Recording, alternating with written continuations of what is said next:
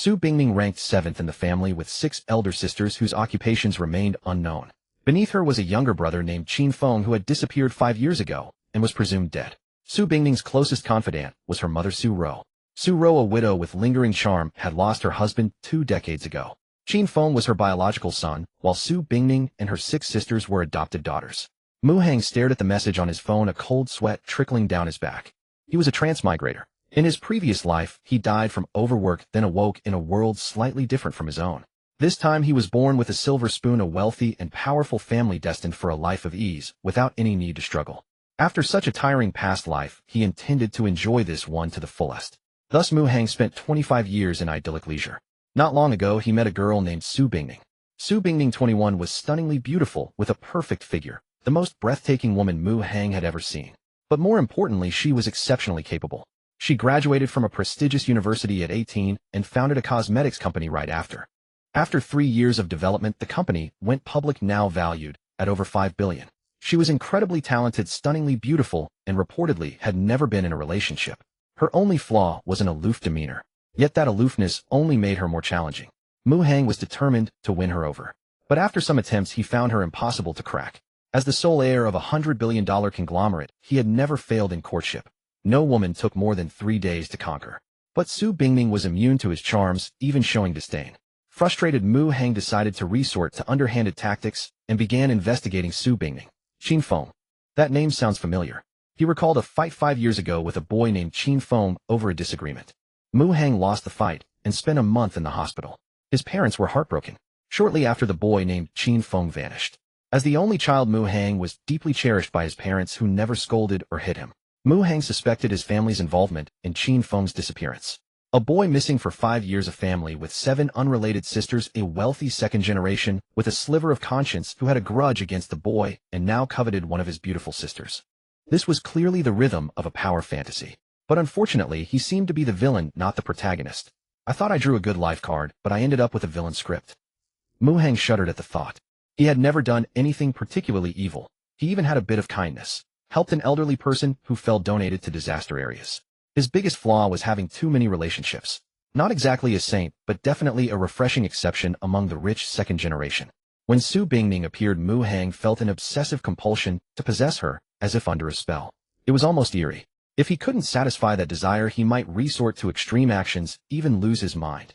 Investigating Su Bingning's background revealed a hint of this. If he truly held a villain script, that eerie compulsion made sense. Mu Hang guessed he was affected by the heroine's aura or some mysterious force creating the obsessive need to possess her. Once he acted on that obsession, he would trigger events, becoming a stepping stone for the protagonist. Having read countless power fantasies, Mu Hang knew the villain's fate. According to the typical power fantasy formula, his end would be ruin, his family destroyed, and his wealth plundered by the protagonist. Damn it! Mu Hang fumed. Just then a voice echoed in his mind, binding to the Myriad Worlds System Supplier. A cute girl's voice rang in his mind.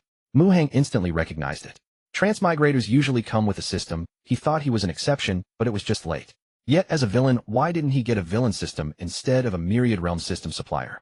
As long as it was powerful, the type didn't matter. Hope flickered in Mu Hang's heart. The system bound successfully.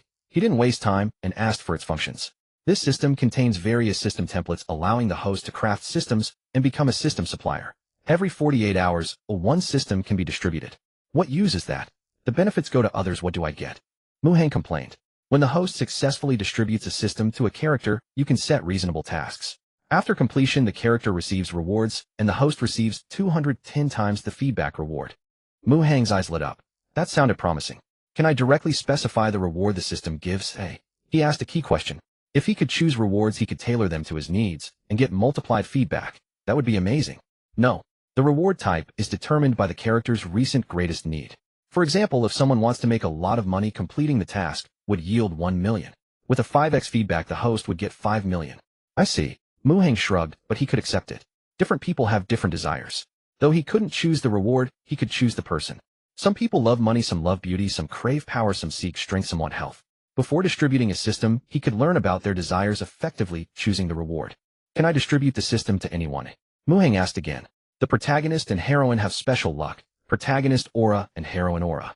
Some protagonists already have systems, so they cannot be targets. Mu Hang nodded. In other words, anyone except the protagonist and heroine could be targets. Coupled with his ability to set tasks, everyone else could be considered his people. That would make dealing with the protagonist a breeze. Can I distribute a system to an assassin set a task to kill the protagonist directly? Mu Hang wanted to cut to the chase. The host may do so, but the protagonist has a protective aura that allows him to easily turn danger into safety. Moreover, most protagonists possess formidable martial skills not easily defeated by ordinary assassins. Even the strongest assassin in the world couldn't do it. Mu Hang persisted. The target's aura must be lower than the host's, otherwise the system cannot be distributed. Given the host's current low aura, you cannot distribute a system to the strongest assassin. Then how am I supposed to play? Mu Hang raged. The host can enhance your own aura. That's more like it. But how it? Mu Hang's expression softened. The host's role is set as a villain with a villain's aura. You can plunder aura points from the protagonist and heroine. Methods include, but are not limited to, messing with the protagonist's mind, messing with the heroine's mind, injuring the protagonist, injuring the heroine, killing the protagonist, killing the heroine, taking the protagonist's body and mind, taking the heroine's body and mind. Take the protagonist's body and mind. That's too perverse. Among these methods, Mu Hang still preferred taking the heroine's body and mind. But who should he give the first system to? He began analyzing. Qin Feng had been missing for 5 years with no news. According to the power fantasy formula, he was probably still learning skills somewhere. The story would only truly begin when he came down the mountain. There was still room to maneuver before Qin Feng descended. Mu Hang set 3 small goals for himself in order of priority. 1. At least win over Su Bingning before the protagonist comes down the mountain. 2. If possible, improve his combat strength to have a chance against the protagonist. 3. For safety, it's best to get a protective charm, someone to watch his back, making it easier to deal with the protagonist. The best candidate for this protective charm was undoubtedly the protagonist's own mother Su Ro. As the protagonist, Qin Feng was certainly very filial to his biological mother Su Ro. After all, Qin Feng's father died early, and Su Ro must have raised him single-handedly. Giving Su Ro a system and assigning corresponding tasks would ensure that no matter how formidable Qin Feng became, he could not do anything to harm him. Moreover, Su Ro was also the foster mother of Su Bingning, making her the perfect wingman. Deciding to act, Mu Hang set out to find Su Ro. According to the investigation, Su Ro ran a bakery named Xinyue on Zuojiang Road in Yuexing District. Mu Hang glanced at the photos, memorized Su Ro's appearance, then parked his car in a parking spot on Zuojiang Road. He walked along the street and soon found the Xinyue bakery. Stepping inside, he swept his gaze around, surveying the place. The bakery was not large, but business was decent. 4 women in identical dark gray aprons with the Xinyue bakery logo were busily working. 3 of them looked young, in their 20s with delicate features. The other woman was slightly older, appearing to be in her 30s. Even in an apron, her voluptuous figure was hard to conceal. She was quite attractive, exuding a mature and seductive charm that was particularly captivating. Mu Hang recognized her as Su Ro. Unfortunately, his primary target was Su Ro's foster daughter Su Bingning. Otherwise, he might have considered trying something.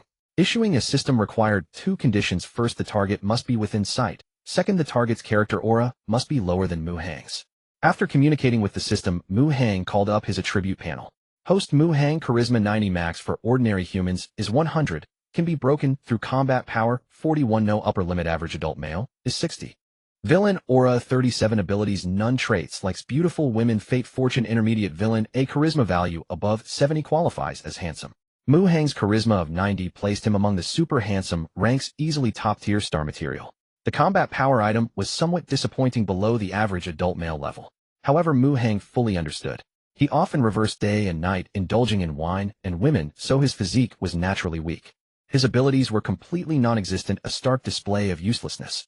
Fortunately, the panel values could be improved, and even the fate fortune item could gain new entries or upgrade existing ones. Of course, except for the traits item. That was innate and unchangeable. But to be fair, the system knew him. While liking beautiful women, he fully admitted. Pulling his thoughts together, Mu Hang looked at the shopkeeper, Su Ro, who was packaging bread and pastries for customers, and chose to view her information. Female supporting character Su Ro, charisma 85, combat power 39, supporting character aura 25. Abilities advanced baking skill, advanced cooking traits, extremely flexible, good at splits, gentle and virtuous, fate fortune, husband killer, affection toward host 0, stranger, recent worry, lamenting the passage of time, recent wish, hope her younger daughter Su Bingning finds a good match. Seeing the husband killer entry, Mu Hang drew a slight breath. A man not tough enough would indeed be unable to handle such a woman. Apparently, Su Ro's husband's life was not tough enough and had been killed. Su Ro's supporting character aura was only 25, a lower than Mu Hang's villain aura of 37, which fully met the conditions for issuing the system. Despite her age, Su Ro still retained her charm, suggesting she must have been extraordinarily beautiful in her youth, likely at least a charisma 90 super beauty. When a great beauty begins to fade with time, both looks and figure gradually decline. Worry is inevitable. Su-ro having such concerns was very normal.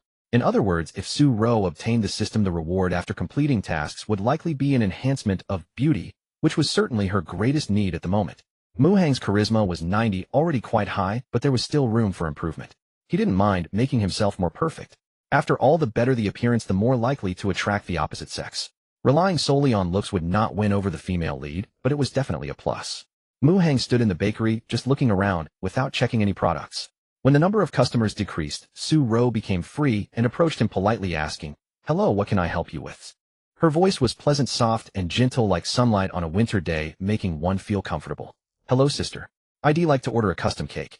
First impressions mattered, and Mu-hang didn't mind being sweet-tongued. Su-ro was taken aback, a little embarrassed. "What sister? I'm an old auntie." "You're joking. I think you're only about 28 or 29. Mu-hang said. "More than that." Su-ro was pleased by the compliment, covered her mouth and laughed, but didn't reveal her real age. For women, that was a secret. Mu-hang didn't continue flattering. First meeting sweet talk was fine, but needed to be appropriate. Too much would arouse suspicion. "What occasion is the cake for? Any special requirements?"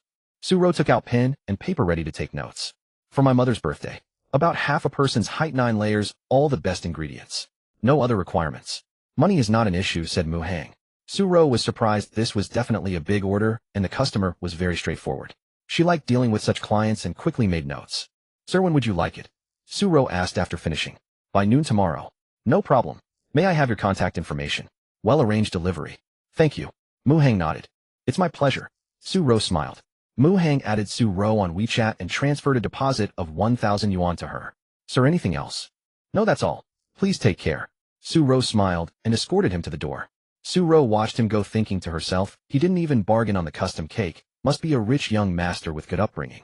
She then turned to go back inside. But at that moment strange sounds echoed in her mind. Su-ro was dazed for a while before finally reacting. She had read web novels and knew about systems, so it wasn't hard to understand. If I complete the tasks assigned by the system, I can become beautiful and regain my youth. Is this really? Su-ro communicated with the system for a while, gaining a certain understanding of its functions, but remained skeptical. Nevertheless, she decided to give it a try and prepared to accept the system tasks. "Task distribution in progress, please wait." Su-ro received the prompt and waited patiently. Meanwhile, Mu-hang was thinking about what kind of task to set. When Su-ro initiated the task acceptance, he would receive a notification on his end. "The young man who ordered the cake just now is outstanding, virtuous, and highly compatible with your daughter Su Bingning. He is the perfect match for her. Tomorrow let your daughter deliver the cake to him and warm his bed as a bonus." Mu-hang quickly formulated the task and sent it to Su-ro's system. "This task is unreasonable and cannot be sent. Please reformulate it, host." As soon as Mu-hang clicked send on the formulated task, a system prompt flashed before him. He was not surprised by this. Having communicated with the system beforehand, he was mentally prepared. Su-ro was the protagonist's mother, a positive character far from a malicious villainess. It was impossible for her to betray her daughter for the sake of beauty. Moreover, even if Su-ro were willing, Su Bingning would never agree. Mu-hang had deliberately concocted an absurd task merely as a test. Now that he had a clearer picture, he pondered and began to formulate a new task. Su-ro's deepest wish was for her younger daughter to find a good match. He could work from this angle. Meanwhile, Su-ro waited anxiously for a moment before receiving a message from the system, detecting the host's wish for her younger daughter Su Bingning to find a good match. Big data can match Su Bingning with a perfect partner. Would you like to initiate the matching process? Su-ro felt a flicker of joy. Could this system help fulfill her wish? With a thought, she immediately replied yes. After about 30 seconds, the result appeared. A perfect match for Su Bingning has been found with a compatibility rate of 99. Would you like to view the detailed information? Yes, Su-ro replied without hesitation.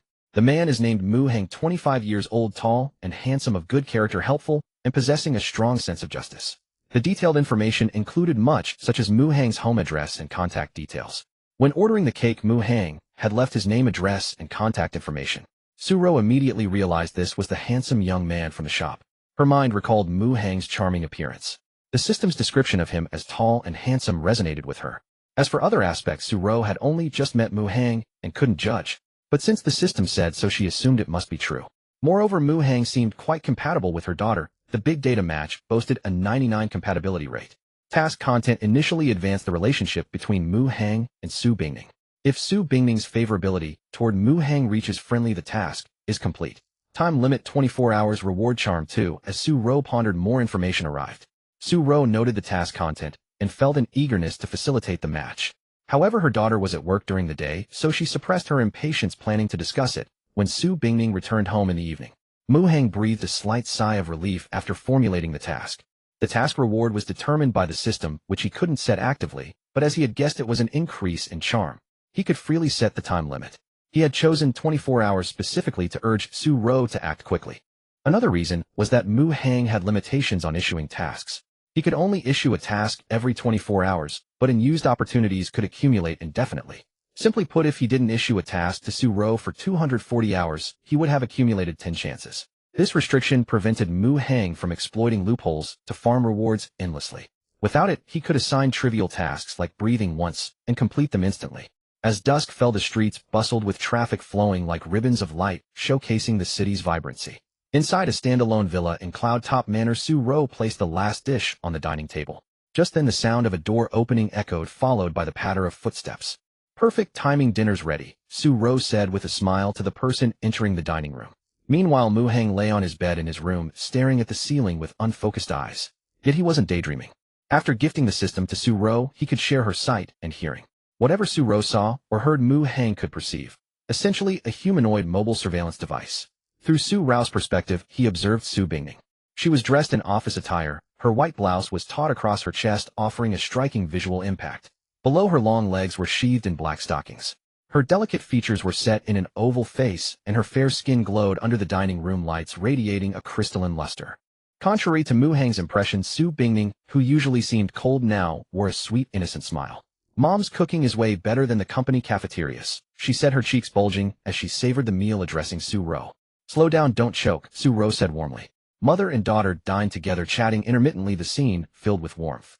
As Mu Heng listened, he checked Su Bingning's information.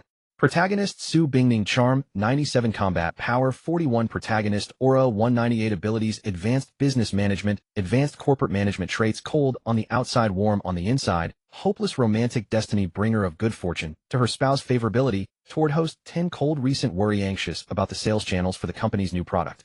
Recent Wish, Wants to fall in love. You really can't judge a book by its cover, Mu Heng mused. He had thought Su Bingning was naturally aloof, but it turned out to be just a protective mask, and she was even a hopeless romantic. The contrast was quite striking. In terms of destiny, Su Bingning was the opposite of Su Ro, possessing a fortune-bringing fate befitting a protagonist. If he could win her over, it would boost his own luck. Now it was time to see Su Rao's performance. Mu Heng looked forward to it. Halfway through the meal, Su Rao's eyes flickered, and she suddenly asked her daughter, "Xiaoqi, you're not getting any younger. Have you thought about finding a boyfriend?" Su Bingning was the 7th child, and Xiaoqi was her nickname, used only by Su Ro. "It's all about fate," Su Bingning replied, blushing. Then she looked at Su Ro curiously. "Mom, why are you bringing this up all of a sudden?" "Just concerned about you. You're 21 and have never been in love. People might laugh." Su Ro said. "What's there to laugh about?" Su Bingning muttered. "Is there anyone you fancy?" Su Ro asked. "No. How about Mom introduce someone to you?"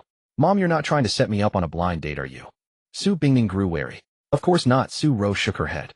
"A young man came to my shop today to order a cake. I think he's quite suitable and a good match for you, so I wanted to introduce you." "I'd rather not." Su Bingning felt it was unreliable. Seeing her daughter's reluctance, Su Ro grew anxious. This concerned her chance to regain her youth. She had to make her daughter agree, especially since it was also for her happiness. It was a win-win situation. "Just get to know him, it's no big deal. Trust your mother's judgment. He's really a great guy. You don't think I'd sell you out, do you?" Su Rao's tone firmed up slightly as she spoke with mild exasperation. "All right, I'll meet him." Su Bingning pursed her lips and nodded in agreement. After all, she would never believe her mother would betray her. Seeing her daughter's agreement, Su Ro felt a touch of delight. Before finishing her meal, she set down her chopsticks, took out her phone, and pushed Mu Heng's WeChat contact to Su Bingning. Su Bingning glanced at the profile and was momentarily stunned, for she already had this person as a WeChat friend. "Isn't this Mu Heng? You know him? That's even better." Su Ro thought it might be fate, but noticing her daughter's slightly furrowed brow, she sensed something amiss and asked, "This Mu Heng? Is there a problem?" Su Bingning said, "I don't have a very good impression of him." "Why do you have a bad impression of him? What happened?" Su Ro pressed further. The system information indicated Mu Heng had excellent moral character, which certainly couldn't be wrong. There must be a misunderstanding. Su Bingning explained, "A while back, due to business dealings between our companies, I met him several times. He kept staring at me, which made me quite uncomfortable. Later he invited me to dinner a few times, but I declined. Then when I was liaising with his company for business, that vice manager of his kept hinting and threatening me in his words, implying that I should consider it my fortune that young Master Mu had taken an interest in me and not to be ungrateful. Su-ro was silent for a few seconds before saying, "So he just looked at you, didn't get handsy?" "No." Su Bingning shook her head. "Then what's the big deal? You're so beautiful, it's only natural for someone to look a few extra times. Is looking at you a crime?" Su-ro argued with reason. Su Bingning was at a loss for words, unable to refute her. Su-ro continued, "As for inviting you to dinner, he was probably trying to discuss business cooperation. Think back, did he say anything else at the time?" "He said it was about business cooperation, nothing else." Su Bingning replied. "That's it. So when it came to the actual business talks, it was handled by others in his company." Su-ro thought for a moment and analyzed. As for that vice manager's hints and threats, that was likely his own initiative. His goal was simple: to curry favor with the young master to advance his own career. "Mom, why do you seem to know so much about this Mu Hang?" Su Bingning asked in astonishment. Su-rao's heart skipped a beat, but she absolutely could not reveal the matter of the system, because the system had explicitly stated that revealing its existence by any means would result in, at the very least, the system being unbound, or at worst her consciousness being erased. After a moment's hesitation, Su-ro decided to tell a white lie. She said, "Hey Race, what happened? A drunk came into my shop today. He was probably intoxicated and started making lewd comments. Of course I didn't take it kindly. But then he flew into a rage and grabbed a fork from the shop, trying to hurt me. It was that Mu Hang who stepped in just in time and stopped the drunk. I thought if he would risk danger to help a complete stranger, how could his character be bad?" Su Bingning had never considered that her mother would lie to her, so she believed it without question and quickly asked, "Are you all right?" "Look at me, I'm perfectly fine," Su-ro said. "And him?" Su Bingning pressed. "He's fine too." "That's good." Su Bingning breathed a sigh of relief, but also felt a pang of shame. The reason she felt uncomfortable under Mu Hang's gaze was due to a preconceived notion that rich second-generation heirs were rarely good people. In essence, she had been biased against Mu Hang. This bias likely stemmed from constantly seeing negative news about wealthy heirs in reports and hearsay. Protagonist Su Bingning's impression of the host has improved. Affinity 40. Current total affinity 30. Friendly. Mu Hang received a message. At the same time, Su-ro received a notification that her task was complete. "Congratulations, host, on completing the task." Charm 2.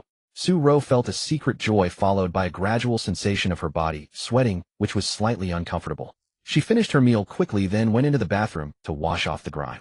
After her shower, Su-ro turned around and scrutinized herself in the bathroom mirror. She was astonished to find that the fine lines at the corners of her eyes and the spots on her face had faded considerably. Overall, she looked at least 5 years younger. Su-ro could barely contain her excitement and bounced up and down on the spot. On the other side, Mu Hang's heart also pounded fiercely. He could share Su-ro's vision and hearing, so whatever she saw, he saw too.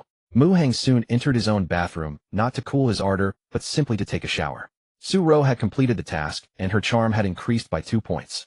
Mu Hang also received a feedback reward triggering a triple probability, which meant his charm increased by 6 points. With this 6-point increase in charm, his body automatically expelled impurities. Apart from babies and young children, most adults have some minor blemishes on their faces like blackheads, pimples, and tiny spots. Even Mu Hang, with his charm originally as high as 90, was no exception. But with the added 6 charm points, all the tiny spots on Mu Hang's face vanished. His skin became even better, smooth and delicate without a single flaw, as if he had a built-in beauty filter. Mu Hang's charm was now 96, just 4 points short of the maximum of 100. Looking at himself in the mirror for a while, Mu Hang tried to figure out where he was missing those 4 points. In just a few seconds, he found the reason. He had an excellent height and a good physique, but he lacked muscle definition and even had a slight paunch. This was normal though. Mu Hang had lived a life of comfort and didn't deliberately exercise, so of course, he didn't have an 8-pack or perfect muscle lines. But it wasn't a major problem.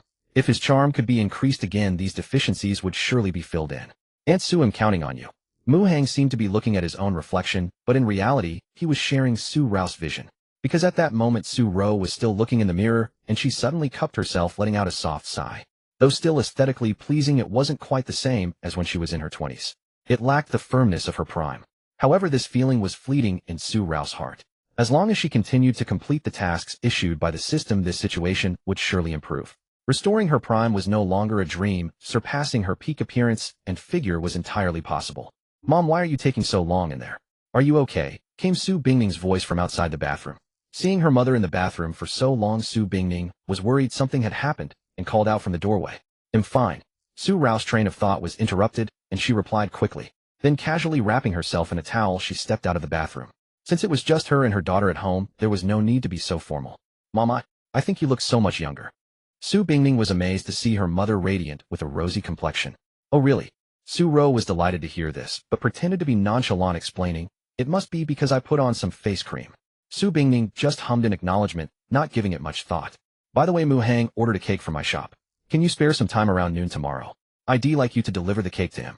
Su Ro suddenly said, "I can spare some time, leave it to me. They'll also take the chance to apologize to him. I misunderstood him before." Su Bingning agreed directly. Even if Su Ro hadn't brought it up, she had planned to visit Mu Hang to thank him in person for saving her mother. Su Ro nodded, but inwardly, she was pondering how to align her story with Mu Hang's. After all, the tale of him saving her was a fabrication. If her daughter met Mu Hang and brought it up, the truth would surely come to light. While her daughter went to take a shower, Su Ro returned to her room, opened the chat interface with Mu Hang, and carefully considered her words. "Hello, I'm Su Ro, the owner of Xinhua Bakery. The cake will be delivered by my daughter tomorrow. I'm sending you her WeChat. Would that be alright?" After editing the message, Su Ro sent it along with Su Bingning's WeChat contact. Upon receiving it, Mu Hang thought for a moment and roughly guessed Su Ro's intentions. "Sure," he replied briefly, then paused as if hesitating before composing another message. "I think I have your daughter's WeChat. Is her name Su Bingning?" Su Ro had previously shared Mu Hang's contact with her daughter, so she knew they were already WeChat friends, but she feigned surprise and replied, "Oh, you two know each other?" "Mu Hang, not really close, just met a few times for work. But she seems quite hard to get along with, not as approachable as you." "Su Ro, my daughter is actually very gentle. Once you spend some time with her, you'll see I'm right." Mu Hang found this message amusing, but deliberately waited a minute to appear cautious before replying, "Spend some time with her. What do you mean by that?" Su Ro realized she was being a bit forward, but eager to complete her mission, she decided to be even more direct. "Don't misunderstand. I mean no harm. I just think you and my daughter seem like a good match, and I'd like to set you up." Mu Hang, "Auntie, you're joking." Though he did have his sights set on Su Bingning, he had no intention of actively pursuing her. Playing the sycophant was beneath him. Forget his past life. In this one, as a wealthy second-generation heir, he had never stooped to such behavior. Because girls usually gravitated toward him. Now with the system's help, everyone except the protagonist and heroine could be his ally. If he still had to chase Su Bingning, he might as well throw the system away for someone else to find. Su Ro grew anxious. "I'm not joking. I'm serious. You've seen my daughter, you know her qualities. Aren't you even a little tempted?" "Mu Hang, she's beautiful, but I wouldn't say I'm tempted. A relationship depends more on whether personalities click." Su Ro agreed wholeheartedly, but she was certain that Mu Hang and her youngest daughter would be compatible. After all, the system had detected a 99 match rate. She just couldn't tell him that. "Su Ro, you can start as friends. Once you get to know each other, you'll see if you're a good fit." "Mu Hang, to be honest, my impression of Su Bingning isn't great. But you, Auntie, are so kind, gentle, and beautiful. Your daughter's character can't be too bad." Flattered, Su Ro felt the timing was right, and quickly typed, "My daughter only seems aloof with strangers. With people she knows, she's very warm. Don't worry, Annie can help you. I'll tell my daughter that you saved me, and she'll surely be willing to be friends without putting on a cold face." Mu Hang, "Auntie, this is making me a bit uneasy." "Su Ro, I really mean no harm. I just think you're a fine young man, and want to introduce you to my daughter. I'm not plotting anything." "Mu Hang, but we've only met once. Aren't you afraid I might be a bad person?" "Su Ro, Auntie is a good judge of character. I'm sure you're not a bad person." With the system's verification of Mu Hang, she had no such worries. Mu Hang grinned, tapping his phone screen to reply. "Thank you for trusting me so much, Auntie." Just then Su Ro heard her daughter calling. She had apparently forgotten to bring her clothes into the bathroom. "This girl is so careless," Su Ro muttered, setting down her phone to fetch Su Bingning's pajamas from her room, then slipping them through the slightly ajar door. Su Bingning was shy and easily embarrassed even in front of her mother. She only extended an arm to take the pajamas. Even with shared vision, Mu Hang saw nothing of interest. When Su Bingning emerged from the bathroom, she was already dressed in a conservative silk pajama set. "Mom, I'm going to my room," she said to Su Ro, heading toward her bedroom. "Don't stay up too late, or I'll have to call you in the morning." Su Ro reminded her. "I know," Su Bingning promised earnestly. Once in her room, she habitually pulled out her phone, opened a novel app, and continued reading the romance novel she had been immersed in. Sometimes she would read until 1 or 2 in the morning. Su Ro was aware of her daughter's hobby, which was why she reminded her, worried she wouldn't get enough rest and would lack energy at work the next day. A female CEO of a company worth $5 billion, yet she loved reading romance novels. No one would believe it if they heard. But it was the truth. Just as those who didn't know Su Bingning well could never imagine that in private, she wasn't aloof at all. She was actually very gentle. At first, Su Bingning remembered her mother's advice, but she got so absorbed in the romance novel that she didn't realize it was past 1 in the morning. Only then did she reluctantly suppress her thoughts and force herself to rest. The next morning, Su Ro prepared breakfast. Seeing her daughter still in bed, she went to her room, and as usual yanked the covers off. The hem of Su Bingning's nightgown lifted, revealing an enchanting sight. Su Bingning was sound asleep. Feeling the chill, she jolted awake and opened her eyes to see Su Ro standing by the bed with her hands on her hips. I told you not to stay up so late, but you never listen. If you love romance novels so much, why not just find a boyfriend? Su Ro teased. Boyfriends aren't that easy to find, Su Bingning muttered in retort, quickly scrambling out of bed. 15 minutes later, Su Ro and Su Bingning left the house together, heading to their respective workplaces. Before parting, Su Ro reminded her again, don't forget to deliver the cake. I won't forget, Su Bingning said, perking up. She arrived at the company on time and took the elevator alone. Not because it was her private elevator, but because employees who saw her would find excuses, like tying their shoelaces or suddenly receiving a call, to stay at least 5 meters away, let alone share the elevator with her. Su Bingning was meticulous at work, decisive in her actions, and appeared exceptionally aloof. The employees feared her, terrified of accidentally displeasing the president, and then being fired the next day for stepping into the company with their right foot first. But in reality, Su Bingning never dismissed employees without cause, only if they made major mistakes at work. Su Bingning swiftly completed her morning tasks and arrived at her mother's bakery. She then took the private car designated for deliveries and headed to the address her mother had sent to her phone. At 11:30, Su Bingning stood before a colossal mansion. Given the land and property prices in Tanzhou, this estate was worth at least over $1 billion. This was her destination for the day. Su Bingning took out her phone and dialed a number. Before long, a young man, exuding an air of nobility, appeared at the mansion's main gate. Su Bingning naturally recognized him as Mu Hang. Yet she felt something subtly different about him compared to before. He appeared more pleasing to the eye, even more handsome, as if he were the male lead described in a romance novel, seemingly radiating light. What was this? Su Bingning wondered, stealing a few more glances at Mu Hang before quickly discerning the reason. Had he put on makeup? A grown man wearing makeup, that was. Su Bingning held no fondness for effeminate men. However, as Mu Hang drew closer and stood before her, Su Bingning took a closer look and realized she had been mistaken. There was not a trace of makeup on his face, it was completely natural, his skin as delicate and flawless as a baby's. Even Su Bingning as a woman couldn't help but feel a twinge of envy. Female lead Su Bingning's favorability toward host increased by 5. Current total favorability is 35. Friendly. Mu Hang suddenly received a system notification. Evidently this was a benefit brought by the increase in his charm stat. Mu Hang had already thoroughly understood the favorability rating system from the system. The range of favorability spanned from a low of 100 to a high of 100. 0 favorability indicated a stranger, encompassing 2 scenarios: first, never having met before, and second, having met, but feeling indifferent. 50 represents closeness akin to the affection between good friends. 60 signifies a flutter of the heart. 70 is admiration. 80 is deep affection, a bond so strong that parting is unbearable. 90 can be summed up in 4 words: unwavering unto death, where even a broom cannot drive them away, and even the most heinous deeds are easily forgiven. 100 means life and death intertwined. In other words, if you die, she will follow you into the grave. From 0 downwards, negative affection scores begin. 10 indicates coldness. 20 to 30 is mild aversion. 40 to 60 is extreme disgust. 70 to 80 is hatred. 90 is a blood feud. 100 is an irreconcilable enmity. My mother asked me to deliver this cake, Su Bingning said after a moment's hesitation, her tone somewhat stiff. She was not good at socializing and suffered from social anxiety, only able to fully relax and reveal her true self in front of those she knew intimately. This was why people often mistook her for being particularly aloof. Well, she mentioned it. Mu Hang replied indifferently, then called over a few servants from the manor to carry the large cake inside. After that, he signed the receipt Su Bingning handed him and turned to head back into the manor. Apart from the protagonist and heroine, everyone else could be his pawns. Did they think he would fawn over Su Bingning? Not a chance. He wouldn't grovel. If anything, others would grovel before him. Wait. Wait a moment, Su Bingning called out as she saw Mu Hang about to disappear from sight. Something else? Mu Hang asked. Thank you for saving my mother. Although Su Bingning was deeply grateful, her tone remained somewhat stiff, giving the impression of indifference. Su Bingning's affection for Mu Hang had now reached a friendly level akin to the goodwill between ordinary friends. Mu Hang had also come to understand Su Bingning's true personality and could discern her genuine emotions. He knew she was sincere at heart, but still replied with a flat, "Oh." After his response, another awkward silence fell. Recalling their earlier encounter, Su Bingning explained, "When you invited me to dinner before, I was too busy." "Oh, it's fine," Mu Hang said casually. "I should be free around noon tomorrow." The subtext was quite clear, and Su Bingning believed Mu Hang would understand. "Oh, you're quite busy then, having to handle company affairs and deliver cakes for your mother," Mu Hang remarked. Su Bingning was at a loss for words, but felt too embarrassed to openly invite him to dinner. Thus she could only watch helplessly as Mu Hang disappeared from her sight. Letting out a helpless sigh, Su Bingning drove away. Hearing the sounds of her departure, Mu Hang knew she was gone.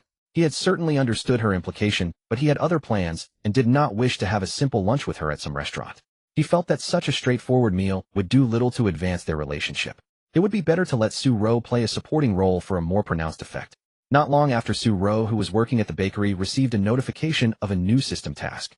Find a way to invite Mu Hang to dinner at home, continue to foster his relationship with your daughter Su Bingning, and have them embrace for no less than 30 seconds.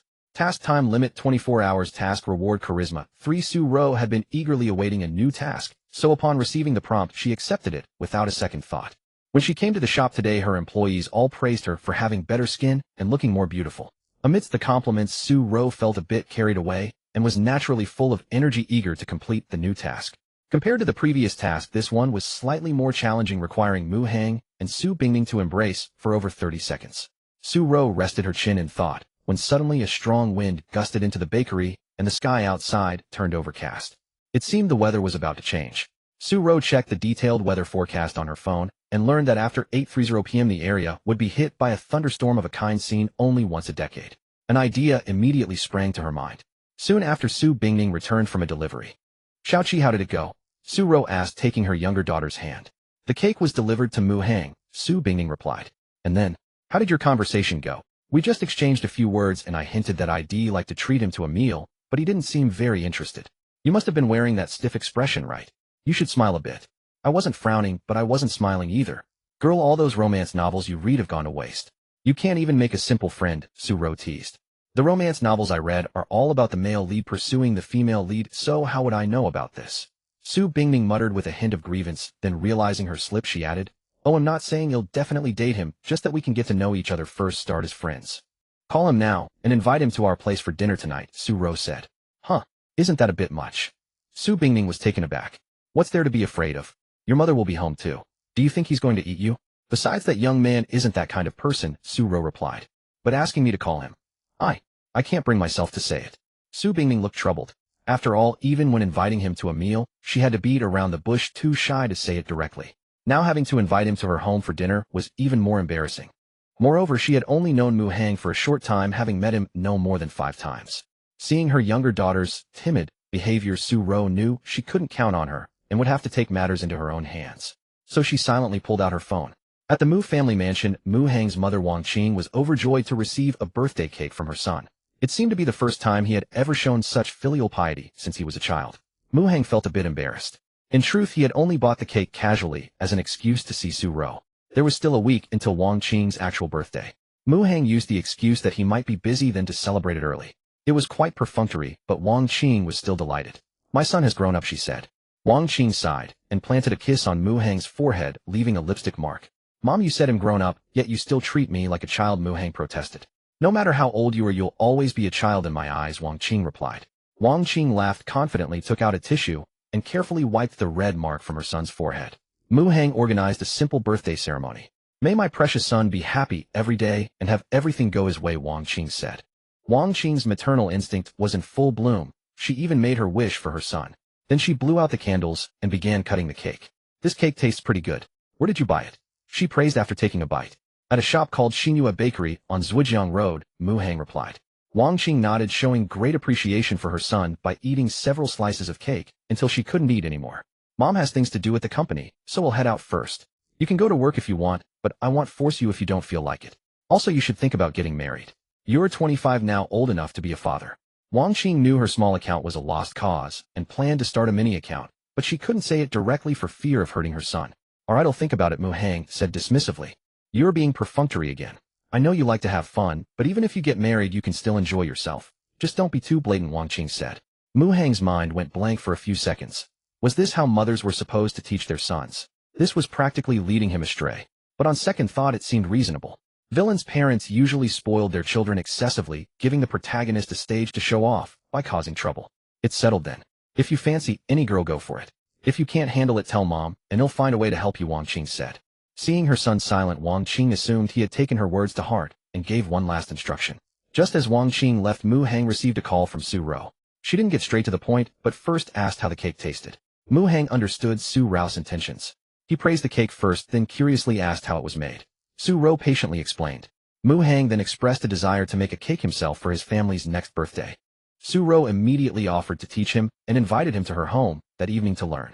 This might not be appropriate, Mu Hang said, not foolish enough to agree outright, as it would seem too eager. Su-ro enthusiastically said, it's hard to explain over the phone. Hanson teaching is faster. I have all the ingredients and tools at home. Just come over, you don't need to bring anything. By the way, stay for dinner and try my cooking, she added. Compared to beauty, what was restraint? Besides, this was for her daughter's happiness.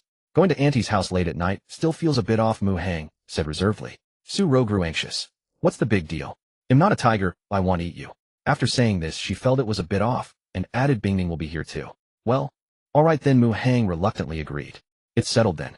Su-ro hung up, ending the conversation. Su Bingning was nearby, and had heard most of the call. She said with some awkwardness, Mom, it feels like you're worried no one will want me. Isn't it, because you're not trying hard enough? You're this old, and haven't even been in love. If I don't help, you might stay single forever, Su-ro said. How is that possible? Su Bingning muttered. I mainly think Mu Hang is excellent and a perfect match for you. Trust your mother's judgment. Would I ever steer you wrong? Su-ro began to persuade her daughter. She firmly believed Mu Hang could make Su Bingning happy, given their 99 compatibility. For now, Su Bingning only found Mu Hang nice and didn't mind being friends, but she wasn't ready for anything more. However, she was easily swayed and very filial. After Su-ro repeatedly said they were a good match, she began to consider getting to know Mu Hang better. After all, she truly wanted to fall in love and experience the sweet romance described in novels. Su Bingning hadn't had lunch yet, so she ate something at her mother's shop to fill her stomach before heading back to the company. As she left, Su-ro reminded her, make sure to come home early today after work. Got it, Su Bingning obediently replied. Her social circle was simple, with only one close best friend. But since her friend got married, they had less time together, meeting only after long intervals. Her friend was also busy with work, being a CEO of a company just like her. The sky outside was overcast, as if it might rain at any moment. Su Bingning looked up at the sky, her expression turning noticeably uneasy. It's fine. I checked the weather forecast. The thunderstorm won't start until after 8:30 p.m., Su-ro said reassuringly, as if knowing what her daughter was thinking. Su Bingning seemed to breathe a sigh of relief, and her expression returned to normal. At 4 p.m., Su-ro had an employee watch the shop and left early to buy groceries at the market. Since she was inviting someone for dinner, she couldn't be negligent. Su-ro bought a lot of ingredients, planning to show off her cooking skills. After work, Su Bingning returned home on time to help her mother, sharing the burden. Su-ro gave her daughter cooking tips while stir-frying. Su Bingning seemed somewhat distracted. Pay attention and learn some cooking skills from me. You'll need them when you start a family, Su-ro said earnestly. That's way off. Starting a family is still far away, and even if I do, I won't have time to cook every day, Su Bingning blushed and protested softly. You don't have to cook every day, but if you're good at it, you'll surely win your future husband's favor. It's always good to learn. Mom, you're going too far. If that day comes, he should be the one trying to win my favor, Su Bingning muttered. She had no intention of learning cooking just to please a man. The sweet love she longed for was like the novels described, being doted on by her husband. Su-ro wanted to continue lecturing her daughter, but just as she was about to speak, the doorbell rang. It must be Mu Hang arriving. Go open the door quickly. Su-ro had no choice but to temporarily abandon her intention to educate her daughter. Got it. Su Bingning responded, then left the kitchen and arrived at the entrance. Through the surveillance camera, she spotted Mu Hang's figure outside the door. Come in. Opening the door, Su Bingning said dryly to Mu Hang. With a calm expression, Mu Hang walked into the living room. Su Bingning, socially anxious, dared not initiate a conversation with Mu Hang either. They sat in the living room in silence, the atmosphere growing exceedingly awkward. Su Bingning couldn't bear it any longer. She slipped into the kitchen to help her mother, seeking refuge. I don't need your help here. Go out and entertain the guest. Su-ro shooed her away. Feeling slighted, Su Bingning pouted, but reluctantly returned to the living room. Mu Hang was fiddling with his phone, appearing quite absorbed. Su Bingning had even less idea what to say. Then a muffled thunderclap echoed from outside. A soft ah escaped from Su Bingning's rosy lips. Mu Hang's gaze shifted from his phone as he turned to look at Su Bingning. At that moment, several more thunderclaps rumbled in succession. However, Su Bingning clenched her teeth tightly and remained silent, though her complexion had noticeably paled. This girl is afraid of thunder, he thought. Mu Hang quickly deduced the matter. Fortunately, the thunder outside subsided after a while. Su Bingning's complexion soon returned to normal. Su-ro had prepared a table full of dishes and enthusiastically announced dinner. After tasting the food, Mu Hang couldn't help but praise. Auntie, your cooking skills are superb. This is absolutely delicious. I'm glad you like it. I was afraid the dishes wouldn't suit your taste. Su-ro said with a beaming smile. Please don't stand on ceremony. Treat this place like your own home. Mu Hang smiled and deliberately cast a few more glances at Su-ro before suddenly remarking. Auntie, it's only been a day, but I feel you've become even more beautiful. How could that be? Don't be silly. Su-ro of course knew she had become more beautiful, but was reluctant to admit it. Really? If I didn't know you I would never have guessed you're already a mother with such a grown-up child. Mu-hang said with a sincere expression. Flattered Su-ro's cheeks flushed as she explained, I maintain a skincare routine and exercise regularly, so I look a bit younger. That can't be achieved by just skincare and exercise. In my opinion, either you have a special secret, or it's inborn. You're naturally immune to the passage of time. You're a born beauty, who never ages. Mu-hang speculated deliberately.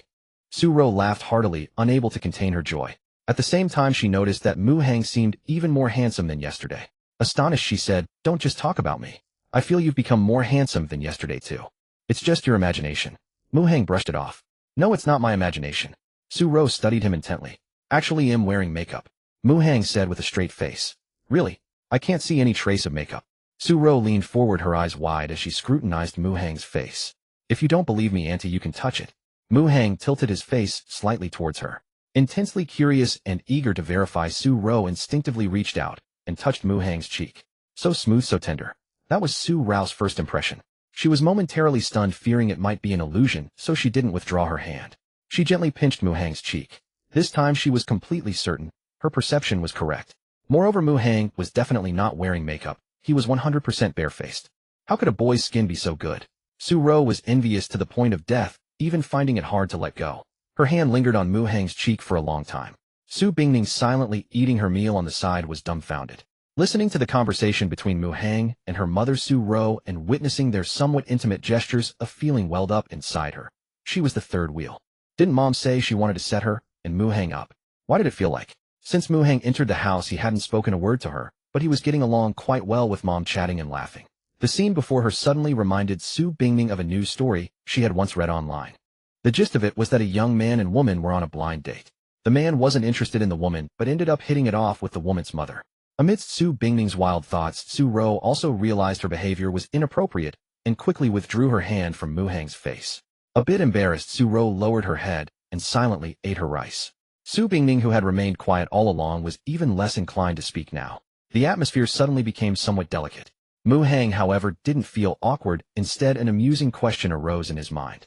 At present, Su Bingning's favorability towards him was 35, while Su-ro's was 50. A favorability of 50 was equivalent to the level of a good friend. If it continued to rise, the friendship would begin to change. He wondered, could Su-ro develop feelings for him before Su Bingning did? The delicate atmosphere persisted for a while, until Su-ro steered the conversation back to the serious matter of making a cake. The strange mood gradually normalized. After the meal, Su-ro and Su Bingning cleared the table, then decided to take Mu-hang into the kitchen for hands-on practice. Learning to make a cake.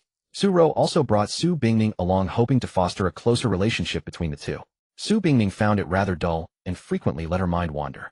Mu-hang, however, studied attentively and quickly grasped the knack. Su-ro nodded, inwardly satisfied that the first lesson could conclude perfectly.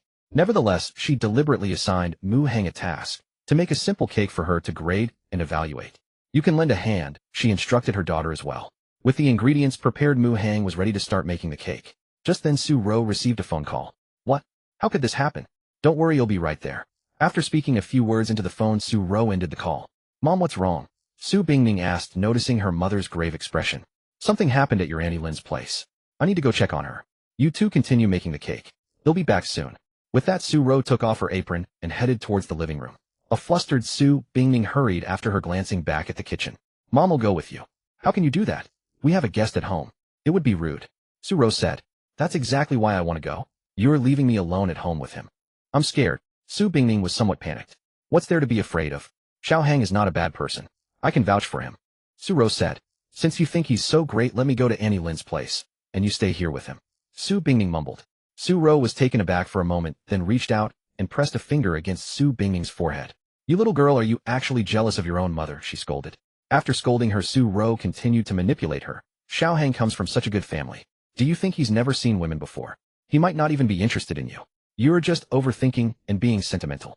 Look, I swear on my life, if he ever forces himself on you, I'll go drown myself in the river. Does that satisfy you? Su Bingning could not refute her mother's words. After all, Mu-hang's attitude toward her was indeed somewhat aloof. On the contrary, he was quite warm toward her mother Su-ro. Once Auntie Lynn's matter is settled, I'll come back immediately. Seeing her daughter tacitly agree, Su-ro added a few words of comfort, then put on a coat and stepped out. At that moment, the rumbling thunder roared again, accompanied by a torrential downpour.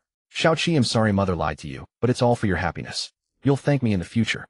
Hearing the unceasing thunderclaps, Su Ro felt a twinge of guilt, but she quickly reconciled herself. That so-called phone call was merely a ruse. It was a carefully orchestrated plan by Su Ro to create an environment where Su Bingning and Mu Hang could be alone together. Moreover, the heavens seemed to cooperate today. Su Ro was confident that after tonight the relationship between her daughter and Mu Hang would take a significant leap forward. In a nameless remote mountain, a massive thunderstorm also raged. Within a pavilion deep in the mountains, a young boy stood with his hands behind his back, gazing up at the lightning-scarred sky. I wonder if the weather back home is the same as here. If it is, seventh sister must be huddled in mother's arms like a quail right now. Memories flickered through the young boy's mind as he murmured to himself. His seventh sister was terrified of thunder, especially at night. When thunder struck, she would cower in their mother's embrace, seeking solace. As long as the thunder continued, she would not let go. He recalled that when his seventh sister was 16, she spent an entire night curled up in their mother's arms because of a thunderstorm. The next morning, when he heard their mother mention it, he even teased her about it. It's been 5 years since I last saw her. Seventh sister must have changed a lot, but she's definitely grown more beautiful. As for mother, she might have aged with wrinkles and even gray hair. After all I've been missing for so long, she probably thinks him dead. A wave of longing surged in the young boy's heart, yearning to see his family and let them know he was still alive. However, sect rules forbade him from descending the mountain until he had mastered the profound heaven art to its peak and passed the sect's trials. My innate art is just one breakthrough away from completion. The day I descend the mountain should not be far off. As for the enemy who nearly killed me, once I find them, I will annihilate their entire clan, leaving no one alive. And my seventh sister, sixth sister, fifth sister, fourth sister, third sister, second sister, and eldest sister, you must wait for me. Don't find boyfriends. I want to marry you all and protect you for eternity. The young boy took a deep breath, channeling all his longing, hatred, and darker thoughts into motivation, and began to cultivate with unwavering focus. Outside the window, lightning flashed briefly, illuminating the sky like daylight. The rumbling thunder followed. Su Bingning trembled with fear, shrinking her neck, her pretty face pale. She wanted to call for her mother, but her mother was not there. Are you afraid of thunder? Mu Hang remained composed, continuing to make the cake as he glanced sideways. No, Su Bingning insisted stubbornly. Just as she spoke, another deafening crash echoed outside, as if the sky itself had split, rattling eardrums. Su Bingning trembled uncontrollably, letting out a startled cry, and instinctively grabbed Mu Hang's arm, seeking a sliver of security. Mu Hang glanced at her, then down at her hand, clutching his arm. Caught red-handed, Su Bingning blushed furiously, as if she had touched a branding iron, and quickly withdrew her hand. Outside, thunder and lightning continued unabated. Su Bingning's heart pounded incessantly, but she refused to be mocked, so she forced herself to endure, silently repeating the mantra, "It's just thunder, nothing to be afraid of, nothing to be afraid of." But after barely a minute, darkness suddenly enveloped them. It seemed the thunder had caused a power outage. Even the cake-making had to stop. Mu Hang turned on his phone's flashlight, illuminating the path, and walked toward the living room. Su Bingning followed closely. Thunder rumbled and lightning flashed through the window, turning the room to daylight before plunging it back into darkness. The disorienting alternation of night and day made Su Bingning tremble uncontrollably. She could no longer hold back, reaching out to grab the arm in front of her, holding on for dear life. A grown woman still afraid of thunder. Mu Hang felt the tight grip on his arm and found it amusing. So what? Can I? This time Su Bingning did not deny it nor put up a brave front, but there was a hint of embarrassment at being teased. For Aunt Sasake, I'll lend you my arm. But can you ease up? Your nails are digging into me, Mu Hang said. Oh, sorry. Su Bingning quickly loosened her grip and adjusted her hold. Mu Hang sat down on the living room sofa, and Su Bingning sat beside him, still clutching his arm. She called her mother to ask when she would return. The reply was that the rain was too heavy, so she would stay overnight at Auntie Lin's. Su Bingning wanted to say, "Mom, I'm scared. Please come back. I need a hug." But with Mu Hang beside her, she could not bring herself to say it. Su Ro seized the moment while her daughter was stunned to hang up. The thunder outside continued to roar. After enduring for a minute or two, Su Bingning's heart raced faster. When a thunderclap louder than all before struck, she frantically threw her arms around Mu Hang. Her face pale, she looked as fragile and helpless as a child devoid of any adult composure. Seeing this, Mu Hang did not mock her. Instead, he slowly extended his arm and embraced her. He could clearly feel Su Bingning's tense body relax slightly, as if she was no longer as frightened. She did not pull away, but like a kitten nestled deeper into his arms, seeking more comfort. The thunder outside continued. Su Bingning was no longer as afraid, but her heart still raced. Su Rao's embrace and Mu Hang's embrace both provided her with a sense of security, but the two felt distinctly different. Su Bingning could not quite describe the feeling except that her cheeks felt warm. It was the first time she had been held by a boy. The next day at the break of dawn, after a night of violent thunder, wind, and rain, the streets looked somewhat messy. Some trees along the road had been uprooted and lay toppled. Su-ro, who had stayed at a hotel for the night, drove back. She appeared radiant, looking youthful and vibrant, as if glowing. She had successfully completed her task and gained 3 points of charm. Her total charm points had now reached 90. In this state, she looked like she was in her mid-20s. Both her appearance and figure had nearly returned to their former peak. Su-ro opened the door and tiptoed into the house. When she reached the living room, she saw 2 figures nestled closely together on the sofa. Or to be more precise, one figure was entwined around the other like an octopus. Su-ro paused, stunned for a moment, then broke into a knowing, affectionate smile. Though she didn't know exactly what had transpired the night before, it was clear from the scene that the bond between the two had deepened considerably. She hesitated to disturb them, wanting to let them sleep a little longer. But Su Bingning stirred awake. Still groggy and disoriented, she had no idea where she was. Feeling something pressing against her uncomfortably, she instinctively reached out and pushed it aside. Mu Hang, who could have slept a bit more, was jolted, fully awake. "What are you doing?" Mu Hang sucked in a sharp breath. "Your phone is digging into me," Su Bingning murmured. But as soon as the words left her mouth, she spotted a phone resting on the table beside the sofa. It was Mu Hang's. Clearly the thing pressing against her hadn't been the phone. Realization dawned on Su Bingning, and her face flushed crimson as she snapped, fully awake. Not far away, her mother Su-ro was covering her mouth with a hand, chuckling as she watched. Su Bingning sprang up from the sofa. "Looks like you slept well last night," Su-ro teased with a warm laugh. "Mom." Su Bingning's face burned, and she wished she could disappear into a crack in the floor. "Aunt Su, where's the bathroom? Can I take a shower?" Mu Hang felt sticky from sweating and was uncomfortable. "Of course," Su-ro replied with a nod and a smile, pointing him in the direction. She then went to the balcony and pulled down a dried bath towel. "Mom, that's mine," Su Bingning said, blushing as she noticed her mother's action. "There's no new towel at home. Let Mu Hang use it," Su-ro said. "No," Su Bingning replied, shyly snatching the towel away. Su-ro sighed, knowing better than to argue with her daughter. She went back to the balcony, took down another dry towel, and headed toward the shared bathroom. Su Bingning stared wide-eyed and stunned. That towel belonged to her mother Su-ro. A pang of jealousy rose from deep within her heart. This unfamiliar emotion was something Su Bingning had never experienced before, and she couldn't quite identify it. All she felt was regret for snatching her own towel from her mother's hands. "Thank you, Aunt Su," Mu Hang said before showering, standing at the bathroom door as he took the towel from Su-ro. He studied her for a moment, then remarked in surprise, "Aunt Su, you look even more beautiful, like a girl in her 20s. "Oh, stop it," Su-ro said, her eyes crinkling with laughter as she waved her hand dismissively. Su Bingning, standing nearby, couldn't hear what they were saying, but she could see them chatting and laughing together. Her lips unconsciously pouted. Soon the bathroom door closed. Mu Hang didn't shower immediately. First, he checked the rewards from the night before. Su-ro had completed the task, gaining 3 charm points. He received a feedback reward, which triggered a 3x critical hit, earning him 9 charm points. Mu Hang stood naked before the mirror. With the boost of 9 charm points, the most noticeable change was in his physique. What had been a single block of abdominal muscle was now a clearly defined set of 8-pack abs. His body had gained more muscle, and the overall lines of his musculature exuded a pleasing aesthetic beauty. Mu Hang's total charm points had now reached 105. Reaching 100 meant his appearance had achieved flawless perfection. To put it simply, surpassing 100 charm points meant his charm had reached explosive levels. This explosive charm manifested primarily in his eyes and demeanor. In his gaze, it meant that when he looked at women, he could easily win their favor. For those with weak resolve, even a single glance could leave them utterly spellbound. As for his demeanor, it was evident in every gesture and movement. Even the simplest action carried a unique magnetic allure. Mu Hang was now in that state. Looking at himself in the mirror, he felt as though he had captivated even himself. And this was just the effect of exceeding the charm cap by 5 points. As his charm grew even more extreme, the effect would only become stronger and more pronounced. Besides the increase in charm points, Mu Hang had another gain. Su Bingning's favorability toward him had risen by 25, reaching 60, the level of infatuation. In power fantasy novels, female leads often possess traits that set them apart from ordinary people or have peculiar quirks. For instance, some heroines are naturally cold, while others harbor a deep fear of specific things. Such character designs are deliberately crafted by the author. Their purpose is to make it easier for the protagonist to win over the heroine's heart. Su Bingning's intense fear of thunder was clearly one such special trait.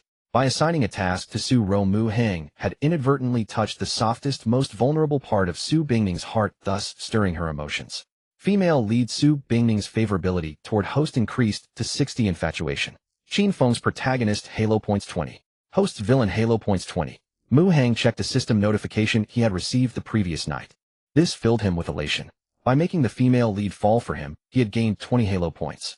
If he fully won her over, how many more would he earn? Mu Hang felt a surge of motivation.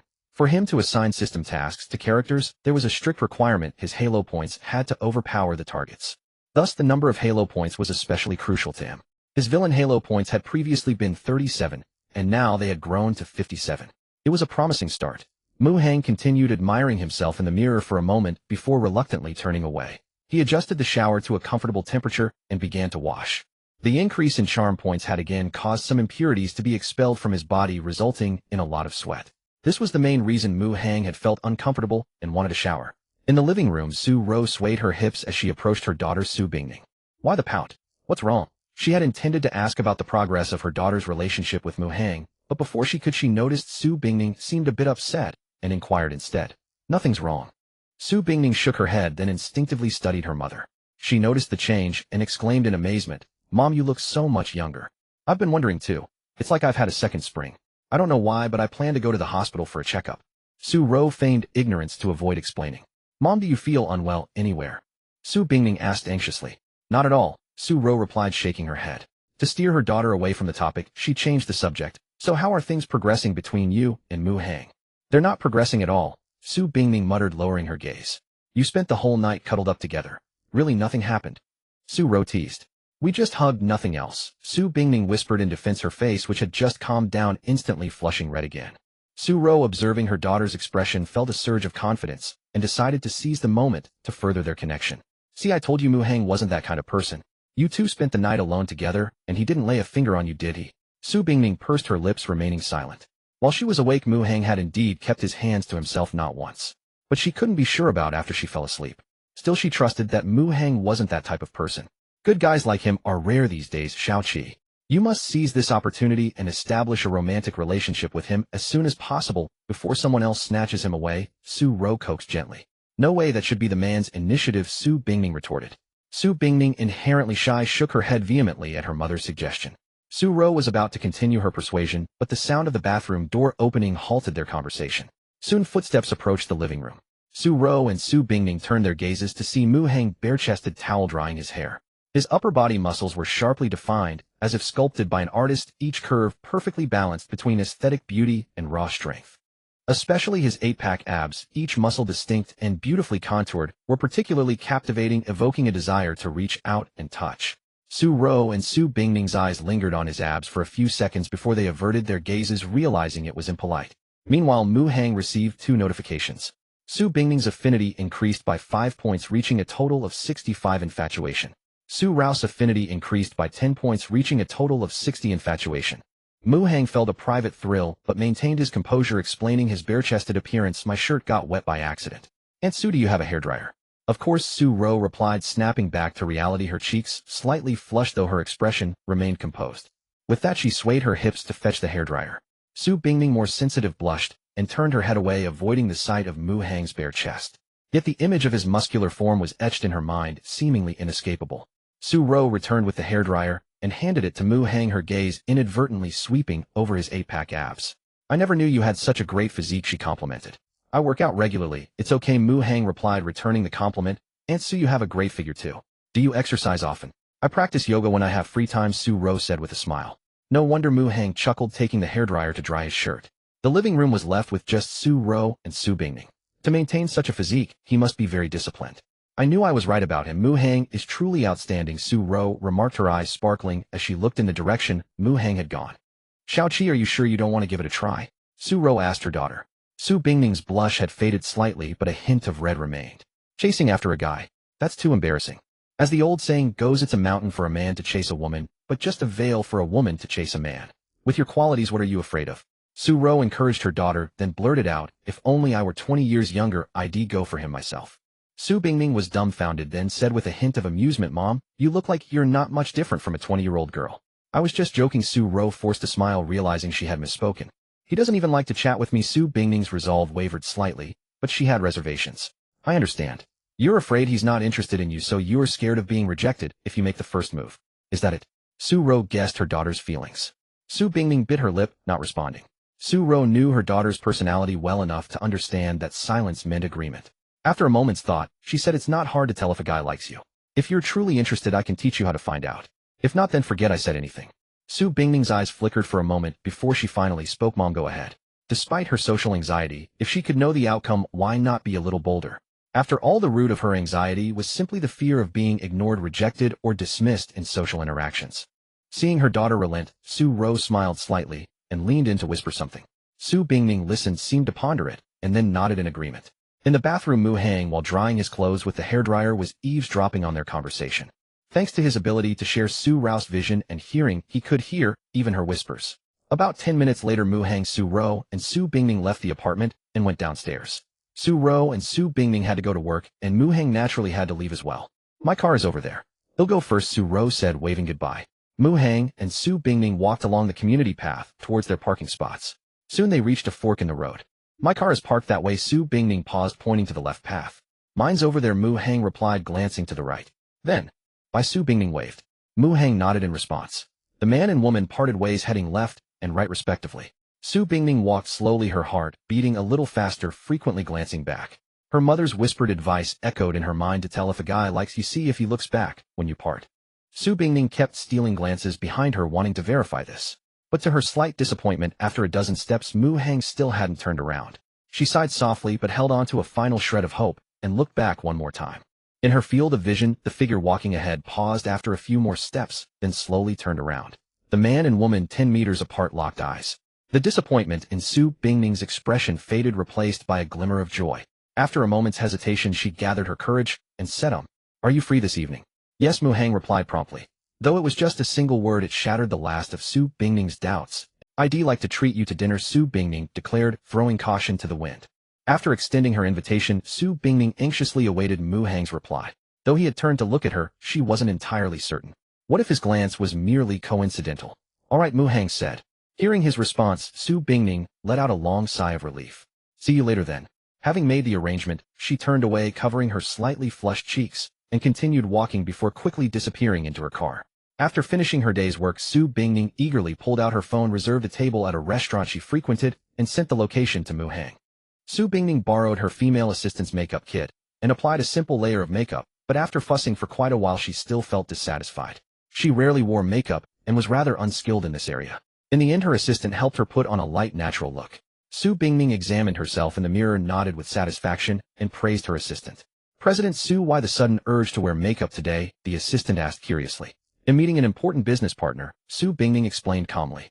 The assistant was taken aback, for no matter how significant the business partner, Su Bingning had never bothered to wear makeup before. Yet curiosity aside, the assistant refrained from probing further. Having served as Su Bingning's assistant for nearly 2 years, she understood the principle of never asking what shouldn't be asked. Su Bingning arrived at the company parking lot and had just opened her car door when her phone rang. Are you off work? Same place as usual. I've already booked a table. A gentle female voice came through the line. Fei, I can't make it today. I have plans. What is it? Can you postpone it? We haven't seen each other in a while, and I have so much to tell you. I can't reschedule. I'd love to see you too, but today just isn't possible. All right, then we'll have to do it another time. You can tell me over the phone. What's troubling you? Su Bingning asked with concern. There was silence on the other end for a moment. Is it about that husband you were betrothed to since childhood? Su Bingning had never met her best friend's husband, though she had asked about him before, only to be met with silence. But Su Bingning knew her best friend deeply resented that arranged marriage. Let's talk next time. It's too complicated to explain in just a few words, the woman on the phone said. Ending the call with her best friend, Su Bingning drove to a restaurant where she coincidentally ran into Mu Hang in the parking lot. Thus the two walked together into a private dining room within the restaurant. Alone in the enclosed space with the ambient lighting casting a romantic glow, Su Bingning felt a twinge of nervousness, her palms even beginning to sweat. It was the first time in her life she had dined alone with a man, and one who stirred her heart. How could she remain calm? Mu Hang, however, was perfectly composed, having not only dined alone with women but also experienced nearly everything one could with them, and more than once. He was far from feeling any such anxiety. Just then a female waitress entered the private room. The waitress was instantly captivated by Mu Hang's appearance, her legs nearly giving way. Mu Hang's current charm was off the charts, wielding an overwhelming allure over ordinary women. Noticing the waitress staring fixedly at Mu Hang, Su Bingning frowned slightly and called out to her, asking for the menu.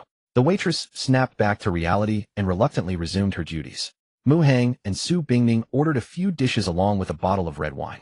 He had refrained from dining with her before because their relationship wasn't close enough, Now that the opportunity had arisen, such social engagements could swiftly deepen their bond, especially after a few drinks. Mu Hang was quite experienced in this regard. The waitress noted their order and stepped out slowly. As the door to the private room opened and closed, a strikingly beautiful woman passed by. She took a few steps, then turned back, gently pushing the door ajar to peer through the crack. Confirming it was Su Bingning, the woman fully opened the door and stepped in with delight. Fei, you're here too, Su Bingning said in surprise. This woman was the very one she had just spoken to on the phone. I had already booked a table and didn't want it to go to waste, so I decided to come anyway. I need to eat after all, the woman explained. Her gaze shifted from Su Bingning to Mu Hang, who was in the private room. A perfect male visage reflected in her eyes, causing her to lose herself for several seconds. Mu Hang also instinctively appraised the unfamiliar beauty, and a familiar thought instantly surfaced. I really want to get my hands on her. The feeling was all too familiar. He had felt the same way when he first encountered Su Bingning. As Mu Hang had guessed, this woman was indeed a female lead. Her abilities were similar to Su Bingning's, but with the added trait of skilled in dance. She possesses a hidden attribute. What could it be? Curious, Mu Hang clicked to view the details. Long constrained by elders, beneath her docile exterior lies a fiery, rebellious, even wild heart that requires guidance to be fully unleashed. After reading the description, Mu Hang couldn't help but take a few more glances at Zhang Rongfei. Zhang Rongfei had an oval face with soft contours, the kind of woman who exuded a gentle and sweet beauty. Mu Hang wondered what it would be like if Zhang Rongfei ever let her wild side loose. Unaware of his thoughts, Zhang Rongfei felt a bit shy under his gaze and averted her eyes, turning to Su Bingning with a teasing smile. Aren't you going to introduce us? This is a business partner of mine from the company. His name is Mu Hang. We're here to discuss a collaboration, Su Bingning said, fearing her best friend might accuse her of prioritizing romance over friendship, and then added to Mu Hang. This is my best friend Zhang Rongfei. She's the president of Jiajia Daily Chemical. Mu Hang's eyes flickered. He had heard of Jiajia Daily Chemical, a publicly traded company with a market value of around 10 billion. Typically, in the same type of wish fulfillment novel, there wouldn't be overlapping character archetypes. Although Su Bingning and Zhang Rongfei had different personalities, their identities were the same. Both were presidents of companies. The difference lay in the fact that Zhang Rongfei's company was a family business, while Su Bingning had built hers from scratch. Coupled with the information from Zhang Rongfei's recent troubles, it was clear she was bound by an engagement, perhaps even married, which meant she couldn't possibly be the female lead from the same novel as Su Bingning. So you're the president of Jiajia Daily Chemical Company. I've long admired your reputation. It's a pleasure to meet you. Mu Hang greeted Zhang Rongfei. You've heard of me. Zhang Rongfei smiled. Unlike Su Bingning, who was often aloof with strangers, Zhang Rongfei was warm and courteous, showing displeasure only toward those she particularly detested. I read about you in an economic magazine. How could I not have heard of such a renowned businesswoman? Mu Hang explained casually. He never read economic magazines, but it was hardly surprising that Zhang Rongfei, young as she was, had been interviewed by one, given her capability as the president of a family enterprise. You flatter me, Mr. Mu. Your distinguished bearing suggests you must also be accomplished at a young age. Zhang Rongfei's words were flattery, but judging by Mu Hang's demeanor and attire, she was certain his family background was extraordinary. After all, the Patek Philippe watch on his wrist was worth at least $1 million. How could someone who wore such a watch be ordinary? I have no real talent. I merely bask in the glory of my elders, Mu Hang said truthfully. Mr. Mu is too modest, Zhang Rongfei replied, taking his words as humility. As Mu Hang chatted animatedly with Zhang Rongfei, Su Bingning felt a twinge of unease. When her mother Su Ro was present, Mu Hang had conversed with her mother. Now with her best friend Zhang Rongfei, he was equally engaging. Su Bingning felt slightly hurt, silently chiding herself for being tongue-tied and inept at socializing. Noticing Su Bingning's expression, Mu Hang ceased his conversation with Zhang Rongfei. Though he wished to build a closer rapport with Zhang Rongfei, damaging his relationship with Su Bingning would be a loss too great to bear. Excuse me, I need to take a call.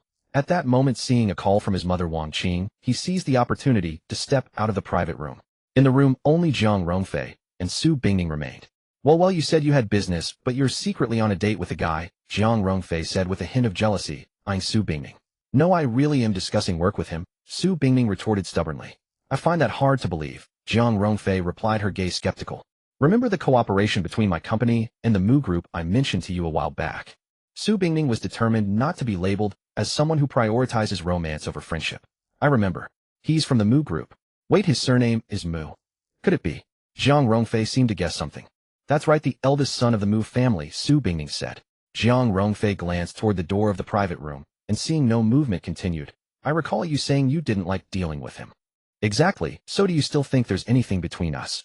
Su Bingning grew more assertive. Then why are you having dinner alone with him? Jiang Rongfei asked. It's for the company's business. I have no choice and I can't afford to offend him, Su Bingning said, looking somewhat aggrieved. Don't worry, I'll stay here with you, Jiang Rongfei said loyally. Su Bingning froze, feeling as though she had shot herself in the foot, and regretted her words. I said I didn't like dealing with him, because he's a bit domineering in negotiations.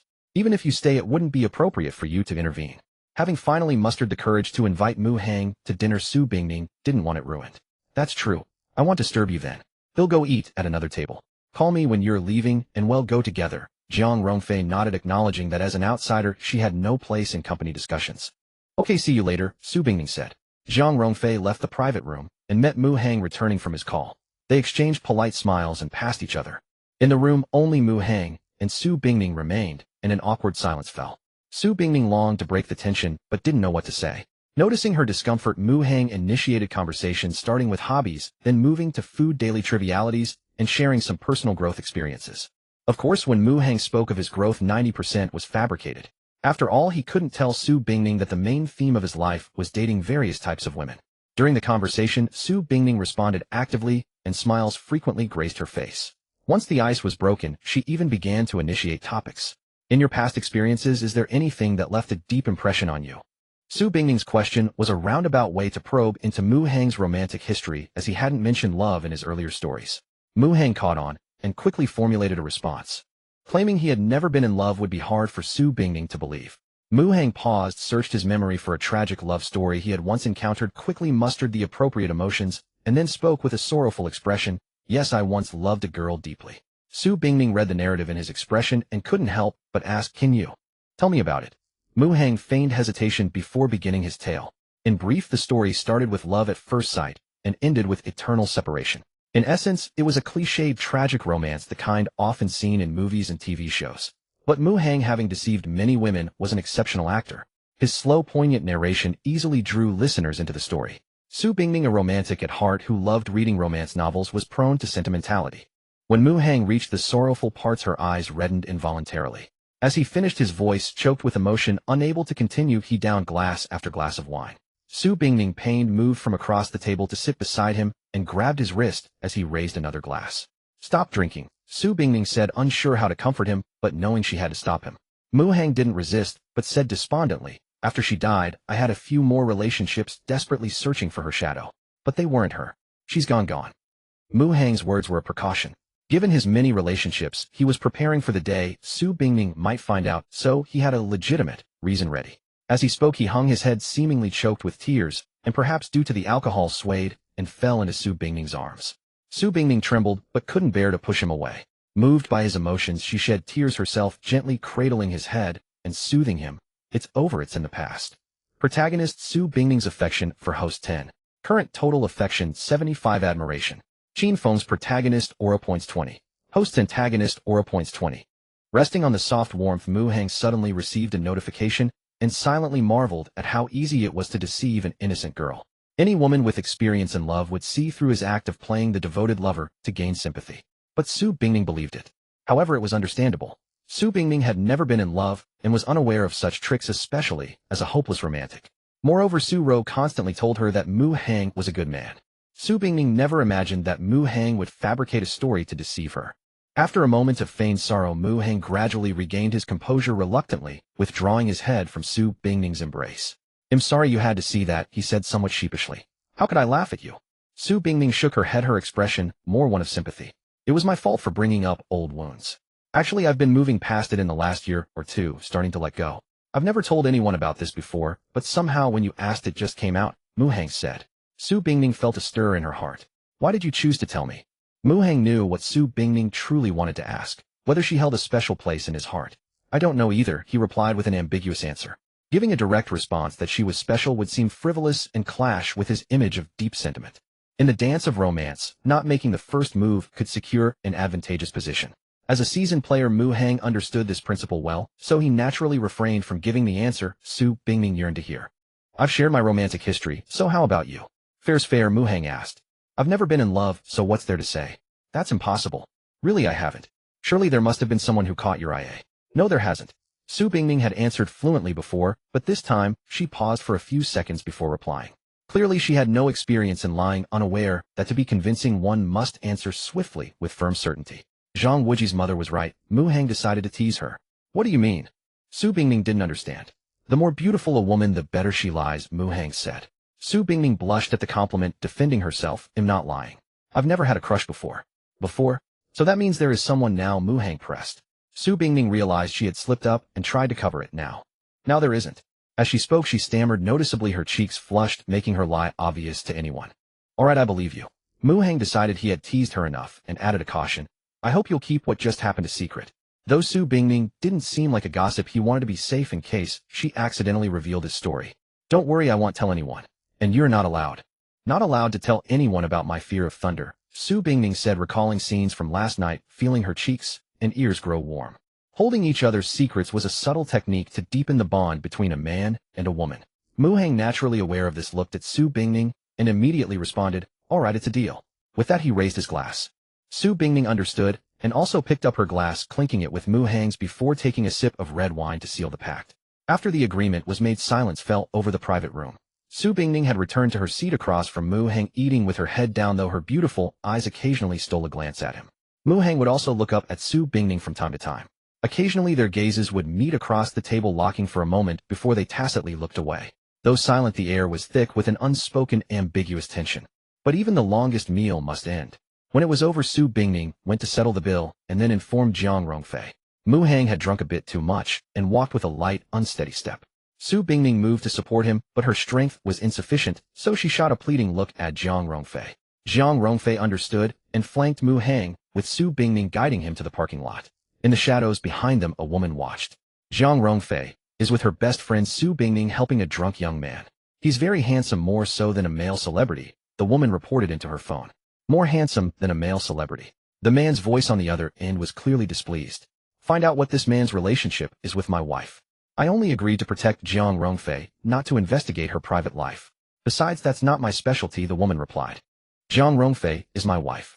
I need to know this, the man insisted. Your own private life is a mess. You do your thing, she does hers. Why bother? The woman found it somewhat amusing. Watch your tone. If you want to learn from me, you need to know your place, the man warned. The woman was silent for a few seconds. Investigation really isn't my forte, and it's too time-consuming. You've got me protecting Jiang Rongfei around the clock. I can't be in two places at once. Then be direct. Make sure that man keeps his distance from Jiang Rongfei from now on. Do I need to tell you how? The man said. That's simple, no problem. The woman ended the call. At the parking lot, Su Bingning and Jiang Rongfei waited with Mu Hang for a while. During the wait, the two close friends whispered to each other. Want to come to my place? I have so much to talk to you about, Jiang Rongfei said, wanting to confide in her best friend. Is that appropriate? It might be inconvenient, Su Bingning said quietly. He and I don't live in the same house. Oh, I suddenly don't want to go back. Why don't you come over? Is that okay? I live with my mom, so it's fine. Then let's go. Su Bingning hesitated, glancing at Mu Hang with concern. Mu Hang hadn't caught their conversation, but he saw that Jiang Rongfei seemed to be pulling Su Bingning away. Checking a message from the designated driver, he said, my driver is almost here. If you have things to do, go ahead. All right, send a message when you get home, Su Bingning said to Mu Hang. Jiang Rongfei looked at her friend in surprise, sensing an unusual softness in her tone, but assumed it was just polite courtesy. After Su Bingning and Jiang Rongfei left, Mu Hang sat in the passenger seat, with his eyes closed, feigning sleep as he pondered. 48 hours had passed, granting him another opportunity to bestow the system. Moreover, his task assignment for Su Ro had refreshed, allowing him to set a third mission for her. The chance to gift the system accumulated indefinitely, with one opportunity every 48 hours. Su Rao's completed tasks currently granted a fixed boost to charm. What Mu Hang hoped for now was a reward that enhanced combat power. To boost combat strength, he needed to carefully consider the target for the system. But after some thought, Mu Hang couldn't think of a suitable candidate, so he decided to assign a task to Su Ro first. However, before he could decide, he was startled to feel a chill on his neck. He opened his eyes and saw a woman in the driver's seat, holding a small knife to his throat. The cold sensation Mu Hang felt came from the blade.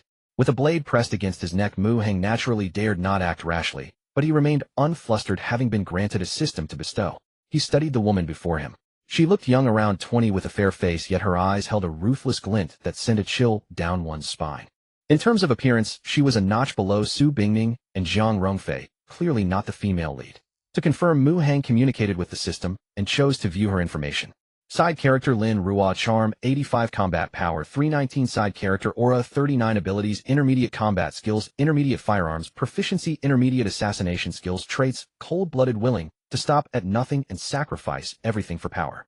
Fate and Fortune-Born Assassin Affection towards Host Zero Recent Worry Board with secretly protecting Jiang Rongfei under the protagonist Xiao Bai's orders.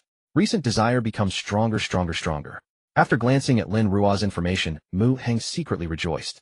Lin Ruo's character aura was lower than his, and she yearned for power, making her a perfect second target for gifting a system. Without hesitation, Mu Heng sent a system to Lin Ruo. Stay away from that woman named Jiang Rongfei, or else.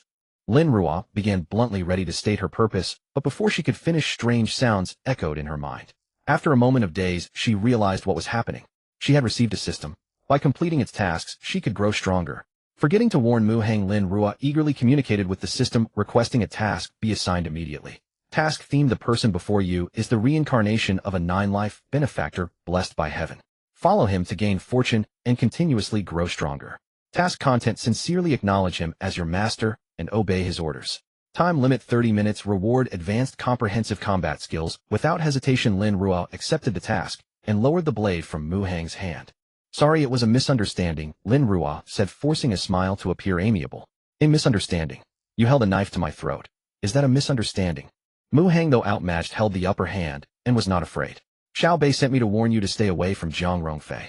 Xiao Bei is her husband. Lin Ruo confessed, betraying Xiao Bei without hesitation. She worked for him only to learn his skills, but he had taught her nothing so far. Lin Ruo didn't even consider this a betrayal. And even if it were, so what? She only wanted power. Oh, everything else could be sacrificed. I don't even know this Xiao Bei. Who is he? Mu Heng inquired. Lin Ruo answered without concealment. Xiao Bei was a mercenary abroad and returned a few months ago. He followed an arranged marriage and got a certificate with Jiang Rongfei. Jiang Rongfei dislikes him, but Xiao Bei is fond of her. Recently, Jiang Rongfei received threatening letters, so Xiao Bei assigned me to secretly protect her. Hearing this, Mu Heng confirmed that Xiao Bei was a military king protagonist weary of violence and seeking a peaceful life. Mu Heng had read many such novels and was well versed in their tropes. Judging by the current relationship between Jiang Rongfei and Xiao Bei, the plot was just beginning. Jiang Rongfei would face dangers, and the protagonist would resolve them gradually, winning her heart. Mu Heng couldn't let that happen. First, as a villain, he was destined to oppose the protagonist. Second, the enmity was already set, and Mu Heng wouldn't swallow the insult. Xiao Bai's intimidation was, in the words of some protagonists, a path to death. He must be eliminated. Of course, Mu Heng knew killing Xiao Bei wouldn't be easy. Even with Lin Ruo turned, she was no match for Xiao Bei. Since Xiao Bei sent you, why tell me all this? Mu Heng pretended to be confused. I took Xiao Bai's money to work for him, but he often shortchanged me, and I was annoyed. I'm telling you this because I find you agreeable and don't want to hurt you. Because you're handsome. I've never seen a man as handsome as you, Lin Ruo said. Thanks, Mu Heng replied. Her excuse was flimsy, but he knew the real reason and didn't press. You seem wealthy and am skilled. Want a bodyguard? Lin Ruo continued. Yes. Sneaking into my car silently shows some skill, but you betrayed your employer so easily. How can I trust you? Mu Heng questioned, not wanting to reveal that her system was merely a subsidiary of his own. Lin Ruo knew words alone wouldn't suffice. She paused, then slashed her arm with the blade. Blood welled up, but her expression remained impassive as she swore, If I betray you, may I die without a burial place. You seem sincere. Let's do a 1-month probation with a salary of 20,000, then 50,000 after confirmation. Deal? Mu Heng proposed. Deal. From now on, you're my master. In Lin Ruo, shouldn't it be boss? It's the same. Whatever suits you. It's just a title. Mu Heng pretended to agree reluctantly, but he secretly preferred master. It felt oddly satisfying. As Mu Heng and Lin Ruo reached their employment agreement, Lin Ruo's task was completed, and she received advanced comprehensive combat skills. At the same time, Mu Heng received a feedback reward triggering a 4x probability that upgraded the skill to top-tier comprehensive combat skills. Mu Heng instantly absorbed the ability, mastering various combat techniques, with greatly enhanced neural reflexes and integrated muscle memory. Without any training, he leaped from a novice to a top-tier combat expert. Combat power 559. His combat power had notably increased. At this level, he could face a military king hidden in unarmed combat without fear. Just then, Mu Heng's designated driver arrived. He asked the driver to wait aside and instructed Lin Ruo, continue to follow Jiang Rongfei and report her movements to me. If you sense any danger to her, notify me immediately. There were 2 reasons for this. First, in unarmed combat, he could now easily overpower Lin Ruo, so he didn't need her protection. Second, Xiao Bei was unaware of Lin Ruo's defection, allowing her to act as a mole gathering intelligence on Jiang Rongfei and undermining Xiao Bei. Upon hearing Mu Hang's arrangement, Lin Ruo was somewhat perplexed. Xiao Bei was being hypocritical. He could indulge himself freely, yet he wanted Jiang Rongfei to remain chaste, which was why he had assigned her to monitor Jiang Rongfei's movements. What was Mu Hang's purpose in doing this? Did he intend to make improper advances toward Jiang Rongfei? However, Lin Ruo did not care about Mu Hang's intentions. She only cared about whether she could grow stronger. Everything else was irrelevant. What should I do about Xiao Bei? Should I still report Jiang Rongfei's whereabouts to him? Lin Ruo asked. Report, but before you do, consult me first. Don't tell him everything, Mu Hang said. You want me to act as a mole and go against Xiao Bei, don't you? Lin Ruo seemed to understand. I had no involvement with Jiang Rongfei to begin with. He inexplicably sent someone to intimidate me. It's utterly unreasonable. Isn't he worried that I might steal his wife? I can't be wrong for nothing. Mu Hang did not deny it. After all, Lin Ruo was not foolish and could guess as much. Lin Ruo offered no opinion, reiterating that she only cared about becoming stronger, not about anything else. Having completed her first task and tasted the sweetness of enhanced abilities, Lin Ruo naturally had unwavering faith in the system's directives. Since the system judged that following Mu Hang would lead to greater strength, she would simply comply. Mu Hang and Lin Ruo exchanged contact information to facilitate communication. Then he returned to his car and instructed the chauffeur to drive. Lin Ruo watched Mu Hang leave, then dialed Xiao Bai's number. It's done. That guy was scared out of his wits. He'll definitely steer clear of Jiang Rongfei from now on, Lin Ruo said. Excellent, Xiao Bei replied. And my wife? Where is she now? Has she gone home? She's gone to her best friend Su Bingning's place. She'll probably stay there tonight. Lin Ruo had secretly installed tracking and surveillance devices on Jiang Rongfei's phone. She could monitor Jiang Rongfei's movements and the content of her conversations with those around her. After hearing Lin Ruo's report, Xiao Bei felt relieved and ended the call. At that moment, he was in a bar raising a glass of strong liquor and surveying the glamorous women around him. In the past, he had lived a life on the edge abroad, never certain if he would see the next day. Thus, whenever he relaxed, he would indulge in hedonistic pleasures. Having grown accustomed to this lifestyle, he could not shake the habit even after returning to the country. He felt restless if he went a single day without a woman. Bars like this were his frequent haunts, as most people came here for fun with no strings attached. When dawn broke, no one would pester the other. Xiao Bei was not particularly handsome, but his tall and robust frame made him a ruggedly attractive man. This held a strong appeal for certain types of women. He rarely left empty-handed on his visits. He had considered changing this lifestyle, but he could not even touch a single finger of Jiang Rongfei, let alone meet her regularly. For him to settle down, Jiang Rongfei would have to properly fulfill her wifely duties. After returning home, Mu Hang took a shower, and the effects of the alcohol had largely worn off. He formulated a task and sent it to Su Rao's system. Task content: have the younger daughter confess her love to Mu Hang and establish a romantic relationship. Task time limit 24 hours. Task reward: increase charm by 4 points. Su Rao, who was hanging laundry on the balcony, received a notification of a new task. She called Su Bingning over to the balcony to talk. How are things progressing between you and Mu Hang? Su Rao asked. We had a meal together today and chatted, Su Bingning replied, somewhat shy. So do you think he has feelings for you? Probably. A little. It seems you're both interested in each other. That's wonderful. In that case, establish a romantic relationship with him as soon as possible. You can't let someone else snatch away such a good guy. Su Rao urged. If he confesses to me, then they'll accept, Su Bingning said, blushing. It doesn't always have to be the guy who makes the first move. You can take the initiative and express your feelings to him directly. I'm a girl. Confessing to a guy seems so immodest. All that education, and it's gone to waste. Isn't gender equality promoted nowadays? Why can't a girl take the initiative? Back in the day, I confessed first before getting together with Xiaofeng's father. Some guys are slow and dull in matters of the heart. If you wait for him to confess, who knows how long it will take. The latter part was of course fabricated by Su Rao. She had met Qin Feng's father through a blind date and had almost no feelings for him.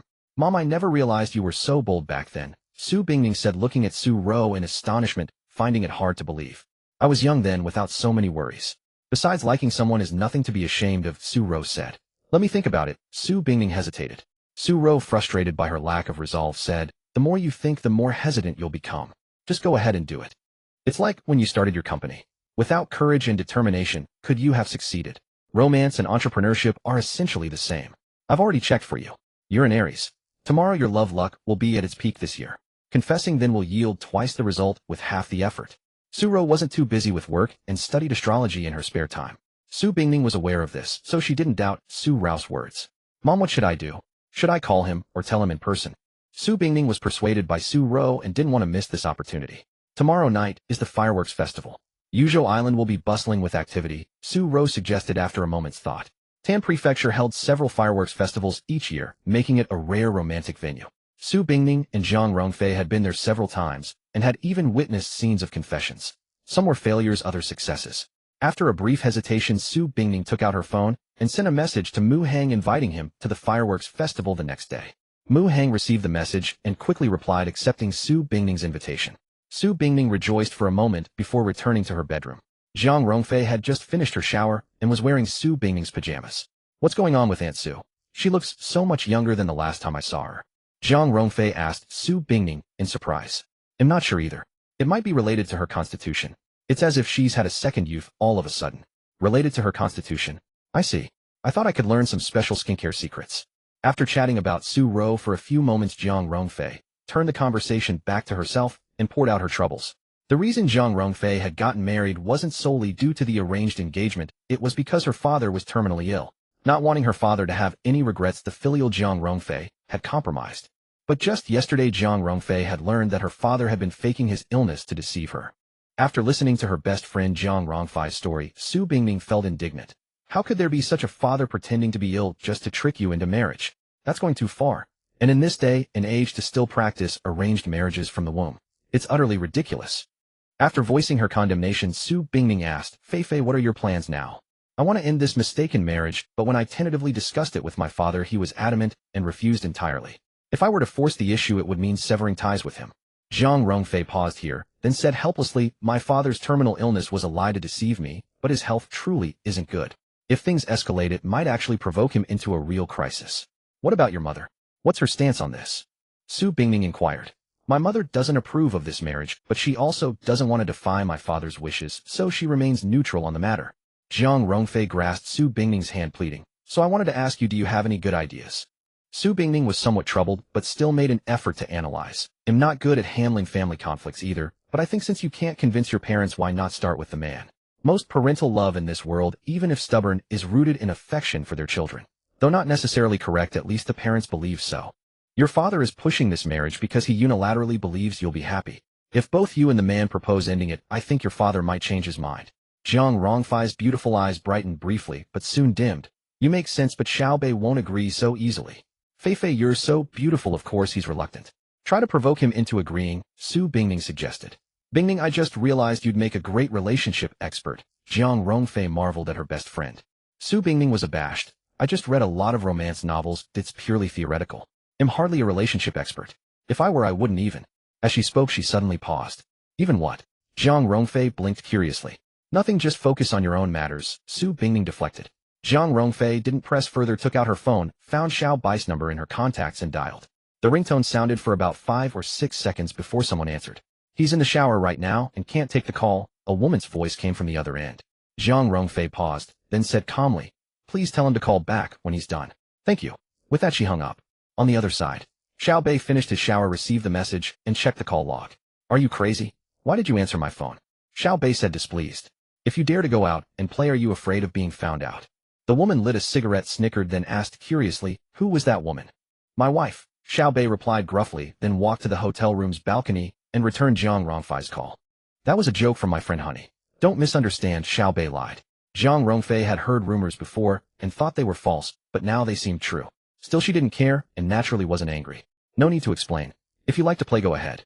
I'll give you freedom, and I hope you'll give me the same, Zhang Rongfei said calmly. What do you mean? Xiao Bai asked. Let's get a divorce. They'll let you go and you let me go, Zhang Rongfei said. Didn't we agree that even if we can't end up together, we'd wait at least 2 years? It's only been a few months. I suddenly feel tired and want to end it early. Fine, go talk to mom and dad. If they agree, I'll agree. Zhang Rongfei was silent for a few seconds. If her parents were easy to talk to, she wouldn't have sought out Xiao Bai. She said angrily, I'm not discussing this with you, I'm giving you notice. If you don't agree, you'll go out and play around too. Then we'll see where you put your face. Xiao Bai was amused. He knew Zhang Rongfei wasn't that kind of person, she was just speaking in anger. A 24-year-old innocent woman who had never even been in love. How could she ever do such a thing? I understand. An adult woman has needs, but it's normal. If you want to play, go ahead. I don't mind. Xiao Bai said magnanimously. In his view as a man, the most important thing in front of a woman was not losing face. He could fool around outside, and logically Zhang Rongfei could too. Of course, this so-called grace was only maintained in words. No husband would be so generous as to tolerate his wife cuckolding him. Although Jiang Rongfei didn't see him as a husband, he saw her as his wife. Fine, you said it. I'm going to find a man right now. Jiang Rongfei said. Go ahead, but be safe and protect yourself, Xiao Bei reminded her considerately, as if supporting her. He dared say this because he believed Jiang Rongfei wasn't that kind of person, and also because Lin Ruo was watching her. Not only was Jiang Rongfei incapable of such depravity, but even if she tried, Lin Ruo was a safety net. Xiao Bei wasn't worried at all. You? Jiang Rongfei was at a loss for words, and angrily hung up. Jiang Rongfei had the call on speakerphone, and Su Bingning heard everything. This person seems to know your character while knowing you can't be that kind of bad woman. He's clearly emboldened. Su Bingning frowned, worried for her best friend. What should I do now? I can't just find some random man. Jiang Rongfei said dejectedly. Too bad, I don't have a boyfriend or ID lend him to you. Su Bingning didn't know how to comfort her, so she joked to lighten her friend's mood. Jiang Rongfei didn't laugh, but she just rolled her eyes at her. At the Mu Manor, Mu Hang was amused instead. He had given Lin Ruo the system, and could share Lin Ruo's sight and hearing. Lin Ruo was monitoring Jiang Rongfei's phone, hearing all her conversations. Through Lin Ruo, Mu Hang naturally caught the entire chat between Jiang Rongfei, Xiao Bei, and Su Bingning. Now the only step left to connect with Jiang Rongfei was an opportunity, when she would encounter danger. The day to cuckold Xiao Bei was within reach. The following evening, there was still some time before the official start of the fireworks festival, yet a large crowd had already gathered along the banks of the Tan River near Yuzi Island. Gazing into the distance, one could see many young and attractive women. As it was early summer, their attire was quite light and cool. The dazzling long legs formed a beautiful landscape. Mu Hang, keeping his appointment with Su Bingning, arrived here first. Standing among the crowd, he was particularly conspicuous due to his outstanding appearance. People around him cast appraising glances his way from time to time. Some bold women who considered themselves attractive even took the initiative to strike up a conversation with Mu Hang. He of course was not interested and turned them all down. Thus, after Mu Hang successively rejected several women's advances, those who were interested in knowing him tactfully stopped approaching. Until a woman who knew him appeared. Brother Hang, what a coincidence. You're here to watch the fireworks too. The woman who spoke looked about 20 years old, dressed youthfully and attractively resembling a university student. If one were to rate her, she would score about 85. What a coincidence, Mu Hang said. He recognized her, but wasn't sure of her name. Was it Lily or Cece? Didn't you say before that you'd find time to hang out with me? I waited for so long, but never got your invitation. I've been too busy with work lately. Are you alone? No, I'm waiting for someone. Just then Su Bingning, having parked the car, arrived. She scanned the crowd and accurately located Mu Hang. Su Bingning wore a light pink t-shirt, the floral pattern on the front stretched taut over her full chest, paired with a blue-gray Aline skirt, with a cracked pattern and white sneakers on her feet. As she moved, her fair long legs were so dazzling, they almost blurred one's vision. Her outfit gave her a fresh and youthful look, a stark contrast to the professional attire she wore at work. It was as if the aloof CEO had suddenly transformed into a vibrant female college student. Even Mu Hang was momentarily dazed upon seeing her. Sorry, there was traffic, so I'm a bit late, Su Bingning explained to Mu Hang. Then she glanced at the woman beside him, a flicker of disappointment passing through her beautiful eyes, though she concealed it well. Is this your friend? Aren't you going to introduce us? She added. I ran into her by chance. Her name is Lily, Mu Hang said, taking a gamble. The woman called Lily was stunned for a moment, then corrected him in a coquettish voice. My name is Cece. Mu Hang grumbled inwardly, having chosen wrong in a two-option guess. What terrible luck. Of course I know you're Cece, I was just joking with you, Mu Hang said with a smile, handling the minor situation with ease. At the same time, memories of Cece surfaced in his mind. Cece was a student at Tanzhou University, currently in her junior year. Mu Hang had also studied at Tanzhou University, but had long since graduated. The two had met at an alumni gathering and soon after ended up in bed together. Mu Hang remembered this quite vividly because he had taken her virginity. Excluding female leads like Su Bingning, it was quite rare in this day and age for a 20-year-old to still have her first time. Of course, Mu Hang didn't think Cece was a good girl. On the contrary, she was greedy and materialistic, and she even had a boyfriend. Mu Hang still remembered when he was with Cece at the hotel, her boyfriend had called, and she lied, saying she was eating hot pot. That boyfriend of hers was probably an honest man, as he actually believed it. Mu Hang found it quite thrilling at the time, and had planned to meet Cece again, but after meeting Su Bingning, he became so captivated by her that he temporarily forgot about Cece. Otherwise, he might have even forgotten about this encounter. My friend and I have something to do. Let's catch up another time, Mu Hang said before Cece could continue. Cece, who considered herself quite pretty, felt a pang of inferiority upon seeing Su Bingning beside Mu Hang. She smiled and said, Okay, brother Hang, I won't bother you too then. She wasn't foolish and could tell that Mu Hang was hinting for her to leave. After speaking, she waved at him, and tactfully turned away. There are too many people here, it's noisy. Let's find a quieter spot, Mu Hang said to Su Bingning, using the excuse to avoid running into more acquaintances. Okay, but where should we go? Su Bingning also wanted a less crowded place, as she had a special purpose for inviting Mu Hang out today. With too many people around, she would be too embarrassed to speak. Yet she couldn't think of a good place at the moment. There were many scenic spots nearby, such as Du Fuss River Pavilion, the river embankment, and the nearby squares. However, these places were also crowded. I know a place. Follow me, Mu Hang said, understanding Su Bingning's intentions and quickly coming up with an idea as he led the way. Su Bingning followed behind Mu Hang. Along the banks of the Tan River, Mu Hang led her to a dock. Several sightseeing cruise ships were moored there. Mu Hang chartered one directly. It was only about 6:30. The fireworks festival was scheduled to officially begin at 8:30 p.m., lasting for half an hour until 9:00 p.m. There were still 2 hours until the festival started. Neither Mu Hang nor Su Bingning had had dinner, so they walked to a nearby restaurant. With walking, waiting, and eating the entire meal took about an hour. By the time they left the restaurant, the sky had already grown dim. The streetlights on both sides of the road near the riverbank had lit up. Under their glow, couples could be seen everywhere holding hands and strolling. This area was very close to the university town, making it a hot spot for college students, and with the fireworks festival today, there were even more people. Mu Hang, dressed casually, walked alongside Su Bingning in her fresh and youthful attire, looking much like ordinary university students. It was only because of their stunning appearances that they inevitably drew appraising looks from strangers, both male and female, whenever they passed by. Some were so mesmerized that they didn't notice the path ahead and stumbled straight into the roadside flower beds. After strolling for a while, the time reached 8:00 p.m. Mu Hang led Su Bingning onto the cruise ship. The ship set sail, traveling along the Tan River towards Yuzi Island. Upon reaching the best viewing spot, the ship slowed down and finally stopped. At 8:30 p.m., countless streaks of light shot into the sky, followed by rumbling sounds. The streaks exploded in midair, painting the entire sky in a riot of colors. As the fireworks blossomed, the pitch-black sky transformed into a canvas of light. Streams of radiance burst forth from the ground, tracing a myriad of dazzling patterns upon this celestial canvas, unveiling a visual feast. Countless spectators along the banks of Yuzi Islet gazed upon this resplendent spectacle. Su Bingning lifted her head to gaze at the heavens. The fireworks in the sky burst into a riot of colors, their brilliance reflected upon her beautiful face, stirring a hint of enchantment in those who beheld her. Yet with each explosion of fireworks, a flicker of alarm would cross Su Bingning's features, and she would instinctively cover her ears. You're afraid of thunder, but are you really scared of fireworks too? Mu Hang leaned close to Su Bingning's ear and shouted. The roar of the fireworks made it impossible to be heard otherwise. Feeling the warm breath of his words against her ear, Su Bingning found it slightly ticklish, and her heartbeat quickened despite herself. No, it's just that I can't stand really loud noises. He'll be fine after a while, Su Bingning said, leaning her head closer to Mu Hang and raising her voice. What did you say? Mu Hang hadn't caught a word. Su Bingning had no choice but to mimic him, pressing close to his ear and repeating herself.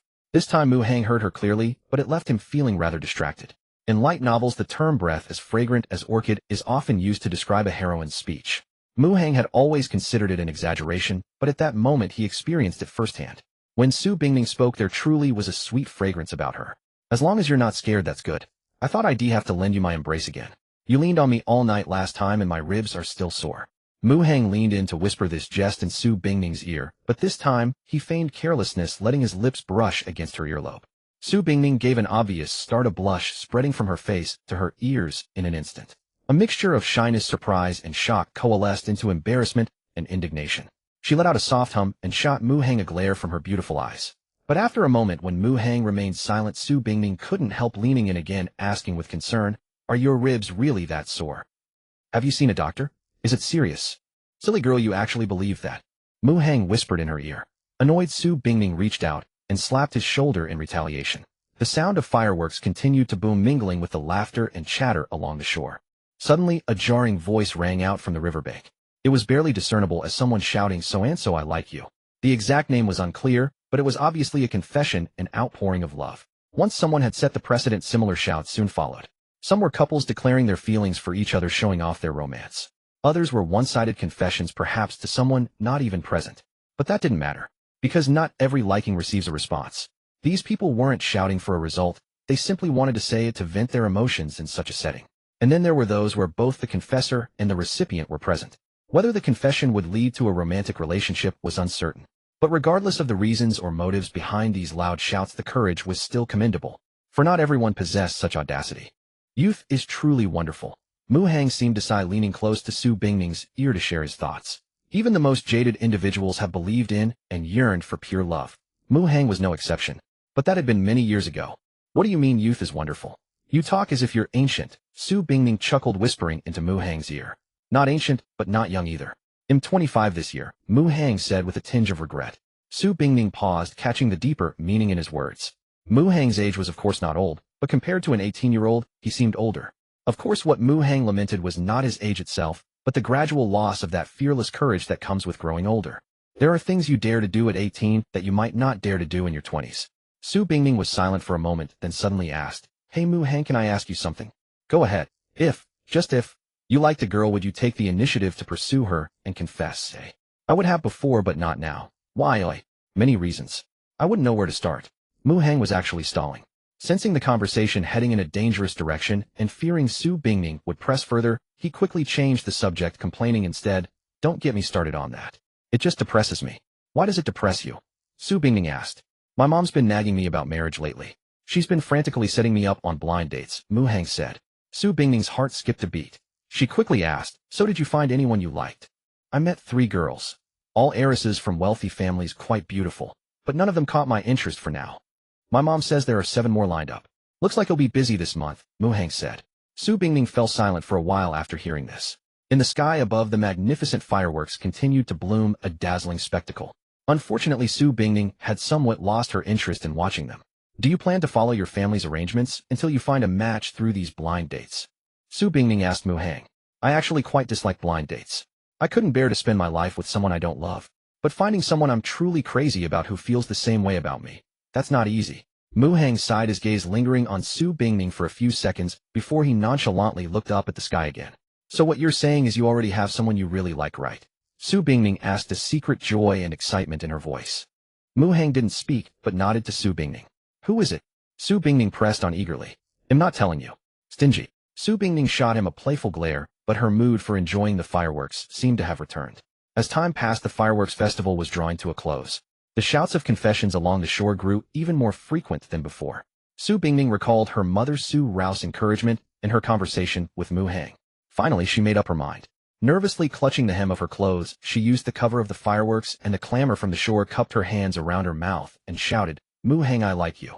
A girl as innocent and inexperienced in love as a blank sheet of paper. Bold yet with a kind of pure, almost foolish audacity. Acting on impulse, she had laid bare her heart. After voicing the words she had buried deep within, Su Bingning was overcome with intense nervousness, too afraid to even look at Mu Hang.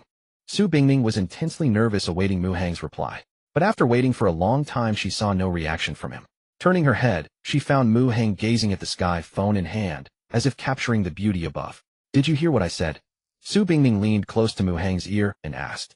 What did you say? Mu Hang countered. Su Bingning's pretty face froze, her heart seeming to skip a beat. She had mustered all her courage to utter those words just now, asking her to repeat them now. She no longer had the nerve. Nothing. Su Bingning lowered her eyes, her mood sinking, and murmured to herself. Amid the noise of fireworks and the clamor along the shore, she didn't think Mu Hang could hear her. Hey Su Bingning, let's take a photo together. Mu Hang held up his phone and said. Okay. Su Bingning nodded woodenly. Mu Hang gently leaned against Su Bingning's shoulder, then opened the selfie mode, aiming the camera at both of them. Su Bingning tried to force a smile, hoping to mask her melancholy. Ready? Mu Hang adjusted the lens distance, ensuring both their figures would be fully captured. Ready? Su Bingning replied absent-mindedly, her smile involuntarily fading a bit before she quickly forced it back. Upon receiving her reply, Mu Hang raised his finger ready to press the shutter button on the screen. But in the instant before pressing, Mu Hang unexpectedly turned his head and pressed it against Su Bingning's cheek. With a click, a moment was frozen on the phone screen. In the frame, Su Bingning faced the camera, her beautiful eyes wide, her rosy lips parted, her delicate face etched with shock and disbelief. Mu Hang's profile faced the lens, his perfect side profile revealed the corner of his lips, pressed against Su Bingning's face, curved into a faint smile. The background in the photo was the dazzling nightscape along the shore. The picture looked incredibly artistic, almost worthy of being a wallpaper without any retouching. How is it? Not bad photography skills, huh? Mu Hang, quite pleased with the shot, held the phone screen up for Su Bingning to see. His perfectly handsome face paired with a smile as warm as a spring breeze. Even if Su Bingning felt a bit flustered, she couldn't muster any anger. But to save face, she pretended to be annoyed, puffing up her cheeks and leaning close to Mu Hang's ear, exclaiming, "You're so infuriating, deliberately messing with me." By now she understood it all. Muhang had actually heard her confession earlier, but pretended not to just to tease her. "My ears are about to go deaf." Muhang pulled his head back a little, rubbing his ear. "Good, let them go deaf. Serves you right for being so awful." Su Bingning snorted, turning her head away as if ignoring him. "You haven't answered me yet. How's the photo?" Muhang asked. "Terrible, it's not good at all." Su Bingning kept her head turned away, refusing to look at him. "All right, then I'll delete it." Muhang tapped away at the screen with a series of clicks. "Don't delete it." Su Bingning panicked, instantly rushing to his side to stop him. But when she leaned over to look, the photo from earlier was still quietly displayed on the phone screen. This guy had tricked her again. Yet strangely, Su Bingning wasn't angry at all. The fireworks festival had ended and the crowd along the shore gradually dispersed, the noise fading. "You're really something," Su Bingning suddenly remarked, her voice soft but clear. If Muhang had simply responded to her confession and agreed right away, she would still have been happy. But as time passed, that memory might have been washed away and gradually blurred. Yet after being teased by Muhang a few times, Su Bingning's emotions swung wildly like a roller coaster ride. Su Bingning was certain that even decades later she wouldn't forget today. "I really like this photo. Send it to me." Su Bingning wanted to keep it safe just in case Muhang accidentally deleted it. Muhang complied and sent the photo to her on WeChat. Su Bingning received it, saved it to her phone, and feeling it wasn't secure enough, also backed it up to the cloud. That way, even if she lost her phone someday, the photo wouldn't be lost. It showed how much she treasured it. After securing it with this double insurance, Su Bingning finally felt relieved, but something still seemed missing.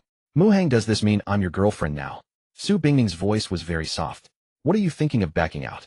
Muhang said. Hearing this, Su Bingning finally relaxed, completely smiling sweetly as she extended her hand toward Muhang. "Mr. Mu, please take care of me from now on. Miss Su, please be forgiving in the future." Muhang took her hand, mimicking her tone. The two stood there holding hands, gazing at each other for a long time. Finally, Su Bingning couldn't take it anymore and shyly looked away. "You don't plan on holding on forever, do you?" Su Bingning lowered her eyes bashfully. Muhang didn't respond immediately, but gently pulled her hand, drawing her into his arms. Leaning close to her ear, he whispered softly, "Yes, I want to hold on forever and never let go." Before they had confirmed their relationship, Muhang could afford to be passive, but now that they were together as the man, he couldn't always wait for her to take the lead. After all, if he let Su Bingning always make the first move while he remained passive, he might not truly win her over until their wedding night. Hearing Muhang's whisper, Su Bingning was stunned, her tender heart melting like spring water. Without thinking, she reached out her other hand and tightly embraced Muhang's sturdy waist. The long-awaited love had finally arrived, filling Su Bingning's heart with intoxicating joy, yet also a sense of unreality. After a long while, Su Bingning murmured softly, "Will you truly love me forever?" "I will forever." Muhang wasn't lying. Driven by a strong obsession for the heroine, he was certain he could maintain his affection for Su Bingning. So the promise to love Su Bingning forever wasn't false. After all he hadn't said, he would love only her. "You answered so quickly, and you love to trick me so much. How can I believe you?" Su Bingning said with a playful pout. "I can swear." Muhang immediately made a solemn vow, roughly meaning that if he ever abandoned Su Bingning, he would be struck by lightning. Seeing his earnest expression, Su Bingning stopped questioning him. "I'm finally no longer single." Letting out a long sigh, Su Bingning took out her phone, opened the camera, and aimed the lens at their joined hands, snapping a photo. "What's this for?" Muhang asked, puzzled. "To post on Moments. A day this important deserves a little ceremony," Su Bingning said. Muhang was taken aback and cold sweat broke out on his back. Muhang naturally rejected Su Bingning's proposal in his heart. Swearing was no problem, but posting on Moments was absolutely out of the question. "I'll send you the photo, and we can post it together," Su Bingning quickly said to Muhang again. Muhang quickly racked his brain, and then said, "Having a girlfriend like you is definitely something I should be proud of. I want everyone to know about our relationship." He first delivered an acceptance speech, then shifted his tone, "But I can't be so selfish. Your company is still on the rise. If we go public, it would affect the strong female image you've worked so hard to build and shake investors' confidence in you." Su Bingning hesitated for a moment, then said, "Let it affect things, it doesn't matter." For her career was important, but now it could only take second place.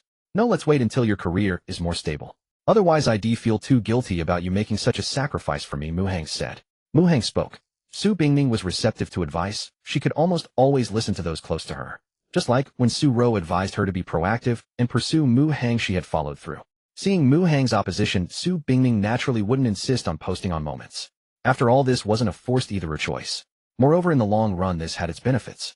She had achieved remarkable success at such a young age, but reportedly the Mu Group was valued at over 100 billion. Compared to the Mu family, the gap was still vast. She also worried that Muhang's family might oppose their being together. Expanding her career was also for the sake of their future. Such was her deeply infatuated nature. Barely together, yet already planning for what lay ahead. Seeing that Su Bingning had stopped fixating on posting on moments, Mu Hang secretly breathed a sigh of relief and checked the few messages he had just received. Female lead Su Bingning's affection for host 5, total affection currently 80, deep affection Qin Feng's, protagonist Halo points 30, host villain Halo points 30. Su Rouse mission completed, charm increased by 4 points. Congratulations, host triggered a 4x critical hit and received a reward, feedback charm increased by 16 points.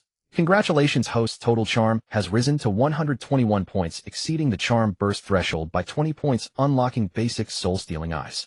Soul-stealing eyes. Just the name alone told him it was something good.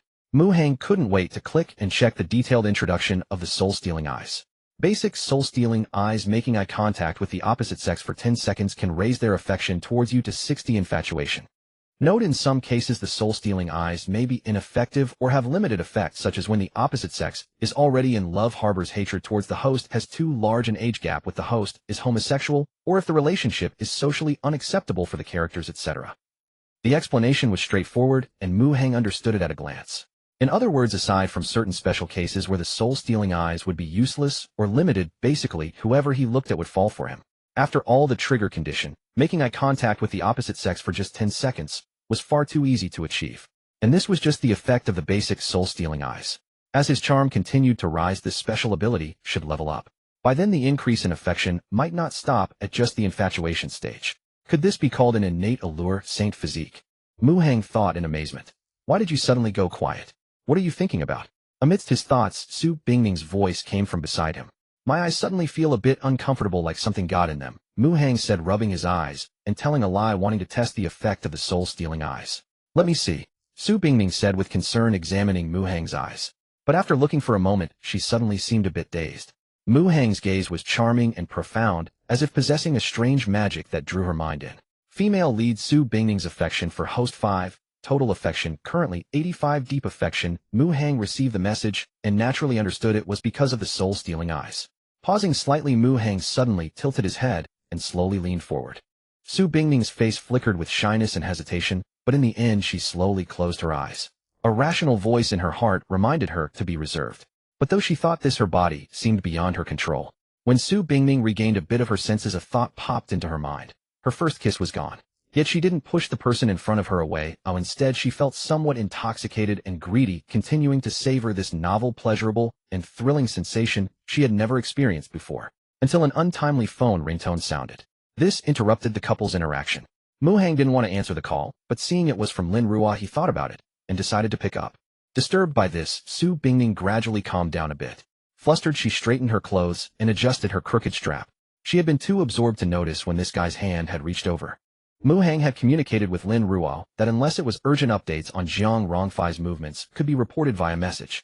But now Lin Ruo was calling directly, clearly indicating an emergency. Jiang Rongfei is attending an important dinner party. She's had some wine and is still sober now, but who knows? In a little while, Lin Ruo's voice came through the phone.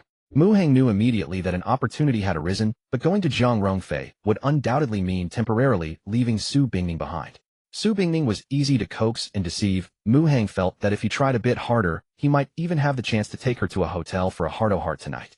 But after weighing the options, Mu Hang temporarily suppressed this thought. After all, he had only confirmed his romantic relationship with Su Bingning today.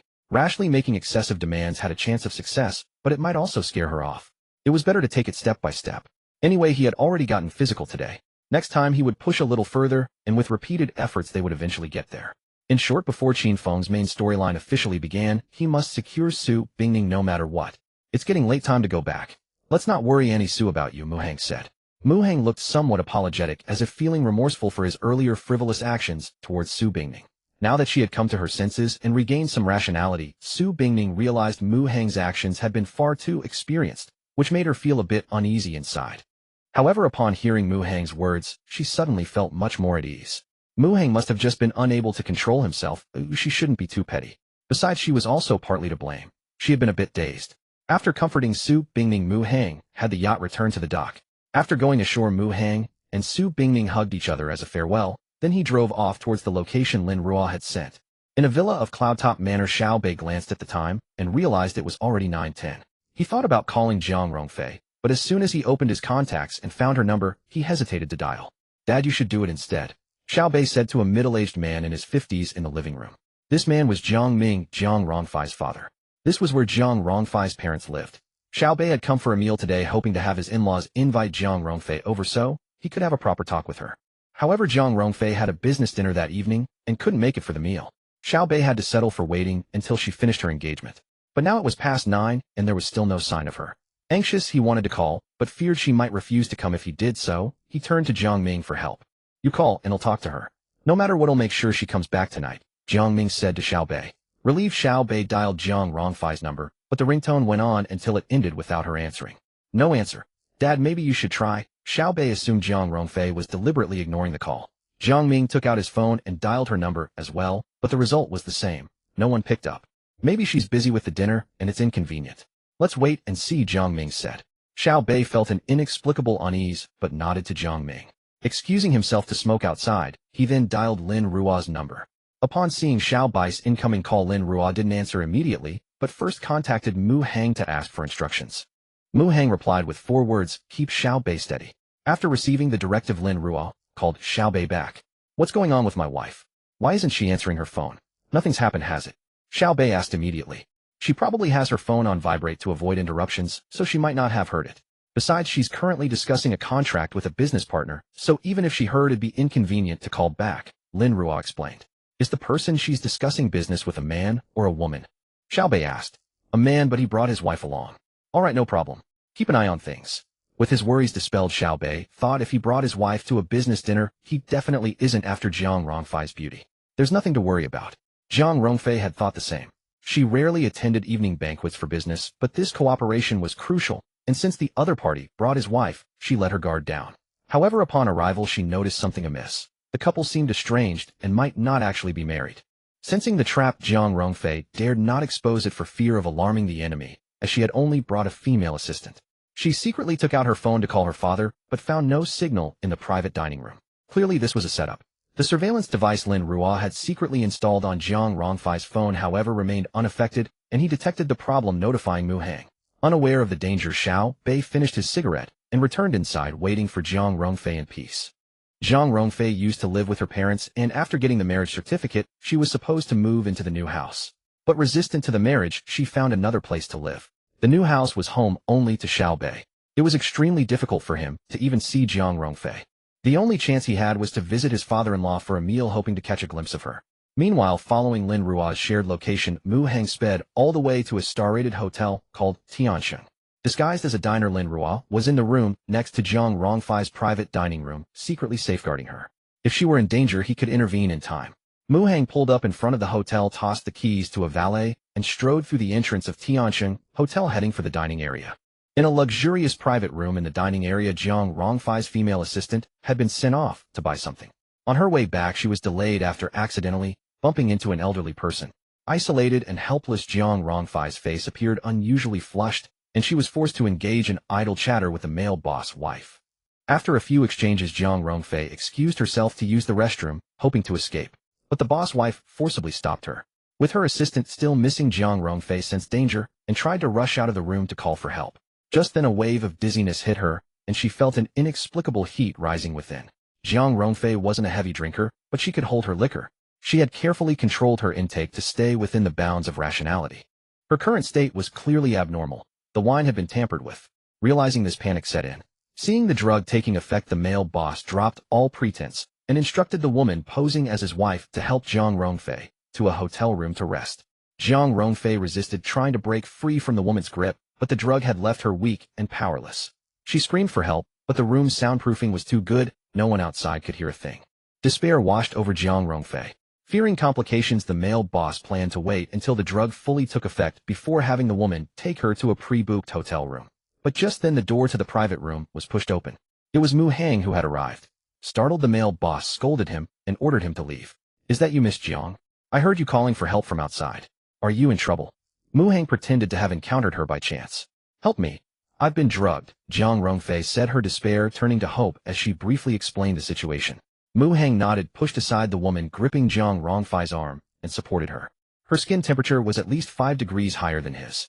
A fragrant scent wafted into his nose, and it felt as if he were holding a soft, warm furnace.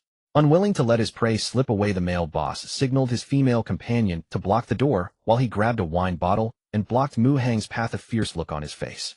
"Young man, don't meddle in affairs that don't concern you," he snarled. The male boss had thought it through clearly. If he succeeded, he could record and photograph everything, and Zhang Rongfei, fearing shame, would never dare speak out. But if she left safely, the consequences would be dire. Seeing the middle-aged man brandishing the wine bottle, Mu Hang frowned, snatched it from his hand with his free hand, and smashed it down on the man's forehead. With a crack, the bottle shattered. Red liquid slowly seeped through the man's thinning hair, staining half his face crimson. The male boss collapsed to the ground, clutching his head and wailing in pain. Seeing him knocked out cold, the woman blocking the door trembled and quickly stepped aside. Mu Hang helped Zhang Rongfei into his car, and following her instructions drove her to the hospital. However, Mu Hang was not about to comply so easily, deliberately choosing roads congested with traffic.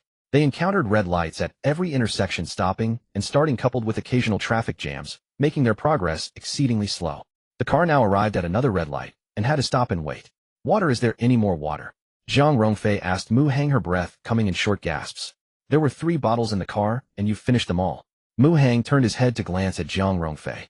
Zhang Rongfei's face and neck were flushed, her beautiful eyes glistening with moisture, exceptionally alluring. "Drinking water can alleviate your symptoms, but you can't keep drinking like this," Mu Hang added. Zhang Rongfei understood this as well, for despite consuming so much water, she remained parched, clearly indicating that this was not a problem water could solve. "How much longer until we reach the hospital?" Zhang Rongfei's words carried a wave of heat. "At this rate, at least another hour," Mu Hang replied, looking into her eyes. "Can you not look at me?" Meeting Mu Hang's gaze, Zhang Rongfei felt her heart race wildly, even experiencing an impulse to throw herself at him. "All right, I won't look at you." Mu Hang turned his gaze forward as the light turned green, gently pressing the accelerator to move the car slowly ahead. The road was too crowded for speed. Zhang Rongfei was nearly frantic, feeling her rationality slipping away, realizing that reaching the hospital in time was likely impossible. Clinging to the remnants of her composure, she took out her phone and searched online. The results appeared swiftly. The most effective remedy for her current condition was undoubtedly a man. The alternative was to immerse herself entirely in cold or ice water to gradually cool down, though this method was not guaranteed to work. But Zhang Rongfei had no other options now. She was very close to where she lived. She directed Mu Hang to a nearby residential area called Dalanbun. Dalanbun comprised 4 tall buildings, all featuring spacious single-story apartments of over 200 square meters each. Mu Hang drove the car to the entrance of one of the tall buildings in Dalanbun. Zhang Rongfei unbuckled her seatbelt, intending to get out from the driver's side, but found her limbs weak and trembling. "I have no strength. Could you take me to my home?" Zhang Rongfei could only look to Mu Hang for help. "All right." Mu Hang helped her out of the car, then they entered the lobby and took the elevator to the 6th floor. Zhang Rongfei's residence was on this floor. Opening the door, she, supported by Mu Hang, went straight to the bathroom. She turned on the showerhead and sat down in the bathtub. Cold water cascaded over her head. Zhang Rongfei's beautiful eyes cleared momentarily, but soon grew hazy again. The temperature was not high, around 20 degrees Celsius. She wore a simple, loose, light green dress that, once soaked, clung to her skin, accentuating her perfect figure. Mu Hang glanced at Zhang Rongfei's eyes, and upon confirming she wasn't looking at him, he took a thorough look at her, suddenly feeling a sense of thirst. But before he could continue his observation, Zhang Rongfei's watery gaze suddenly met his. "There are some ice cubes in the fridge. Please bring them all for me." Zhang Rongfei's voice was unnervingly soft. "No problem." Mu Hang left for a moment, retrieved several ice cube trays from the freezer, and handed them to her. Zhang Rongfei took them, too impatient to remove the individual cubes, and tossed the entire trays into the bathtub. Yet this did little to lower the water temperature. Zhang Rongfei submerged her head in the water, desperately trying to calm herself, but to no avail. Finally, she stepped out of the tub, and unable to resist, slowly walked toward Mu Hang. Mu Hang symbolically retreated until his back was against the wall with nowhere left to go. "Miss Zhang, please calm down. Let me call an ambulance for you," he said, feigning panic as he took out his phone to dial. Zhang Rongfei, summoning an unknown strength, seized his wrist, snatched the phone, and threw it to the ground. In the next moment, Zhang Rongfei's face loomed larger before Mu Hang's eyes. Meanwhile, in a villa at Yunding Manor, Xiao Bei and his father-in-law Jiang Ming were sipping tea, awaiting Zhang Rongfei's return. After half a cup of tea, Jiang Ming suddenly asked, "How are things between you and Fei Fei now? Any progress?" "Still the same as before, like strangers. We hardly see each other," Xiao Bei replied. Jiang Ming sighed softly upon hearing this. He actually regretted deceiving Zhang Rongfei into this marriage by pretending to be terminally ill. But since things had come to this, he could only let the mistake stand. Fei Fei has always been very obedient since childhood. Put more effort into it, be patient, and you'll eventually move her, Jiang Ming said. It's not that I'm unwilling to try, but when I call her she won't even answer. Xiao Bei complained. Jiang Ming pondered for a moment and asked, You've been back in the country for a while now. What have you been doing? Xiao Bai's heart skipped a beat, but he replied calmly, Nothing much, just drinking tea, reading, and exercising. Have you ever thought about finding a job? Jiang Ming asked. A job? Dad, you mean? Xiao Bei seemed to catch on. If you're willing, I can arrange a position for you in the company. That way you and Fei Fei will work at the same place and you won't have trouble seeing her. Jiang Ming said. Of course I'm willing, but there's only so much I can do. If the work is too demanding, I'm afraid I won't be up to it. Xiao Bei certainly wanted to get closer to Zhang Rongfei, but he also dreaded losing his leisure time to heavy workloads. Don't worry about that. I'll arrange a relaxed position for you. Jiang Ming said. Great. All of Xiao Bai's concerns vanished and he agreed readily. Jiang Ming checked the time. It's past 10. Why isn't Fei Fei here yet? Worried, he dialed his daughter, Zhang Rongfei's number again. At Zhang Rongfei's residence, a phone buzzed incessantly from the bag by the door. It rang for a long time, but no one came to answer it. From behind the bedroom door, strange sounds could faintly be heard. These sounds could vaguely be identified as belonging to Zhang Rongfei. Still no answer. Jiang Ming listened until the ringing ended, then took the phone from his ear, a look of concern on his face. Xiao Bei wasn't particularly worried about Zhang Rongfei's safety, but to ease his mind, he excused himself to the restroom to call Lin Ruo and inquire about the situation. Lin Ruo remained diligent, constantly monitoring Zhang Rongfei's phone. However, the phone was near the entrance where the sounds it picked up were faint. Still, Lin Ruo could vaguely discern some noises and deduce what had transpired. At that moment, Xiao Bei, oblivious to his own cuckolding, called. Lin Ruo paused for a moment before answering. Is my wife done with her business dinner? Xiao Bei asked. She finished long ago and has returned to her own place. Lin Ruo replied in a serious tone, dutifully reporting Zhang Rongfei's whereabouts. Xiao Bei harbored no suspicion, merely assuming that Zhang Rongfei had guessed he would be at Jiang Ming's place today, and thus stood him up. Back in the living room, Xiao Bei chatted idly with Jiang Ming, continuing to wait for another hour. Jiang Ming grew anxious, worried about his daughter, and called her several times, but each call went unanswered. Dad, Fei Fei guessed I was here, so she didn't want to come. She just sent me a message, Xiao Bei said, not wanting Jiang Ming to worry. Yet he couldn't reveal that Lin Ruo was monitoring Zhang Rongfei, so he told a lie. Jiang Ming remarked. Even so, she should have returned my call. It's not strange that she didn't call you back, interjected Yu Hong, Zhang Rongfei's mother, who happened to pass by the living room and overheard Jiang Ming's words. Jiang Ming was at a loss for words. Pretending to be ill to trick his daughter into marriage had indeed strained their relationship. Dad, Mom will be heading back now, Xiao Bei said, rising to take his leave. Jiang Ming escorted him to the door and advised, try to get up early tomorrow. I will. Xiao Bei drove away from the Cloud Summit Villa estate. On the way, he spotted a bar and instinctively slowed down, but ultimately didn't stop, heading straight back to his new home. Ever since returning from abroad, he had indulged in revelry almost every night. Suddenly, Xiao Bei felt a sense of weariness with it all, and also worried that word might eventually reach Jiang Ming's ears. As the saying goes, if you live by the river long enough, you'll eventually get your feet wet. Jiang Ming thought highly of him, and had even arranged a job to facilitate his proximity to Zhang Rongfei. Xiao Bei resolved to seize this opportunity. The next day, sunlight streamed through the window into a bedroom.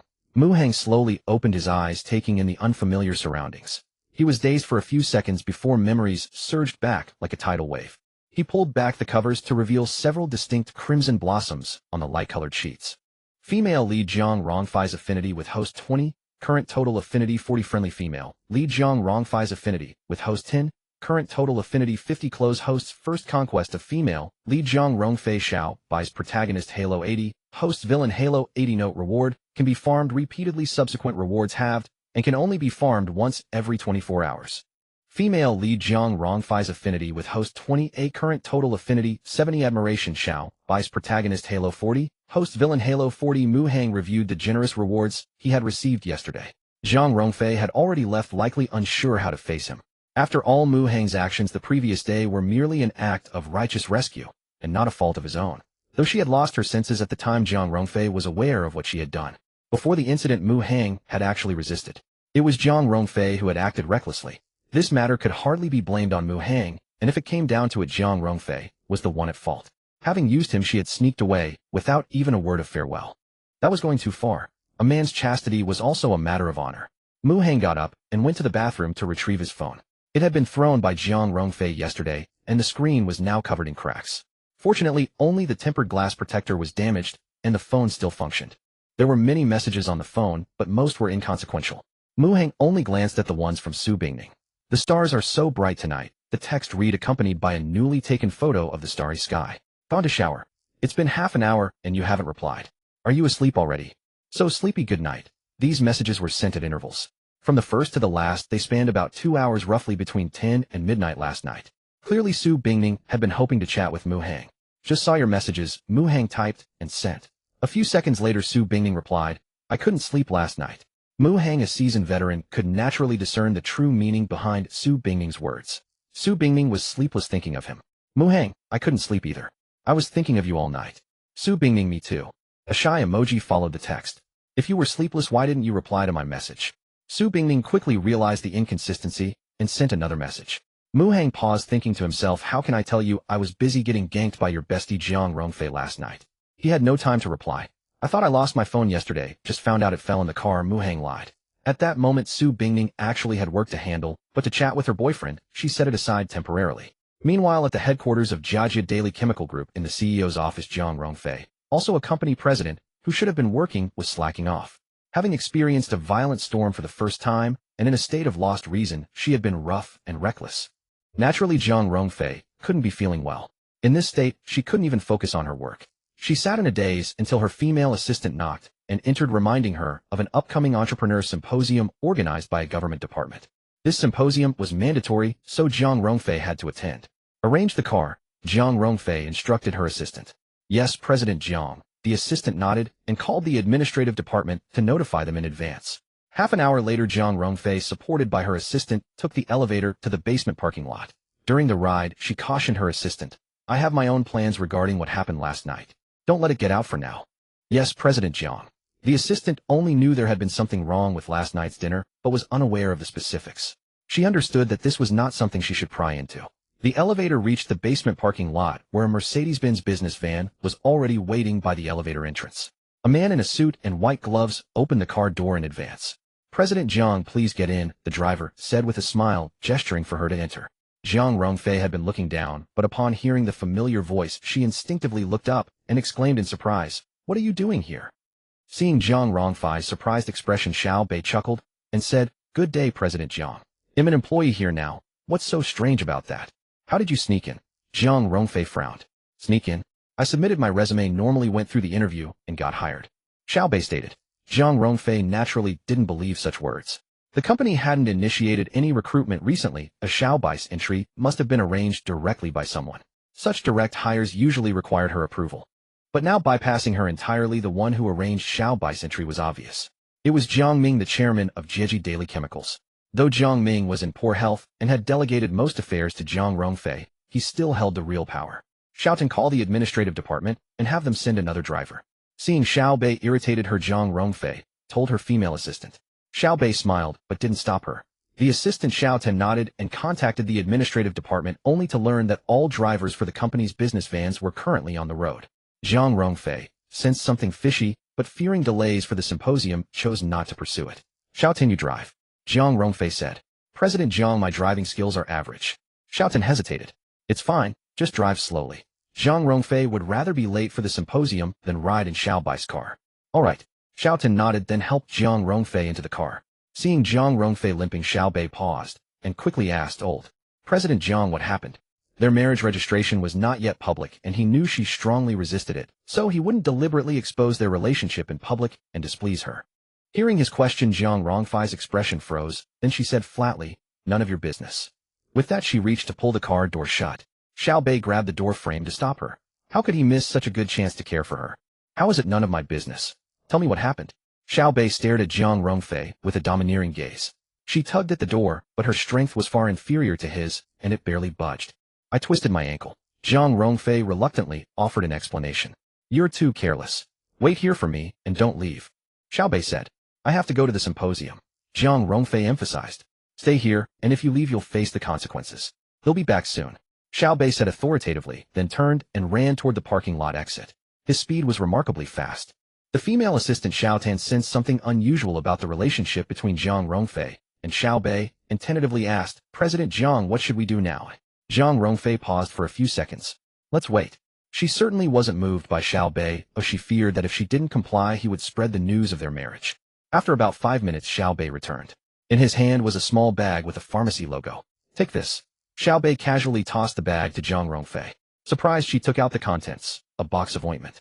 The pharmacy owner said this ointment is great for reducing swelling and pain with a gentle, non-irritating formula. Xiaobei explained. Zhang Rongfei was momentarily stunned, then silent, her expression odd. Seeing this, Xiaobei thought she was moved and felt a bit smug. He said with concern, "Since you hate seeing me so much, I won't get in your way. But your ankle is sprained. Don't be hard on yourself. Apply the ointment."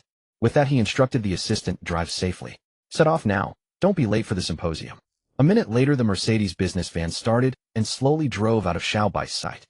In the car, Zhang Rongfei looked at the ointment in her hand, tempted to throw it away. But unwilling to waste it, she opened the box, took out the instructions, and read them carefully. She was indeed very uncomfortable, especially when walking, feeling as if she were splitting apart and had intended to buy medicine. According to the instructions, the ointment was suitable for her symptoms, made from natural Chinese herbs, gentle and non-irritating. "Xiao Tan, when we pass by Dalan Villa, wait there for a while. I need to go home to get something." As the Mercedes business van left the parking lot and merged into traffic, Zhang Rongfei told her assistant. The route to the symposium passed by her residence. She could go home and secretly apply the ointment.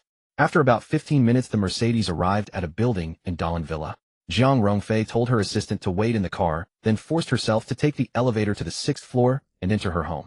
She moved softly, as if sneaking around. After confirming that Mu Hang had left, she finally let out a long sigh. She didn't know how to face him now. Entering the bedroom, Zhang Rongfei lifted the covers and saw the shocking red stain, which left her dazed. In her mind, she couldn't help recalling fragments of last night, feeling her face flush with heat. She covered her face, shook off the chaotic thoughts, and took the ointment to the bathroom. A few minutes later, she emerged. After applying the ointment, Zhang Rongfei felt much more comfortable, no longer as pained as before. She no longer limped when walking. Mu family estate. Mu Hang had just finished showering and was drying himself with a towel when he felt a sharp sting on his back. Turning to face the mirror, he saw several obvious scratch marks on his back, the skin broken. Mu Hang paused, quickly realizing who had caused them. Last night, Zhang Rongfei had been too wild. Though he enjoyed it, he had suffered a bit. For instance, the scratches on his back and a certain area still felt a bit raw. With his perfect physique and top-tier mixed martial arts abilities, Mu Hang's constitution had greatly improved, far surpassing ordinary people. Yet after several hours without rest, no one was made of iron. He couldn't be completely unaffected. It was now past 10 in the morning. Mu Hang wasn't in a rush to go to work. That job was optional anyway. He needed to focus on more important matters. The task assignments for Lin Ruo and Su Ro had refreshed, giving him another chance to earn rewards. At Jieji Daily Chemical Group in the administrative department, Xiaobei sat at his workstation, recalling Zhang Rongfei's slightly dazed expression upon receiving the ointment he had bought from the pharmacy, and couldn't help but smile. He took out his phone and called Lin Ruo to inquire about Zhang Rongfei's sprained ankle. Upon hearing the question, Lin Ruo was momentarily stunned before realizing what was going on. She replied to Xiaobei, "Last night, I heard the sound of water from Zhang Rongfei's room. Shortly after, she suddenly let out a scream. I think she must have twisted her ankle while showering." Hearing Lin Ruo's report, Xiaobei found it quite plausible and naturally didn't overthink it. "Go ahead with your work. By the end of this month, I'll start teaching you my skills. You've been curious about how I can punch with a force of 1,000 kilograms, haven't you? As long as you serve me diligently, I'll reveal the secret." To ensure Lin Ruo's unwavering dedication, Xiaobei painted a rosy picture. "If you practice hard according to my methods, while a 1,000-kilogram punch might be out of reach, landing one at 700 or 800 kilograms is certainly achievable." In the past, Lin Ruo would have been thrilled by such a promise, willing to endure any hardship and invest any amount of time to train. But after tasting the sweetness of the system, she had no desire to suffer that kind of pain. Her comprehensive combat skills, once at an intermediate level, had soared to an advanced level after completing just one task. Hard training was far less rewarding than finishing a single task. Just as this thought crossed Lin Ruo's mind, a system prompt suddenly rang out. A new mission had been released. "I need to keep monitoring Zhang Rongfei's side. If there's nothing else, I'll hang up now," she said. "All right, go ahead." Xiaobei, convinced that Lin Ruo was motivated by the promise he had made, felt quite gratified by her enthusiasm. Lin Ruo ended the call and eagerly accessed the system to check the new mission. Mission 10: One-armed push-ups. Reward: right arms, standard punch force, increased to 1,000 kilograms. Time limit within 10 minutes. The mission description was straightforward. 10 one-armed push-ups are quite challenging for an average person. But for Lin Ruo, it was a breeze. The reward was a direct boost to punching power. She greatly envied Xiaobei's ability to deliver a 1,000-kilogram punch. This system was incredible. It seemed to grant whatever she desired. Overjoyed, Lin Ruo immediately accepted the mission and performed 10 one-armed push-ups on the spot. Upon completion, the mission rewards were settled. Meanwhile, Mu Hang also received feedback rewards. Lin Ruo's mission complete: right arms, standard punch force, increased to 1,000 kilograms. "Congratulations, host. Triggering 2x critical hit feedback reward. Right arm's standard punch force increased to 2,000 kilograms. Upon receiving the reward notification, Mu Hang couldn't help but exclaim in surprise. 2,000 kilograms was 2 tons. A punch delivering 2 tons of force. If it struck a person, wouldn't it punch right through them? Mu Hang claimed the reward and immediately felt a slight warmth in his right arm, though it looked no different from his left arm on the surface. But when he exerted full force with his right arm, the muscles instantly swelled. Mu Hang tried a shadow punch, and it produced a sharp crack in the air. If such a punch landed on someone, who could withstand it? He pulled up his own stats panel to take a look. Host Mu Hang, Charm 121, rating overwhelmingly charming, combat power 1059, no upper limit, average adult male 60, villain aura 2, 27 abilities, top tier comprehensive combat skills, beginner soul stealing eyes, right arm, standard punch force of 2,000 kilograms, traits fondness for beauty, destiny, high level villain. Compared to a few days ago, Mu Hang's stats had improved significantly. His destiny had also upgraded from an intermediate villain to a high level one. Mu Hang could share Lin Rua's sight and hearing, so he had also heard her conversation with Xiao Bei. Xiao Bei could only punch with a force of 1,000 kilograms, whereas Mu Hang could now easily deliver 2,000 kilograms, twice as much.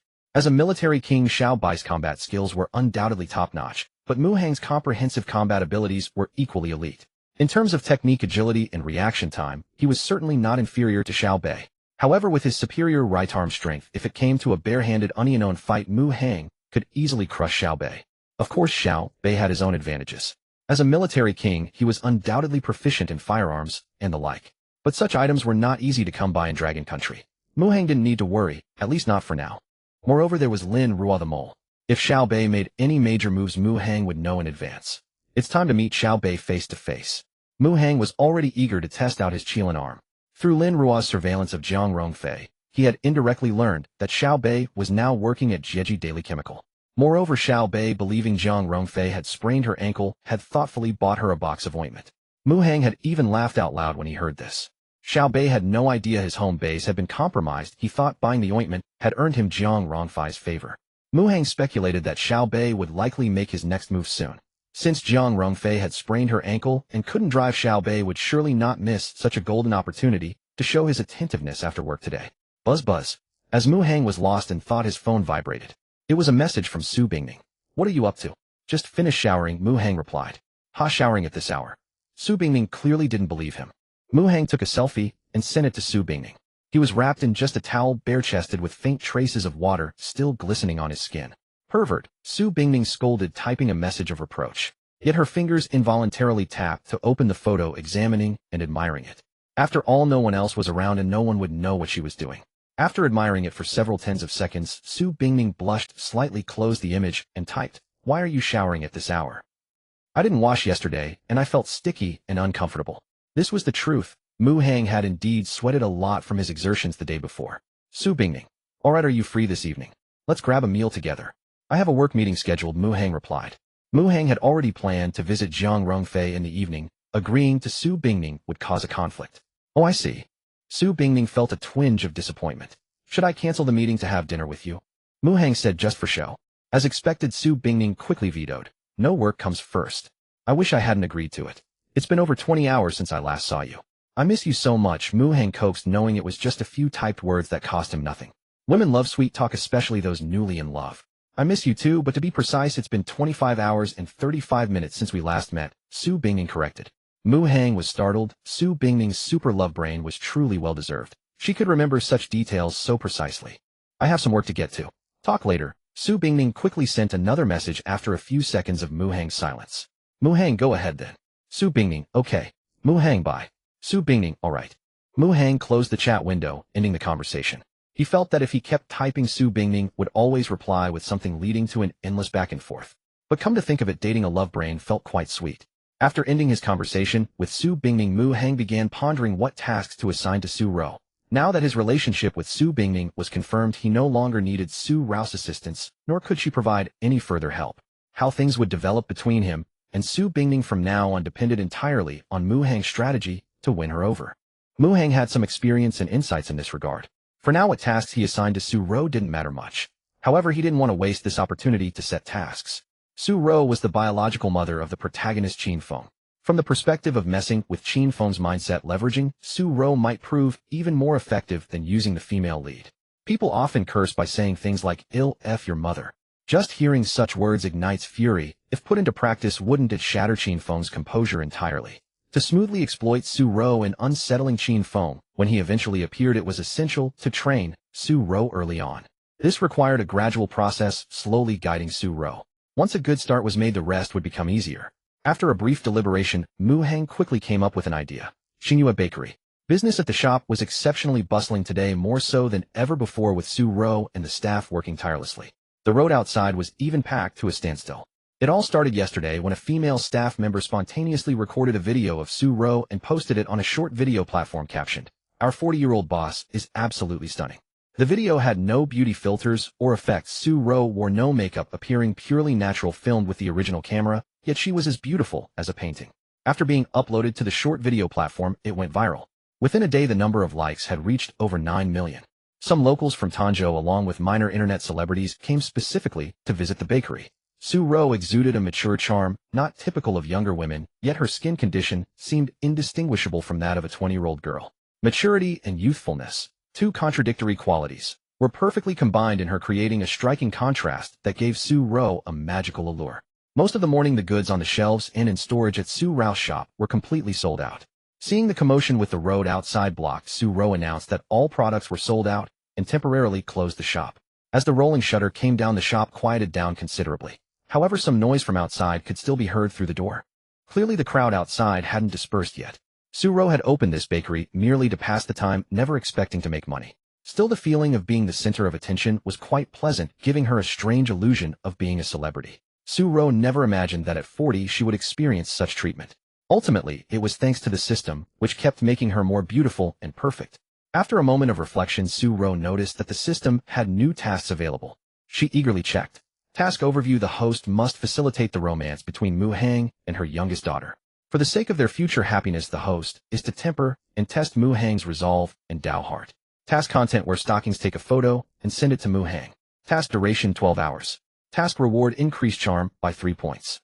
After reading the task details, Su Ro was dumbfounded. Heavens above. She had lived a strictly disciplined life, asking her to do such a thing was too embarrassing. Moreover, Mu Hang was her youngest daughter Su Bingning's boyfriend. Even if Su Bingning was only an adopted daughter, she still called her mother. Morally, and in terms of personal cultivation, she should never do such a thing. Su Ro initially resisted, but upon seeing the reward of increased charm by 3 points, she felt tempted. Who could resist the allure of becoming more beautiful? Especially after tasting the sweetness of beauty. The pursuit of beauty is addictive. Most women endure hardships ordinary people wouldn't, just to become more attractive. That's why so many women willingly go under the knife at plastic surgery clinics. For Su Ro, becoming more beautiful required no such suffering, only completing tasks assigned by the system. Moreover, her transformation was natural with no side effects. Who could refuse that? Besides, this was to temper and test Mu Hang. For the sake of her youngest daughter's happiness, a mother's sacrifice was nothing. After an internal struggle, Su Ro eventually convinced herself. However, she didn't usually wear stockings and had none in stock. Ah Xiaoqi has some. He'll borrow hers. It's just for a photo. Su Ro didn't want to waste money buying stockings she'd never wear, since there were some available she'd use them. A little past 5 in the afternoon, nearing the end of the workday, Mu Hang drove a McLaren P1 and parked on the road outside the Jejia Daily Chemical Group building, waiting. Thanks to Lin Ruo's location tracking, he could accurately monitor Jiang Rongfei's movements. The Jejia Daily Chemical Group's workday ended at 5:30.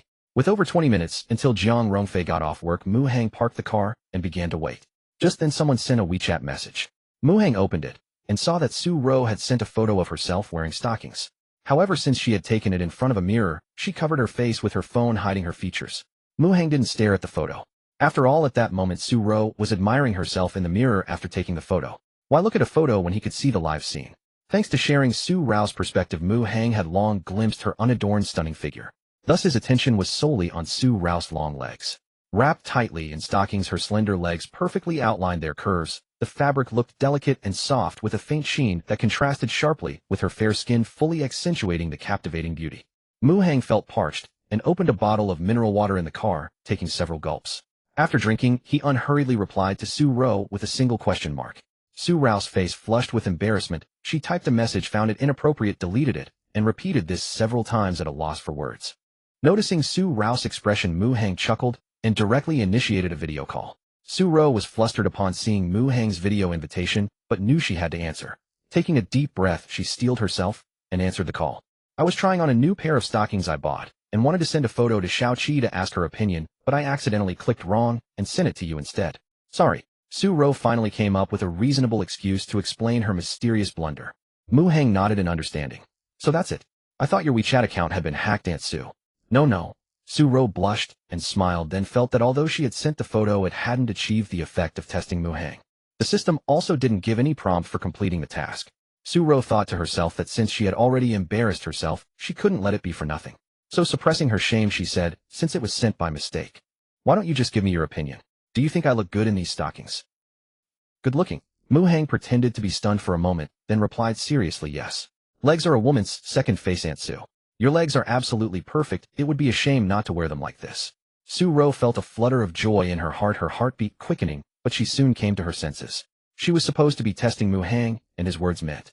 Mu-Hang watched the change in Su-Ro's expression, then shifted his tone, and quickly added, however, I think it's really inappropriate for you to ask me this, Aunt Su. What would Bingning think if she found out? Su-Ro's heart skipped a beat, and she explained shamefully, I didn't mean anything by it. Don't overthink it. I was just joking with you. Oh, it was just a joke. That's a relief. Mu-Hang showed a relaxed smile, and said, I have some things to attend to, so I can't chat longer, Aunt Su. Alright, I was just about to cook dinner anyway. But the flush on Su-Ro's face gradually faded as she waved at the camera. Mu-Hang made a waving gesture as a farewell, but just before ending the call he added, but honestly, Aunt Su, you look absolutely stunning dressed like this. I don't mean anything else by it, I just genuinely think it's beautiful. Alright, bye. With that, Mu-Hang didn't wait for Su-Ro's reply and directly hung up. Su-Ro stared at the disconnected screen for a few seconds, then a look of delight gradually spread across her face. She was often complimented, but hearing praise from Mu-Hang made her feel even happier. Su-Ro placed her phone on the side table and twirled a few times in front of the floor-length mirror, deeply convinced that she did look good this way, further accentuating the charm of a mature woman. She had never dressed like this before. When she was young, such attire wasn't in vogue, and as she grew older, dressing this way seemed a bit frivolous. Even if she wanted to, she felt too embarrassed. After all, unlike her daughter Su Bingning, whose job required her to wear business attire and thus pair it with stockings. Su-Ro ran her own bakery, so her dress code was quite free, usually opting for simple and casual daily wear. Now, having tried something new and received approval, Su-Ro felt a burgeoning desire to experiment further. To match her business attire, Su Bingning had a wide variety of stockings. There were sheer ones, opaque ones, patterned ones, fishnet stockings, and suspender stockings, the last two being quite bold, which Su-Ro had rarely seen Su Bingning wear. The stockings Su-Ro was currently trying on were the sheer type. Perhaps feeling intrigued and encouraged by the compliment, Su-Ro became engrossed and tried on all the different types of stockings, finding it so enjoyable that she momentarily forgot about cooking dinner. Until someone walked into the room where Su-Ro was changing stockings. Mom, what are you doing with my stockings? It was Su Bingning, who had returned from work and was startled by her mother's strange behavior. Su-Ro was shocked, feeling as if she had been caught doing something wrong. Her throat tightened, and it took her a while to stammer out. I was planning to buy some stockings, but didn't know what kind to get, so I tried yours. You don't need to buy any. I have plenty of new ones in my room. If you like them, Mom, feel free to take them. Su Bingning didn't think much of it. After all, if her mother was experiencing a second spring and suddenly wanted to dress up, it wasn't such a strange thing. By the way, Mom, did you go for the hospital checkup? Su Bingning recalled an important matter. I did. The results were normal, it's not an illness. But they couldn't figure out the reason for my rejuvenation. Su-Ro prevaricated. As long as it's not an illness, that's good. Su Bingning felt relieved, then looked Su-Ro over and seemed to notice something. She exclaimed in surprise, Mom, I feel like you've become even more beautiful. Nonsense, stop teasing your old mom. Su-Ro said nonchalantly. She had completed the task and gained 3 charm points, bringing her total charm to 97. For comparison, Su Bingning's charm rating was also 97. In terms of charm value alone, Su-Ro and Su Bingning were now on the same level. Of course, this was just an objective rating. Subjectively, it was a matter of personal preference. After all, Su-Ro and Su Bingning had different styles. The former exuded a mature grace refined by time, with deep bright eyes, a composed elegance, and a warm enchanting smile, full of approachability. The latter had the feel of a winter sun, outwardly appearing somewhat aloof, especially at first glance, giving an impression of unattainability and distance, but in front of familiar people, she was gentle, sweet, and even a bit adorably silly. Mom, I'm serious. Seeing you like this, I'm a bit envious, even jealous. Su Bingning looked at Su-Ro and said. Su-Ro smiled. Silly child, what nonsense are you talking? I'm your mother. What's there to be envious or jealous about? It's not like I can compete with you for. Realizing she was about to say something inappropriate, she stopped herself mid-sentence and changed the subject. Never mind that. You two just got together, why aren't you out on a date? Su Bingning pouted slightly. I wanted to take him out to dinner, but he had already made plans to discuss work with someone, so he's busy today. And here I thought I could cook less today. Su Ro chuckled as she turned to head to the kitchen. Su Bingning followed. Mom let me cook today? Teach me. Why the sudden interest in learning this? Su Ro asked teasingly. Sensing that her thoughts had been seen through, Su Bingning felt a bit embarrassed, but quickly composed herself and said nonchalantly, no reason. I just suddenly felt like learning. Su Ro smiled without exposing her. Mission complete. Su Ro's charm increased by 3 points. Congratulations, host. Triggered 5x critical hit bonus reward charm increased by 15 points. Mu Hang, waiting by the roadside outside Jiajia Daily Chemical Group, suddenly received a system notification. His original charm value of 121 had risen to 136. Seated in his car, Mu Hang reached out to adjust the rearview mirror toward himself. The mirror reflected most of his face.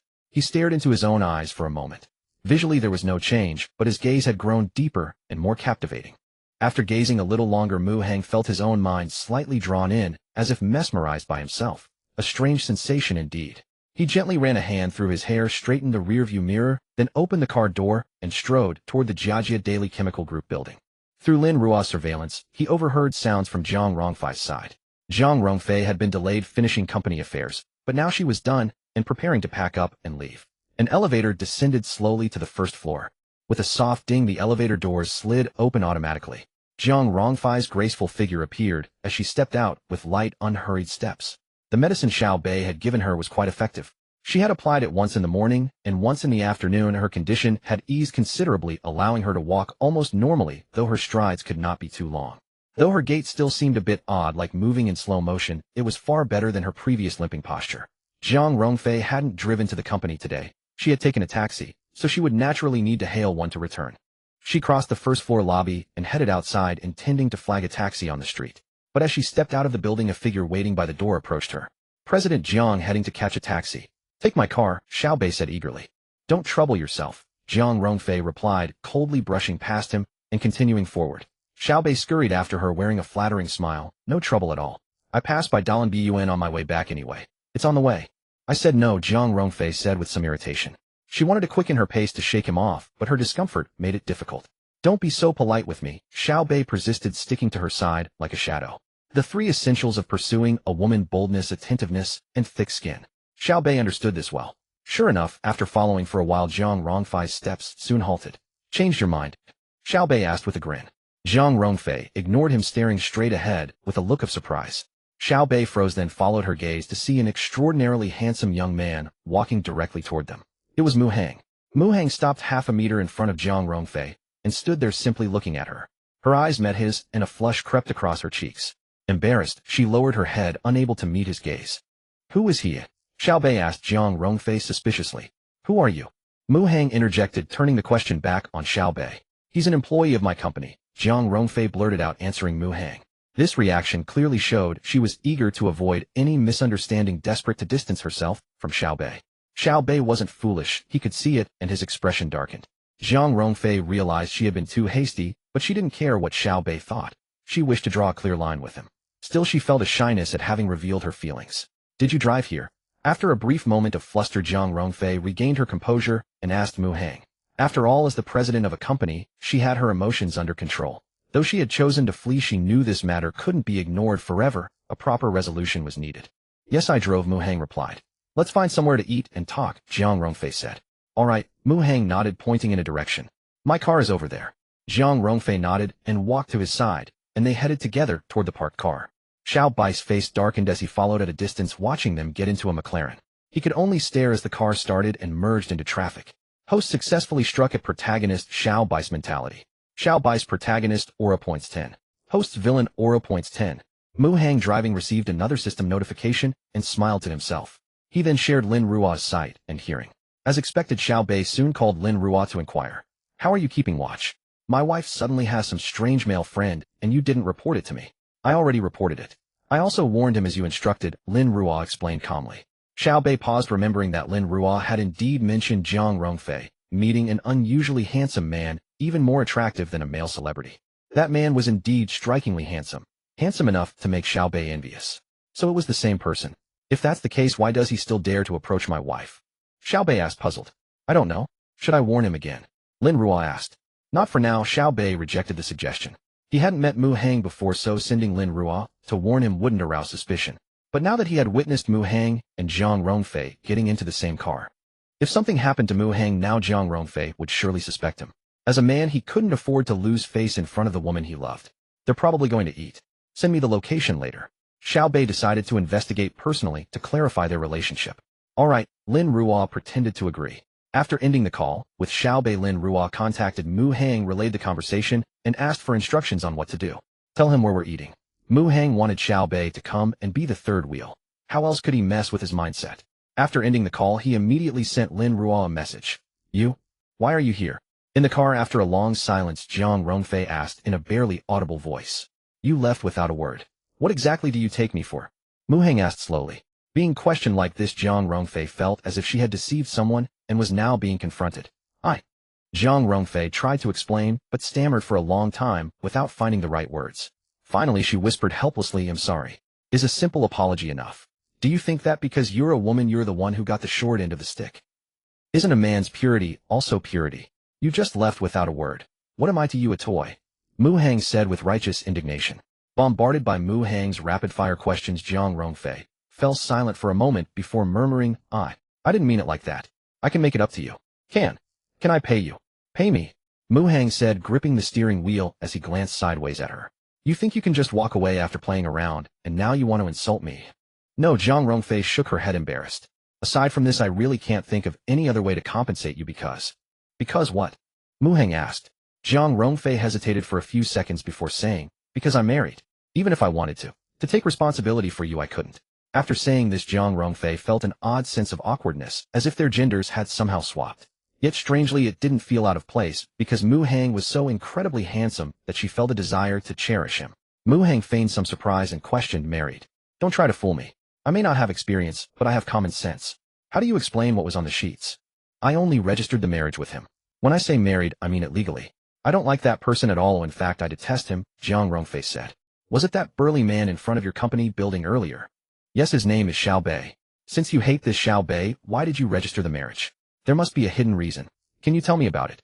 Mu Hang of course knew the answer already, but asking was necessary. Though Jiang Rongfei was ashamed of the matter, she didn't mind telling Mu Hang, so she recounted the whole story. Filial piety is commendable, but blind obedience is unnecessary. You're a living person with your own thoughts. Even your parents have no right to arrange your life. Mu Hang offered a simple opinion, sympathizing with her before instigating. Since this marriage is a mistake, why don't you choose to end it? Mu Hang's words struck a chord with Jiang Rongfei, and she went along.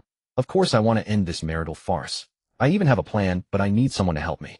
Tell me about it. My father keeps the household register. It's impossible to get it from him directly. The only hope is if both Xiao Bei and I agree to divorce. I think I understand what you mean. Seeing how attentive Xiao Bei is, it's clear he won't agree to the divorce. So you want to find a man to make Xiao Bei jealous, and when he can't stand it, he'll agree to the divorce. Exactly. Can you help me? I won't ask for your help for free. I can pay you, Jiang Rongfei said, believing no one was more suitable for this role than Mu Hang. Are you trying to insult me again? Mu Hang replied. Jiang Rongfei was speechless for a moment before sighing. I know you don't lack money, but aside from that I really don't know what else to give you. Mu Hang pondered for a moment, then said, I can help you, but you have to promise me 3 things. Sensing an opportunity, Jiang Rongfei quickly asked, what 3 things? Tell me. Mu Hang replied, I haven't thought of them yet. He'll tell you when I do. But rest assured these 3 things will be within your capabilities. I won't ask for anything you can't do. The McLaren just arrived at an intersection and stopped for a red light. After hearing Mu Hang's words, Jiang Rongfei lowered her gaze in hesitation for a few seconds, then inadvertently looked at Mu Hang, her eyes meeting his gaze. Mu Hang's lips curled into a smile, his starry eyes as limpid as water. Jiang Rongfei took a few more glances and felt her heart stir. Everything around Mu Hang seemed to fade into the background in her eyes. Jiang Rongfei's heart swelled with tenderness. She felt an impulse to reach out and embrace Mu Hang, longing to spend her life with him, to pour all her gentleness into loving, cherishing, and protecting him, never letting him suffer the slightest grievance or harm. All right, as long as you help me, I'll agree to those 3 things, Jiang Rongfei said to Mu Hang, her gaze infatuated. Mu Hang took his hands off the steering wheel, turned to Jiang Rongfei, and said, come on, words aren't enough. Let's shake on it. Jiang Rongfei didn't find it childish. She smiled softly and extended her fair hand, shaking hands with Mu Hang 3 times. The light ahead turned green. Mu Hang averted his gaze, looked at the road, and drove on. Jiang Rongfei stopped, meeting his eyes, and her wildly pounding heart gradually calmed. When she regained her composure, she thought about their agreement and found it somewhat peculiar. To describe the feeling, it was as if Mu Hang had taken the heroine's script while she had taken the hero's script. A dozen minutes later, the McLaren arrived at the parking lot of a restaurant. This was a place Jiang Rongfei and Su Bingning often visited. Mu Hang had been there once with Su Bingning and found the dishes quite good. After parking, Mu Hang and Jiang Rongfei walked along the path connecting the parking lot to the restaurant. Jiang Rongfei carried a shoulder bag and walked very slowly. "Are you okay?" Mu Hang wanted to get closer to her, so he brought up a spicy topic. Jiang Rongfei naturally understood. Her face flushed as she shook her head and whispered, "I'm fine. I'm all swollen, and you're fine." Mu Hang leaned close to her ear and said, "It was just a bit of a sting. It wasn't really swollen." Since Jiang Rongfei couldn't check anyway, he could say whatever he wanted. Jiang Rongfei was so embarrassed she wished she could disappear into a crack in the ground. "When I got up this morning, it was really uncomfortable, but after applying the ointment, it's much better," Jiang Rongfei said, feeling extremely bashful, yet oddly excited by the topic. This made her wonder if she had some bad girl qualities. "Then let's walk slowly." "No rush," Mu Hang said. Jiang Rongfei nodded. After walking a dozen steps side by side with him, she inexplicably asked, "I have an ointment here. Do you need it?" The ointment's instructions said to use it 3 to 4 times a day, so she had secretly put it in her bag for convenience. "Is it effective?" "Yes, I've used it." They walked and whispered furtively like a couple exchanging secrets. "All right," Mu Hang agreed quietly. Jiang Rongfei discreetly took a box of ointment from her bag and handed it to him. Mu Hang pocketed it, then made a show of going to the restaurant's restroom alone. When he returned, he gave the ointment back to Jiang Rongfei. "It's cool and refreshing." "Not bad," Mu Hang whispered in her ear, offering a brief comment. Jiang Rongfei took back the ointment they had shared, her face burning red. She secretly put it back in her bag and whispered to Mu Hang, "After we eat, we can go to the pharmacy and buy a new box." "Will you pay?" Mu Hang asked. Jiang Rongfei felt she had never been so humiliated in her life. Mortified, she replied, "Fine, I'll pay." The restaurant was bustling with business. Since Mu Hang and Jiang Rongfei hadn't booked a private room in advance, they could only dine at a table in the main hall. When ordering, they tacitly chose some light-flavored dishes. About 10 minutes or so later, the food arrived. Mu Hang knew Xiao Bei had followed him, so he deliberately scanned the nearby tables and indeed spotted Xiao Bei. Accessing the system, Mu Hang checked Xiao Bai's information. Protagonist Xiao Bei. Charm 79. Combat Power 753. Protagonist Aura 276. Abilities: top-tier comprehensive combat skills, master-level firearms proficiency, elite racing skills, expert reconnaissance. Traits: resolute, fond of beauty. Fate: super soldier king. Affection toward host 80, hatred. Xiao Bai's combat power of 753 was considerably lower than Mu Hang's 1059. Mu Hang had anticipated this, checking Xiao Bai's information was merely for reassurance. "Look at the table to your right," Mu Hang reminded Jiang Rongfei. Jiang Rongfei turned her head and spotted Xiao Bei as well. "I can cooperate with whatever you plan to do," Mu Hang offered proactively. "Good." Jiang Rongfei knew this was a rare opportunity. After a moment's thought, she picked up a bite of food with her chopsticks and placed it in Mu Hang's bowl. "Is that all?" "Just passing food. That can't possibly anger him." Mu Hang felt the gesture was far from enough. Jiang Rongfei found this reasonable, so she flashed a sweet smile and fed Mu Hang a few bites. Host has successfully struck Xiao Bai's psyche. Xiao Bai's protagonist Aura 2, host villain Aura 2. There was gain, but not much. Mu Hang also picked up his chopsticks and fed Jiang Rongfei a few mouthfuls. When feeding her, he deliberately smeared a bit of grease on her face. Jiang Rongfei reached for a tissue to wipe it off, but withdrew her hand halfway and gave Mu Hang a look. Mu Hang instantly understood. He pulled out a tissue and gently wiped the grease from Jiang Rongfei's face. After finishing, he even pinched her soft cheek. Jiang Rongfei was momentarily stunned, then realized Mu Hang was playing along to provoke Xiao Bei, so she responded with a sweet smile. Host has successfully struck Xiao Bai's psyche. Xiao Bai's protagonist Aura 3, host villain Aura 3. Over the next moments, Mu Hang and Jiang Rongfei maintained their rhythm, occasionally feeding each other and adding small interactions like pinching cheeks and holding hands. Thus, after more than 20 minutes, the meal came to an end. During this time, Mu Hang intermittently gained a few more aura points, totaling 5. All in all, the meal netted him 10 points of villain aura. Xiao Bei had also ordered something, but barely touched it, as he was too full of anger. During this period, he considered stopping Jiang Rongfei, but held back. A man must never lose his composure in front of the woman he loves. That was Xiao Bai's motto. Moreover, he could see that Jiang Rongfei was deliberately trying to provoke him into asking for a divorce. Such a simple provocation wouldn't fool Xiao Bei. Holding hands and feeding food. That's all you can do, Jiang Rongfei. I won't lose my temper. Let's see how you handle it. Xiao Bei quickly adjusted his mindset. After the meal, Jiang Rongfei rushed to pay the bill. Xiao Bei doesn't seem to react much. What should we do next? Mu Hang asked Jiang Rongfei. The Yuanda Plaza is nearby. Let's go shopping there and see if Xiaobei follows. Zhang Rongfei decided to improvise. The two walked out of the restaurant and headed along a small path toward Yuanda Commercial Plaza. Midway, Mu Hang pretended to look back and said to Zhang Rongfei, Xiaobei is following. In a place like this, unlike the restaurant, Xiaobei as a soldier king wouldn't be easily spotted if he tailed them. Mu Hang hadn't actually seen Xiaobei, but was certain he was following. After all, in Xiaobei's eyes, Zhang Rongfei was his wife. How could he leave peacefully knowing his wife was strolling with another man? It was May 20th, and Yuanda Commercial Plaza was bustling with couples everywhere. Mu Hang and Zhang Rongfei stood out with their striking looks, a handsome man and a beautiful woman, drawing many glances. Worried about running into acquaintances, Mu Hang bought a baseball cap and a pair of glasses to slightly conceal his face after entering the mall. Some areas in the mall were hosting couple interaction contests to attract customers. As Mu Hang and Zhang Rongfei walked, they passed a venue for such a contest. It was organized by a jewelry store set up just outside the shop. A signboard stood on the site bearing the title Couple Kissing Challenge. Below it were the participation conditions, rules, and prizes. The entry requirements were minimal. Any couple could sign up. The rules were simple. Couples had to keep kissing continuously after the start, and any separation meant immediate disqualification. Prizes included a participation award, a pair of rings worth 500 yuan, and ranking awards. There were 3 ranking prizes, all products sold in the jewelry store. The first prize was the best, a set of gold jewelry worth over 80,000 yuan, including rings, earrings, and bracelets. The event hadn't officially started yet, and was still in the registration phase with a maximum of 100 slots. That meant only 100 couples could participate. The store host periodically announced how many spots were left. So far 90 couples had registered, leaving 10 spots. Zhang Rongfei heard the commotion and paused, feeling tempted.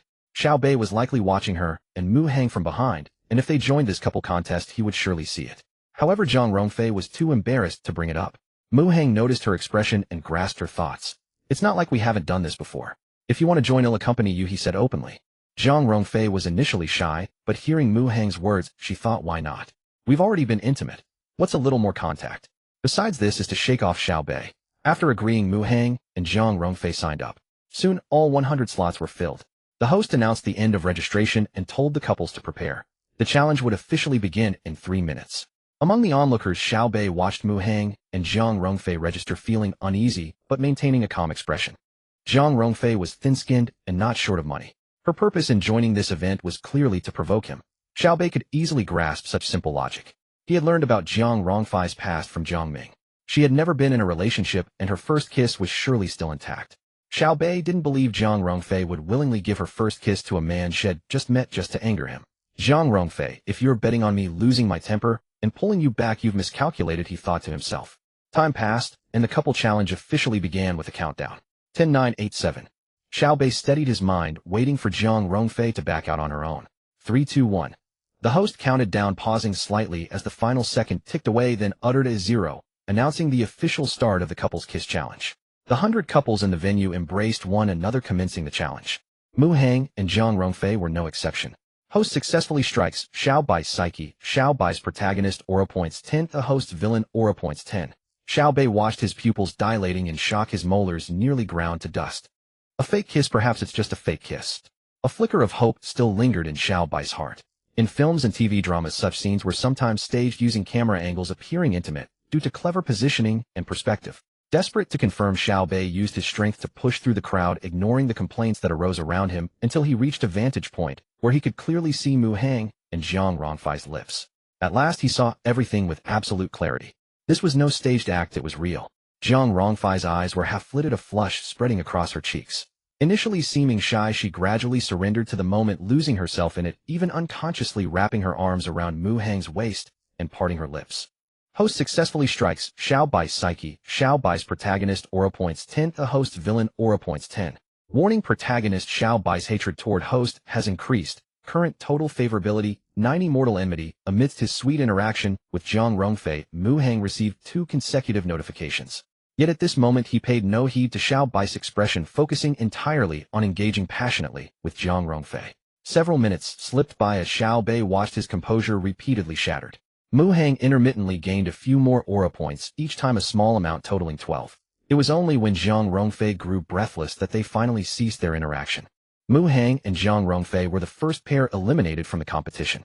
Yet the grand prize was never their goal, so they remained indifferent. Even as the first to be ousted, they received a participation award, a pair of matching rings. Zhang Rongfei had never worn cheap rings worth a few hundred yuan before, but this one felt meaningful. After receiving the prize, she opened the pair and handed the male ring to Mu Hang. He extended the ring finger of his left hand, signaling for her to put it on. The ring finger of a man's left hand symbolizes marriage, carrying profound significance. Zhang Rongfei hesitated, visibly taken aback by his gesture. "You can put it on any finger," Mu Hang said abruptly. His tone was calm, but Zhang Rongfei sensed that his earlier joy had dimmed. Zhang Rongfei seized her hesitation and slipped the male ring onto Mu Hang's left ring finger. Having done so, she extended her own right ring finger, the finger for a woman's wedding ring. Without a moment's hesitation, Mu Hang quickly slid the ring onto her finger, and they exchanged a smile. The sweetness emanating from them was palpable, even from a distance. Host successfully strikes Xiao Bai's psyche. Xiao Bai's protagonist aura points 10. The host's villain aura points 10. Host successfully strikes Xiao Bai's psyche. Xiao Bai's protagonist aura points 10. The host's villain aura points 10. Xiao Bai took in the sight of Mu Hang and Zhang Rongfei exchanging rings, his heart seething with fury. He and Zhang Rongfei had been officially married, yet never had such a ceremony. Now she was exchanging rings with another man on the very finger that signifies matrimony. Xiao Bai felt a primal urge to rush forward and strangle Mu Hang. But reason held him back. Dignity, I must not lose my dignity. It's just a kiss and some rings. All of this is only to provoke me. I need to stay calm, stay calm. Xiao Bai tried to brainwash himself into suppressing his rage. After exchanging rings, Mu Hang and Zhang Rongfei left the competition area to wander through the mall. Fearing Zhang Rongfei might devise other ways to torment him, Xiao Bai decided to confront them, blocking her path. "Enough, come home," Xiao Bai said, maintaining his composure with a seemingly calm tone. Zhang Rongfei dismissed him. "This has nothing to do with you. Leave." Xiao Bai persisted. "You're only hurting yourself by acting this way. Don't be childish. I don't need your advice on how to act. If you can't stand it, then divorce me. It's simple," Zhang Rongfei pressed. Xiao Bai would never agree to divorce. After all, she had only lost her first kiss. That was something he could accept. "It seems I can't persuade you," Xiao Bai said, pulling out his phone to call Jiang Ming. He explained briefly, "Dad, Fei Fei is holding hands with another man in the mall just to spite me. I told her to come home, but she won't listen. Is that true?" "Put her on the phone," Jiang Ming said urgently. "Your father wants to speak with you," Xiao Bai said, handing the phone to Zhang Rongfei with a nonchalant air. She shot him a glare before taking it. "What nonsense are you up to? Get home this instant." Jiang Ming's stern voice came through the phone. Zhang Rongfei frowned slightly, hesitating, not immediately responding. Seeing her hesitation, Mu Hang leaned in and whispered, "If you give in now, you lose." Spurred by his words, Zhang Rongfei finally found the courage to say into the phone, "I'm not coming back." "Zhang Rongfei, you have a husband. This behavior shames not only yourself, but our family," Jiang Ming said gravely. "This marriage was a mistake from the start. I never acknowledged it. If you like Xiao Bai so much, why don't you marry him yourself?" Having come this far, Zhang Rongfei refused to let her efforts go to waste. As Mu Hang had said, giving in meant losing. Jiang Ming fell silent for a moment after hearing her words, then spoke earnestly. "I know you still resent me for arranging your marriage to Xiao Bai, but I had my reasons. Xiao Bai's father was my comrade in arms. He gave his life to save mine. Your betrothal to Xiao Bai was a promise I made. I cannot break my word. Can you understand your father? Besides, my health is failing. Do you truly want to anger me to death? Listen to me and come home, all right?" Zhang Rongfei remained silent, her expression softening slightly. Standing close to Zhang Rongfei, Mu Hang could overhear the conversation. Sensing the shift, he leaned in again and whispered, "Your father's deep bond with Xiao Bai's father is understandable, but why should you, his daughter, have to pay the price? You are a person, a living, thinking human being, not some tool." Mu Hang's words reignited Zhang Rongfei's resolve, fueled by a long-suppressed rebellious streak. I am not coming home," she declared to Jiang Ming, enunciating each word. Without waiting for him to lay on more guilt, she ended the call and tossed the phone back to Xiao Bai. "Come on, let's keep shopping." Zhang Rongfei took Mu Hang's hand and walked past Xiao Bai, continuing forward. Xiao Bai watched Zhang Rongfei and Mu Hang walk away, hand in hand, a surge of fury coursing through him as he pondered his next move. Just then Jiang Ming called again, instructing him, "Bring Fei Fei back. If she refuses, you must drag her back, even if it means using force." Receiving his father-in-law's command, Xiao Bai hastened to catch up with Zhang Rongfei and relayed Jiang Ming's words. "I said I'm not going back. Try to lay a finger on me." Zhang Rongfei spat, her gaze filled with contempt. Xiao Bai, reluctant to hurt her, naturally refrained from using brute force. Resorting to violence against a woman was the epitome of graceless behavior. Xiao Bai decided to target Mu Hang instead, aiming to intimidate him. He extended his hand toward Mu Hang and said, "Friend, do me a favor. They'll treat you to dinner another day." Mu Hang glanced down at Xiao Bai's outstretched hand, a flicker of delight hidden within. He had been seeking an opportunity to clash with Xiao Bai, never expecting the man to deliver himself so willingly. Mu Hang remained composed, slowly extending his own right hand. Xiao Bei, as if fearing Mu Hang might withdraw, thrust his hand forward and seized Mu Hang's grip. As their right hands met, Mu Hang distinctly felt Xiao Bai's palm gradually tightening its hold. Feigning a struggle to break free, he lulled Xiao Bei into complacency. Xiao Bei, of course, had no intention of letting go, clutching Mu Hang's hand firmly. Mu Hang's physique was perfectly proportioned, yet compared to Xiao Bai's muscular build the disparity was evident. Zhang Rongfei, sensing Xiao Bai's malice and fearing for Mu Hang's safety, snapped, "Let him go." Xiao Bei paid her no heed, his mind replaying the image of Mu Hang and Zhang Rongfei embracing and kissing. A chill gleamed in his eyes as he gradually intensified his grip, intent on teaching Mu Hang a brutal lesson. Unexpectedly, a terrifying surge of power erupted from Mu Hang's hand. Caught off guard, Xiao Bei felt a searing pain in his right hand. Host causes protagonist Xiao Bei to be injured. Xiao Bai's protagonist aura 50, a host's antagonist aura 50. Mu Hang's right arm possessed twice the strength of Xiao Bai's, and coupled with Xiao Bai's underestimation, Mu Hang's sudden exertion was devastating. With that single grip, Mu Hang channeled his full force, crushing the bones of Xiao Bai's right hand. Mu Hang's only fear regarding Xiao Bei was his unparalleled mastery of firearms. Now with his right hand shattered, Xiao Bei would be unable to recover for an extended period, rendering him incapable of wielding a gun. Mu Hang had reaped immense gains from this encounter. Despite his severe injury, Xiao Bei remained stoic, enduring the agony in silence. Mu Hang released Xiao Bai's hand, feigning nonchalance. The mall's clamor drowned out the sound of cracking bones, and Zhang Rongfei, noticing Xiao Bai's pallid face and lips, felt a flicker of confusion. Xiao Bei, too proud to lose face before Zhang Rongfei, had no intention of complaining. Even if he did, given her disdain for him, she would merely revel in his misery. Moreover, the handshake had been his own initiation. "Ignore him. Let's go." Zhang Rongfei tugged at Mu Hang, and they continued onward, soon vanishing from Xiao Bai's sight. Minutes later, receiving no response from Xiao Bei, Jiang Ming called Zhang Rongfei instead. The father and daughter argued vehemently over the phone once more. Annoyed, Zhang Rongfei ended the call and promptly turned off her phone. "I just don't get it. Why is my father so good to Xiao Bei?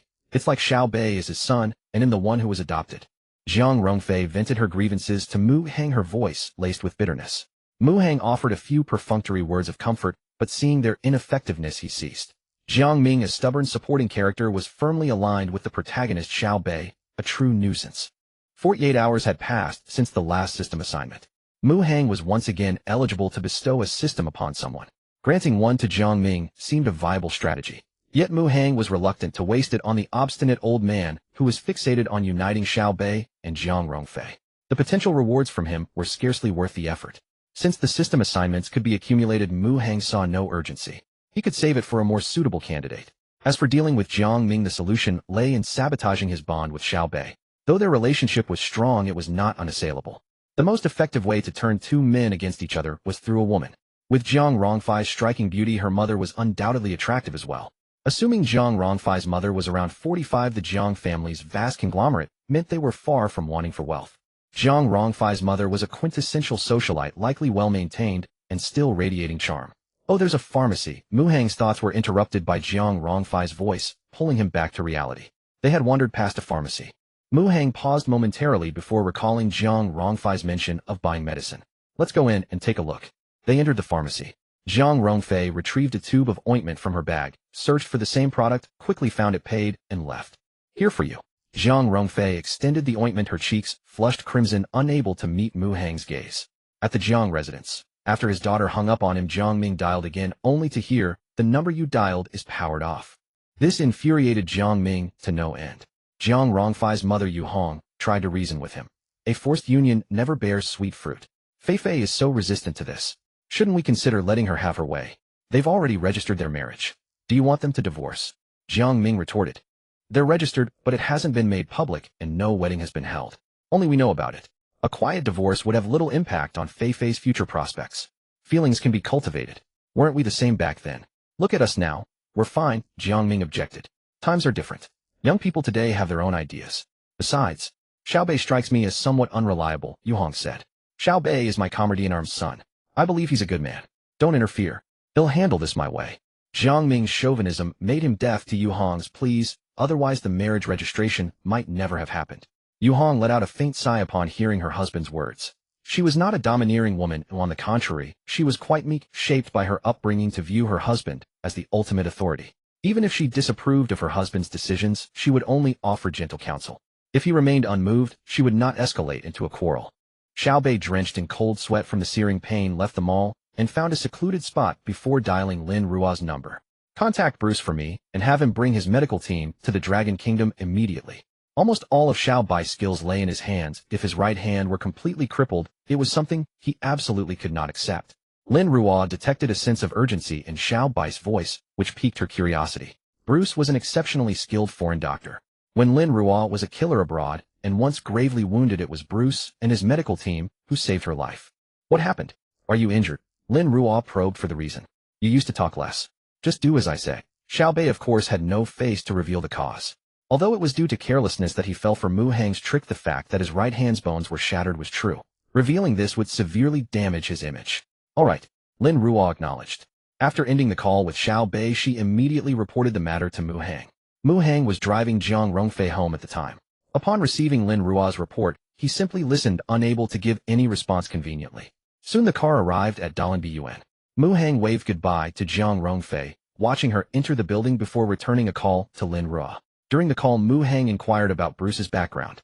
Lin Ruo shared everything she knew. From this intelligence, Mu Hang gleaned 2 key points. First, Bruce was extremely fond of money, practically obsessed with it. Second, Bruce was a brilliant doctor who had saved many lives, but could not save his own daughter. In summary, Bruce's daughter suffered from a rare disease for which there was currently no cure in the world. Bruce had used all his earnings to establish a medical research lab dedicated to developing a specific drug for his daughter's condition, but so far it had not been developed. Master, what should I do next? Lin Ruo asked for instructions. Just follow Xiaobei's instructions and contact this Bruce, Mu Hang replied. From the intelligence Lin Ruo had gathered, it was clear that Bruce was a good father and his hopes and wishes were not hard to discern. Granting Bruce a system would likely yield feedback rewards related to medical skills. Mu Hang was naturally very interested.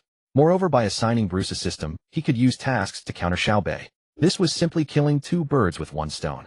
Jiang Rongfei returned home and collapsed wearily onto the sofa. Exhausted from overwork the previous night, her body was already aching all over.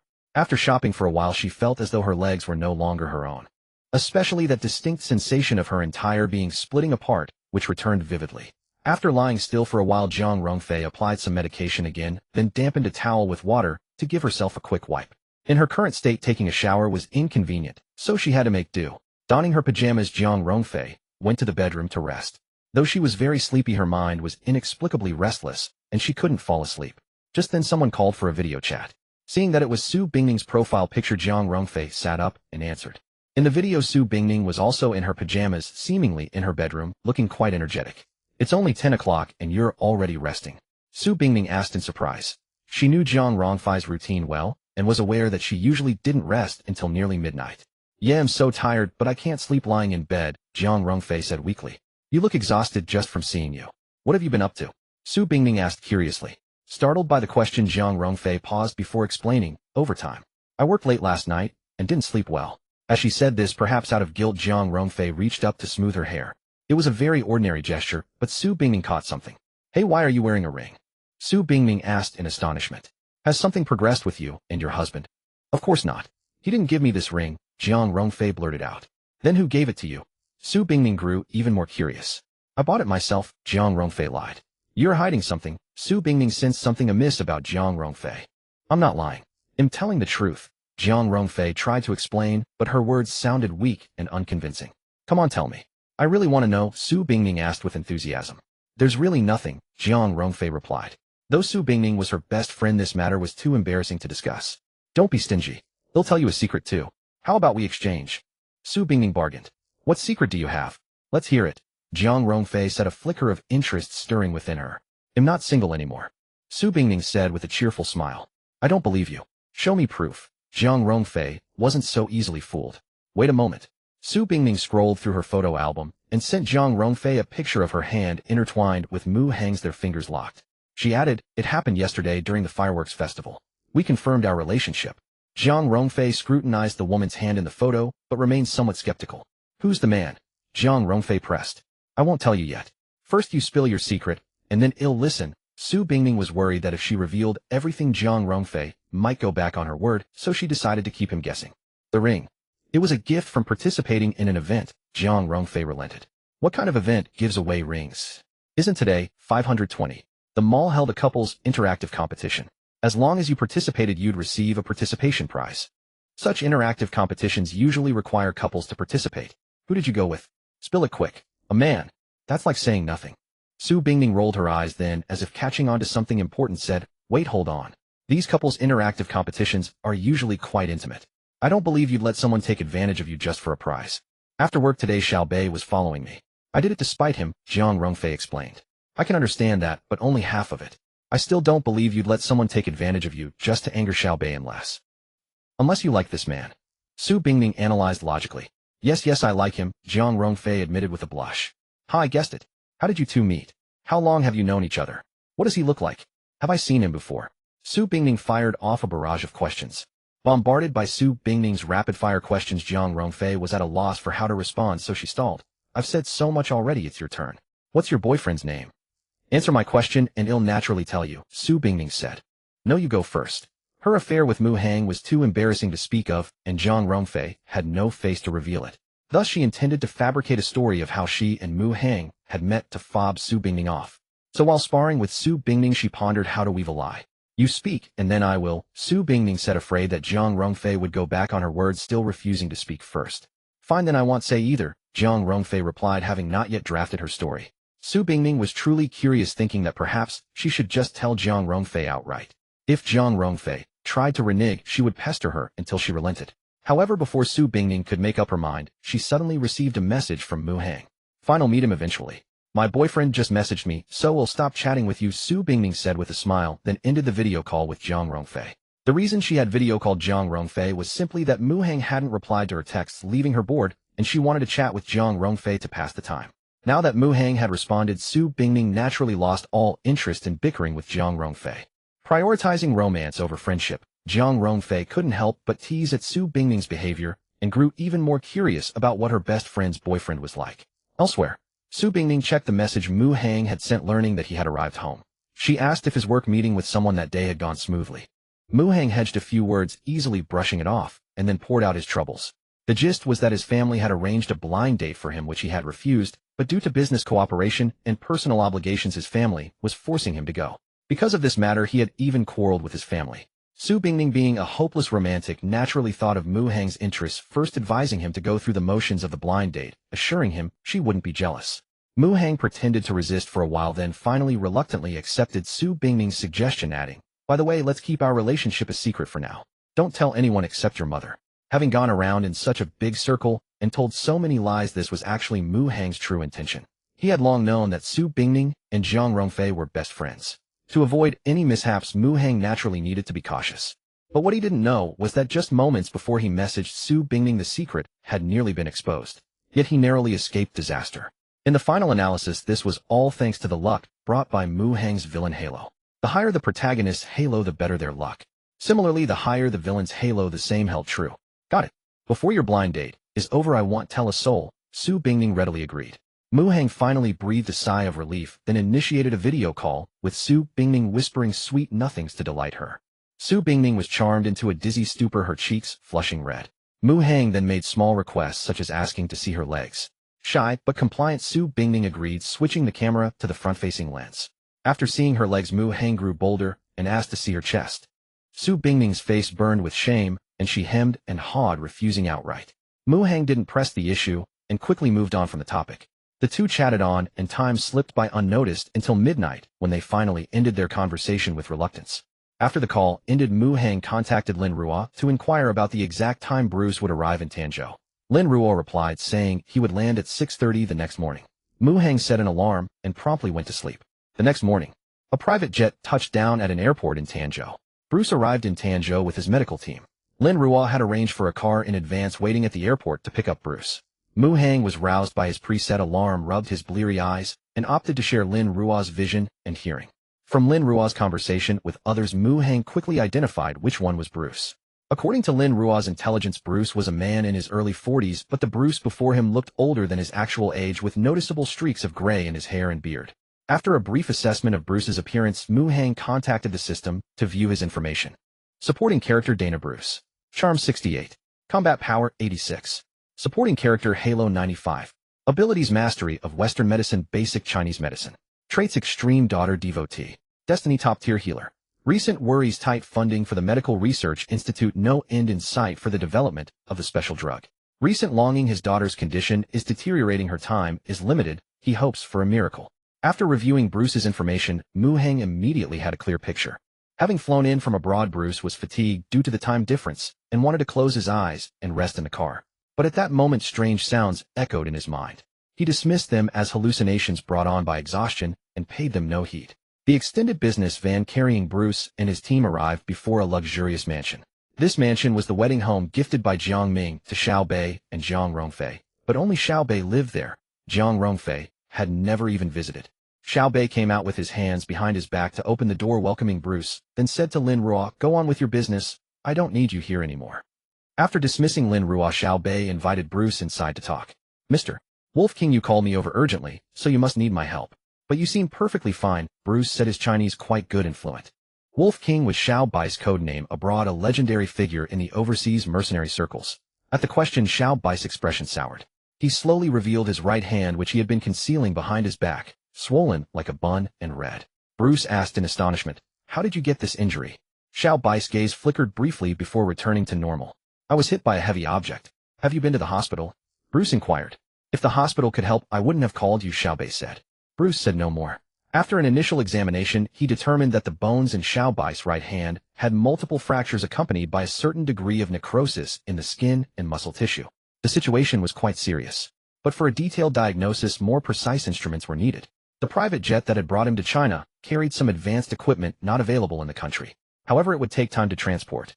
While waiting, Bruce took out the acupuncture needles he carried with him and said to Xiao Bei, "Mr. Wolf King, let me first drain some of the stagnant blood. It will make you feel better." "When did you learn Chinese medicine?"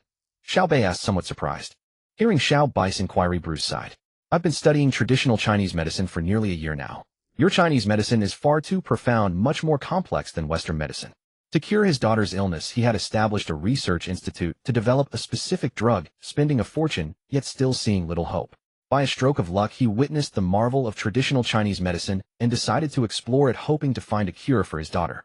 However, Chinese medicine was vast and profound, not so easily mastered. It seemed less reliable than researching the specific drug. Yet Bruce did not abandon his studies. As a physician, mastering another method to heal the sick could never be wrong. Moreover, for certain ailments, combining Western and Chinese medicine yielded better results. Bruce released some stagnant blood from Xiao Bai's right hand. Once the medical testing equipment arrived, he conducted a thorough examination. When the results came in, Bruce fell into deep thought. "Can my right hand be fully healed? Money is no issue, it'll ensure your satisfaction." Having spent years abroad, Xiao Bei had amassed considerable wealth, around $1 billion or so, and was naturally generous. After all, his right hand was of utmost importance to him. Bruce was silent for a moment before replying, "It's very tricky. Even if healed, it won't regain its former dexterity. But I will do my best. Even the best methods can't fully restore it." Xiao Bei asked, unwilling to accept it. "Mr. Wolf King, please trust my judgment. With such an injury to your right hand, if you went to a hospital, those doctors would likely recommend amputation. By treating it, I can at least give you a chance to pick up a gun again." Bruce said slowly, "Of course, I'm not boasting about my medical skills. If you don't trust me, you can seek another expert." Hearing this, Xiao Bai's face turned ashen. He was silent for a long time before accepting reality. "Mr. Wolf King, if you're ready, I'll now formulate a treatment plan with my team members," Bruce said. Xiao Bei said nothing, merely nodding in acquiescence. Bruce gathered his team members, intending to hold a brief meeting. But at that moment, a voice echoed in his mind once more. It had happened earlier in the car. At the time, Bruce was too drowsy and dismissed it as an illusion. But after resting on the way, he felt much better now. He could now confirm that this was no hallucination. So he tried to communicate with the voice in his mind, gradually grasping the situation. This voice, or rather consciousness, in his mind came from a system called the Super Divine Doctor. This Super Divine Doctor system had bonded with him, moved by his profound love for his daughter. As long as he completed tasks issued by the system, he could enhance his medical skills and thereby cure his daughter's rare disease. This filled Bruce with ecstasy, and he eagerly requested the system to issue a task. Soon the task prompt arrived. Task overview: Xiao Bai's hands are stained with blood. Host, please act on behalf of heaven. Task content: pretend to treat Xiao Bei and inject him with a drug that induces drowsiness. Task rewards: substantial experience in Chinese medicine. Time limit 12 hours. Bruce directly chose to accept the task. For his daughter, he would give everything, even his life. Injecting Xiao Bei with a negative drug, what was that? To avoid suspicion, Bruce earnestly completed the meeting with his team and devised a comprehensive treatment plan for Xiao Bei. Once the plan was set, he could begin administering medication. Bruce personally procured the drugs, mixing some antihistamines into the 4-drip intended for Xiaobei. Antihistamines have a sedative fatiguing effect. This met the system's requirements and was difficult to detect when mixed into Xiaobei's 4 fluids. Congratulations, host. Task completed. Rewarded with substantial experience in Chinese medicine. Your elementary Chinese medicine has been upgraded to intermediate Chinese medicine. When Xiaobei finished the 4, Bruce received the task completion notification. Meanwhile, Bruce completed the task, gaining substantial experience in Chinese medicine. Congratulations, host. Triggered a 5x critical feedback reward, receiving a vast amount of Chinese medicine experience. Mu Hang also received the feedback reward notification. He communicated with the system to pull up his information panel and check the abilities section. Abilities: top-tier comprehensive combat skills, elementary, soul-snatching eyes, right arm normal strike of 2,000 kilograms, advanced Chinese medicine progress toward master-level Chinese medicine 110. Having acquired a new skill, Mu Hang felt a surge of joy, then turned his thoughts to the next step in dealing with Xiaobei. Assigning such a task to Bruce was of course deliberate. In simple terms, this was the first step in sabotaging the relationship between Jiang Ming and Xiaobei. Mu Hang got up, washed up, had breakfast, and pondered his plan. Just as he finished eating, Jiang Rongfei suddenly called, her voice low. My dad came to the company early this morning. Though it was just a brief statement, Mu Hang could roughly guess what had happened. Did you give in a? Mu Hang cut to the chase. No.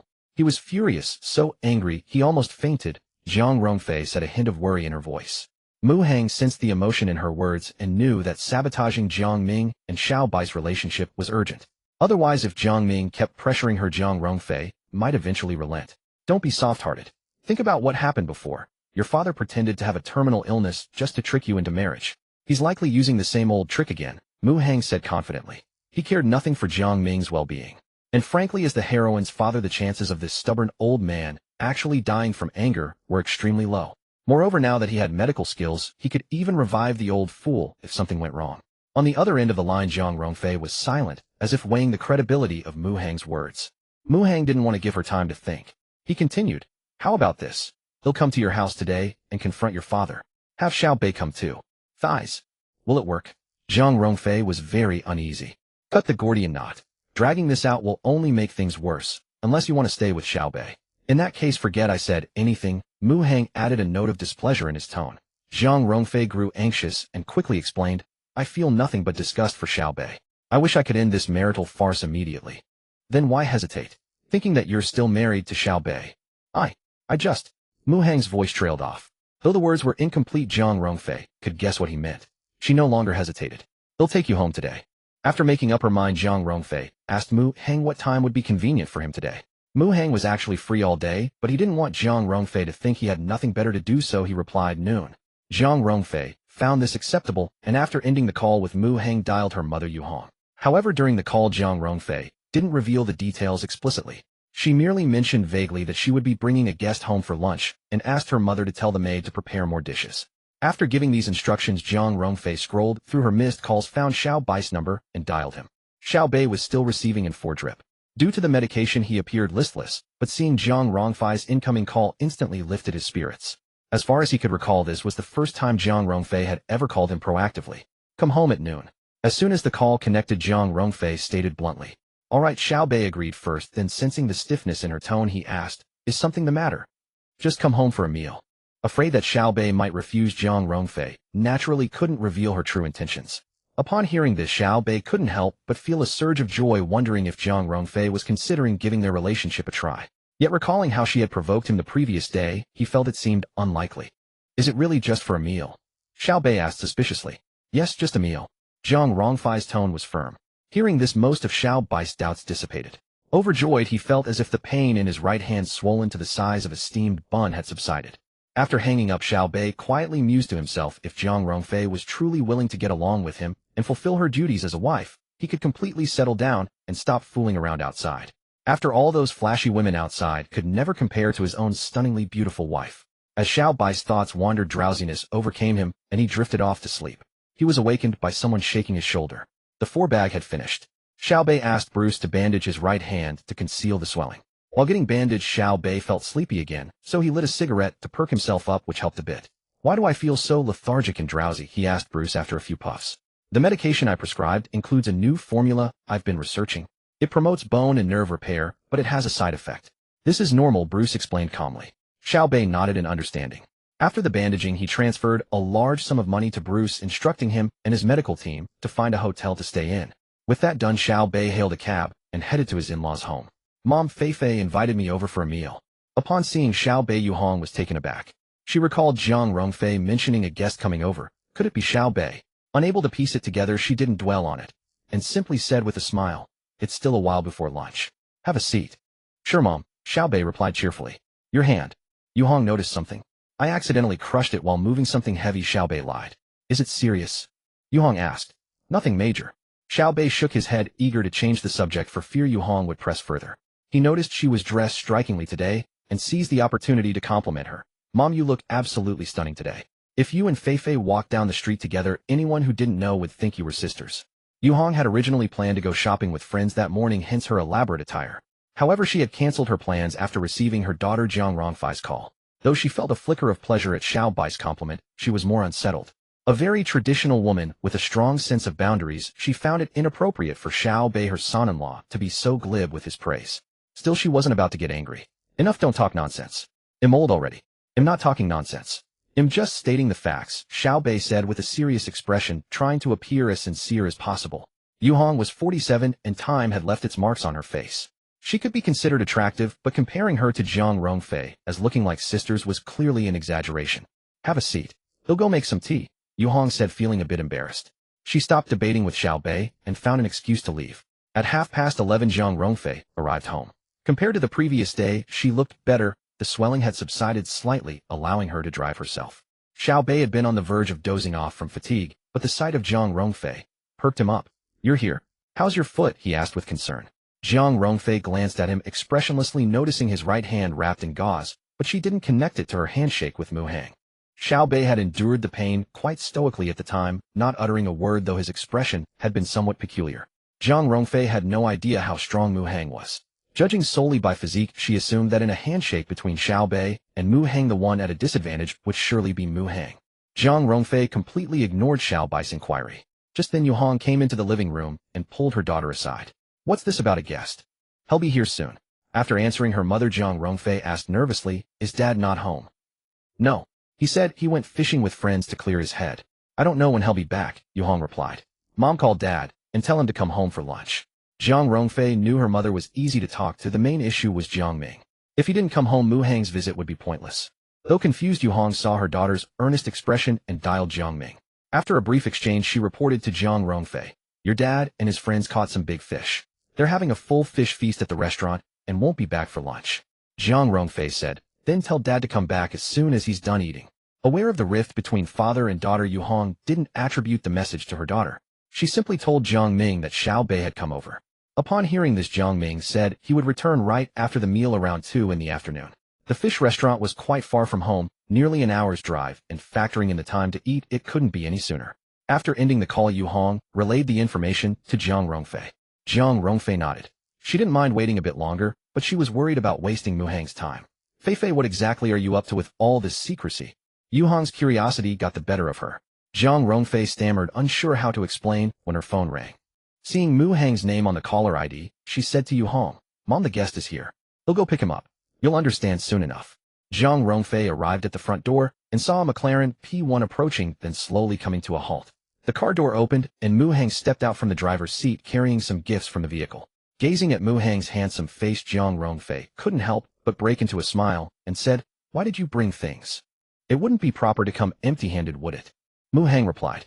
Jiang Rongfei paused, pondered for a moment, and found his words reasonable, so she said, "He'll transfer the cost to you." Mu Hang shook his head. "No need. This is my first time meeting your parents. It's just a small gesture from me." Jiang Rongfei was taken aback. Wasn't this just a pretense? Logically, she should cover the expenses and not let Mu Hang bear the cost.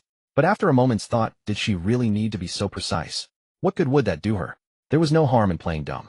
"Let's go," Jiang Rongfei said with a bright smile, reaching out to help Mu Hang carry some of the gift boxes as she led him into the living room. Yu Hong, having heard that Jiang Rongfei was receiving a guest, had been waiting in the living room. When Mu Hang appeared, she was captivated by his striking appearance and couldn't help but steal a few glances, her heart racing and cheeks flushing as she marveled at how handsome this young man was. It wasn't until Jiang Rongfei spoke that Yu Hong snapped back to reality. "This is my mother," Jiang Rongfei introduced to Mu Hang. "Hello, Auntie," Mu Hang said politely. "Hello," Yu Hong replied with a smile, then shot her daughter a questioning look. Zhang Rongfei had already mentally prepared herself and didn't beat around the bush. She took Mu Hang's hand and said, "This is my boyfriend. His name is Mu Hang." Although Yu Hong had sensed something unusual about Zhang Rongfei's behavior today, she was still taken aback by the news. She shifted her gaze to Xiao Bei, who was dozing on the living room sofa. Disturbed by the chatter, Xiao Bei groggily opened his eyes. The first thing he saw was Zhang Rongfei and Mu Hang holding hands. Xiao Bei jolted awake, his drowsiness vanishing instantly. "Zhang Rongfei and your husband. What's the meaning of bringing him here?" Xiao Bei said irritably. Zhang Rongfei replied, "Didn't we agree? You do your thing, I do mine, and we don't interfere with each other. I'm bringing my boyfriend home for a meal. Why are you so worked up? But if you can't stand it, we can just get a divorce. That would be better for everyone." Xiao Bai's face darkened.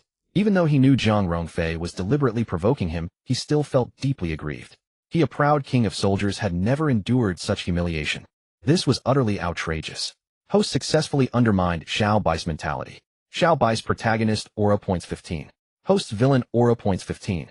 Still, despite his anger, Xiao Bei held back his fury and struggled to control his emotions. He said to Zhang Rongfei, "Divorce is fine as long as mom and dad have no objections. I'm okay with it." Yu Hong didn't approve of Xiao Bei and Zhang Rongfei's marriage, but since they were already legally wed, she wouldn't side with Zhang Rongfei at such a moment. She merely said, "He'll go check on the food in the kitchen," and then left the living room. Zhang Rongfei invited Mu Hang to sit down, and they chatted warmly for a while. Xiao Bei lingered nearby like a third wheel, his expression sour but silent. Mu Hang didn't gain any aura points either. Perhaps Xiao Bei had grown somewhat resistant after being provoked so many times. After all, he had already witnessed Mu Hang and Zhang Rongfei kissing. Now they were just chatting warmly, which Xiao Bei could fully endure. Feeling bored, Mu Hang said to Zhang Rongfei, "Your house is so big. Can you give me a tour?" "Of course, feel free to look around," Zhang Rongfei said. "Can I see your room too?" Mu Hang asked with a smile. "Yes, you can," Zhang Rongfei replied, her face slightly flushed. Host successfully undermined Xiao Bai's mentality. Xiao Bai's protagonist aura points 5. Host's villain aura points 5. Xiao Bei watched Mu Hang and Zhang Rongfei leave the living room, grinding his teeth in anger. As Zhang Rongfei's husband, he had never even set foot in her room, not even a single glance. Zhang Rongfei's room was always locked. Whenever Xiao Bei came for meals, he never had a chance to sneak a peek. And now Zhang Rongfei was voluntarily taking another man to tour her private chamber.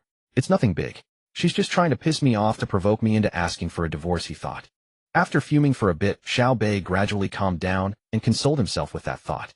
He knew Zhang Rongfei wasn't a loose woman, but she had only given her first kiss to someone else in a fit of anger to provoke him. What did a first kiss mean in this day and age? Zhang Rongfei was still pure, it was no big deal.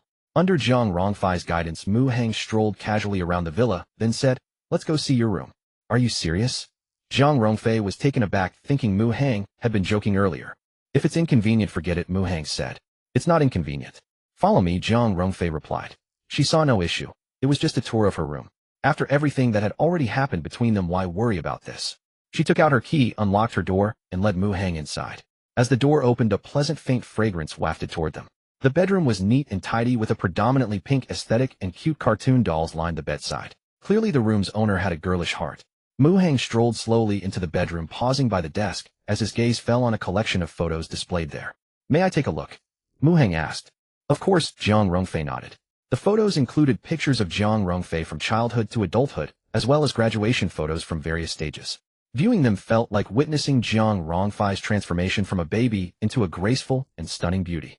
While looking at the graduation photos, Zhang Rongfei playfully challenged Mu Hang, asking if he could spot her in the crowd. But this so-called challenge was no challenge at all. Zhang Rongfei had been beautiful since childhood. With a quick scan of the photo, Mu Hang easily picked her out. After finishing with the photos, Mu Hang abruptly changed the subject and asked, "Are you feeling better today?" Zhang Rongfei was momentarily stunned before realizing what he meant. Blushing with embarrassment, she replied, "A little better than yesterday." After answering as if reciprocating the gesture, she asked, "How about you?" "A bit better too. It's not as red as yesterday, but it still stings a little when I pee," Mu Hang fibbed casually. I feel the same," Zhang Rongfei stammered. Even though no one else was around, she instinctively lowered her voice, speaking stealthily, as if committing a theft, yet an inexplicably delightful thrill ran through her. Mu Hang and Zhang Rongfei chatted about stimulating topics for a while, until they heard Yu Hong call them for dinner, then they emerged from the bedroom. They arrived at the dining room and took their seats. Zhang Rongfei and Mu Hang sat together laughing and talking, while Xiao Bei sat across from them, his face dark, holding chopsticks in his left hand without moving. Yu Hong sat in between, silent and unobtrusive. Mu Hang ate with relish, not missing the chance to provoke Xiao Bei. Such delicious food, why aren't you eating? Xiao Bei did not respond, unwilling to speak with Mu Hang. Mu Hang continued, oh, it must be, because using chopsticks with your left hand is awkward. At this mention, Xiao Bai's face darkened further. It was my oversight, my fault. Yu Hong fetched a fork and handed it to Xiao Bei. Out of respect for Yu Hong, Xiao Bei held back his temper, took the fork, and managed a few bites. Mu Hang stopped taunting Xiao Bei, finding it a waste of breath. His earlier mockery had failed to truly unsettle Xiao Bei, as he hadn't even earned any aura points. It seemed verbal jabs could no longer affect Xiao Bei. Mu Hang temporarily gave up on verbally attacking Xiao Bei. After all, his main purpose today was not merely to rattle Xiao Bai's composure. It was now 1:10 p.m. From his conversation with Jiang Rongfei, Mu Hang had learned that Jiang Ming would likely not return until 2:00 p.m. Nearly 2 hours was ample time to accomplish quite a bit. As Mu Hang pondered his strategy, he noticed Yu Hong seemed to have little appetite, so he studied her carefully. With his advanced Chinese medicine skills, Mu Hang could now be considered a top-tier practitioner. Chinese medicine emphasized observation, listening, questioning, and pulse taking. Even the single act of observation could reveal much. Mu Hang listed some of Yu Hong's issues, roughly symptoms like insomnia and lack of appetite. Yu Hong was astonished and asked how he could tell. Mu Hang humbly explained that he had studied Chinese medicine since childhood and then took the opportunity to feel Yu Hong's pulse. These symptoms were typical of menopause syndrome caused by hormonal changes in the body. Auntie, if you trust me, I can prescribe some herbal medicine to regulate your condition, Mu Hang said, feeling the timing was right. Yu Hong, convinced by his accurate diagnosis, opened her mouth to agree without suspicion. Xiao Bei interrupted, Mom, he's young, even if he knows medicine, it's just superficial. What if his medicine harms you? Well, Yu Hong hesitated. Mu Hang didn't argue with Xiao Bei, but said to Yu Hong, if you don't want herbal medicine, we can try massage therapy instead. It works more slowly though. After a pause to prevent Xiao Bei from interrupting again, he said to Jiang Rongfei, it's not convenient for me to massage Annie. You do it, and he'll guide you. Xiao Bei opened his mouth, but quickly closed it, swallowing his words. He had wanted to accuse Mu Hang of taking advantage of Yu Hong. But since Mu Hang had Jiang Rongfei do it instead, he found no grounds to object. After the meal, they rested briefly. Mu Hang began guiding Jiang Rongfei in massaging Yu Hong. The process lasted about 20 minutes. Yu Hong felt completely relaxed and a strong drowsiness washed over her. Seeing this, Jiang Rongfei suggested her mother rest. Yu Hong, who usually napped anyway, asked Jiang Rongfei to entertain Mu Hang and went to the bedroom to rest. In the living room, Xiao Bei lay on the sofa like a pig, sleeping and snoring. Jiang Rongfei checked the time and saw it was only 1:50. There was still time before Jiang Ming returned. Mu Hang was figuring out how to get Jiang Rongfei to leave. Just then Jiang Rongfei brought up her own insomnia and asked Mu Hang for advice on how to improve it. Mu Hang took her pulse and gave a straightforward solution massage. Jiang Rongfei pursed her lips and nodded, then asked, so my mother does it, and you guide from the side. Your situation is different from Andy's. Women lack the strength to press properly. It's best if I do it myself, Mu Hang said seriously. All right then, Jiang Rongfei replied, not caring about the truth of his words, as she didn't mind being close to Mu Hang and even enjoyed it. Let's go to your room, it's more convenient, Mu Hang added. Jiang Rongfei's heart fluttered and her face flushed uncontrollably. In the bedroom, after a 20-minute massage session, Jiang Rongfei felt very sleepy and wanted to rest. You sleep. I'm a bit tired too, we'll take a nap, Mu Hang said. You can find a guest room to rest in, Jiang Rongfei replied. This bed is so soft and big. Can I sleep here? Mu Hang asked. Jiang Rongfei was stunned, her mind going blank.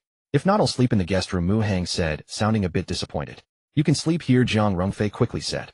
Mu Hang nodded and lay down at once. The door was closed and locked, the room utterly silent. Jiang Rongfei could clearly hear Mu Hang's breathing. At first she felt a bit shy, but soon drowsiness overcame her, and she fell into a deep sleep. Time passed until 1:59 p.m. Jiang Ming returned home. He entered the living room and saw no one, so he called out a few times. Finally, a servant appeared, rubbing their sleepy eyes. Jiang Ming asked the servant where his wife and daughter were. The servant looked confused and shook their heads, saying they didn't know. Jiang Ming took out his phone and called his daughter Jiang Rongfei. In the bedroom, Jiang Rongfei was sleeping soundly when the phone ringtone woke her. She stirred awake, instinctively reaching for the phone on the nightstand, but found her hand pinned. Only then did she realize she and Mu Hang were embracing. Jiang Rongfei felt a bit embarrassed at first, then a sweet sensation welled up inside her. At that moment, Mu Hang also opened his eyes. Their gazes met, and they both froze for a moment, then silently released each other. It was as if it were the most ordinary thing. Jiang Rongfei picked up her phone, saw it was Jiang Ming calling, answered briefly, and hung up quickly. My dad is back, she said to Mu Hang. Then let's go. We're here now, we can't back out. Mu Hang encouraged her, already eager to see the drama unfold. Jiang Rongfei nodded firmly, then straightened her slightly tousled hair in the mirror. Hand in hand, they left the bedroom and walked into the living room. Jiang Ming was momentarily stunned to see his daughter holding hands with a handsome stranger. Then in a deep voice he said to her, "What do you think you're doing?" Having come this far, Jiang Rongfei naturally wouldn't back down. "Nothing much, just bringing my boyfriend home for you to meet." "Have you lost your mind? Have you forgotten you're married?" Jiang Ming said displeasedly. "Was this marriage my choice? It was all you're doing, wasn't it?" Jiang Rongfei retorted. Jiang Ming was speechless for a few seconds, feeling that his daughter's tone was unusually sharp today, unlike her usual self. "Do you hate Xiao Bei that much?" "Yes, I do. Don't even mention seeing him, just hearing his name grates on my ears," Jiang Rongfei said. In Jiang Ming's view, the boyfriend his daughter brought was merely a front. However, he didn't want to argue about this, as the result would only end in a quarrel. "Try to get along with Xiao Bei for a few more months. If it really doesn't work out, then you can bring up divorce. Is that all right?" Jiang Ming said earnestly. Having been counseled by Mu Hang, Jiang Rongfei naturally wouldn't fall for this trick again. She had even rehearsed with Mu Hang. Hearing Jiang Ming's words, she immediately replied, "I've heard similar words too many times. Since you say so, we'll wait a few months. But during this time I'm free to do as I please, just like Xiao Bei." "What does that mean?" Jiang Ming asked, half understanding. "It means Xiao Bei does his thing, and I do mine. We don't interfere with each other," Jiang Rongfei said. Although she had prepared in advance, she couldn't help but blush when she actually said it. Jiang Ming was stunned for a few seconds by his daughter's shocking words. "Do you even know the meaning of the word shame? If Xiao Bei can fool around, why can't I?" Jiang Rongfei said. "Is that so?" Jiang Ming didn't believe it. "A few days ago I called him at night, and a woman answered saying he was taking a shower," Jiang Rongfei said. "It's just one phone call. It doesn't mean anything," Jiang Ming said, doubtfully, thinking his daughter was making it up and naturally dismissing it. "So I have to catch him in the act for it to count," Jiang Rongfei said angrily. Jiang Ming's face was stern. "I believe Xiao Bei wouldn't do such a thing. Stop this nonsense. I'm not being." Just as Jiang Rongfei was about to say something, she faintly heard a sound of "ah." The sound wasn't loud as it reached the living room, but she could tell it was a scream of terror, and it sounded particularly familiar. "That's your mother," Jiang Ming said, recognizing the voice more clearly. He hurried toward the source of the sound, which was the couple's bedroom. Jiang Ming was frantic as he tried to push the door open, but found it locked from the inside. Through the door, more sounds came through. "Mom, stop yelling. It's not what you think." Jiang Ming recognized Xiao Bai's voice and immediately shouted through the door, "Hong on. What's going on? Open the door." Inside, Xiao Bei heard Jiang Ming's voice and felt a headache coming on. He wanted to stop her from opening the door, but instinctively he reached out with his right arm, which jolted his injured palm, causing him to wince in pain. Yu Hong avoided Xiao Bei and opened the door. Jiang Ming rushed in and saw Yu Hong in disarray and Xiao Bei bare-chested. He was instantly furious. "You beast! How could you do such a thing?" Jiang Ming pointed at Xiao Bei, trembling with rage. Even Xiao Bei, who had weathered countless storms, felt at a loss in this situation. Waking up to find a woman beside him was something Xiao Bei had experienced countless times, but never before had he been so terrified. "Dad, it's not what you think. I was sleeping soundly in the living room, and when I woke up I somehow ended up here." Xiao Bei defended himself. "The evidence is right in front of us. What else can you say? Don't tell me my wife made a move on you." Jiang Ming roared, his words no longer treating Xiao Bei as a son-in-law. He even considered grabbing a kitchen knife. "That's not what I meant. Someone must have set me up. Mom, your reputation is at stake. Please try to remember what happened," Xiao Bei said. Yu Hong was shaken by the shock and was being held by her daughter Jiang Rongfei. It took a while for her to calm down a bit. "Hong Hong, what happened? Can you remember?" Jiang Ming asked softly, afraid of upsetting his wife. Yu Hong recalled. "Around 1 o'clock I felt sleepy and came to bed. When I woke up, I saw Xiao Bei next to me." "Anything else besides that?" Jiang Ming asked anxiously. Yu Hong hesitated. "I think I had a dream." Jiang Ming opened his mouth to ask what dream, but noticing his wife's strange expression, he stopped himself. "Someone is definitely setting me up." After hearing Yu Hong's account, Xiao Bei directly pointed the finger at Mu Hang. "He's the only outsider here. He must have moved me into this room while I was asleep." "Me?" Mu Hang looked bewildered. "That's impossible," Jiang Rongfei denied. "You're tall and heavy, at least over 180 pounds. How could he possibly carry you? Besides, you're not a pig. If he tried to move you, you would have woken up." Xiao Bei said. "He's very strong. He could definitely carry me. As for me not waking up, it's simple. The medicine I took for my hand injury has side effects that make me drowsy and lethargic." "Mu Hang has been with me the whole time," Jiang Rongfei said. "Has he never left your sight?" Jiang Ming asked. "Well, not exactly." Jiang Rongfei shook her head. "Then why are you so sure?" Jiang Ming was puzzled. Jiang Rongfei hesitated, but knew that if she didn't clear this up, Mu Hang would be under suspicion. Having figured this out, she set aside her shyness and said, "Mu Hang was in my room just now, and we were sleeping in the same bed. When we woke up, we were even holding each other." Host successfully strikes Xiao Bai's mentality. Xiao Bai's protagonist, aura points 10. Host's villain, aura points 10. Xiao Bei nearly choked upon hearing Zhang Rongfei's words, but he understood that clearing his own name was the most important thing. Couldn't he have snuck away while you were asleep, come to the living room, and carried me to this bedroom? Xiao Bei questioned. Mu Heng didn't argue with Xiao Bei. He simply said lightly, let me be fair. Xiao Bei might seem a bit lecherous, but he shouldn't be depraved enough to go after his mother-in-law, especially under these circumstances. Of course I wouldn't frame him either. The innocent are clear of conscience. I can swear that if I move Xiao Bei into this bedroom, may I die a miserable death and be without descendants.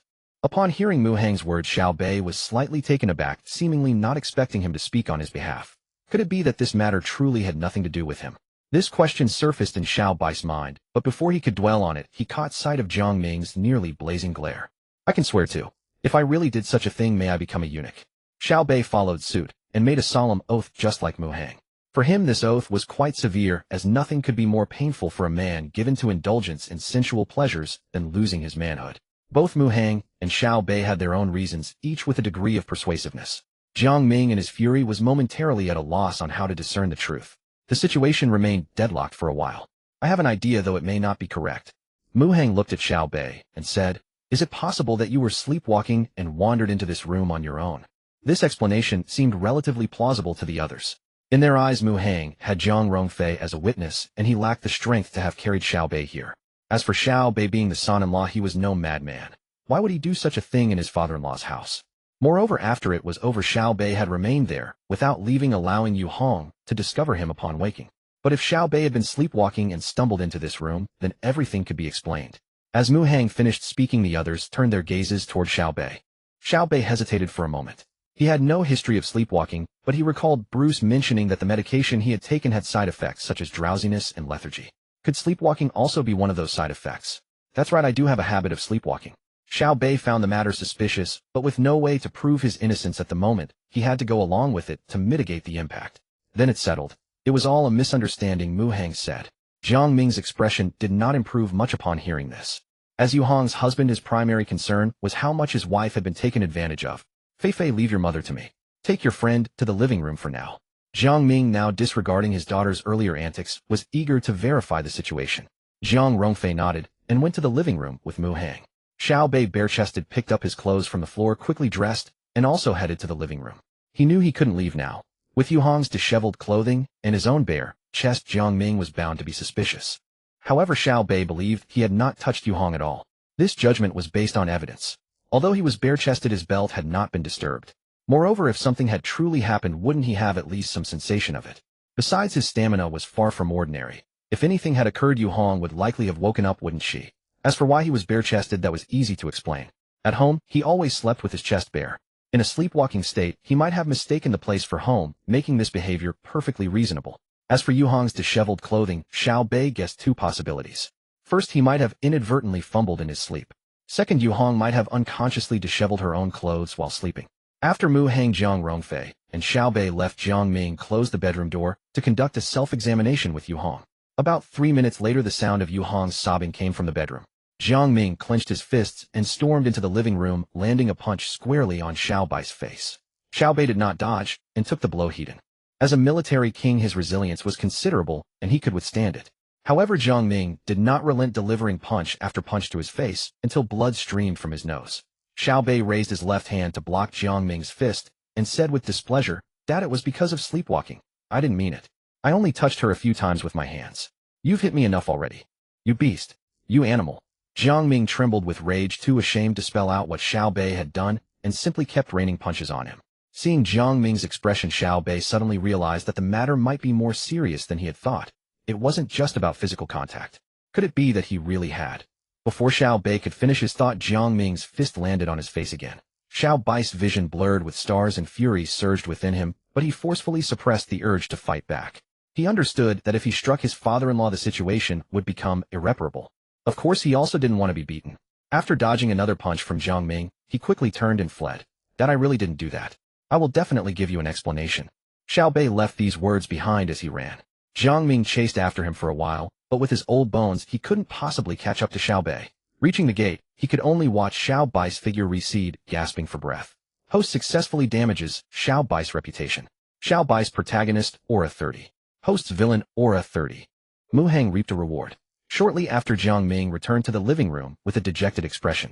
Jiang Rongfei vaguely guessed what had happened and went to comfort her mother Yu Hong. Yu Hong was distressed, but she was no naive girl, nor was she on the verge of despair. In contrast, Jiang Ming was emotionally shattered. What man could endure being cuckolded? The more Jiang Ming thought about it, the angrier he became, until his vision darkened and he fainted. Mu Hang checked Jiang Ming's pulse and found that he had fainted from a surge of rage. Without timely treatment, it could be dangerous. Jiang Rongfei cried out in panic. Mu Hang quickly comforted her and then pressed several acupoints on Jiang Ming. Shortly after, Jiang Ming's qi and blood flowed smoothly again, and he regained full consciousness. Seeing this, Jiang Rongfei's worry turned to joy. Female, lead Jiang Rongfei's favorability toward host 5. Current total favorability 85. Deep affection. Upon waking and learning that Mu Hang had saved him, Jiang Ming immediately expressed his gratitude. Mu Hang waved his hand, thinking to himself, "Old man, no need to thank me. I set a trap for your wife, but I also saved you. So we're even." Indeed, he had only set a trap for Yu Hong, not cuckolded Jiang Ming. The post-incident traces on Yu Hong were all fabricated by Lin Ruo, and it was Lin Ruo who had carried Xiao Bei there. With a bruised and swollen face, Xiao Bei ran out of the Yunding Manor Villa complex full of doubts. He first contacted Bruce to ask whether the medication he had taken could cause sleepwalking. Bruce, unaware of the specifics, could discern from Xiao Bai's tone that something unusual had happened. He gave an ambiguous answer, saying that side effects vary from person to person and everyone's situation might be different. In other words, it was possible for sleepwalking to occur. After hearing this, Xiao Bei fell into deep thought, beginning to suspect that he might have indeed touched Yu Hong during a sleepwalking episode, then fastened his belt afterward, while Yu Hong in a daze had thought it was all a dream. To verify this, Xiao Bei dialed Lin Ruo's number. According to Jiang Rongfei, she had been with Mu Hang during the incident. Lin Ruo had been monitoring Jiang Rongfei's phone, so if Mu Hang had been with Jiang Rongfei the entire time, Lin Ruo would have heard it. That meant if Mu Hang had left at any point, he had framed Xiao Bei. If he hadn't left, Xiao Bei had truly sleepwalked into Yu Hong's room. After sorting this out, Xiao Bei couldn't help but mentally applaud his own cleverness. After the call connected, Xiao Bei asked Lin Ruo whether Mu Hang had left Jiang Rongfei's side between 1240 and 200. Lin Ruo answered candidly. From the surveillance audio, she discerned that Mu Hang first massaged Jiang Rongfei and then fell asleep in her bedroom. During the subsequent period when both were asleep, only the even rhythm of their breathing could be heard until Jiang Ming's phone call roused them. Xiao Bei sat in stunned silence for a few seconds, afraid Lin Ruo might have missed something. Unwilling to accept doubt, he asked her to clip that segment of the surveillance and send it to him. Lin Ruo complied and sent the clip. Xiao Bei listened intently to the recording of the sounds after Mu Hang and Jiang Rongfei had fallen asleep and found indeed no stealthy footsteps or the creak of a door. In other words, Mu Hang truly had not left Jiang Rongfei's room at the time in question. "I really sleepwalked, and even my mother-in-law," Xiao Bei muttered, rubbing his temple in frustration, resigned to the truth. With an incident like this, his marriage to Jiang Rongfei was all but over. Still, he clung to a thin thread of hope that she might forgive him. Though that hope was exceedingly slim, he was willing to wait. For now, the urgent matter was to guard against Mu Hang. Xiao Bei had begun to realize Jiang Rongfei was not merely putting on an act. She genuinely felt strongly for Mu Hang. Otherwise, she would not have allowed him to massage her and nap beside her on the same bed. If things continued along that path, the two might well end up in bed together. Fighting off drowsiness, Xiao Bei sought out Bu Lucy to ask if there existed any drug that could make a man lose that kind of potency. Upon learning the answer, he bought the drug and went to find Lin Ruo. "I need you to do me a favor. If you accomplish it, I will teach you every skill I have," Xiao Bei said, habitually dangling a tempting promise to spur her on. "Please tell me what to do," Lin Ruo replied eagerly. "Slip this drug into Mu Hang's food without anyone noticing." Xiao Bei handed the prepared medicine to Lin Ruo. "I will do it," she said, visibly excited. "You must keep your promise." "Go," Xiao Bei said with a smile as he watched her leave. Advising Jiang Rongfei to stay away from Mu Hang would surely fail, but if Mu Hang lost that capability, Jiang Rongfei would be safe. Having set this plan in motion, Xiao Bei could no longer keep his eyes open and returned to his lodgings to sleep. On the other side, Lin Ruo turned and reported Xiao Bei's scheme to Mu Hang. Mu Hang smiled upon hearing it. He had been pondering new ways to unsettle Xiao Bei's nerves, and Lin Ruo's report instantly sparked an idea. However, the quota for assigning tasks to Bu Lucy had already been used up today, so he would have to wait until tomorrow. Mu Hang communicated with the system by thought to query the current dispatch system and the available task information. The system returned the overview. There were 3 dispatch systems in total. There were no available dispatch uses remaining at the moment. The current assignable task targets were 001 Su Ro 1 task available and 002 Lin Ruo 1 task available. After a moment's thought, Mu Hang assigned tasks to Su Ro and Lin Ruo. The task given to Lin Ruo was simple 50 sit-ups. Within roughly 5 minutes, there was activity. The system announced that Lin Ruo had completed the task, and obtained a top-tier comprehensive combat ability, triggering an 8-fold feedback reward for the host. The system explained that top-tier comprehensive combat ability could not be upgraded, the feedback reward would be converted, and the host could choose between ability upgrade experience and Jinchi. Note ability upgrade experience can directly raise the level of an existing ability. Some special abilities cannot be elevated with experience. Note Jinchi can raise combat power and strengthen the body. Muhang pondered the prompt. If he were to upgrade an ability with experience, the one he most wished to improve was the Chuji Gaon Yin, primary soul ensnaring eye. But after querying the system, he learned this was a special ability that could not be enhanced with upgrade experience. To raise the level of the Gaon, one must instead increase charm. As for medical skill, Muhang dismissed that option since Bulusi could farm medical levels. He rejected upgrade experience and chose to convert the feedback reward into Jinchi. The conversion succeeded. The host received 5 years worth of Jinchi. Muhang pulled up his panel to check the shift in his combat power. His original combat power had been 1059. After gaining 5 years Jinchi, the figure leapt to 2125. An increase of over 1,000. His power had effectively doubled. Elated, Muhang concentrated to sense the flow of energy in his dantian and experimented with channeling it. After about half an hour of practice, he could rudimentarily guide that wondrous current to a specified part of his body. When Jinchi was poured into an arm, its strength would surge, and strikes would carry far greater force. When infused into the legs, one could run with astonishing speed. The areas filled with Jinchi became unusually resistant to impact, almost as if they were forged of iron. Muhang grew absorbed in training, steadily refining his ability to direct Jinchi, when his phone suddenly rang. He glanced at the incoming caller, and seeing Su Bingning's name, answered immediately. It was 4 in the afternoon. At noon, Su Bingning had sent several messages, but Muhang had been at Jiang Rongfei's house, and had put his phone on silent, so he had not replied. "Why didn't you answer my messages? Are you mad at me?" she asked, a hint of grievance in her voice. "Mad at you? Why would I be?" Muhang replied, puzzled. Su Bingning fell silent for a few seconds, then shyly said, "You said last night you wanted to see me. I didn't refuse you, did I?" Muhang remembered the video call from the previous night. On a whim, he had asked to see her, and she had declined. It had been a trivial moment he had not cared about. He did not expect Su Bingning to brood over it, and assume his silence stemmed from that refusal. Girls with hearts wrapped in love truly like to invent worries. Muhang opened his mouth, half inclining to say, "You're overthinking. There's no way I'd be angry over something so small." But he stopped himself. Such an innocent reassurance sounded like the words of someone sincere and guileless. Was that the role he wished to play? "Let's not talk about it," he said, answering ambiguously. The remark could be taken as either wounded pride or as careless indifference. Su Bingning, inclined to fret, leaned toward the interpretation that Muhang was a little put out by being refused. She would never take the initiative to offer herself. She only resolved that the next time he asked, she would say yes. Skipping further over the issue, she added, "By the way, my mother would like you to come to our home for dinner tonight." In the evening, Su Bingning returned home after work. In the underground parking lot, she happened to encounter her mother, Su Ro. Su Ro was carrying items in both hands. In her left hand were some semi-transparent plastic bags revealing an assortment of vegetables, and in her right were some delicate shopping bags bearing clothing brand logos. Su Bingning offered to help Su Ro by taking the heavier groceries, but Su Ro declined and asked her to carry the clothing bags instead. They returned home together. Su Ro went to the kitchen with the groceries to prepare dinner. Su Bingning placed the clothing bags in the living room, and driven by curiosity, opened one to see what beautiful clothes her mother had bought.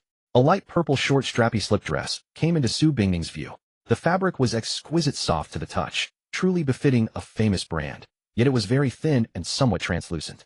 Overall, it was a frivolous and daring nightgown. This struck Su Bingning as odd. Su Ro's previous nightgowns had always been extremely conservative, with hems at least reaching the knees. This one was entirely different in style. Imagining Su Ro wearing it, Su Bingning couldn't help but feel a bit embarrassed. Just then, Su Ro emerged from the kitchen and noticed Su Bingning examining the nightgown. A flicker of panic crossed her face, but Su Bingning's attention was fixed on the garment, and she failed to catch her mother's expression. "Mom, why the sudden change in style? Buying this kind of nightgown?" Su Bingning asked curiously. Su Ro hesitated before replying, "Oh, there was a sale at the store. I saw this one had a big discount and thought it was a great deal, so I bought it. But it is a bit. I'll see if I can return it tomorrow." "Since you bought it, you might as well keep it," Su Bingning said. She didn't see it as a big deal. After all, it was only for wearing at home, and at most only her daughter would see it. Besides, the nightgown was really quite beautiful. "Then I won't return it," Su Ro said. "Mom, can I try it on?" Su Bingning asked eagerly. She and Su Ro had similar figures, and sometimes they even wore each other's clothes. She would have been too shy to buy such a style herself, but she was curious to experience it. Su Ro was taken aback for a moment, then smiled. "Go ahead if you want. It's not like you've never worn my clothes before." Delighted, Su Bingning took the nightgown to her room, tried it on, and studied herself in the mirror from every angle, blushing at her own reflection. If he saw me like this, would he be captivated? The thought suddenly crossed her mind as she gazed at herself, but she lacked the nerve and the courage to wear it for Mu Hang. At least not yet. After admiring herself for a while, Su Bingning's phone rang. It was Mu Hang. She answered and learned he had arrived, so she quickly changed back into her everyday clothes and hurried to the door to greet him. You're here. Though only a day or two had passed, Su Bingning felt as if it had been ages. She missed him terribly and greeted him with a sweet, charming smile as he approached.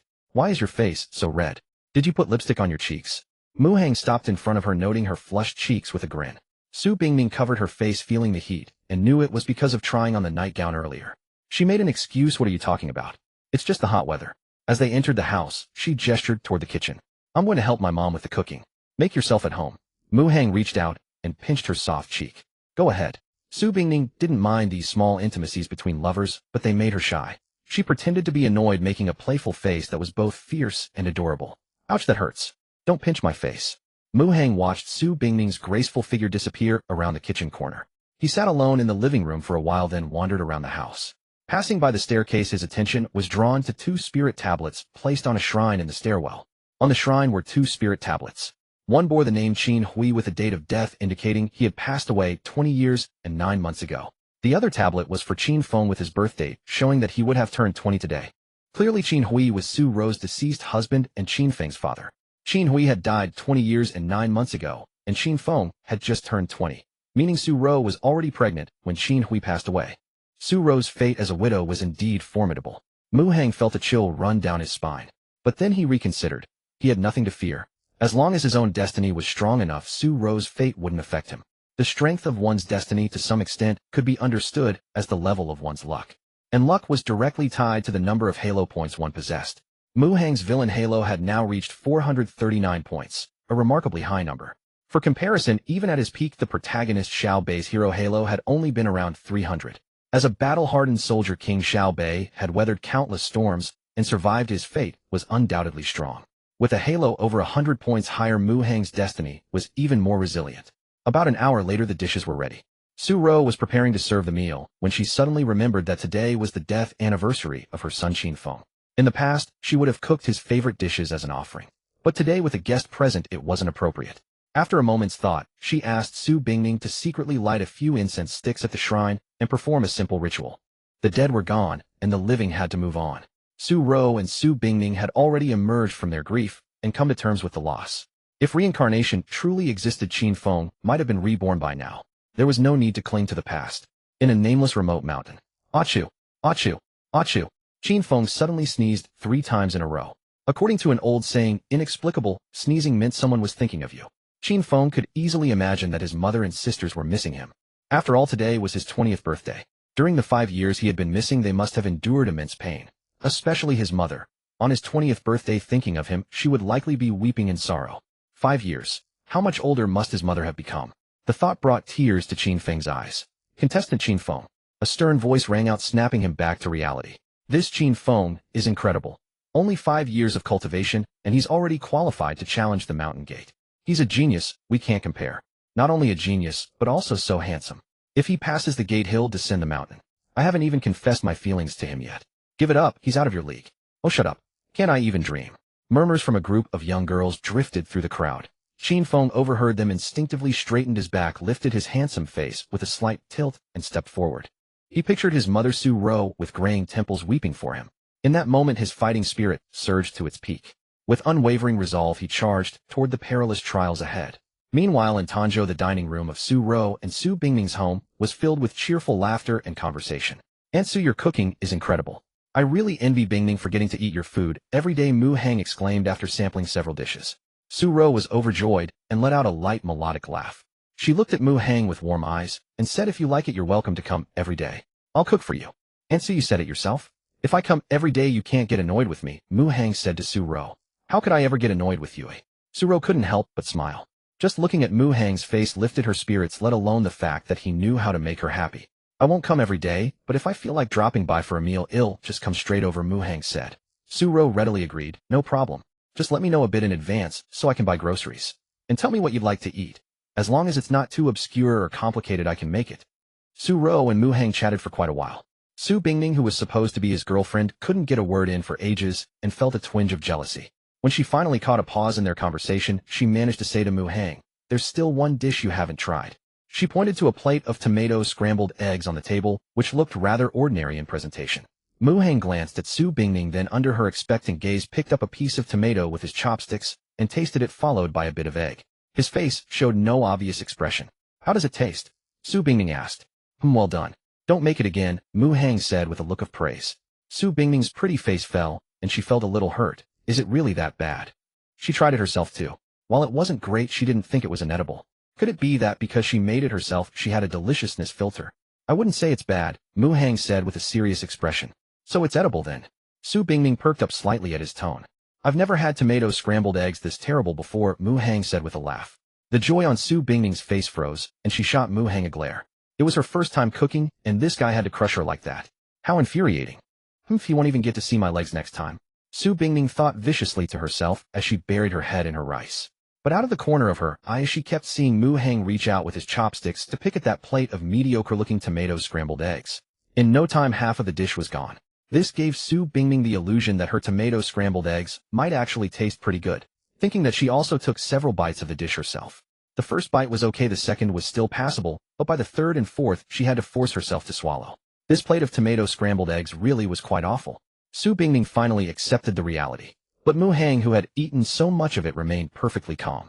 This guy complained about it, but still forced himself to eat so much. Was he an idiot? Su Bingning silently grumbled, but a wave of warmth surged in her heart. To keep the idiot from eating more, she silently took away the remaining half of the tomato scrambled eggs. Mu Hang let out a quiet sigh of relief when he saw her action. Was he an idiot? Of course not. He had been through plenty of relationships after all. That experience wasn't for nothing. This little incident directly increased Su Bingning's affection for him by 2 points, bringing her total affection to 87. Midway through the meal, Mu Hang suddenly asked if there was any red wine. Red wine was good for the skin, and Su Ro and Su Bingning occasionally had a little, so they kept some at home. After dinner, Mu Hang sat for a while. When he saw Su Ro finish cleaning up the kitchen and come to the living room, he stood up and said, "It's getting late. I should be going. You've had so much red wine, and let me drive you home." Su Bingning said, not comfortable letting Mu Hang drive himself. "Xiaoqi, you've had some too. How can you drive him?" Su Ro stopped her. "I only took a tiny sip, it's fine." Su Bingning said, her mind perfectly clear, certain she wasn't over the limit. "No," Su Ro insisted. "Mu Hang isn't a stranger. We have plenty of empty rooms, you just stay the night." Su Bingning was startled. She had thought about letting Mu Hang stay over, but feared her mother would object, so she hadn't brought it up and instead offered to drive him home. To her surprise, her mother was the one to suggest it. Mu Hang showed no surprise at Su Ro's proposal, though he politely declined staying here. "Wouldn't that be inconvenient?" "What's inconvenient? Didn't you stay over that night?" It thundered. Su Ro said with a smile. At the mention of that, Su Bingning's cheeks flushed. "All right, then I'll stay the night," Mu Hang finally agreed. Su Ro prepared a spare room for Mu Hang, then went to take a shower. Afterward, she called her daughter Su Bingning to her room. "Mom, what's wrong?" Su Bingning asked anxiously, seeing Su Ro clutching her stomach with a furrowed brow. "I don't know what happened, but my stomach suddenly hurts a bit," Su Ro said. "Should we go to the hospital?" Su Bingning asked nervously. Su Ro shook her head. "It's just a little uncomfortable, not too painful. No need for the hospital. Go buy me some medicine for stomach pain, I will be fine after taking it." "Okay, you'll go right away," Su Bingning replied immediately and left the room. Soon Su Ro heard the front door open and close. Clearly Su Bingning had gone out to buy medicine. Su Ro moved her hand away from her stomach, and her furrowed brow instantly relaxed. Her expression showed no sign of discomfort at all. Then Su Ro nervously took out the new light purple strappy short nightgown she had bought today and changed into it. She took several deep breaths, silently reminding herself that this was all to complete the mission, then walked to Mu Hang's door and knocked. A few seconds later, the door opened. Mu Hang was shirtless, and Su Ro's graceful figure in the nightgown came into view. In Su Ro's eyes, she saw Mu Hang's tall, sturdy frame with broad shoulders and a narrow waist. Both were stunned for a moment, then Mu Hang broke the silence. "Aunt Su, is something the matter?" Su Ro snapped out of it, and quickly said, "Oh no. Nothing much. I just wanted to ask if you felt dizzy or unwell after all that red wine. If so, I can make you something to sober up. I just feel a little light-headed, it'll be fine after resting." "No need to trouble yourself," Mu Hang said. Su Ro nodded, racking her brain for something to say. Soon she added, "Oh, by the way, the air conditioner remote is in the left drawer of the bedside table. If you get hot, feel free to turn it on." "It's not that hot yet, no need for the AC," Mu Hang said with a smile. "But it might get hot later. Let me get the remote for you anyway," Su Ro said, feeling her own logic was a bit off, but her mind was blank, and she couldn't think of anything else to say. She brushed past Mu Hang, went to the bedside table, bent over, and retrieved the remote. Mu Hang's eyes were fixed on her from behind, but the moment she turned around, he instantly looked straight ahead. "They'll leave it here," Su Ro said, placing the remote on the table. Mu Hang replied, eyes cast down at the floor, avoiding her gaze. Seeing this, Su Ro thought to herself that the system's assessment was right. Mu Hang was a gentleman.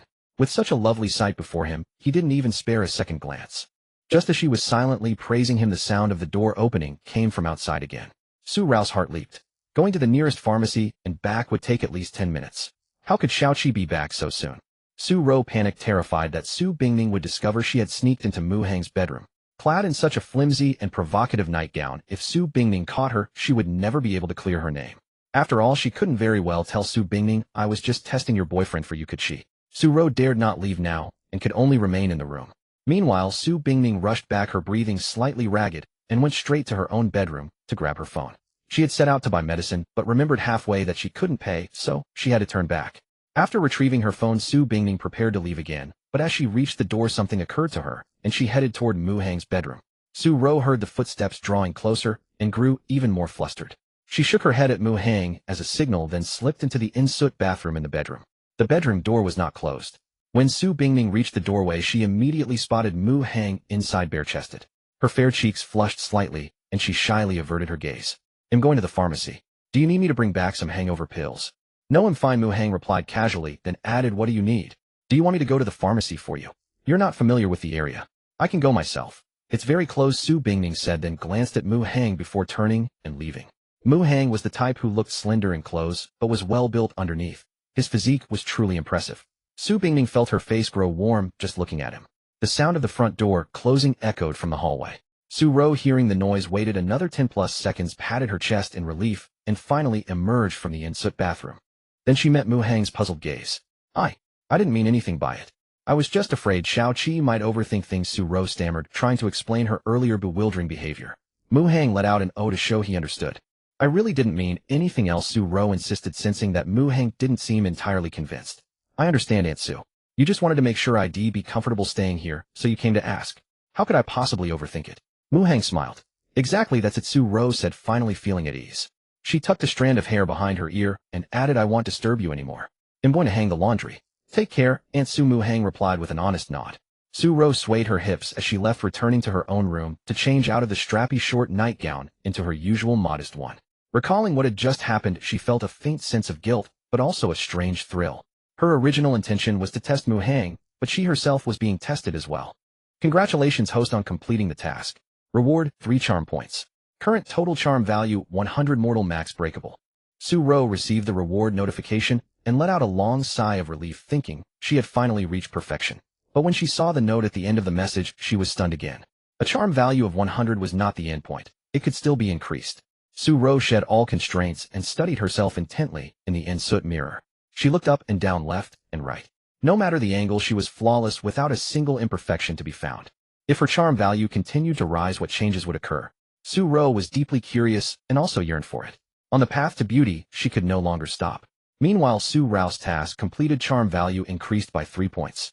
Congratulations, host, for triggering a 6x critical hit feedback reward. Charm value increased by 18 points. Mu Hang received the feedback reward notification. His appearance didn't change, but his demeanor was enhanced, and his eyes became slightly more captivating. Su Bingning returned after buying stomach medicine and brought it to Su Ro. Su Ro brushed it off with the excuse that "my stomach doesn't hurt anymore." Su Bingning never imagined her mother would deceive her, so she naturally didn't question it. She simply urged her mother to rest early and return to her own room. Su Rao's charm value had increased from 97 to 100, a very subtle change that was imperceptible to Su Bingning on the surface. After all, once Su Rao's charm value reached 97, her appearance had already achieved perfection. The additional 3 charm points adjusted other aspects of her body, bringing her overall form to absolute perfection. Only Su Ro herself could notice. Midnight. At a time when she should have been asleep, Su Ro tossed and turned, unable to rest. A tall, broad-shouldered, narrow-waisted figure kept drifting into her mind. The night air was cool, yet Su Ro inexplicably felt a bit warm. In the darkness, she let out a faint sigh, reached out, and pressed the light switch on the bedside table. The room instantly brightened. She squinted, slightly adjusted to the light, and went out to get a glass of cold water. After gulping down several mouthfuls, Su Ro felt much better and prepared to return to her room. But as she passed Mu Hang's bedroom, she noticed the door was half open. Su-ro glanced at it curiously and saw that the room was empty. Where did he go? She wondered. Su-ro instinctively looked towards Su Bingning's bedroom. Did he go to see Xiao-Qi?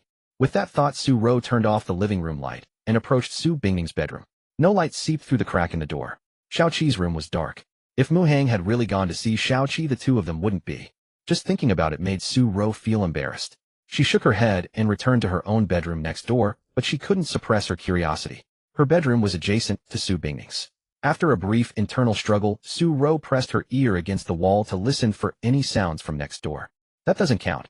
I only saw half. Su-ro recognized Mu Hang's voice. How can it not count? You're cheating, followed another voice, Su Bingning's. Of course it doesn't count. On the street, women dressed scantily still reveal half of it. You can't compare it like that. I never wear such low-cut clothes. I'm just curious. I've never seen the complete version with my own eyes. I want to know what it really looks like, Mu Hang said in an earnest tone. Haven't you been in love before? Su Bingning questioned. Yes, but that was purely romantic. Then why are you like this with me? I don't know why either. I never felt this way in past relationships. Maybe it's because you're too beautiful. Really? Then among all the girls I've seen, where would I rank in terms of beauty? There's no need to ask. You're number one, of course. You're exactly the way I like. Remember the first time we met? I was dumbstruck when I saw you. I think so too. At that point in the conversation, a silence fell over the next room. After a while, Su-ro heard a very soft, shy voice say, "You. Close your eyes first." All right, I've closed my eyes. Su-ro pressed her ear against the wall and soon heard Mu Hang's voice. After about 20 or 30 seconds of silence, Su Bingning's voice, shy to the extreme, finally sounded, "You. You can open your eyes now." Su-ro, separated by the wall, naturally couldn't see the scene next door, but she could roughly imagine it. After Su Bingning spoke, there was another 10 seconds of silence next door. "It's too dark. Turn on the light," Mu Hang's voice came. "There's moonlight coming in from outside," Su Bingning said. "I want to see a bit more clearly. Please." Then he'll only turn it on for a moment. "All right," Mu Hang responded, and then there was another few seconds of silence next door. "Why are you hiding under the covers? You're not keeping your word. Turn off the light." "They'll turn it off now." After a moment, Su Bingning's voice drifted out soft and deep. "Mu Hang. I'm here. We just got together. Isn't this moving too fast?" Su-ro, listening to Su Bingning's words, found them quite reasonable and couldn't help but nod. She recalled her own youth, when even holding hands was unbearably embarrassing, nothing like the uninhibited ways of today's youngsters. "I understand what you mean. Come on." "What? Of course it's a matter of reciprocity. I want just look for nothing. Let you see me." Faced with such a serious topic, Mu Hang, drawing from his experience, knew he absolutely couldn't discuss it seriously. He needed to deflect. Su Bingning paused, then said with a mix of laughter and exasperation, "A guy and a girl going shirtless aren't the same thing. Like you said, you can see shirtless men on the street." Led astray by Mu Hang's diversion, Su Bingning was indeed thrown off track. "I don't walk around the street shirtless, just like you never wear low-cut tops." Then my mom has seen you shirtless." "That's true. How about this? They'll let you touch my abs, and we'll call it even." "No, not interested. Really not." "Then I'll ask Annie sometime to see if she's interested." Su Bingning laughed despite herself. "If you dare say that to my mom, she'll beat you up." Su-ro found this amusing, as she hadn't expected the topic to turn to her. But if Mu Hang really asked, she would at most pretend to be angry. Auntie is such a gentle person. How could she ever hit anyone? "That's not certain. They'll try it another day. Don't you dare try." "I'm joking. How could I actually do it? Still want to touch my abs." "If you're really not interested, then forget it. Have any other girls ever touched your abs? Do you even need to ask?" "Good then. Then he'll just touch once." After a moment, Mu Hang laughed. "You're not keeping your word either. You clearly said you'd only touch once." Su Bingning stammered, unable to find a good excuse, and shyly buried her head under the covers. Su-ro, listening to the sweet chatter of the young couple next door, unconsciously broke into an affectionate smile, then sighed wistfully. Youth was truly wonderful. After a while, the young couple started chatting again. Some of the topics they discussed even made Su-ro's ears burn and her heart race. It wasn't until 2 in the morning that Su Bingning, realizing it was very late and she had to work the next day, finally ended the conversation. The young couple exchanged goodnights, and then the sound of a door opening and closing came. Mu Hang seemed to have returned to his own room. Only then did Su-ro snap to attention, realizing she had been pressed against the wall listening for an hour or two, her legs numb from standing. She returned to bed to rest, but still had no trace of sleep. Around 5 in the morning, unable to hold on any longer, she finally felt a hint of drowsiness. She fell asleep and even had a sweet dream. Finally passed. Ha. In a nameless, deep mountain, Sheen Fong, having successfully breached the mountain gate, burst into unrestrained laughter. During these 5 years of cultivation, he had endured much hardship and often wanted to give up. But whenever he thought that if he stayed too long in the mountain sect his sisters would grow older and face finding boyfriends, even marriage, and having children, he got a surge of energy filled with motivation. Of course, besides that, letting his mother Su-ro know he was still alive as soon as possible was also one of his greatest driving forces. Having been missing for 5 years, Qin Feng could hardly bear to imagine what might have happened to his mother Su-ro. Would his mother, consumed by longing for him, fall into depression and illness, aging so much that he wouldn't recognize her? At this moment, Qin Feng's heart was set on returning home. He went to the sect to bid farewell to his master and other elders, then immediately set off down the mountain. The sky was just beginning to lighten. In a quiet bedroom, a soft sound suddenly arose. Su-ro, still in her dream, trembled slightly and woke up. She was dazed for a few seconds before vaguely realizing she had just been dreaming. Recalling the scene from her dream, Su-ro felt a sense of guilt rise within her, utterly ashamed. It was just a dream, only a dream. It's not like him actually being unfaithful to Xiaoqi. Su-ro comforted herself like this, turned on the light in the room, then her face flushed, went to the in-soot bathroom to change into fresh clothes. She hastily rolled up the bedsheet and put it in a basin in the bathroom, soaking it in water. After soaking it for a while, she rubbed the bedsheet with her hands, then tossed it into the washing machine and started the cycle. Around 7 o'clock, Su-ro prepared breakfast. Seeing that Mu Hang and Su Bingning were still not up, she went to knock on their doors to wake them. Su Bingning looked utterly listless, having also suffered from insomnia and not slept well. Mu Hang was relatively energetic.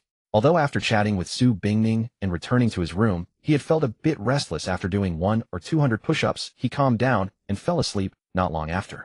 After breakfast, the three prepared to go out. Su-ro remembered the bedsheet was still in the washing machine. Fearing it would get stuffy in there all day and need re-washing, she took it out to hang on the balcony. "Mom, why are you washing the bedsheet so early in the morning?" Su Bingning asked upon seeing it. Su-ro's heart skipped a beat, and a feeling of guilt toward her daughter surged again. She averted her gaze and replied, "I felt a bit itchy on my body while sleeping last night, and some red spots appeared. I thought the bedsheet wasn't clean, so I got up and washed it." Su Bingning nodded and even helped Su-ro spread out the bedsheet so it could fully bask in the sunlight on the balcony, letting the ultraviolet rays disinfect it thoroughly. Mu Hang, awakened by Su-ro, didn't understand what had happened, but could clearly sense that Su-ro's gaze was deliberately avoiding him. He found this somewhat strange. Current affection toward host 72, admiration. Mu Hang checked Su-ro's information and immediately made a new discovery. He clearly remembered that Su-ro's affection for him had previously been 60, and now it had risen to 72. A single increase of less than 5 affection points wouldn't trigger a system notification. That meant it had gradually accumulated point by point during his interactions with Su-ro. For Mu Hang, this was something to be happy about, albeit with a tinge of guilt. But honestly speaking, Su-ro's feelings gradually changing was exactly what he had hoped for. After all, Su-ro was his talisman, and it would also make it easier to mess with Qin Feng's mindset in the future. Mu Hang closed Su-ro's message interface and checked on Su Bingning. Her current favorability toward him was 89. After dinner the previous day, it had been 87, so it had increased by 2 points. This was clearly the result of their late-night interaction. It might have been due to watching the game, or perhaps touching her abs, or maybe some words during their conversation that moved Su Bingning. The higher the favorability, the greater her tolerance toward him, and the lower her resistance. They had already reached the point of watching a game together. Next time perhaps they could explore other activities. After hanging the bed sheets, the three of them went out. Su Bingning and Su-ro each left for work. Mu Hang returned to his own home, set an alarm, and planned to catch some more sleep. Although he held a nominal position at his mother's company, whether he showed up or not didn't matter. No one would say anything to him. It wasn't that Mu Hang was born a slacker. What young energetic person doesn't have ambitions? He had once started businesses, but all 3 ventures ended in failure, costing him a full 2 billion in startup funds. After that, he completely gave up on the idea of entrepreneurship. Because of this, his parents had very low expectations for him. As long as their son didn't start a business, everything else could be negotiated. In a family like Mu Hang's, they weren't afraid of their son spending money on pleasure. They were afraid of him trying to prove himself through business. Entrepreneurship was a bottomless pit. If you played big, no amount of money was enough to cover the losses. Moreover, with the Mu family's wealth, there was no need for Mu Hang to start a business. At 10 in the morning, at the entrance of the Civil Affairs Bureau, Jiang Rongfei, wearing a baseball cap and sunglasses, walked out, holding a small booklet. She spread her arms and embraced the sunlight, feeling elated, finally free. Behind her, Xiao Bei also held a small booklet in his left hand, but his face was ashen, completely opposite to Jiang Rongfei. Jiang Rongfei walked to the parking lot of the Civil Affairs Bureau, ready to drive away. Xiao Bei caught up and shamelessly asked, "Fei, can we still be friends after this? What do you think?" Jiang Rongfei looked at him with disgust. Even before the sleepwalking incident, she had disliked Xiao Bei, let alone now. Alright, I know it's hard to earn your forgiveness, but I need to remind you of one thing, that Mu Hang is clearly a playboy. Getting too close to him won't do you any good, Xiao Bei advised earnestly. I have my own judgment, I don't need your reminders. Jiang Rongfei said coldly. Honest advice may be unpleasant, but I truly mean well for you, Xiao Bei replied. Spare me your glib tongue, it makes me sick. And as for how I get along with Mu Hang, you have no right to interfere. Even if he ends up hurting me, I'll accept it willingly. Jiang Rongfei retorted, then, without lingering, opened the car door and slid inside. Feifei's mindset is indeed impossible to change. Good thing I had a backup plan in place, Xiao Bei muttered to himself as he watched Jiang Rongfei's car gradually disappear into the distance. Although the divorce certificate with Jiang Rongfei was finalized in Xiao Bai's heart, she was still his wife, and he would never allow anyone else to touch her. Xiao Bei believed that sooner or later he would remarry Jiang Rongfei. Collecting his thoughts, Xiao Bei hailed a taxi and headed to the hotel where Bruce was staying. Soon Bruce set up in 4-drip for Xiao Bei. At 11 in the morning, Mu Hang was woken by the alarm, feeling fully rested. He assigned a task to Bruce and officially began his energetic day. On the other side, Xiao Bei dozed off for a long time. When he woke up, the 4 was still not finished. Feeling bored, he took out his phone and started fiddling with it. On WeChat, there was an unread message from a woman saved as Miss Chun. Xiao Bei had met Miss Chun at a bar, they hit it off, and went to a hotel that same night. But when Xiao Bei went to take a shower, Jiang Rongfei suddenly called, and Miss Chun answered the phone. To salvage some innocence, Xiao Bei made an excuse and left after ending the call with Jiang Rongfei. Miss Chun was very fond of Xiao Bai's rugged type. Now she was sending messages, and judging by the tone, she clearly wanted to finish what they had started. Xiao Bei had originally decided to stop fooling around, but now that he was temporarily divorced from Jiang Rongfei, and in low spirits, the thought crept back in. What's wrong? Afraid of your wife? Or can't handle it? Miss Chun quickly sent another message dripping with provocation. Can't handle it. I'm afraid you'll be the one crying, Xiao Bei typed, and sent. He had absolute confidence in this area. Miss Chun. Xiao Bei, woman, you're playing with fire. Miss Chun, time. Place. Xiao Bei, 2 in the afternoon, same place as last time. Miss Chun, okay, don't disappoint me. Xiao Bei, at least until dark. Miss Chun, tisk, anyone can say that. Xiao Bei, just wait and see. After finishing the chat with Miss Chun, Xiao Bei increased the drip rate of the 4, hoping to finish it quickly and make it to the appointment on time. By 1 in the afternoon, the last bottle was nearly empty. Xiao Bei called for someone to remove the needle, but Bruce brought over another 4 bag. Why is there more medicine? Xiao Bei asked. It's a temporary addition to alleviate drowsiness and lethargy, Bruce explained. I see. Then make it faster, Xiao Bei nodded approvingly. Half an hour later, the bottle was finished.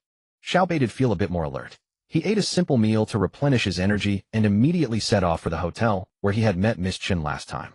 Miss Chun had arrived half an hour early and had already booked a room. Xiao Bei saw Miss Chun's message and went straight to the designated room, knocking with his left hand. What happened to your hand? Miss Chun, wearing a bathrobe and seemingly fresh from a shower, asked curiously when she saw his right hand wrapped like a bandage package. Got hit by something heavy while moving stuff, Xiao Bei said as he stepped into the room. Miss Chun closed the door. Is it serious? Just a hand injury, it doesn't affect anything else. Xiao Bei smirked wickedly and walked toward her. Hold on. Miss Chun stepped back and pointed toward the shower. So particular about cleanliness. Xiao Bei wanted to cut corners. You smell strongly of sweat. Did you not shower yesterday? Miss Chun covered her nose. Xiao Bei was taken aback. With his right palm injured and afraid of getting it wet, he indeed hadn't showered yesterday. What a hassle, he grumbled reluctantly, heading to the shower.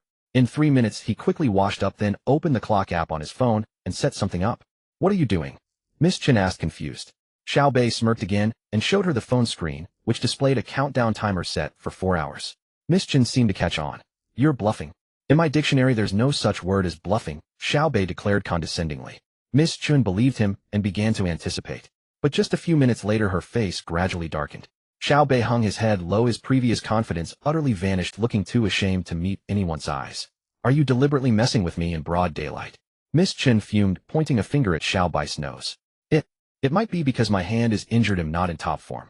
Xiao Bai's face flushed crimson. He couldn't recall the last time he had blushed. Didn't you say it wouldn't affect anything? Miss Chun's temper flared, and she cursed like a fishwife. If you can't do it, just say so.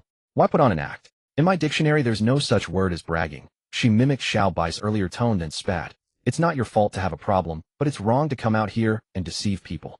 A useless waste bragging about nothing. And you even set a 4-hour alarm countdown, what a joke.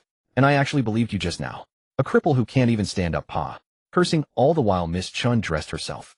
Before leaving, unable to swallow her anger, she rudely spat at Xiao Bei, then slammed the door shut with a bang and stormed off. Xiao Bei didn't have the face to retort and let her curse. For the first time, a woman had pointed at his nose and insulted him like this, and he couldn't even defend himself. Bruce completes the task, gaining a large amount of Chinese medicine upgrade experience. Congratulations to the host for triggering a 5x critical hit reward. Current Chinese medicine level advanced progress to master level 610. The host caused protagonist Xiao Bei to lose his virility. Xiao Bai's protagonist Halo Point 60. Host's villain Halo Point 60. Mu Hang received the reward and was pleased for a moment. Xiao Bei, seething with anger, returned to the hotel where Bruce was staying and demanded to know why his body had malfunctioned. Upon hearing this, Bruce looked surprised and said, "Is that so? Mr. Wolf King, how did you discover this?" Xiao Bei muttered, "I just went to a hotel with a woman." "Mr. Wolf King, your hand is still injured. How could you be thinking of doing such a thing?" said Bruce. "Never mind that for now. First tell me why this happened to me." "It was perfectly normal before." Bruce reassured him. "It's a side effect of the new medication that caused this. I didn't expect you to be thinking about such matters even while injured, so I didn't mention it. But don't worry, it's only temporary. Once you stop taking the medication, everything will return to normal." "Is that really the case?" Xiao Bei asked suspiciously. "Please wait a moment." Bruce, being meticulous, had naturally prepared for this. He opened his laptop and showed Xiao Bei a set of medical trial data. The data indicated that this new drug temporarily affected the nerves, causing men to lose their ability, which would recover once the medication was stopped. After carefully reading through it, Xiao Bai's doubts mostly dissipated. As a doctor, Bruce had a keen grasp of the patient's mindset. Seeing that Xiao Bei still seemed uneasy, he added, "Mr. Wolf King, if you're truly preoccupied with that matter, I can revise the treatment plan. However, I must warn you, if we change the plan, the recovery of your right palm might not be ideal. The choice is yours." Xiao Bei fell silent for a moment. His right palm was crucial for unleashing his full abilities, so a poor recovery was absolutely unacceptable. "Stick to the original treatment plan. No changes." Xiao Bei made his decision quickly. It was only a few months after all. He could just treat it as a period of rest. Moreover, without that ability, those urges seemed to fade somewhat. With that thought, he felt much more at ease. After Bruce left, Xiao Bei contacted Lin Ruo to ask how the task of drugging Mu Hang was progressing. Lin Ruo replied that she had sneaked into the Mu residence the previous night and added the drug to Mu Hang's drinking water, but she couldn't yet determine if it had taken effect, as she couldn't test it. Xiao Bei naturally had full faith in Bruce's medical skills. Hearing Lin Ruo's report, he was basically reassured. As long as Mu Hang drank the drugged water, he would surely fall for it. This way, he wouldn't have to worry too much about Jiang Rongfei. At the same time, Xiao Bai's mood improved, and the frustration from Miss Chen's insults was largely swept away. He was only temporarily incapacitated due to the medication side effects, while Mu Hang would suffer permanent damage and never be able to perform again. "Come to the hotel where Bruce is staying. I keep my word. Since I promised to teach you skills, I won't go back on it," Xiao Bei said to Lin Ruo. "They'll be right there." Lin Ruo replied, feigning great delight. When she arrived at the hotel, Xiao Bei taught her 3 extremely formidable combat moves. Lin Ruo's overall combat skills and physical coordination were on par with Xiao Bai's, but she deliberately acted a bit clumsy, while also showing a hint of greed, hoping Xiao Bei would teach her more. As they say, bite off more than you can chew. Practice these 3 moves first. Once you've mastered them, it'll teach you others," Xiao Bei said earnestly. Lin Ruo appeared contemplative, then nodded in agreement, seemingly convinced by his reasoning. "Keep monitoring my wife on your end. You can juggle both tasks without affecting your practice. Report to me immediately if anything happens," Xiao Bei added quickly. "Yes." Lin Ruo nodded emphatically, looking utterly obedient. After leaving the hotel, Lin Ruo contacted Mu Hang and briefly reported her conversation with Xiao Bei, also mentioning that Xiao Bei and Jiang Rongfei had gone to the Civil Affairs Bureau to get a divorce that morning. Mu Hang could share Lin Ruo's audio and visual perceptions, allowing him to determine if she was lying. The result was that Lin Ruo as a mole was currently performing admirably and was loyal to him. Lin Ruo knew many secrets, so Mu Hang naturally had to be cautious. If he detected any signs of betrayal, he would consider eliminating the threat. The systems sent out by Mu Hang came with the authority to recall and destroy. Anyone bound to a subsystem would form a special connection once they completed tasks assigned by Mu Hang and received system rewards. If Mu Hang chose to destroy the subsystem, the consciousness of the bound individual would be completely erased. In other words, as long as Mu Hang wished, he could instantly cause Lin Ruo to suffer brain death, leaving her as a soulless shell. Of course, as long as Lin Ruo remained loyal, Mu Hang wouldn't do such a thing. He was just an ordinary man. He hadn't suffered any major trauma in childhood, nor was he psychologically twisted. His greatest pursuit and pleasure were merely physical beauty and enjoying romantic affairs. After hearing Lin Ruo's report, Mu Hang received a message from Jiang Rongfei, inviting him to dinner that evening. Mu Hang could roughly guess Jiang Rongfei's intentions, so he agreed directly. Then he instructed Lin Ruo to compile a dossier on Xiao Bai's activities abroad as soon as possible and send it to him via an unfamiliar number. At 7 in the evening, Mu Hang and Jiang Rongfei met at the restaurant where they had previously gathered. Jiang Rongfei had clearly come prepared, wearing full makeup that made her look radiant and stunning. Upon meeting, she was no longer as poised as before, but instead seemed somewhat reserved. Mu Hang could roughly guess Jiang Rongfei's state of mind, but he didn't take the initiative to call it out. If this matter could be postponed, it was better to delay it for now, ideally with mutual understanding. After all, Jiang Rongfei and Su Bingning were best friends, making it easy for things to go awry. However, things didn't go as he wished. Halfway through the meal, Jiang Rongfei suddenly said, "I finalized the divorce today. Congratulations." Mu Hang smiled, expressing his joy with excitement. "About what we discussed before." Jiang Rongfei felt a bit embarrassed, hesitating and stammering. "You want to take responsibility for me, right?" Mu Hang certainly couldn't forget this matter and knew he couldn't avoid it, but fortunately he had made some preparations in advance, so he wasn't flustered. He had considerable experience and insight in such matters, having once dated 8 people simultaneously and kept it secret for a year without being caught. Although he occasionally felt a twinge of guilt, it was indeed an exhilarating experience. Mu Hang sometimes thought that perhaps it was precisely this mindset and behavior that made him particularly suited to the role of a lecherous, rich, second-generation villain in fast-paced novels, disqualifying him from the protagonist's script and relegating him to the villain's role. Jiang Rongfei lowered her gaze. "I may not have had a marital reality, but legally am considered divorced. If you mind that, then let's forget it." Having already shared an intimate bond, Jiang Rongfei naturally felt much braver. As the female lead, her personality inherently possessed a trait. She was deeply traditional at heart. Since she had this relationship with Mu Hang, she was determined to commit to him. If Mu Hang rejected her, she planned to never marry and live out her days alone. If she wanted children in the future, she would just adopt one. "What nonsense are you talking about? If you don't take responsibility, they'll cling to you for life." Mu Hang didn't hesitate and decisively declared his stance. Since Jiang Rongfei had already spoken, any hesitation on his part would only diminish her impression of him. Of course, after uttering such words, Mu Hang still felt a bit of guilt. Jiang Rongfei and Su Bingning were still best friends. How could he not feel guilty about playing both sides?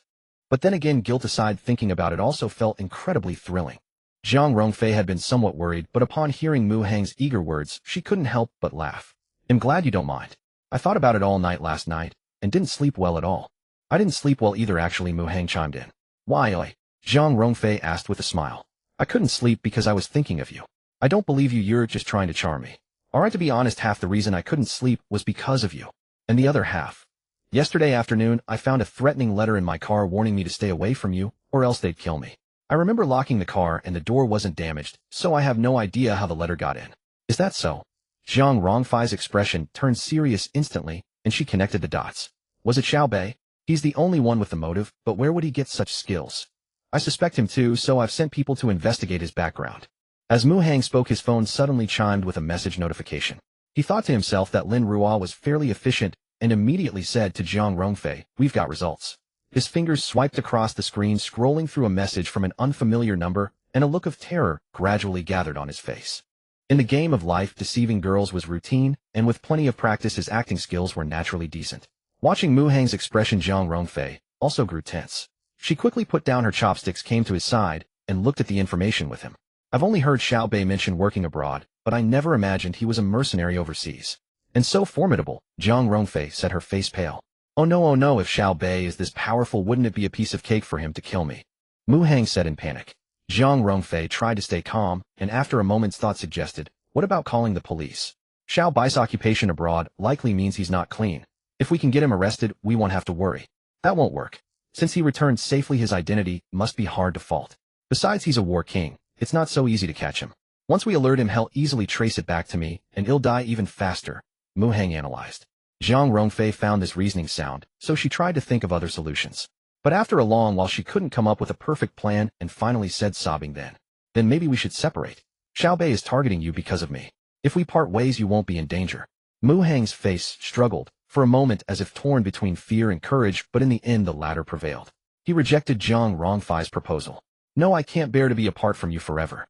It would be no different from death." Female lead Jiang Rongfei's affection for the host 5, current total affection at 90, undying loyalty Xiao Bai's protagonist Halo 40, host villain Halo 40. Jiang Rongfei's heart melted with tears glistening in her beautiful eyes. She said, her voice choked, "I don't want to be apart from you either, but..."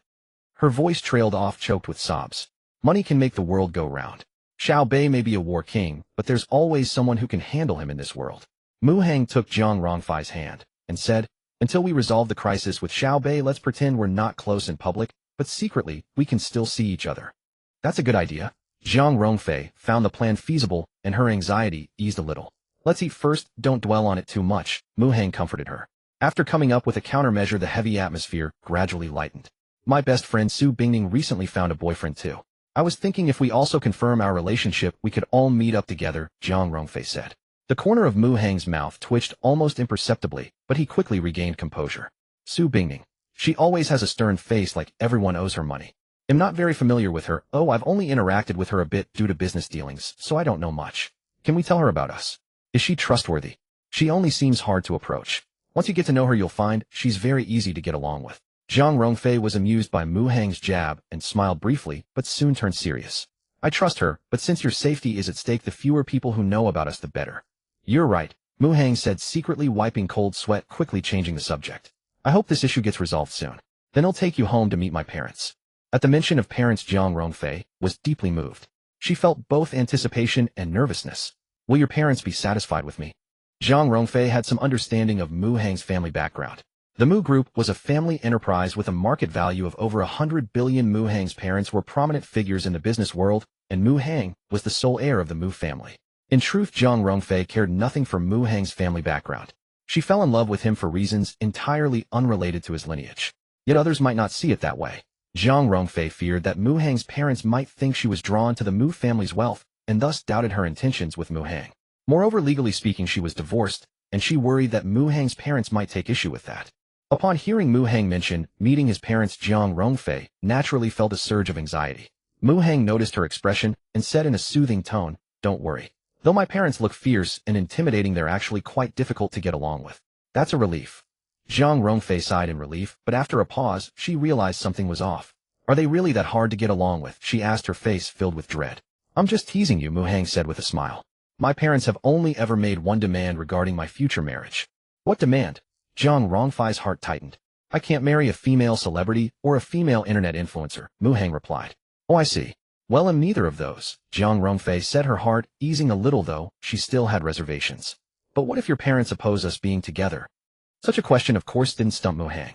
Zhang Rongfei asked only to gauge his stance. He immediately painted a rosy picture. You're overthinking it. First of all, my parents won't interfere in my marriage. Even if they tried, I have plenty of ways to deal with it. For instance, if I got you pregnant, they'd have no choice but to accept it. Zhang Rongfei flushed deeply, but hearing Mu Hang's words, she indeed felt less worried. By the way, after that day, did you take any medicine? Mu Hang suddenly remembered something. No, I didn't, Zhang Rongfei said, shaking her head with a blush. I calculated it was a safe day. It's fine. Mu Hang let out a quiet sigh of relief. If Zhang Rongfei really got pregnant, it would be troublesome.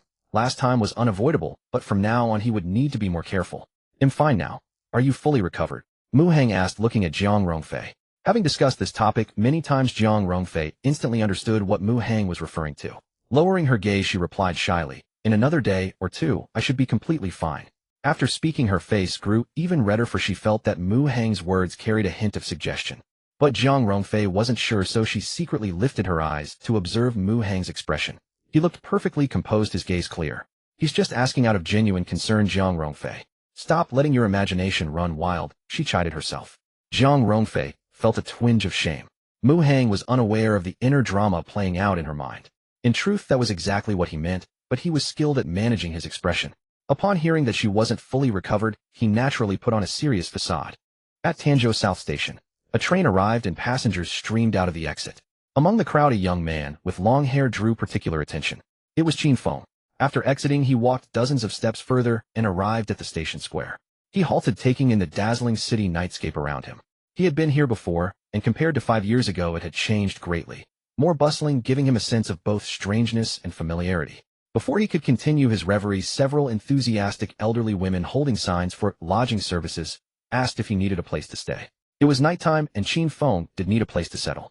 Subconsciously, he asked about the price. The cheapest option was 98 yuan. He patted his pocket. Only 38 yuan remained.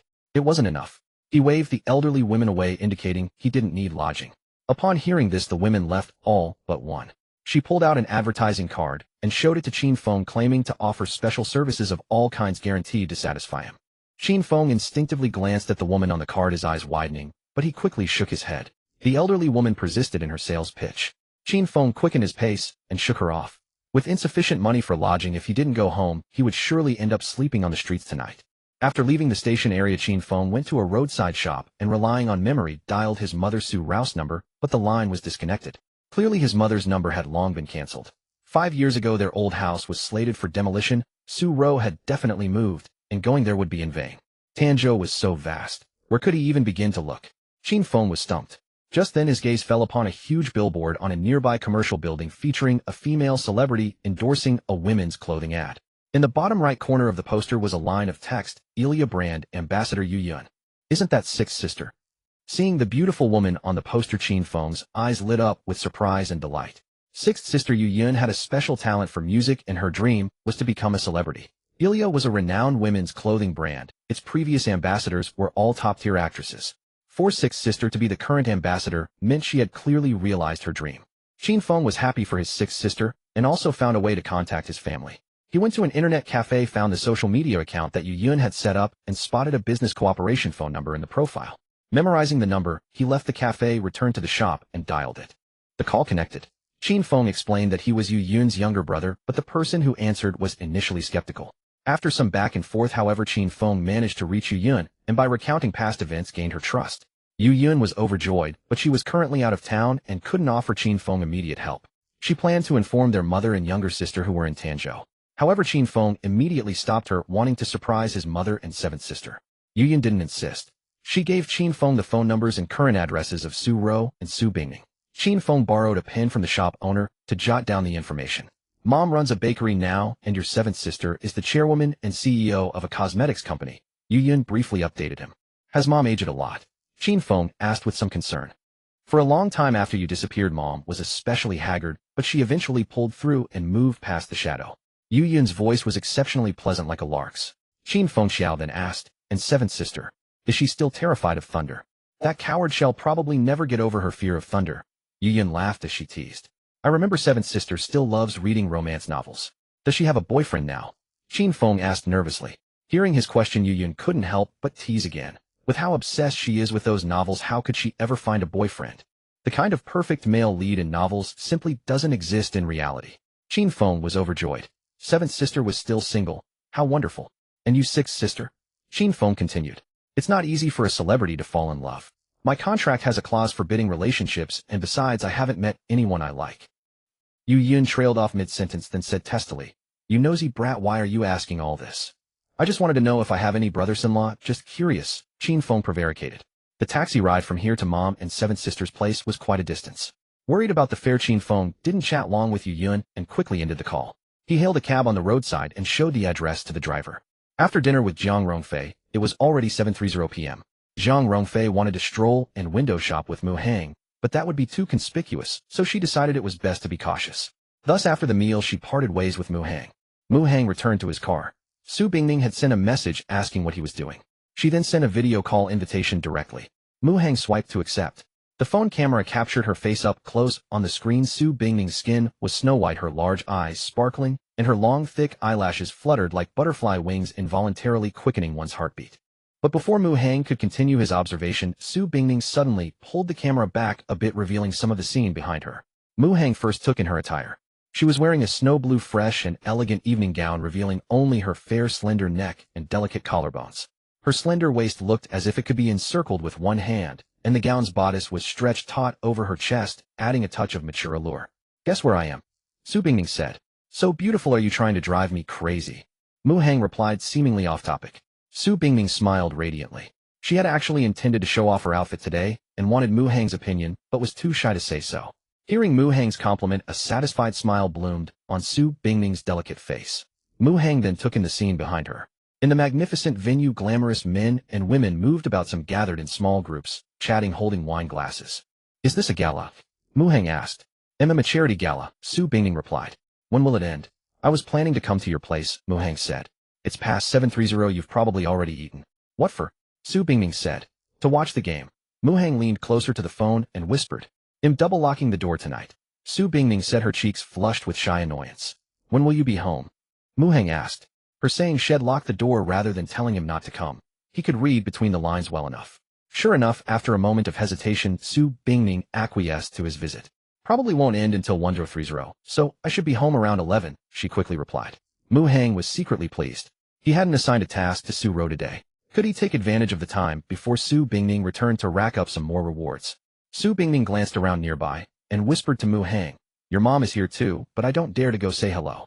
As she spoke, she adjusted the camera, secretly capturing Wang Qing in the frame. Mu Hang looked closely and indeed saw his mother Wang Qing.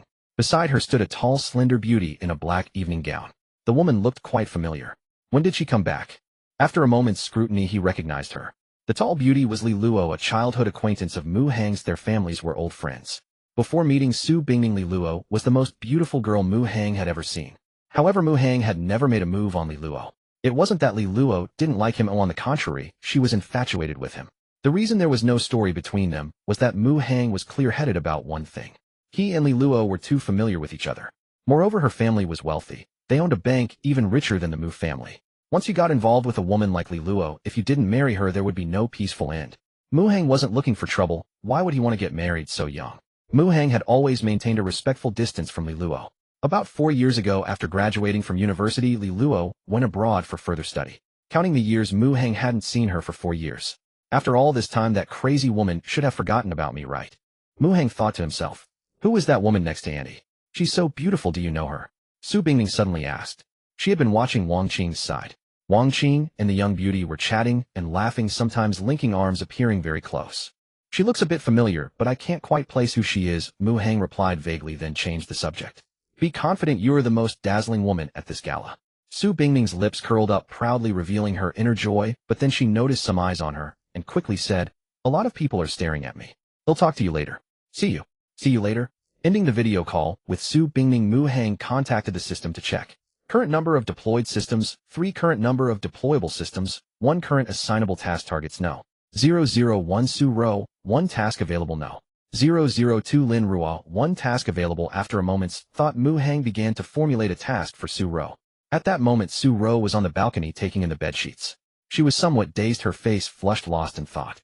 She snapped back to reality only when a notification chimed indicating a new task was available from the system. Task overview: for the future happiness of Mu Hang and your younger daughter, please continue your efforts, host, to further temper and test Mu Hang's resolve and Dao heart.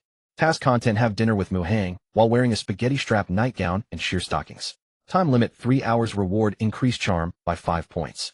Reading the task content, Su Ro felt a sense of shame, but after the previous 2 experiences, she wasn't particularly resistant anymore. She had already spoken with Su Bingning on the phone and knew her daughter was attending the charity gala and wouldn't be home until very late. She had enough time to complete this task. After a moment of hesitation, Su Ro chose to accept the task, then pulled out her phone and found Mu Hang's number, her heart fluttering with nervousness. Hello, Aunt Su, I was just about to call you, but you beat me to it.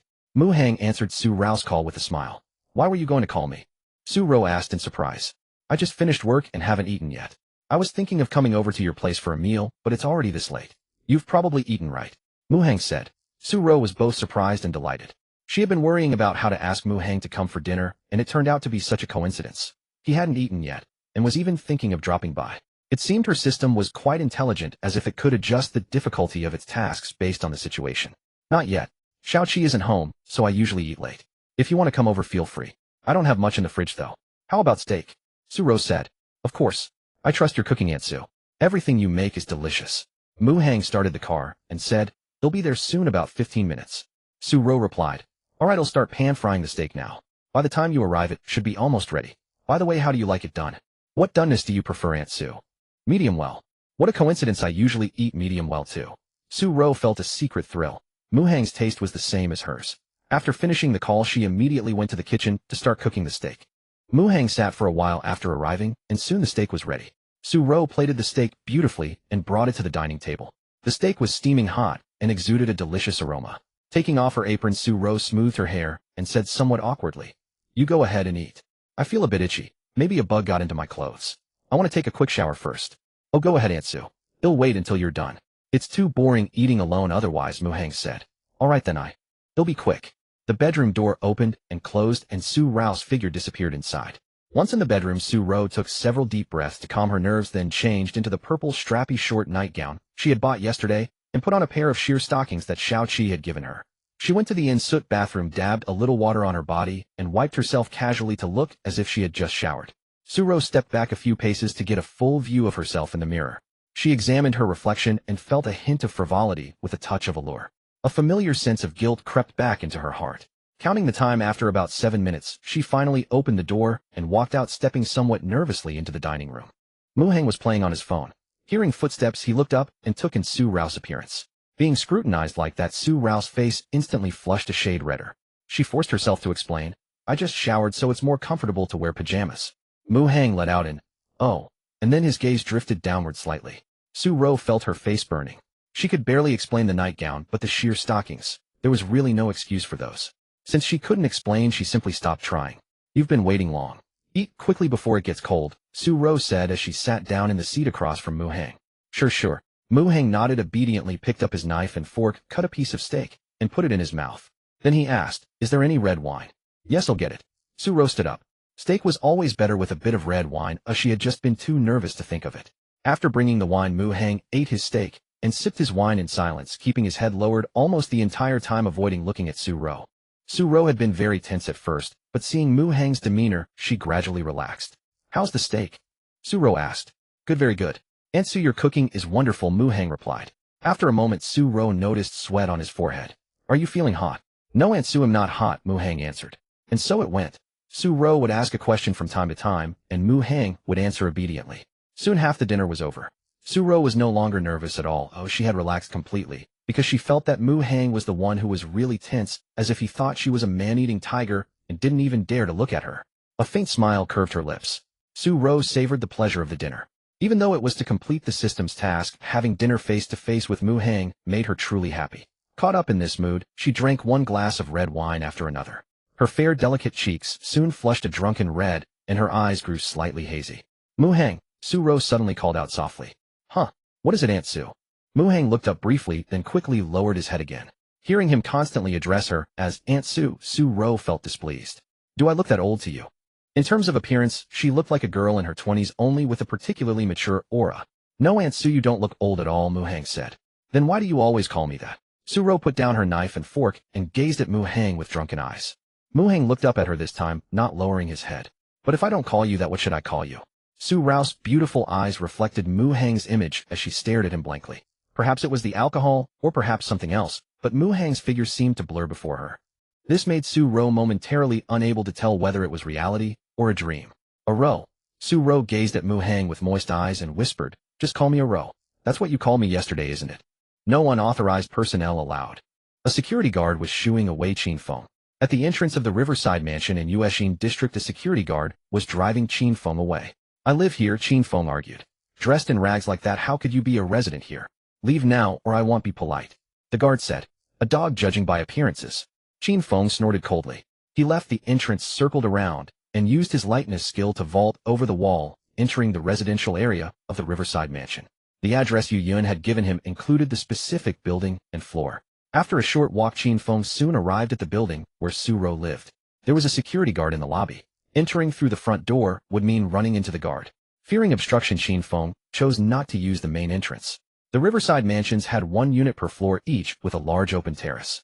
Qin Feng didn't have a phone, so he couldn't call Su-ro. Breaking in directly would cause a conflict with the security guard and create a bad impression, so he took an unconventional route. His mother and seventh sister lived on the 5th floor, which wasn't too high. Using his lightness skill, Qin Feng leaped from the ground to the 2nd floor terrace, then to the 3rd, climbing floor by floor until he reached the 5th floor terrace. The open-air balcony and the interior were separated by a floor-to-ceiling window. A glass door on the window led inside. The door was unlocked, yielding with a gentle push. Lights were on within, indicating someone was home. Qin Feng walked soundlessly, a surge of excitement propelling him as he slipped into the room without a sound. From the direction of the dining room, a faint murmur of voices drifted. Qin Feng crept closer, soon arriving at the doorway. "Ah-aru," a man's voice sounded. Qin Feng's heart gave a sudden lurch. His 6th sister had clearly said that his mother and 7th sister lived here. Why was there a man? Had he come to the wrong place? "Ma'am, when it's just the two of us, you may call me that," a woman's voice replied, soft as a drizzle with a hint of allure. The tone was one Qin Feng had never heard before, but the timbre was unmistakably familiar. It was his mother, Su-ro. Qin Feng was certain. He hadn't made a mistake. This was indeed where his mother and 7th sister lived. But who was this man? Could it be that in 5 years his mother had found him? A stepfather. He had been so focused on asking about his 7th sister's boyfriend that he never thought to inquire about Su-ro's romantic life. Qin Feng felt a chill run from head to toe, a violent repulsion rising within him. There was no way he could accept a stepfather. Host successfully struck Qin Feng's psyche. Qin Feng's protagonist, Aura 10. Host's villain, Aura 10. Mu Hang, still in the dining room, suddenly received a notification and was taken aback. He hadn't done anything. How could he have struck Qin Feng's psyche? He was merely talking with Su Rou. How could Qin Feng possibly know? Unless... Mu Hang had a guess, but he wasn't sure. Qin Feng was also uncertain, but what he doubted was whether he truly had a stepfather. He chose not to act rashly, continuing to listen. Why won't you look at me? Am I that hideous? Su Rou's eyes were hazy with drink. Last night's dream had been much the same. Xiao Qiawei, the two of them eating together, her in a new nightgown. The scene before her seemed to overlap with the dream, making Su Rou feel as if she were still dreaming. Of course not. You're beautiful.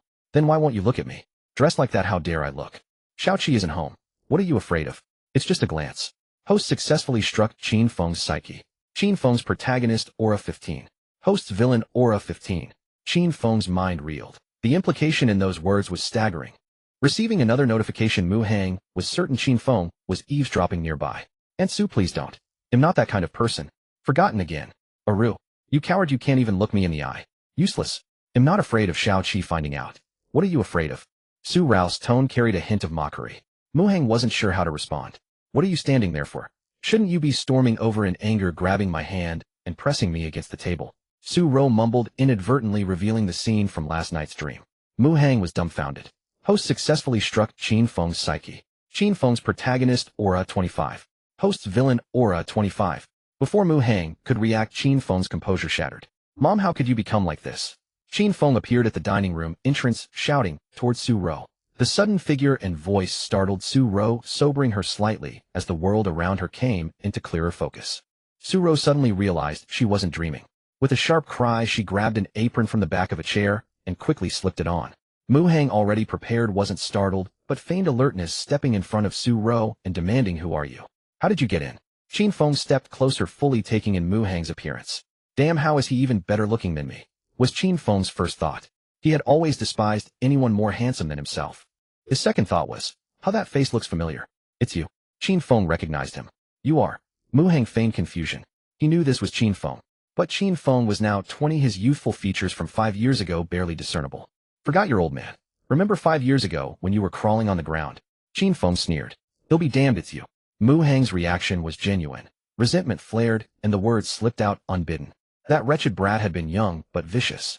Mu Hang had taken a brutal beating from Qin Feng, spending a long time in the hospital. The memory was still fresh. And the worst part was how unjust it all was. Luo, that crazy woman, had ruined his chances with a girl by showing up with a hideous bruised face and fake cigarette burns on her arms and legs, pretending to be pregnant and begging him not to abandon her. She had dragged him through the streets, wailing to passers-by. Qin Feng, naive fool that he was, had bought the act, thinking Mu Hang a heartless monster. His righteous indignation had led to a thorough beating. "Xiao Feng, you're alive." Su Rou stared at Qin Feng, finally recognizing him. A mother's heart. Even after 5 years, how could she not know her own son? "Mom, it's me. I'm alive." Qin Feng turned from Mu Hang to look at Su Rou and was stunned. His mother looked incredibly young, like a contemporary, breathtakingly beautiful. A flawless, exquisite face like a work of art, without a single blemish. Was this his mother? Qin Feng could hardly believe it, but after a few careful looks he confirmed it was indeed Su Rou. "Mom, how have you gotten younger?" he asked, dazed. Before seeing her, he had imagined various versions of an older Su Rou, but never one younger. "I don't know what happened. I suddenly started aging in reverse. The hospital says there's nothing wrong."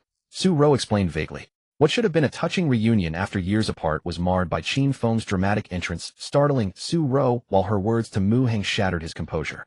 Though there was joy in the reunion, it was overshadowed by an awkward strangeness. Su Rou, now much clearer-headed and remembering what she had said to Mu Hang, felt mortified. She made an excuse to leave the dining room and change clothes. Mu Hang calmly finished the remaining steak. Qin Feng pulled up a chair and sat down, staring at the more handsome Mu Hang. After a long silence, he asked with a pang of unease, "What's your relationship with my 7th sister, Su Bingning?" "Easy." Mu Hang finished his steak, pulled a napkin to wipe his mouth, and then said, "Little bro, let me formally introduce myself. I'm your 7th sister's boyfriend." Qin Feng gritted his teeth. Though he had already guessed as much, hearing Mu Hang say it still made his heart ache. Yet this emotion did not linger for long. His 6th sister Yu Yun was still unaware that his 7th sister had found a boyfriend, proving that their relationship had just begun. If he wanted to stop it, there was still time. As he recalled, his 7th sister was a reserved and conservative girl. Even if she were in a relationship, she would maintain a proper distance from her boyfriend. Their current progress might only be holding hands. Even in the worst-case scenario, perhaps just a kiss. Such a level of intimacy Qin Feng could still bear. Mu Hang, that scumbag, must have plenty of dirt on him. Digging up just one piece would be enough to ruin his relationship with his seventh sister and end their romance. While Qin Feng pondered, Mu Hang was not idle. Protagonist Qin Feng Charm, 95 Combat Power 63 18 Protagonist Aura, 23 17 Ability, 20 years of true Qi cultivating the top-tier technique Imperial Divine Art currently at the third level. Traits: righteous, sleazy, lecherous, hypocritical, destiny, martial prosperity, affection toward host 50 extreme disgust. After probing Qin Feng's information, Mu Hang felt an urge to curse. Qin Feng was only 20 years old. Where did he get 20 years of true Qi? Had he started cultivating from birth? That was impossible. Mu Hang communicated with the system to ask. The system quickly explained the so-called years of true Qi were merely a measurement unit set by the system, not meaning 1 year of cultivation yields 1 year of true Qi. The correct understanding of this unit was the amount of true Qi a martial talent could cultivate in 1 year by practicing a mid-grade technique. In other words, if a martial prodigy trained for a year with an exceptionally powerful technique, the true Qi they could generate would be several times that of an ordinary martial artist. Qin Feng's 20 years of true Qi were merely accumulated over a few years. After the system's explanation, Mu Hang instantly understood that the so-called 1 year of true Qi was just a unit of measurement. It was like how a Kuan equals 2.5 years, or a Dong equals 2 minutes. With his doubts resolved, Mu Hang weighed the current situation. In terms of combat power, his was just over 2,000, far behind Qin Feng's, so a direct confrontation was out of the question for now. However, with his connection to Su Bingning and Su Rao's protection, he was not in immediate danger. As long as he could stall for time and earn rewards to boost his strength, he could deal with Qin Feng later. Su Rao changed clothes in the bedroom, then splashed cold water on her face, sobering up considerably, though her face still felt unusually hot. 1/3 of that was due to the alcohol, while the remaining 7/10 stemmed entirely from her embarrassing words and actions under the influence. Congratulations, host, on completing the task. Reward: 5 charm points. Total charm 105. Rating: charm overloaded. Su Rao received the reward notification, and her charm had successfully increased. Her appearance remained unchanged, but the mature aura about her grew even more captivating. She smiled coquettishly at the mirror, utterly enchanting. Su Rao's task complete. Charm increased by 5 points. Congratulations, host, on triggering a 5x critical feedback reward. Charm increased by 25 points. In the dining room, Mu Hang received the feedback reward notification. Su Rao hid in the bedroom for a while before returning to the dining room. She asked Qin Feng if he had eaten dinner. Qin Feng shook his head. Su Rao immediately went to the kitchen to cook, partly to ease her own embarrassment. Around 11 p.m., Su Bingning finally returned. Learning that Qin Feng was still alive, she was overjoyed. Qin Feng was also thrilled to see his seventh sister, now so beautiful. Soon Su Bingning pulled Mu Hang over and introduced him. Xiao Feng, this is my boyfriend. Get to know each other. We've already met. Little bro and I get along quite well, Mu Hang said with a friendly smile. Qin Feng forced a smile as well. They had clashed before, but Qin Feng had no proof that Mu Hang had sent those who persecuted him, so he could not expose him. Moreover, Qin Feng was most concerned about his seventh sister's relationship. Mu Hang, that scumbag, was surely toying with her feelings. To prevent her from being deceived, he had to reveal Mu Hang's true nature and keep her from being hurt. It's already past 11. Qin Feng hinted, hoping his sister would send Mu Hang away. Yes, it's late. Get some rest. For now, make do. Tomorrow see if mom has time to take you shopping for new clothes and daily necessities, Su Bingning said. Seeing that Su Bingning did not catch his hint, Qin Feng was not bothered. He dismissed Mu Hang. No need to see you out. Please leave. Mu Hang did not respond, but glanced at Su Bingning. They had already spoken on the phone, and Su Bingning knew Mu Hang would come and stay over, so she naturally would not send him away. Driving back late at night isn't safe. You can stay here for the night, Su Bingning said. Then I'll take you up on that, Mu Hang thought secretly. He understood that Su Bingning's invitation to stay essentially meant she allowed him to watch the game. Qin Feng grew displeased, but since his sister had spoken, he could not object further. Mu Hang walked into the bedroom he had used yesterday. The mansion had 5 bedrooms, so space was sufficient. Su Rao prepared a spare guest room for Qin Feng before returning to her own room. Her intoxication had not yet dissipated, leaving her dizzy. Seeing Su Bingning stirred a sense of guilt in her, making her want to escape. Both Mu Hang and Su Rao retreated to their rooms. Qin Feng approached Su Bingning and tentatively asked, "Seventh sister, can I ask you something?" "What is it?" "Go ahead," Su Bingning said while pouring water. "What's going on between mom and Mu Hang?" Qin Feng asked. "What do you mean?" Su Bingning was confused. From this, Qin Feng judged that his sister was still in the dark. But it was hard to bring it up directly. After all, he could not tell his sister that mom had just tried to seduce her boyfriend. Nothing. I actually wanted to ask how far things have gone between you and your boyfriend. Qin Feng changed the subject. Just so-so, Su Bingning hedged. What does just so-so mean? Have you held hands or kissed? Qin Feng ventured boldly. Are you asking for a beating? Su Bingning snapped, embarrassed. You haven't actually kissed, have you? Qin Feng's heart sank. Su Bingning was too shy to tell him, stop imagining things. No, we haven't. Fearing he would press further, she took her water and went to her room. Qin Feng believed her, and the weight lifted from his heart. He grinned widely. At least they hadn't kissed. In the dead of night, Mu Hang's fingers tapped across his phone screen, toggling between the chat windows of Su Bingning and Jiang Rongfei. As a seasoned veteran in the art of romance, juggling conversations with two women simultaneously was merely basic technique. Not just two. At his peak, Mu Hang had once chatted with 8 women at once without mixing up the threads. It wasn't about skill, it was simply practice. After a while, he coaxed Su Bingning into good spirits and cut to the chase, sending a crafted message. Oh no, my phone's almost dead. There's a charger in the living room on the TV cabinet. You'll see it when you go there, Su Bingning replied, still eager to prolong their chat. Mu Hang said, I bumped my foot getting out of bed, it hurts. Could you grab it for me? Instead of texting back, Su Bingning went straight to the living room, picked up the charger, and quietly crept into Mu Hang's bedroom. Where did you hit? Let me see, she said, sitting on the edge of the bed, her gaze scanning his legs. Here, Mu Hang pointed to his ankle. Su Bingning leaned in, eyes wide, but found not a trace of redness. They'll leave the charger here. I'm off, she huffed, realizing she had been tricked, and began to rise. But just as she stood halfway, she felt her hand being pulled. Since you're here, why not stay and chat for a bit? Mu Hang looked into her eyes. Su Bingning offered a token resistance, then sat back down, whispering, just chatting. Nothing else. All right, I promise, Mu Hang vowed earnestly. He scooted over to make room, and though a bit shy, Su Bingning lay down beside him. After a long day at work, her lower back ached, and lying down was far more comfortable than sitting. Besides, yesterday had been the same. Some things once started naturally happen a second time. Seeing Su Bingning stay, Mu Hang knew it was awkward to continue chatting with Jiang Rongfei. He quickly typed, so sleepy, and sent it to her. Jiang Rongfei had wanted to keep talking, but hearing he was tired, she didn't press. Get some rest then. Good night, she replied. Not quite sleepy herself, she thought to chat with her best friend, and asked if Su Bingning could score 2 tickets to Yu Yun's concert. As close friends, Jiang Rongfei knew Su Bingning had a big-shot celebrity sister. Yu Yun was on a tour with the next stop in Tanzhou. Concert tickets were incredibly hard to come by, and Jiang Rongfei, too lazy to scramble for them, wanted Su Bingning's help. But before she could finish her message, Su Bingning sent one first, sleepy Feifei. Good night. Jiang Rongfei had no choice but to delete her half-typed text and reply with a good night. The ticket matter could wait until tomorrow.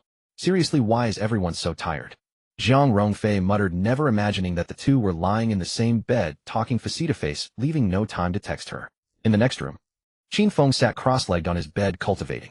In 5 years, he had gone from a novice to a martial artist, successfully cultivating 20 years' worth of true qi.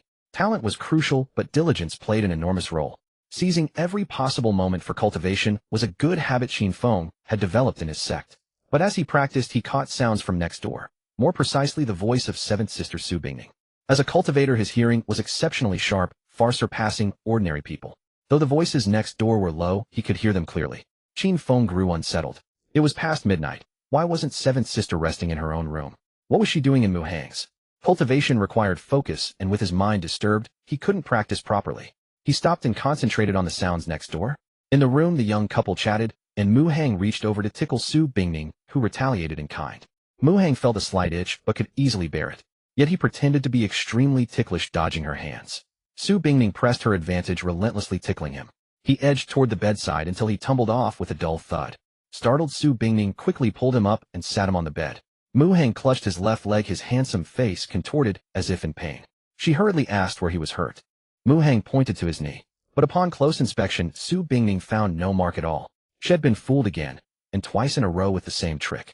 You're so mean, always scaring me. Su Bingning gave him a light punch with her little fist. Just teasing. Didn't think you'd actually fall for it, Mu Hang chuckled. She snorted and turned her head away, knowing that if she looked at his face, her anger would melt away. That wouldn't do. He had to learn not to scare her like this. Really mad, Mu Hang extended his right arm. Here, take a bite to cool off. Think I wouldn't?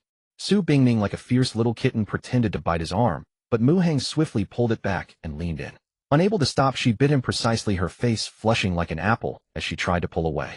But a strong arm reached around the back of her neck. Trapped, Su Bingning felt a mix of shyness and annoyance at first, but within seconds her heart softened. Her clenched fists loosened, resting on his firm waist. Why have they gone quiet? Qin Feng, still listening, found it strange that Mu Hang and Su Bingning had fallen silent. He got off his bed and pressed his ear to the wall. Despite the barrier, his superhuman hearing could catch even the buzz of a mosquito in the next room. No wonder they'd stopped talking, eating a midnight snack. But why in the bedroom? After a moment's bewilderment, Qin Feng connected their earlier conversation and let his imagination run wild, his heart jolting with shock. The host successfully struck Qin Feng's mentality. Qin Feng's protagonist aura dropped by 20, and the host's villain aura increased by 20. Even without having eaten pork, one has seen a pig run. After Qin Feng figured out how the sounds from the next room were made, his heart was filled with immense discomfort. Slap him, slap his face. Qin Feng screamed inwardly. He could certainly tell that Mu Hang had acted first, catching Seventh Sister off guard. So he eagerly anticipated that she would quickly retaliate and teach Mu Hang a lesson. But after waiting for dozens of seconds, the sound of eating continued unabated. "You're always teasing me so wicked." A few minutes later, a voice finally came from the next room. Qin Feng recognized it as Seventh Sister's. "It's not like we haven't kissed before. What's there to be shy about? You were quite into it just now, weren't you?" How annoying. The host successfully struck Qin Feng's mentality. Qin Feng's protagonist aura dropped by 5, and the host's villain aura increased by 5. Qin Feng's heart ached upon hearing Seventh Sister's words. So she had lied to him. She had already kissed Mu Hang long ago. Seventh Sister, how could you fall so low? Qin Feng was deeply pained. The young couple next door chatted idly for a while, discussing trivial matters, yet they seemed utterly engrossed. Qin Feng found it boring and tedious, but he dared not leave, fearing he might miss something. He couldn't rest easy until Su Bingning returned to her own room. "It's almost 1 in the morning. Are you sleepy?" Su Bingning asked. "No, do you want to sleep?" Mu Hang asked. "I'm not sleepy either, but you have work tomorrow. I'm worried you'll be tired." "I'm full of energy. I don't need that much sleep. I sleep well. 5 hours is enough for me to work during the day. Let's talk a bit more. What do you want to chat about?" "Oh, I suddenly feel a bit sleepy. Can you perk me up?" "How?" "Watch the game. Again. I thought we agreed to just talk." Hearing this, Qin Feng was puzzled. Was there a TV in the bedroom next door? Or were they watching the game on a phone? Why did these two always talk about things he couldn't understand? "Please, baby." "You. What did you call me?" "Baby. If you don't like it, it'll stop." "Whatever, it's just a title." "Su Bingning, can I?" "What?" "I didn't hear you." "Baby, please. Say it again. I want to hear it." "Baby, please." Qin Feng's skin crawled. This was too sappy. Seventh Sister must have read too many romance novels and lost her mind. A few calls of baby, and she was happy. But if Mu Hang wanted to watch the game, why did he need Seventh Sister's permission? Qin Feng's mind was full of question marks. Then rustling sounds came from the next room, and Qin Feng couldn't tell what was happening. "Until baby, you're so fair."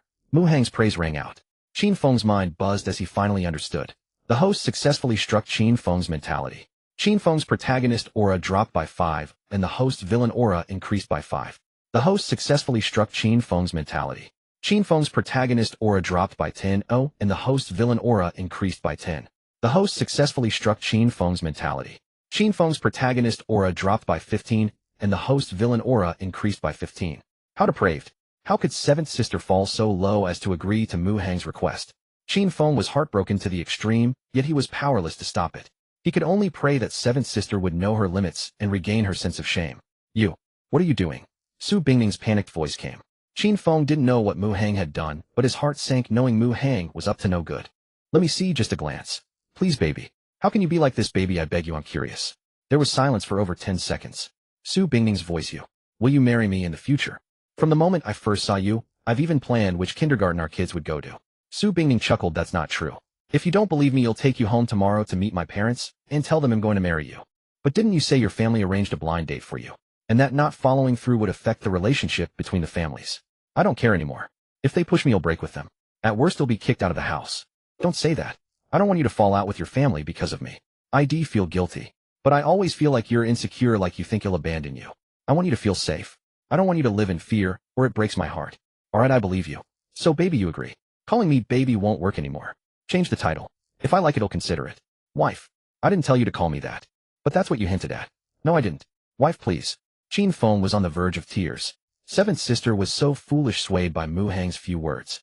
As the chairman and CEO of a company, how could she be so brainless as to believe him? But Qin Feng was still puzzled. What exactly did Mu Hang want to see? More rustling sounds followed, then silence for a minute or two. "Mu Hang, I have no secrets left. You're going to be my wife anyway, just consider it a preview. I can't win against you. Then to be fair, let me share my secret with you, okay?" "No. Then forget it. But if you change your mind or get curious, just let me know." "I'm not curious." The host successfully struck Qin Feng's mentality. Qin Feng's protagonist aura dropped by 20, and the host's villain aura increased by 20. The host successfully struck Qin Feng's mentality. Qin Feng's protagonist aura dropped by 30, and the host's villain aura increased by 30. Qin Feng understood, and tears flowed. Seventh sister, how could you fall so low as to agree to such an excessive request from Mu Hang? A scumbag like him won't make you happy. Only I can truly care for you. Qin Feng was furious, clenching his fists, wanting to punch through the wall to stop Mu Hang from looking at Seventh sister. But thankfully he retained a shred of reason. He knew that if he did that it would leave Seventh sister utterly humiliated. Moreover, Seventh sister and Mu Hang were in a relationship. He had no legitimate reason to stop them. After all, he couldn't say, Seventh sister, you're going to be my wife, so you can't be like this with another man. Qin Feng's heart was bleeding as he silently prayed, hoping that Seventh sister wouldn't let Mu Hang see it. Because the fewer glances Seventh sister allowed Mu Hang, the less his heart would ache. As if struck by a sudden epiphany, Su Bingning quickly recovered her sense of shame and said to Mu Hang, let's rest, it's late. Qin Feng was ready to intervene if Mu Hang continued to push his luck. Fortunately, Mu Hang didn't persist. After exchanging goodnights with Su Bingning, he let her return to her own room. Qin Feng felt a little better, though only slightly. In the dead of night, he couldn't sleep nor calm his mind for cultivation, constantly monitoring the adjacent room for any sign of Mu Hang sneaking over to Su Bingning's room for mischief. Thus Qin Feng endured until dawn. Mother Su Ro had already woken up and was preparing breakfast. Su Bingning finished washing up and emerged from her room. Qin Feng called her to the balcony for a talk. He had come to realize that Seventh sister was genuinely infatuated with Mu Hang, otherwise she wouldn't be so foolish as to agree to his excessive demands. To help Seventh sister see the truth in time, he had to expose Mu Hang's true colors. Qin Feng said, Seventh sister, do you know why I vanished 5 years ago? It's because a group of people chased me relentlessly and I ran all the way to a cliff's edge where I accidentally fell off. But I was lucky to survive. My master saved me and took me to a cultivation sect. Didn't you say yesterday that you fell off a cliff while climbing it? Su Bingning asked in surprise. Last night Qin Feng had given a different account of his 5-year disappearance, and now his change of story struck her as odd. Because there was an outsider last night, I couldn't speak freely, Qin Feng said. You mean my boyfriend? He's not an outsider, Su Bingning replied, already regarding Mu Hang as family. Seventh sister, do you know who sent those people to harm me? Qin Feng asked. You're not going to say it was my boyfriend, are you? Su Bingning's pretty face was etched with disbelief. Hearing Su Bingning repeatedly refer to Mu Hang as my boyfriend left a bitter taste in Qin Feng's heart. That's right, it was him, Qin Feng said. 5 years ago. He recounted how he had beaten Mu Hang to defend a girl, then accused Mu Hang of seeking revenge afterward. I don't believe he's that kind of person. Su Bingning frowned. Just then footsteps sounded from inside the room. Mu Hang had woken up and was heading toward the balcony. Good morning, baby. What are you two chatting about? Mu Hang said with a smile to Su Bingning. Being addressed so intimately outside the covers made Su Bingning shy and flustered, unsure how to respond. Qin Feng shot Mu Hang a displeased glance and said to Su Bingning, Seventh sister, if you don't believe me, ask him if he dares admit to what happened 5 years ago. Trusting Mu Hang, Su Bingning believed there must be a misunderstanding, so she briefly recounted the conversation she'd just had with Qin Feng. I didn't want to bring this up, but since you've asked, I'll tell you, Mu Hang said without a hint of panic, calmly meeting Su Bingning's gaze. The woman who was grabbing at me is named Li Luo. We grew up together, and she's quite fond of me, but I've never had any interest in her. That day she deliberately tried to ruin my reputation, to force me to be with her. Your foolish brother, without knowing the facts, beat me up. I didn't fight back because I thought he was young and let him off easy. In the process, I even broke my leg and ended up in the hospital for a month or two. Everything he said was true except for the part about not fighting back because of Qin Feng's youth. Qin Feng interpreted, Seventh sister, you heard him. He held a grudge after I'd beat him and sought revenge. Little bro, come here. Let me show you a photo, Mu Hang said, beckoning to Qin Feng. Let's see how you try to weasel out of this, Qin Feng retorted as he approached. Mu Hang opened a messaging app, entered a friend's profile, and scrolled to a selfie posted in that friend's space about 5 years ago. Can you recognize this? Mu Hang asked Qin Feng. After studying it closely, Qin Feng said, this is the girl you got pregnant. She looks so familiar, Su Bingning chimed in, leaning in for a look. Oh, this is the beauty in the black evening gown who was with your mother last night. Yes, that's her. I'm sorry I didn't tell you the truth earlier. I do know her quite well, but I was afraid you'd be jealous, so I kept quiet. However, we haven't seen each other in 4 years. She went abroad to study and must have just returned recently, Mu Hang said. I'm not that petty, Su Bingning said dismissively. Seventh sister, shouldn't your focus be on how Mu Hang messed her around?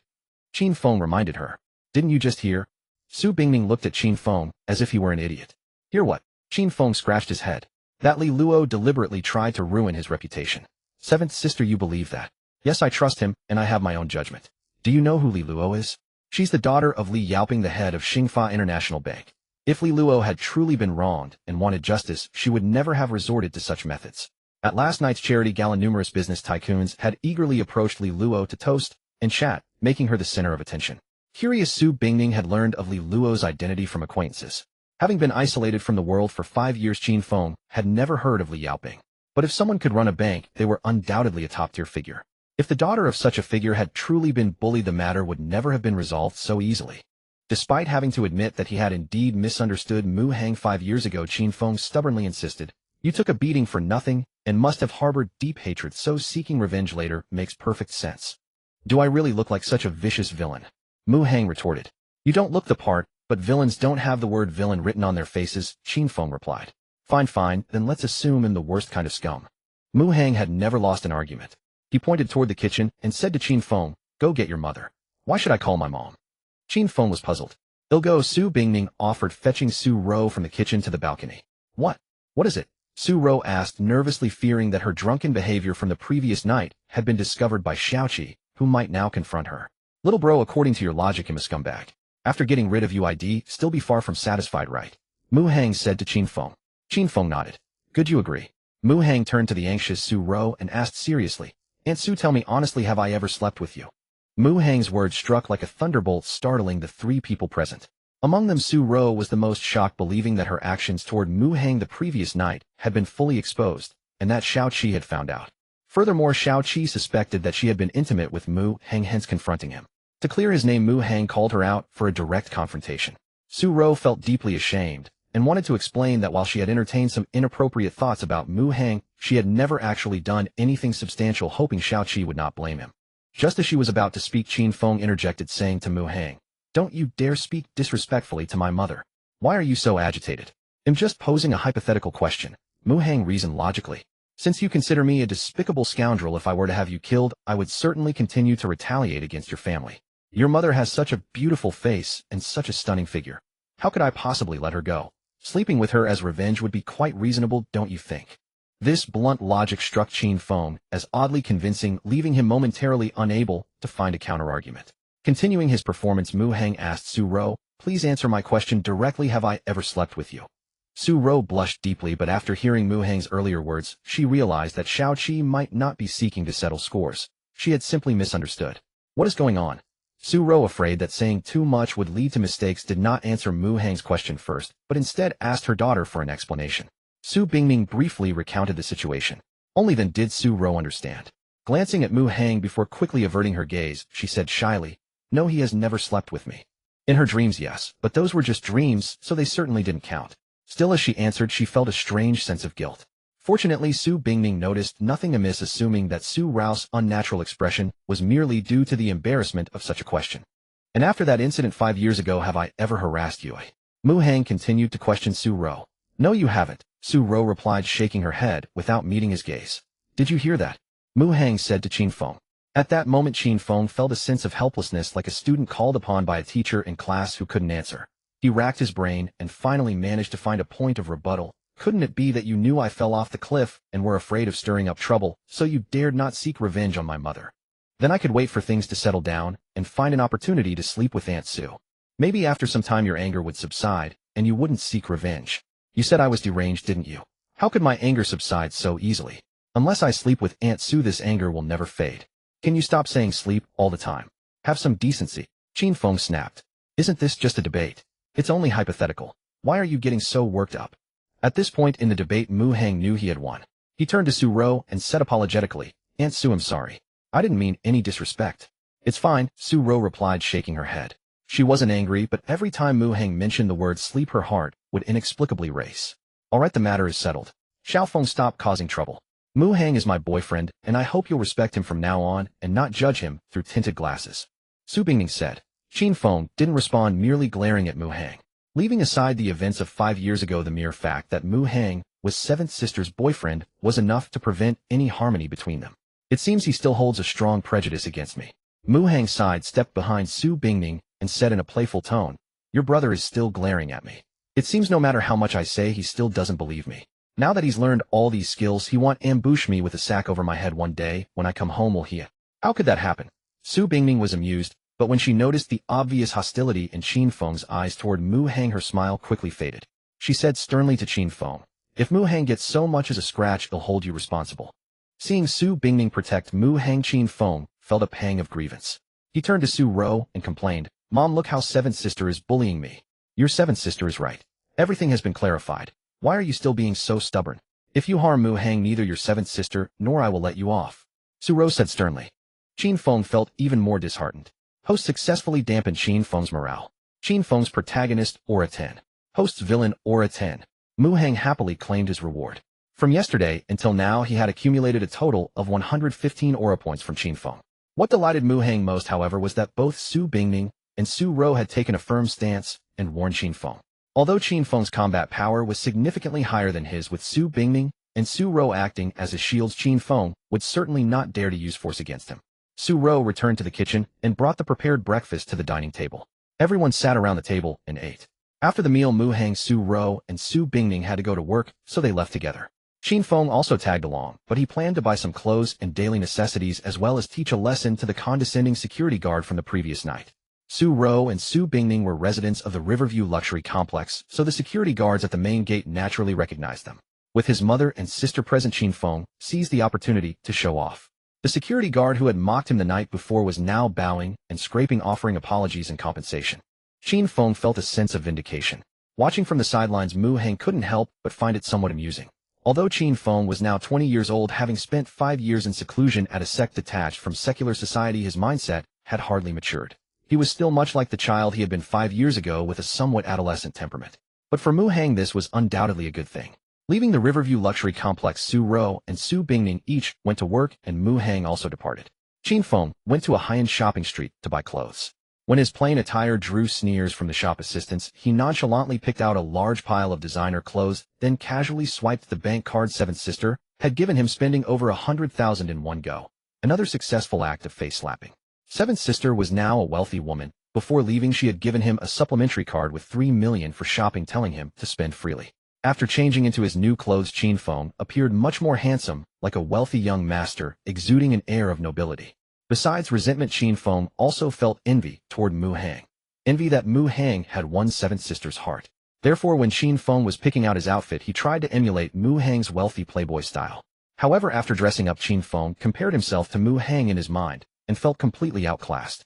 Though unwilling to admit it, Qin Feng had to acknowledge that Mu Hang was several levels above him in terms of image and temperament. If he wanted to take seventh sister from Mu Hang, relying on appearance alone was clearly impossible. He would have to think of another way. After pondering for a while, Qin Feng soon came up with an idea. Mu Hang was a lecherous fellow, of this Qin Feng was certain. As long as he could make seventh sister see this truth about Mu Hang, she would naturally part ways with him. However, Qin Feng also understood that catching Mu Hang in the act would not be easy. He would have to actively create an opportunity. Qin Feng had little book learning, but he knew of the 36 stratagems, among which there was one called the beauty trap. Simply put, it involved finding a beautiful woman to seduce Mu Hang, gathering evidence, and then reporting him to seventh sister Su Bingning. Spend money to hire a beautiful woman as a decoy. Qin Feng thought to himself, but quickly shook his head in denial. Mu Hang had high standards, and ordinary beauty would certainly not catch his eye. To make Mu Hang take the bait, he would need to find a stunning beauty whose appearance rivaled or matched seventh sister's. But where could such a top-tier beauty be found?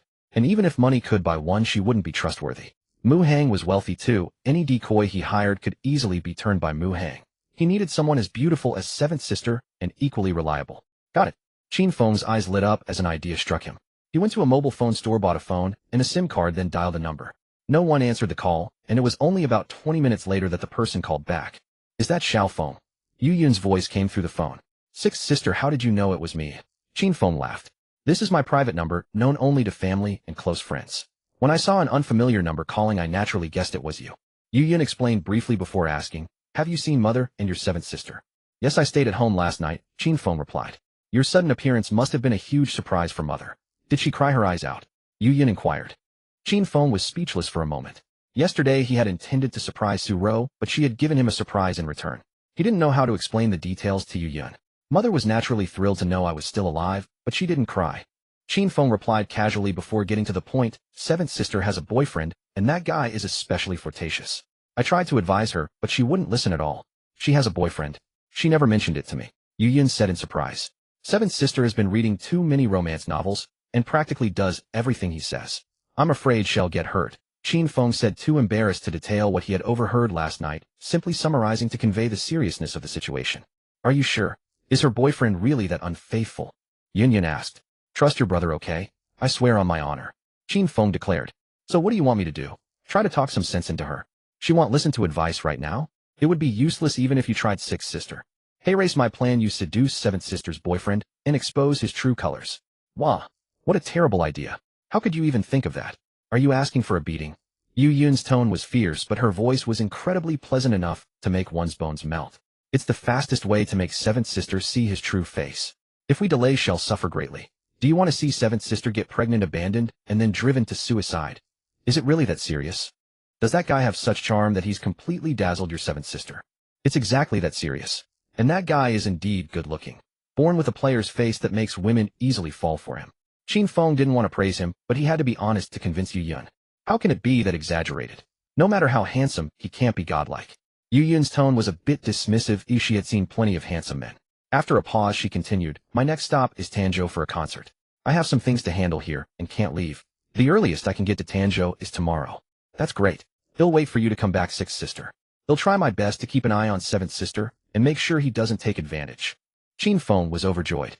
Qin Feng was scheming to set a trap for Mu Hang. Meanwhile, Mu Hang wasn't idle either. But Mu Hang was pondering how to increase his combat power. Current total number of systems deployed, 3 current number of deployable systems, 1 current assignable mission target 001 Su Ro, 1 mission available 002 Lin Ro, 2 missions available 003 Bruce, 1 mission available. Mu Hang communicated with the system to check. He now had 1 chance to deploy a system, but no suitable target.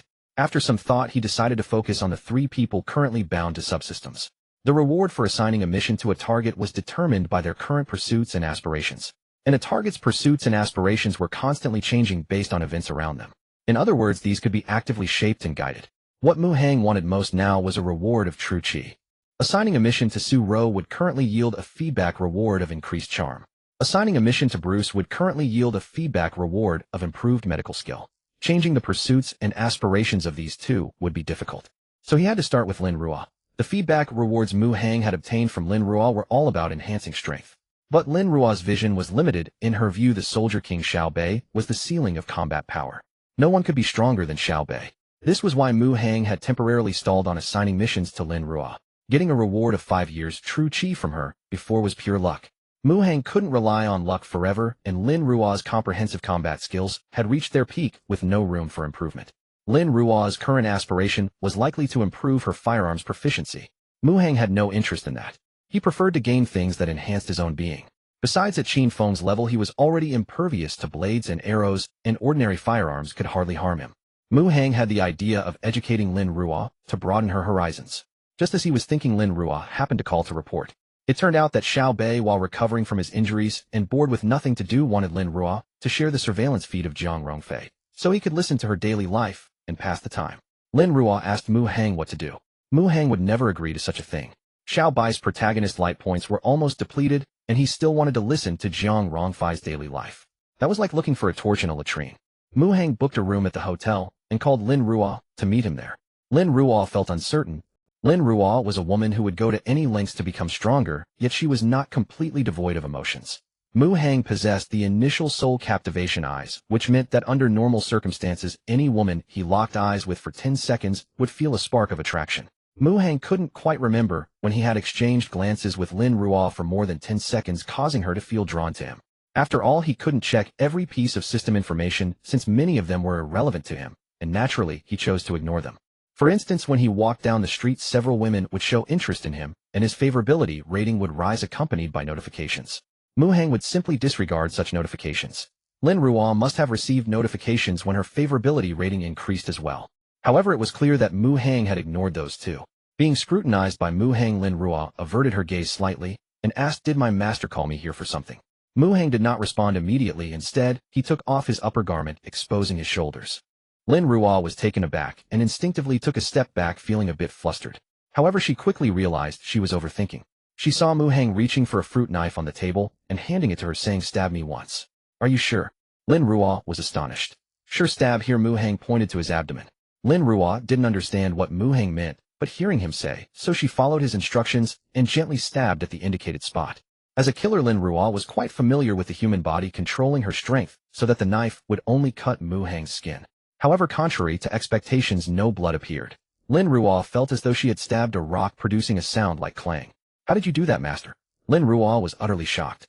Would you like to learn? Mu Hang appeared inscrutable. He had 5 years of true energy which he concentrated in one place, making his skin as hard as stone, though it did still hurt a little, primarily because Lin Ruo hadn't used all her strength. I do. Lin Ruo's eyes were filled with fervor. In that moment, she understood 2 things. She realized that when she had initially taken Mu Hang hostage, he hadn't panicked. It turned out he was hiding his true strength. She also understood why the system had urged her to follow Mu Hang and acknowledge him as her master. Favorability from the female character Lin Ruo towards the host increased by 10, bringing the total to 75 infatuated. Mu Hang received a notification, somewhat surprised, not expecting such a reward. Since encountering Su Bingning, his standards had risen. Although Lin Ruo had a charm value of 85, he had no particular thoughts about her. However, the higher Lin Ruo's favorability, the more loyal she would be to him, which was quite beneficial. Help me with a task, and if you succeed, I'll teach you, but whether you can learn depends on your own abilities, Mu Hang said, finally getting to the point. Please give your instructions, Lin Ruo said earnestly. Meanwhile, Xiao Bei had been waiting for Lin Ruo's response. After finishing her conversation with Mu Hang, Lin Ruo set off to meet Xiao Bei, who was at another hotel receiving intravenous therapy. Let me hear the listening content regarding Jiang Rongfei. The technical difficulty isn't high, so why have you been thinking for so long? Is it difficult for you? Lord Wolf King, there is something I overlooked, and I would like to apologize to you, Lin Ruo said. What is it? Xiao Bei felt a sense of foreboding. Do you remember the night Jiang Rongfei had a social engagement? Lin Ruo recounted. The boss, who was discussing business with Jiang Rongfei that night, put drugs in her drink, and Mu Hang happened to save her. And then, Xiao Bai's face turned pale. Mu Hang and Jiang Rongfei went home together and didn't leave until the next morning. Lin Ruo continued. After hearing this, Xiao Bei initially questioned it, but recalling Jiang Rongfei's twisted ankle and the rapid progression of her relationship with Mu Hang, he suddenly felt as if awakening from a dream. The host successfully impacted Xiao Bai's mentality. Xiao Bai's protagonist Halo 4, a host villain Halo 4. Xiao Bai's protagonist Halo zeroed out, losing his protagonist identity. Why didn't you say anything earlier? Xiao Bei shouted, angrily questioning Lin Ruo. I was sleepy at the time and fell asleep. I only realized after waking up and listening to the recording. I was afraid you would be angry, so I kept it hidden until now. Lin Ruo lowered her head. You. Xiao Bei angrily tossed aside the 4 needle on his hand, standing up and glaring at Lin Ruo, filled with murderous intent. He had initially thought that Jiang Rongfei had twisted her ankle, and he had hurried to the pharmacy to buy the best anti-swelling and pain relief ointment for her, feeling quite pleased, thinking it would gain her favor. Now that he thought about it, he realized he had been a complete fool. How could Xiao Bei, who roamed the flower beds, ever suffer such a loss? This humiliation must be washed away with blood. Lin Ruo, I am very angry, but I won't kill you. I give you a chance to redeem yourself. The one who harmed my wife in this matter, I want to kill them myself. Do you understand what I mean? Yes, Xiao Bei said darkly. I know what to do. Night fell. Xiao Bei was waiting at an abandoned chemical plant on the outskirts of Tanzhou. A rugged vehicle approached. Lin Ruo dragged down a man and a woman who were tied up in the car. It was indeed the boss who had targeted Jiang Rongfei that day, along with the boss' fake wife. Xiao Bei, burning with fury, killed both of them, but it was still far from satisfying. What about the other one? Lin Ruo silently moved another sack from the car. Xiao Bei reached out to untie the sack's ropes, preparing to torture Mu Hang to death, but upon opening the sack, he discovered it contained a dummy. He quickly became alert and dodged. A sharp knife that should have stabbed his back grazed his skin. A thin line of blood appeared on the skin of Xiao Bai's back, but it was insignificant. After Lin Ruo's failure, Xiao Bei had already labeled her as a dead person in his mind, planning to deal with Lin Ruo after killing Mu Hang. After all, this abandoned chemical plant could handle the disposal of bodies. There was no difference between dealing with 3 or 4. You actually betrayed me, why? Xiao Bei was curious, wanting to know the reason. Did Mu Hang give Lin Ruo money, or did Lin Ruo sense his murderous intent and act first? I have no interest in explaining myself to the dead. Lin Ruo said, her face as cold as water. Xiao Bei laughed heartily, disdainfully, saying, Lin Ruo, you're not afraid of the wind cutting your tongue. Even if I only use my left hand, dealing with you is still more than enough. As the king of soldiers, Xiao Bei was naturally brimming with confidence, and he had even crossed blows with Lin Ruo before. When unarmed or armed with a dagger, he could easily handle Lin Ruo with just one hand. Of course, confident as he was, Xiao Bei did not underestimate his opponent. Lin Ruo had clearly come prepared, and Xiao Bei worried she might be carrying a firearm. Fortunately, however, the distance between them was within 7 paces. There was a saying, beyond 7 paces the gun is faster, within 7 paces the gun is both faster and more accurate. But for Xiao Bei this adage did not hold. Within 7 paces his blade was quicker. Xiao Bei drew a dagger from his person, originally prepared to torment Mu Hang. 5 seconds. If you can survive 5 seconds, it'll spare your life. A sharp light blazed in Xiao Bai's eyes as he struck, first launching an attack at Lin Ruo. Though his words belittled her, his actions did not. Still 5 seconds should be enough to finish Lin Ruo. But as the seconds ticked by, Xiao Bai's face began to sting. Lin Ruo's speed was faster than he had anticipated, and the moment their daggers clashed, the force numbed his wrist. Within a few brief seconds, Xiao Bai quickly realized a harsh truth. Even at his peak, locked in a life-or-death struggle with Lin Ruo, victory was far from certain. Sparks flew with every clash of their daggers. Xiao Bai could barely keep up in speed, but his strength was lacking. Forced to rely on his left hand, he was far outmatched by Lin Ruo's power.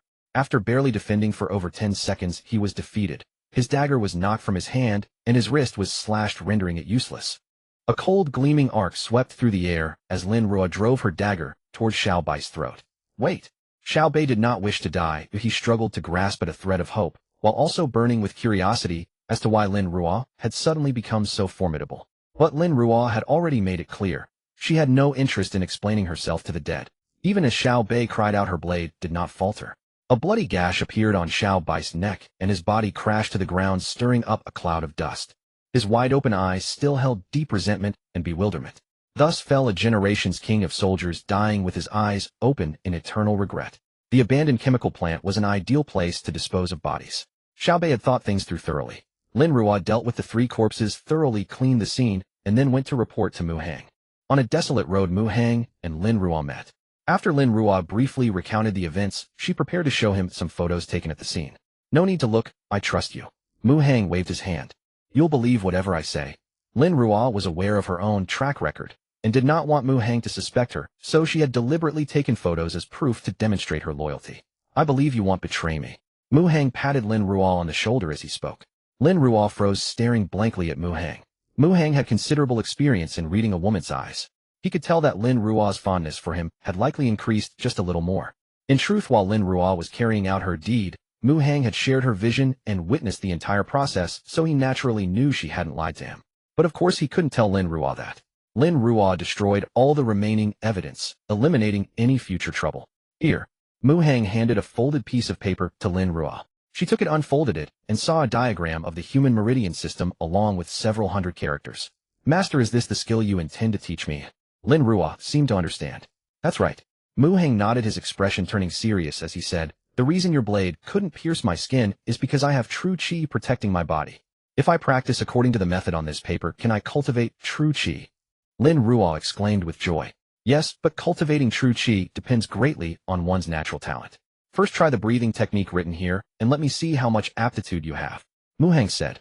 The breathing method he had written for Lin Ruo was actually something he had fabricated based on a basic Taoist breathing technique. It certainly wouldn't produce any true qi. But that wasn't the point. The point was to broaden Lin Ruo's horizons, or perhaps to humble her. So what counts as having talent for cultivation? Lin Ruo asked. Find a quiet place and practice the breathing method as instructed. If you can generate a sliver of true qi within 3 hours, then you have talent. Mu Hang said. I understand. Lin Ruo nodded solemnly. An off-road vehicle drove out of sight, and Mu Hang climbed into his McLaren P1, heading toward Dalanbun, where Zhang Rongfei lived. Recently chatting with Su Bingning and being influenced by Su Ro had left him somewhat agitated. Naturally, he needed to cool down and relieve some heat. After all, he had the means. Thump, thump, thump, thump, thump, thump. In a room, a hanging punching bag swayed with each strike from the person training. As the view drew closer, the silhouette of a woman came into focus. She wore her hair in a bun, a white tank top, and had a tall, perfectly curved figure. Fine, glistening beads of sweat dotted her fair skin from the exertion. It was hard to imagine that this seemingly delicate figure could deliver blows rivaling those of an ordinary man. My superstar, stop training. If someone snaps a photo, you'll lose fans. A middle-aged woman in glasses approached from a few meters away. The woman with the bun threw a few more punches before stopping. She turned around, revealing a stunning, sweat-kissed face. None other than the immensely popular singer Yu Yun. The middle-aged woman was Yu Yun's agent Hong Meiwei, who handed her a towel to wipe the sweat. The company crafted a sweetheart image for you. If people find out you can knock someone flat with one punch, your persona will crumble. Hong Meiwei said with a wry smile. Yu Yun rolled her eyes. She was indeed quite strong, but knocking someone flat with one punch was an exaggeration. Still, compared to her public sweetheart image, the contrast was indeed striking. It's not that exaggerated. I'm just a little stronger, and I only practice boxing for body shaping, Yu Yun said. Which celebrity trains boxing just for body shaping like you do?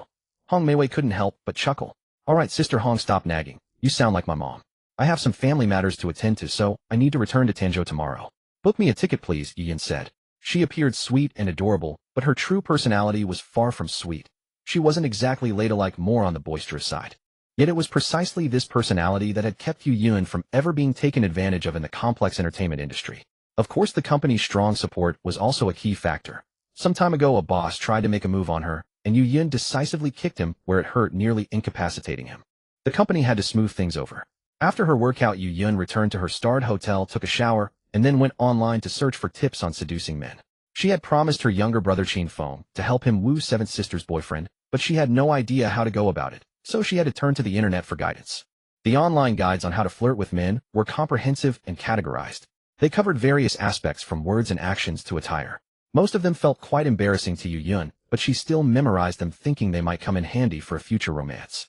At 22, Yu Yun, a mature and normal woman, naturally yearned for a relationship. Yet she had yet to meet a man who caught her eye. From these guides, she selected a few with low thresholds to prepare for her encounter with her seventh sister's boyfriend. Su Bingning remained oblivious to her sixth sister's scheme against her boyfriend. At that moment, she was shopping with her best friend Zhang Rongfei. Zhang Rongfei had plans with Mu Hang and wanted to leave early, but Su Bingning, full of energy, happily dragged her around for more shopping. Knowing that Mu Hang wouldn't visit her home that day, Su Bingning wanted to make the most of her free time, buying more beautiful clothes to wear for him. The two shopped until 10:30 at night, when Su Bingning finally stopped after purchasing 6 outfits. Just then they passed by a high-end sleepwear store. Zhang Rongfei was intrigued and entered to buy some nightgowns. The store offered a dazzling variety, and with her indecisiveness, she struggled to choose. Su Bingning used her own taste to help her best friend pick out 3 nightgowns. All of them were strappy short styles with different designs, one red, one black, and one white. Aren't these a bit too? Zhang Rongfei blushed at the bold styles of the nightgowns. You live alone anyway, what's the harm? And don't you think these are quite beautiful? Su Bingning said. Well, maybe you're right. He'll take these. Zhang Rongfei replied, her mind wandering to something that made her blush even deeper. After shopping, the two friends went their separate ways. Mu Hang, knowing the password to Zhang Rongfei's apartment door lock, had already arrived and was waiting, having even showered. Zhang Rongfei knew what was about to happen, and since it had happened before, she felt no resistance, only shyness. After her shower, she tried on the 3 new nightgowns for Mu Hang. His eyes widened, and he repeatedly exclaimed how beautiful she looked. My best friend has good taste, it seems, Zhang Rongfei remarked. Mu Hang's heart skipped a beat. Which best friend? Su Bingning, who else? Zhang Rongfei replied. Su Bingning picked these 3 nightgowns for you. Yes. A wave of guilt washed over Mu Hang. Of course, this feeling was fleeting, soon replaced by joy. At midnight, Zhang Rongfei fell asleep exhausted. Mu Hang, entering a state of clarity, assigned a simple task to Bruce. About 5 minutes later, Bruce has completed the task, gaining a large amount of medical skill upgrade experience. Congratulations, host, for triggering a 6x critical feedback reward. Current Chinese medicine skill level, master progress towards medical sage level 110. Mu Hang received the reward notification and absorbed the medical experience. With master-level Chinese medicine, he could now cure a small portion of difficult diseases that Western medicine couldn't treat. From this perspective, he could be called a miracle doctor in the public eye. In all of Tanzhou, there seemed to be 2 other physicians with such a reputation. Mu Hang estimated the time and prepared to assign tasks to Lin Ruo. Lin Ruo lived in a rented apartment in an ordinary neighborhood. After Xiao Bai's death, she no longer needed to monitor Zhang Rongfei. After parting with Mu Hang, she returned home and immediately began breathing and circulating qi according to the breathing chart he had given her. But 3 hours had passed, and she still couldn't feel even a trace of true qi. Lin Ruo was deeply disheartened. Just as she was about to give up, a task notification from the system echoed in her mind. Task overview: do you want to become stronger and gain your master's approval? Do you want to better fulfill your master's orders? Complete the tasks issued by this system, and your wishes will be granted. Task content: breathe 100 times, time limit 5 minutes, task reward, half a year's worth of true qi. After scanning the task information, Lin Ruo accepted it. Breathe 100 times. That task was too easy. Lin Ruo began silently counting her breaths. 1, 2, 3, 99, 100. When the 100 breaths were complete, the system quickly sent a notification. Congratulations, host, for completing the task and receiving half a year's worth of true qi. Lin Ruo focused and sensed a peculiar flow of energy in her dantian area. This must be the true qi my master mentioned, right? She prepared to guide this strange energy through her body. Just then the system sent another task notification. Task overview: do you want to become stronger and gain your master's approval? Do you want to better? Complete the tasks issued by this system, and your wishes will be granted. Task content: hold your breath for 30 seconds, time limit 10 minutes, task reward, half a year's worth of true qi. Lin Ruo accepted the task and held her breath. After 30 seconds, the task was complete. Lin Ruo has completed the task, gaining half a year's worth of true qi. Congratulations host for triggering a 4x feedback reward, gaining 2 years of true chi. Lin Ruo has completed the task, gaining half a year's worth of true chi. Congratulations host for triggering a 6x feedback reward, gaining 3 years of true chi. In Jiang Rongfei's boudoir, Mu Heng quickly received 2 feedback reward notifications. As he had anticipated after giving Lin Ruo a glimpse of the world, her pursuits and desires had indeed changed, no longer limited to before. After assigning 2 cumulative tasks to Lin Ruo, he had gained a total of 5 years of true chi. Adding his original 5 years, he now possessed 10 years of true chi. There was still a clear gap between him and Qin Feng, who had 20 years of true chi. However, catching up to Qin Feng was just around the corner. Even if he only gained 2 years of true chi each time, he could catch up after assigning Lin Ruo 5 more tasks. He could assign 1 task to Lin Ruo per day, meaning it would only take 5 days. Mu Heng was in high spirits. On the other side, Qin Feng was also feeling good. Mu Heng hadn't come tonight. Tomorrow his 6th sister would arrive in Tanzhou. He only had to wait for her to expose Mu Heng's despicable side, making his 7th sister see him clearly and decisively break up with him. With his mood no longer disturbed, Qin Feng could finally focus on cultivation. Having missed his practice last night, he decided not to sleep at all tonight. After all, cultivators didn't need that much rest. He spent the entire night cultivating and reaped considerable gains, significantly increasing his true chi. At this rate, he could gain at least a year's worth of true chi in 30 days. At 4 in the morning, Jiang Rongfei was roused by the alarm she had set earlier. She reached over to turn on the bedside lamp, rubbed her bleary eyes, and gently nudged Mu Heng, who lay beside her, awake. To avoid Xiao Bai's retaliation, the two could only meet in secret for now. Jiang Rongfei, concerned for Mu Heng's safety, urged him to leave before dawn broke. Mu Heng was sleeping soundly, but couldn't reveal the truth about Xiao Bai. He needed the threat of Xiao Bai to maintain their clandestine, non-public relationship with Jiang Rongfei. It's only 4 still early, Mu Heng said. Want to sleep a bit more? Alright, I'll wake you at 5 then, Jiang Rongfei replied. You've woken me up. Ooh, I've completely lost my drowsiness. After a morning exercise session around 6, Mu Heng finally left Jiang Rongfei's residence and drove home. Mu Heng rarely woke up this early, but he felt quite refreshed. He had only slept about 4 hours and had been quite active, yet he felt no fatigue. Mu Heng found it remarkable. After a moment's thought, he quickly understood that his abundant energy was thanks to his 10 years of true chi. Overnight, Jiang Rongfei's affection had risen from 90 to 92. 1 point per session, so 2 sessions meant 2 points. Mu Heng speculated, but he wasn't sure. The system wouldn't notify him of increases below 5 points per session. After returning home, it was already 6:30. His mother Wang Qing and father Mu Mingjing were awake and having breakfast. Being a big boss was exhausting, requiring such early mornings. Since Mu Heng turned 18, he had often stayed out overnight. Mu Mingjing and Wang Qing were used to it, so seeing him return early in the morning didn't surprise them. Wang Qing was now 45, but had aged well, with only a few fine wrinkles on her face. From her features and face shape, it was clear she had been a beauty in her youth. Mu Mingjing, 47, hadn't gained weight like his peers. The old man paid attention to his physique, making him a charming middle-aged man. Mu Heng's good looks were thanks to his parents' excellent genes. He greeted them and was about to return to his room to lie down, but his mother Wang Qing called him over to join them for breakfast. Mu Heng didn't refuse.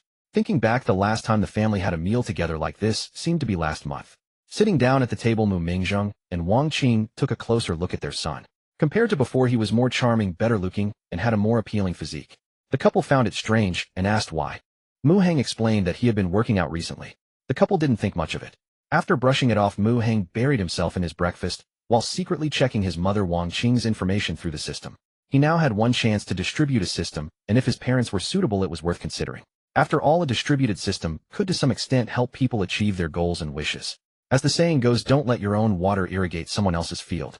Female supporting character Wang Qing, charm 77, combat power 61, female supporting character aura 89, abilities advanced business skills, advanced corporate management skills, traits apathetic, dotes on child, destiny, business magnate, recent worry, insufficient profit growth for the company, recent wish, wants her son to marry and have children soon. After checking Wang Qing's information, Mu Heng immediately abandoned the idea of giving her a system.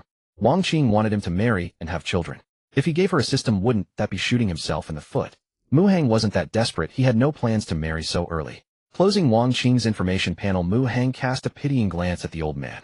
Wang Qing was apathetic in that regard, so the old man must be suffering right. Mu Heng sighed inwardly, then checked Mu Mingjing's information. Supporting character Mu Mingjing, charm 75, combat power 82, supporting character aura 75, abilities intermediate business skills, advanced corporate management skills, traits fond of beauty, hypocritical, stern father, destiny. The home flag stands firm, while colorful banners flutter outside. Recent worry, overworked backache, recent wish, may luck and love come to me. Damn, this old man was hiding it deep. Mu Hang was secretly shocked. In his memory, Mu Mingzheng had always been a rather upright father figure. When he was young, Mu Hang had often been intimidated by the old man. Intimidated because Wang Qing always protected Mu Hang, so the old man never dared to lay a hand on him. Mu Hang never expected that the old man was no saint either. Having been reincarnated into this world with memories of his past life, Mu Hang had always thought his own lecherousness was due to not having tasted the finer things in his previous life. But now it seemed the old man was at least 70% responsible. As the saying goes, like father, like son. The old man at his age was still daydreaming about romantic luck. If Mu Hang inherited the old man's genes, how could he not be lecherous? After ranting inwardly, Mu Hang began to wonder if the old man had any illegitimate children out there who might one day come to fight for the family fortune. But then, looking at his mother Wang Qing, Mu Hang found it unlikely. Wang Qing was shrewd. She couldn't be unaware of the old man's scheming. Yet the couple got along well enough. Mu Hang guessed that his mother knew about the old man's ways, but turned a blind eye given her own apathy. After all, if his mother really got angry, the old man would surely get an earful and have no peace. Although the Mu Group bore the Mu name, most of the shares were in Wang Qing's hands, and her actual power within the group far exceeded Mu Mingzheng's. Moreover, his mother's family was no pushover. The old man's destiny included the phrase "the home flag stands firm," while colorful banners flutter outside. There was no way the old man could hide it from Wang Qing. The only explanation for the home flag standing firm was Wang Qing's tacit approval. Then, as an exchange, the group's business was mainly led by Wang Qing. After analyzing, Mu Hang felt he was likely correct, and considered whether to give his father Mu Mingzheng a system. Judging by Mu Mingzheng's wish, the reward for completing tasks would probably be increased romantic luck. Mu Hang was particularly tempted by this reward, but he also felt it would be unfair to his mother Wang Qing. However, after a moment of hesitation, Mu Hang chose to give Mu Mingzheng the system. What could he do? A lecherous man couldn't resist such a reward. Mu Mingzheng was having breakfast when strange sounds echoed in his mind. After a moment of confusion, he quickly understood what was happening. The old man burst out laughing. Wang Qing frowned slightly, looking at him with confusion. Just remembered something amusing. Mu Mingzheng forced a smile and explained to his wife. Mission overview: only men who dote on their sons can receive good fortune. Mission content: give your son 50 million in allowance. Time limit 10 minutes. Mission reward: add the destiny trait romantic luck. Intermediate. Mu Mingzheng received the system's mission notification. After breakfast, Mu Mingzheng called his son Mu Hang outside to talk. Is your allowance still enough? Mu Mingzheng asked his son. Almost gone, Mu Hang replied, feigning surprise as he looked at his father. Dad, you've never asked me about this before. What's wrong today? Nothing, I'm just afraid you might be too embarrassed to ask now that you're older, so I thought I'd check in. Mu Mingzheng explained briefly, then picked up his phone to contact his personal bank manager. Within minutes, Mu Hang received a notification that 50 million had been credited to his account. Dad, why so much pocket money this month? Mu Hang asked in astonishment. Mu Mingzheng found it hard to explain, so he chose not to elaborate. However, thinking about how his son might use the money, he spoke earnestly. You're 25 now. Stop fooling around all day and find something meaningful to do. Don't rely on your youth. If you keep this up, your health will suffer in a few years. Mu Hang scoffed inwardly at the lecture, thinking, old Mu, since when do you care about me? But his father's tone carried the weight of a seasoned man sharing hard-earned wisdom. Studying Mu Mingzheng's complexion closely, Mu Hang quickly spotted an issue. To confirm his suspicion, he casually complimented his father's watch and asked to borrow it. As he slipped the watch off Mu Mingzheng's wrist, Mu Hang took the chance to feel his pulse and immediately diagnosed the problem. From the pulse, his father's vitality was severely depleted. He was already past his prime, and this wasn't a recent development. No wonder the old man had spoken so admonishingly. He was paying the price for his own youthful excesses. So old Mu's expectations of romance aren't what I imagined. Just a platonic flower. Mu Hang made his judgment silently, a slight easing of the guilt he felt toward his mother. Even a master physician couldn't reverse his father's condition, and Mu Hang was sure his father had already consulted skilled traditional Chinese doctors. Mu Hang naturally dismissed his father's advice, confident in his own robust health and ample stamina. But he humored the old man. Dad, to be honest, I've noticed the problem too. I've started exercising regularly to discipline myself and turn over a new leaf. I'm glad to hear you say that, son. Mu Mingzheng patted his son's shoulder with relief. Your mother and I want you to settle down soon. As for your partner, we have just one requirement. I know, no actresses or internet celebrities, right? Mu Hang interrupted. Good, you remember. Mu Mingzheng looked at his son with hopeful eyes. Our Mu family line is thin. You need to work harder and add more members. If that's the case, Dad, why did you and Mom only have me? Mu Hang asked curiously. Your mother had a very tough time giving birth to you, and she's terrified of childbirth. I didn't want her to suffer through that again. Mu Mingzheng said. Dad, you're really considerate of Mom. Mu Hang remarked, looking at him with surprise. Marrying your mother was the greatest blessing of my life, Mu Mingjing declared. Mu Hang instinctively glanced back, half expecting his mother to be behind him, but seeing the empty space, he realized the old man was sincere. Back in the day, Mu Mingjing had been penniless while his mother was a noble's daughter. The gap between them was vast. Yet they had ended up together. Mu Hang didn't know the full story, but his mother's resolve must have been pivotal. And crucially, perhaps due to her own lack of interest and intimacy, his mother had tacitly allowed his father to seek outlets elsewhere. A husband with such a wife would surely be laughing in his sleep. Soon after their chat ended, Mu Mingjing has completed the task, gaining the destiny trait Peach Blossom in Fate Intermediate. Congratulations, host, for triggering a tenfold feedback reward, gaining the destiny trait Peach Blossom in Fate Advanced. Mu Hang received the reward notification and immediately began studying this new destiny trait. With the Peach Blossom in Fate Destiny, one would frequently encounter romantic luck. The Peach Blossoms were divided into 10 categories: Wall Outside Peach Blossom, Wall Inside Peach Blossom Blade, Official Seal, Peach Blossom Calamity, Wild Peach Blossom, Official Star Peach Blossom, Noble Peach Blossom, Day-Sitting Peach Blossom, and Well-Star Peach Blossom. Each category came with detailed explanations. The text was too lengthy, so Mu Hang only skimmed it, but he gained a general understanding. Today's fortune: Wall Outside Peach Blossom. With the Peach Blossom trait, one could also see the day's fortune. Wall Outside Peach Blossom roughly meant that the romantic encounter Mu Hang would have today involved someone he hadn't met before. The advanced level of his Peach Blossom trait determined the quality of the fortune, beauties with an attractiveness score between 80 and 100. Old Mu's trait was intermediate, placing his fortune in the 60-79 range. This meant the two were completely non-conflicting. As for the future, Mu Hang had no intention of upgrading his father's trait level. Lin Ruo's case had proven that pursuits and aspirations could be shaped. Every father hopes his child will succeed. Mu Mingjing was no exception, but Mu Hang's poor performance over the years had dashed those hopes. Mu Hang figured that if he showed even a hint of improvement, rekindling his father's hope for a dragon son, the rewards he could reap from the old man might change. Of course, Mu Hang hadn't figured out the specifics yet. As he pondered, Wang Qing walked past him. Noticing her tired expression, he asked her to sit on the sofa and massaged her head, partly to ease his own guilt toward his mother. After a few minutes of massage, Wang Qing felt much more energetic. She looked at her son with a mix of relief and wonder, praising him for growing up and becoming considerate. Mu Hang's face flushed at the compliments. "I almost forgot to tell you.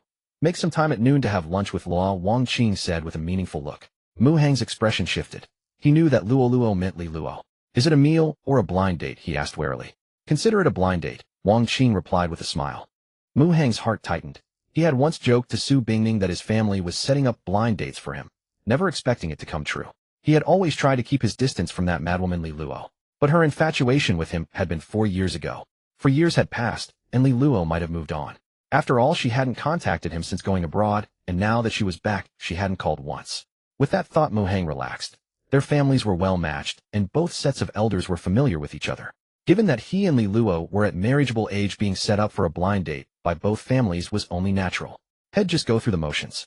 Of course, while Mu Hang was at ease, he did not let his guard down. His charm was now too overwhelming. To prevent Li Luo from reigniting old flames, he had to tread carefully.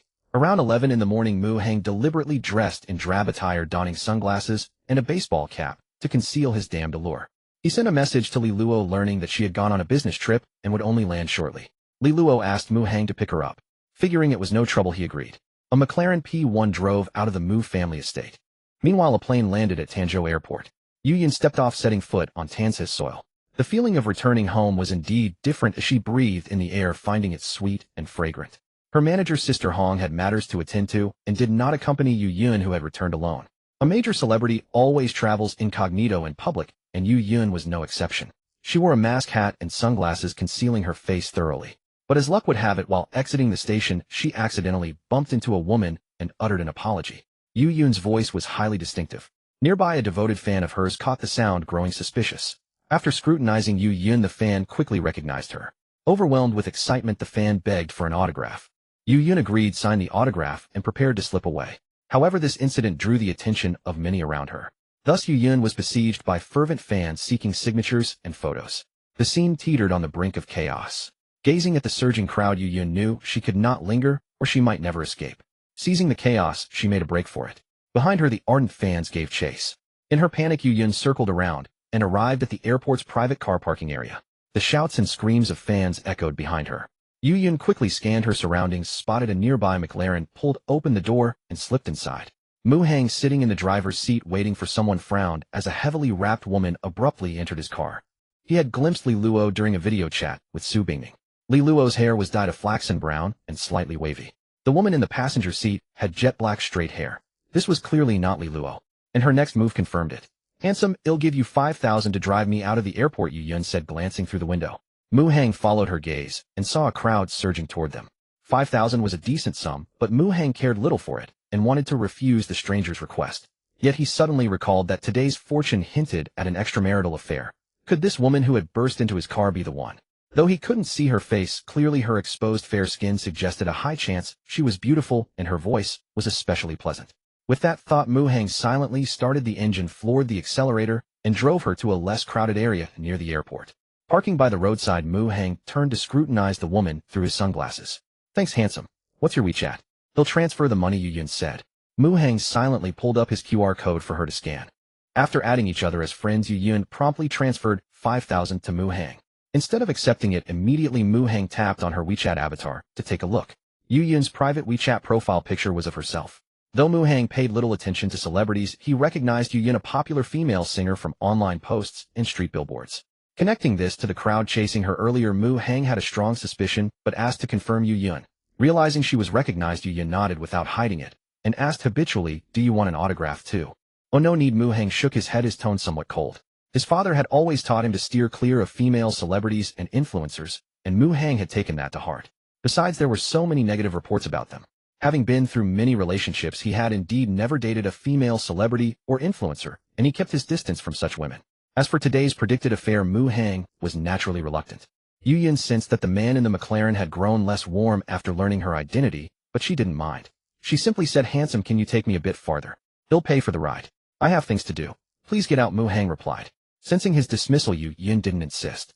She opened the door and stepped out, planning to hail a taxi by the roadside. But as she waited, she caught a glimpse of the young man in the McLaren wiping the passenger seat, the spot she had just occupied, with a tissue. Yu Yun paused, looking down at herself, but finding no dirt or dust. Puzzled, she watched a moment longer before grasping the meaning of his action. This man thought she was dirty. Given her temperament, Yu Yun couldn't tolerate such an affront. "Hey, what do you mean by that?" she fumed, returning to the McLaren's side. "Nothing much," Mu Hang replied nonchalantly. "Are you saying I dirtied your car by sitting in it? Do you want me to pay you compensation?" Yu Yun snapped angrily. "No, you've misunderstood. That's not what I meant," Mu Hang said, unwilling to argue with the woman. "That's exactly what you meant," Yu Yun insisted. "Fine if you think so, then it is," Mu Hang said, too lazy to defend himself. His indifferent tone only riled Yu Yun further. "What's wrong with female celebrities? Why do you hold a prejudice against me? You're young and driving a McLaren P1. You must be a rich second generation. You rich kids are all no good with worse private lives than anyone." Mu Hang was about to drive off, but turned back, saying inexplicably, Right, you're not clean, and my private life is a mess. We're even." That remark infuriated Yu Yun completely. "Bastard, you're the one who's not clean." She spat, delivering a swift kick aimed at his vital region. Yu Yun kicked out with swift motion, but given Mu Hang's reflexes, he could easily have dodged. Yet irritated by her behavior, yet unwilling to strike a woman in public, he took the blow and deliberately collapsed to the ground, ready to swindle her. In a moment of hot-headedness, Yu Yun had kicked with full force, only to feel a sharp pain in her instep, as if striking iron. Of course, she never suspected Mu Hang had hidden iron plates, simply attributing it to her own excessive strength. In truth, Mu Hang had channeled his true chi to shield his vital points, capable of withstanding not just her kick, but even a swinging sledgehammer. As he curled up on the ground like a shrimp, Yu Yun felt as if doused with cold water, her heated mind instantly cooling into panic. A young man driving a McLaren P1 surely had a formidable background, and Yu Yun knew she was in deep trouble. I'm sorry I was too impulsive. Are you okay?" She crouched down to ask, but Mu Hang's pained expression made it seem he couldn't reply. Fumbling for her phone, Yu Yun dialed emergency services while yanking off her sunglasses and mask. Immersed in his act, Mu Hang caught a glimpse of her unveiled face. That familiar sensation returned.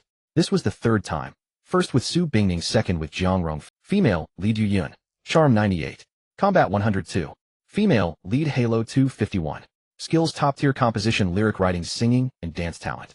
Traits: voice like celestial music, sweet yet fierce. Fate brings fortune to spouse, stellar career. Affection toward host 0. Recent worry, exhaustion from concerts. Recent thought, when will love come? She truly was a female lead. After reviewing Yu Yun's info, Mu Hang's suspicions were confirmed. No wonder her face stirred his heart. Though she was a celebrity as a female lead, she was undoubtedly pure. His prejudice faded, and he determined Yu Yun was likely his destined romantic encounter for the day. Though indifferent to female stars, he found his earlier act of wiping the passenger seat with a tissue inexplicable. Even if he truly felt the seat was soiled by a woman, wiping it was pointless. Yet he did it anyway. Similarly, after the kick, a thought to swindle Yu Yun for money arose spontaneously. All this was influenced by his romantic luck. Sometimes people perform pointless actions without clear motive, just a fleeting impulse that leads to deeds, even crimes. Such occurrences are akin to daily misfortune clinging to you. If you evade it, you're safe; if not, you suffer. Consider someone who buys the same lottery numbers for years, but misses one draw when those numbers win. That's a lack of fortune. Conversely, a rare lottery buyer on a whim purchases a ticket and wins big. That's fortune arriving. Fortune's paths are myriad and mysterious. Some things are destined to be yours, others, no matter how you seek, remain elusive. Of course, subtle variables exist. After calling, Yu Yun waited anxiously, repeatedly asking Mu Hang how he was, but received no reply. Mu Hang seemed too pained to speak. Though the street was quiet, a few passers-by glanced curiously at the commotion. Yu Yun read on her sunglasses and mask. Discovering she was a female lead didn't change Mu Hang's intent to swindle her. But now he planned to swindle something other than money. While waiting for the ambulance, he writhed in pretended agony, deliberately knocking off his baseball cap and sunglasses to reveal a strikingly handsome face. Yu Yun, still crouching nearby, was stunned. Having spent years in the entertainment industry, she had seen many handsome male stars, even top-tier idols who relied on their looks. She had always thought no man could be that attractive. Yet seeing Mu Hang's full face, she felt a shock. Can a man be this handsome? It wasn't just his looks, but an indescribable aura. And his eyes. She felt even eyes holding a galaxy wouldn't overstate them. Watching him frown and grit his teeth in pain, she felt a surge of pity. Her guilt deepened. How could I be so impulsive? This kick might ruin his life. Self-reproach and regret grew, and she mentally cursed herself. Female lead Yu Yun's affection toward host increased to 60. Current totals 60. Infatuation. Qin Feng's protagonist, aura 50. Host's villain, aura 50. About 10 minutes later, the ambulance arrived. Mu Hang was taken away with Yu Yun accompanying him. En route, Mu Hang recovered slightly, but still looked pale. When paramedics tried to examine his injury, he shyly refused. Trembling, he asked which hospital's ambulance it was. They replied, First Hospital of Tanzhou. Mu Hang insisted on seeing the best male specialist there. Yu Yun quickly chimed in, saying money was no issue. She'd cover everything. Thus, Mu Hang was taken to the observation room of Professor Guo, the chief male specialist. Professor Guo, a bespectacled man in his 50s, dismissed the medical staff, closed the door, and adjusted his glasses, eyeing Mu Hang with uncertainty, as if confirming something. Suddenly, Mu Hang sat up perfectly fine. Unfazed, Guo smiled and asked, What should I do this time? He and Mu Hang were strategic partners. Having been through many relationships, Mu Hang had broken up numerous times. When faced with particularly difficult partners, he'd use his trump card, feigning injury to his vital parts, and claiming, I can't make you happy, as a reason to part. Since such claims alone lacked credibility, Professor Guo played the role of providing ironclad evidence. Their partnership stemmed from this. After settling on a performance fee, Mu Hang rehearsed his scripted lines. Outside the observation room, Yu Yun paced restlessly, like a husband waiting for his wife in labor. About 5 minutes later, the door opened. Professor Guo stepped out with a grave expression. Seeing Professor Guo's grave expression, Yu Yun's heart sank with a foreboding premonition. Where are the family members? Professor Guo glanced outside the door, then his gaze settled on Yu Yun, who wore a mask and sunglasses. Are you the patient's family? Hearing the doctor's question, Yu Yun paused momentarily, but refrained from correcting him, stepping forward quickly instead. Dr. How is he? Professor Guo adjusted his glasses, a hint of anger gleaming beneath the lenses. You're his girlfriend, right? I say, you young ladies have no sense of restraint. That's the most vulnerable part of a man. How could you kick it? Even if you're arguing, you can't resort to violence. Honestly, I know I was wrong. Yu Yun's focus was solely on Mu Hang's condition, and she couldn't be bothered with trivialities or correcting the doctor's assumptions. To avoid his nagging, she urged, Just tell me, how is my boyfriend? How is he really? Your boyfriend was lucky, but only barely. Last time a patient kicked in a vital spot by his girlfriend was permanently crippled, losing all male function. Professor Guo sighed before concluding, I've reviewed the medical scans. There's hope for recovery, but it's slim, conservatively around 3%. 3%. The color drained from Yu Yun's face beneath her mask. Glancing back at the observation room door, Professor Guo continued, He's in low spirits right now. See if you can console him. Yu Yun stared at the observation room entrance, her heart heavy with self-reproach and guilt making her hesitate. But after a few deep breaths, she walked inside, her steps laden with dread. On the bed inside, Mu Hang lay staring at the ceiling, his gaze vacant, radiating utter desolation. Yu Yun tiptoed to the bedside. Feeling it disrespectful to apologize while wearing a mask and sunglasses, she removed them, revealing a sweet, lovely face tinged with paleness. Sorry. Hearing Yu Yun's voice, a flicker of life returned to Mu Hang's eyes. He, painfully, sat up in bed and glared at her. Sorry. Do you think sorry fixes anything? His voice grew louder, nearly a roar by the end. Yu Yun even felt spittle land on her face, yet surprisingly she felt no disgust, only whispering. If yelling at me makes you feel better, go ahead. You can even hit me. I want fight back. Rage flashed across Mu Hang's face as he raised a hand, as if to choke her. Yu Yun closed her eyes, offering no resistance. But after 10 seconds, no grip came around her neck. She slowly opened her eyes, her vision clearing to see Mu Hang's hands hanging limp, his head drooping in defeat. This guy seems all bark, not truly bad. Yu Yun saw him in a new light. Medical technology is so advanced now. There's still hope for recovery. Don't lose heart. They'll cover all the expenses and pay whatever compensation you need for emotional distress. Yu Yun tried to comfort him. Do you think I lack money? Mu Hang countered. Yu Yun fell silent. Having seen him drive a McLaren P1 at such a young age, she knew he wasn't short on funds, but she couldn't think of any other way to make amends. Yu Yun said, if you're not satisfied with my offer, why don't you tell me what you want? Compensation. What can you possibly compensate with? Mu Hang roared, listing. I had a beautiful girlfriend, and we were doing fine. Now I'm broken. She'll definitely leave me. Plus I'm an only son and my family counts on me to carry on the bloodline. How do you plan to make up for that? More spittle landed on her face, but Yu Yun didn't care, not even wiping it off. From his words, she identified two key points: the girlfriend issue and the child issue. Yu Yun quickly analyzed the situation, and as a thought occurred to her, something embarrassing, her cheeks flushed slightly. Still, she said, you were just injured. If we extract that, now it might still be viable for freezing. With today's medical tech, you could still become a father someday. After speaking, Yu Yun paused and studied Mu Hang's expression. His features shifted slightly, but he said nothing. You think my idea is feasible, right? She asked, but he remained silent, so she continued. As for your girlfriend. She hesitated, then forced out, maybe. Your girlfriend might not mind this. If your future husband couldn't perform, would you stay with him for life? Mu Hang retorted. Yes. If I love him, and he loves me, absolutely. Yu Yun replied without hesitation. Easy to say, Mu Hang scoffed. If she minds. Then, find another girlfriend. Yu Yun's voice trailed off, aware how inappropriate that sounded. Mu Hang glared at her as if deeply insulted. I'm useless now. What woman would want to be with me, eh? If any did, it'd only be for my family's money. Women in this world are hardly any good. Hearing him paint all women with the same brush, Yu Yun, as a woman herself, grew furious. Perhaps driven by guilt or a need to refute him, she blurted out. If you lose your girlfriend, it'll be your girlfriend instead. I'm not bad-looking compared to her, am I, eh? And I have my own money. I won't covet yours. This isn't about compensating with a girlfriend. It's about a wife, Mu Hang said. Wife, then? Yu Yun saw a little difference. If she had to make amends for life, girlfriend and wife were the same, and wife even came with a title. Do you mean it? Yes. Since Shed said it, Yu Yun wouldn't take it back. Words are empty. Put it in writing, Mu Hang demanded. Yu Yun. Women are all liars, Mu Hang sneered. Final, put it in writing.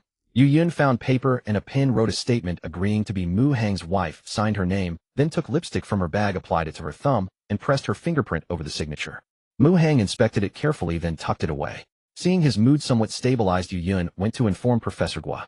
Professor Gua prescribed some medication and advised Mu Hang on usage, regular checkups, and the potential need for future surgery. Yu Yun listened intently, afraid to miss anything. Afterward, Professor Gua sent Mu Hang away and spoke privately to Yu Yun. Besides medication, psychological and behavioral therapy are crucial. Psychological therapy involves spending more time with your boyfriend, talking to him, lifting his spirits, indulging his requests, and above all, never ever hurt his male pride. Yu Yun listened, her face, hidden behind mask and sunglasses, showing some embarrassment, but she nodded in understanding. And behavioral therapy. Professor Gua twisted open the lid of his thermos, took a sip of tea to soothe his throat, and then said, there are many methods of behavioral therapy. I can't provide specifics, but being a woman, you surely understand. If not, you can always look it up online. The overall principle is to provide him with some mental stimulation related to both genders, which promotes blood circulation and aids in your boyfriend's recovery of abilities. Yu Yun's face was concealed by a mask, making it impossible to discern her expression, but her ears were flushed, as if ready to bleed. Does behavioral therapy really work? Is it possible to skip this treatment? Yu Yun asked softly. Do not question my expertise. The lenses of Professor Gua's glasses reflected a bright light as he gestured towards the trophies and banners displayed in the office, adding, I am an authority in the field of andrology. If you don't believe it, feel free to inquire around. Of course, if you find it troublesome and don't want to assist your boyfriend with supportive therapy, that's entirely up to you. But let me say this off the record, having such a boyfriend is a blessing. Even after you kicked him so hard, he did not retaliate, which shows he cares about you. Unlike that other guy who collapsed after being kicked by his girlfriend, unable to accept reality, and ended up stabbing her, resulting in a tragedy. I digress. Ending his lengthy discourse, Professor Gua added, such incidents have a significant psychological impact on men, leading them to think irrationally. You should pay more attention to his mental state. Yuyan nodded, and then went to the pharmacy to collect the medication, helping Mu Hang back to Professor Gua's office. Professor Gua picked up a pen and noted the dosage on the medication box, then said, "They'll keep the medical videos here for now, we'll study them further." Yuyan recalled a matter and inquired about the feasibility of sperm freezing. Having collaborated multiple times, Professor Gua didn't even need to exchange glances with Mu Hang, immediately replying to Yuyan that it was not possible. He further explained that sperm freezing involves many complications. Moreover, given Mu Hang's current condition, extraction itself is a problem. Manual extraction is definitely unfeasible, and puncturing would be troublesome. Even if puncturing is possible, the viability of the sperm would be severely affected due to the impact, making long-term freezing impossible. After hearing this, Yuyan felt her mood darken considerably. This meant that if Mu Hang did not recover, he would never be able to become a father. This immense sense of guilt troubled Yuyan, and she even dared not look at Mu Hang's expression. After finishing with Professor Gua, Mu Hang slowly walked out of the andrology department with Yuyan's support. They remained silent for a long time. Seeing him walk with apparent difficulty, Yuyan gently said, "The doctor mentioned an external pain-relieving and anti-swelling ointment. You should use it now, or it might make you feel a bit better."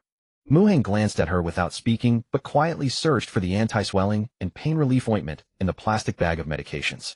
This ointment was the same as the one Zhang Rongfei had used. It was said to be made from pure plant ingredients, gentle and non-irritating, indicating its good sales and presumably effective results. However, Mu Hang had never truly used it. Entering the men's restroom stall, Mu Hang opened the ointment box and squeezed some ointment into the drain to simulate usage. Timing himself, he leisurely exited the restroom after about 7 or 8 minutes. Yuyan waited outside and quickly reached out to support him as he emerged. The two of them walked out of the hospital, arriving at the roadside outside. Noticing Mu Hang's dejected expression, Yuyan wasn't sure how to comfort him, understanding that such matters couldn't be resolved merely through consolation. Yuyan quietly took out her phone, composed a message, and sent it to Mu Hang on WeChat. Mu Hang received the message but did not check it immediately. "I've sent you my home address, so you don't need to worry about me running away. Since I've promised to be your girlfriend, I will certainly keep my word." Yuyan hoped to provide some sense of security to this man who had just endured both physical and emotional turmoil. "Girlfriend?" Mu Hang looked at her. "It's wife, Yuyan hurriedly corrected. The doctor had advised her to go along with his wishes, and Yuyan certainly would not argue, especially since the written agreement referred to her as his wife. After saying this, Yuyan noticed a hint of doubt in Mu Hang's expression towards her. After a moment of thought, she spotted a nearby coffee shop and suggested, "Let's go find a private room there. They'll bring the written agreement and record a video for you. You should keep it safe. I'm a celebrity. Once this video is exposed, the impact on me is unimaginable. If I give you such leverage, you should feel reassured now, right? Is it like those online loan scams?"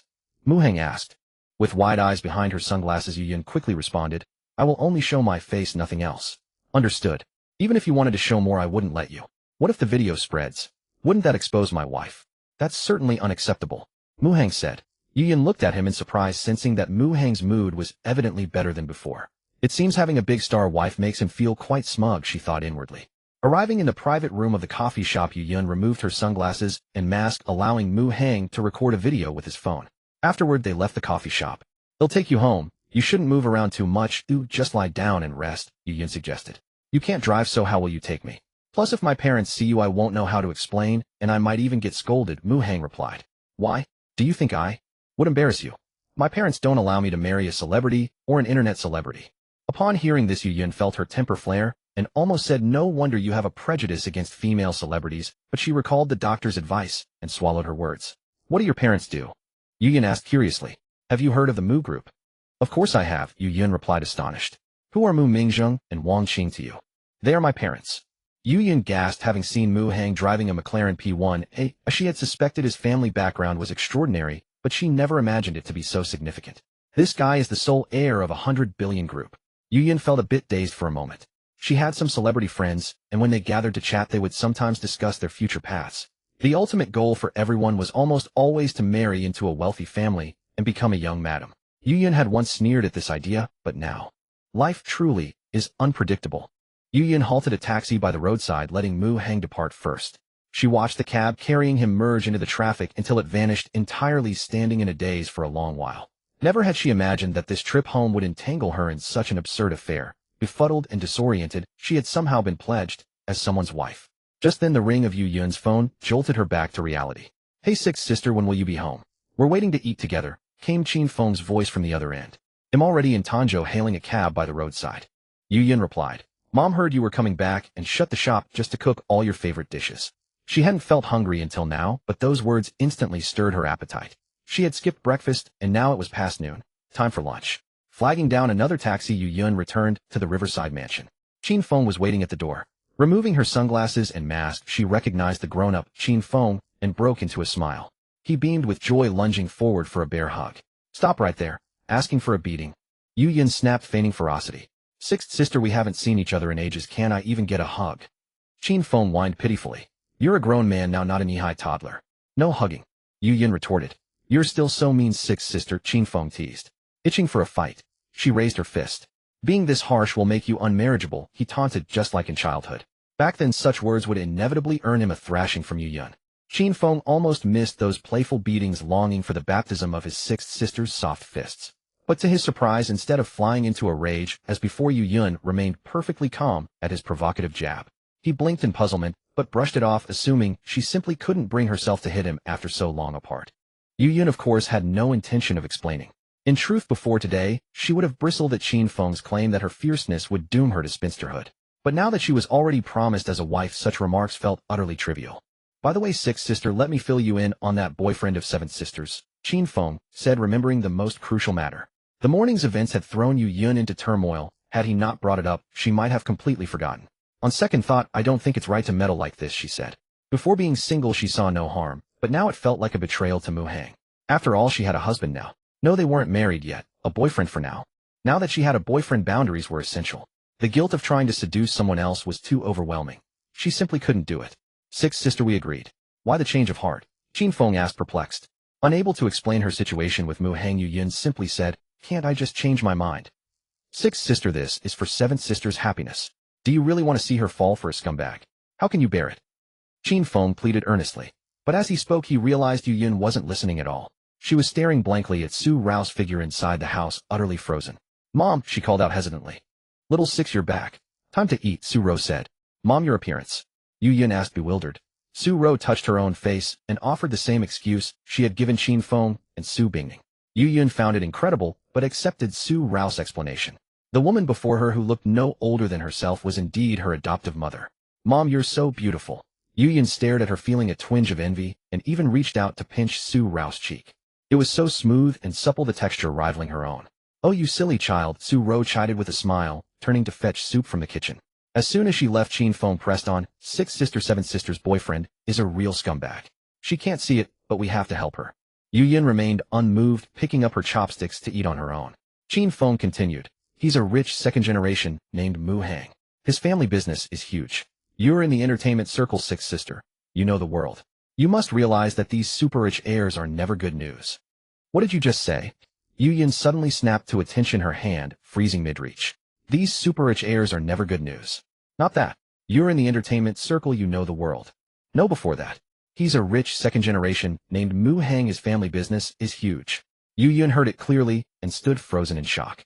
On the other side, Mu Hang took a taxi back to where he had parked his McLaren. His phone showed several missed calls and a WeChat message. The calls were from Li Luo, but earlier at the hospital he hadn't been able to answer, so he ignored them. The WeChat message was sent just before he parted with Yu Yun. According to Yu Yun, it contained her home address. Yueshin District, Riverside Mansion, Building 4, 5th floor. Opening the message, Mu Hang was dumbfounded.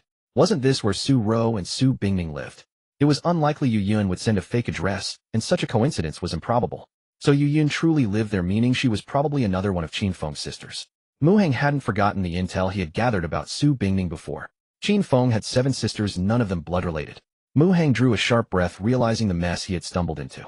But then again, it wasn't utterly hopeless. He was currently suffering from immensely severe physical and psychological trauma, fragile as glass. Who would dare push him too far? Did they want to drive him to his death? Of course there was risk, but also opportunity. To enjoy the blessings of multiple lovers, one must be bold. Mu Hang steadied his nerves. Closing Yu Yun's chat, he opened the missed call log and dialed Li Luo back. "You seem quite busy." Finally picking up, Li Luo's indifferent voice came through as the call connected. Are you still at the airport? Mu Heng didn't care about her tone, nor did he bother to explain. In fact, he half hoped she would grow to dislike him. Yes. Wait for me, I'm coming. Hanging up, Mu Heng donned his sunglasses and baseball cap, successfully picked up Li Luo from the airport, then aimlessly drove along a road until he spotted a restaurant and stopped. Throughout the drive, Li Luo fiddled with her phone in silence. Mu Heng felt a wave of relief. For years had passed, and it seemed she had moved on. This meal was probably just a formality, a way to appease their elders. After parking, they entered a Western restaurant and each ordered a steak. While waiting, Mu Heng excused himself to the restroom. On his way back, he happened to see a waitress pouring red wine. As she served, a few drops accidentally splashed onto Li Luo's hand. Flustered, the waitress apologized profusely and reached out to wipe Li Luo's hand. Li Luo pulled her hand back, staring at the waitress for a moment. After the waitress left, Li Luo frowned, grabbed a napkin from the table, and began wiping the spot where she had been touched. She kept wiping and wiping until her skin turned red and raw, as if she couldn't stop even when it hurt. Observing Li Luo's actions, Mu Heng felt a chill run down his spine. As if sensing his gaze, Li Luo turned her head, glanced at him, and then nonchalantly stopped wiping the back of her hand. Mu Heng silently returned to his seat across from Li Luo and sat down. Tucking a strand of her auburn-brown wavy hair behind her ear, Li Luo looked at Mu Heng and said, "Why are you still wearing sunglasses indoors?" "I have conjunctivitis, my eyes are sensitive to light," Mu Heng lied. Li Luo scrutinized his less-than-polished hairstyle and his somewhat dowdy attire, remarking, "You don't seem to care about your appearance as much as you used to." "I've been feeling under the weather lately, can't be bothered," Mu Heng replied. "Why did you suddenly agree to a blind date?" "To appease your parents," Li Luo asked in a casual tone. "If I said I wanted to get married, you wouldn't believe me anyway. You really haven't changed." "I haven't made much progress, but you've changed a lot in these few years. People grow." Hearing this from Li Luo, Mu Heng relaxed a bit. She seemed to have matured a lot, unlike before. 4 years had apparently diluted many things. "What have you been busy with lately?"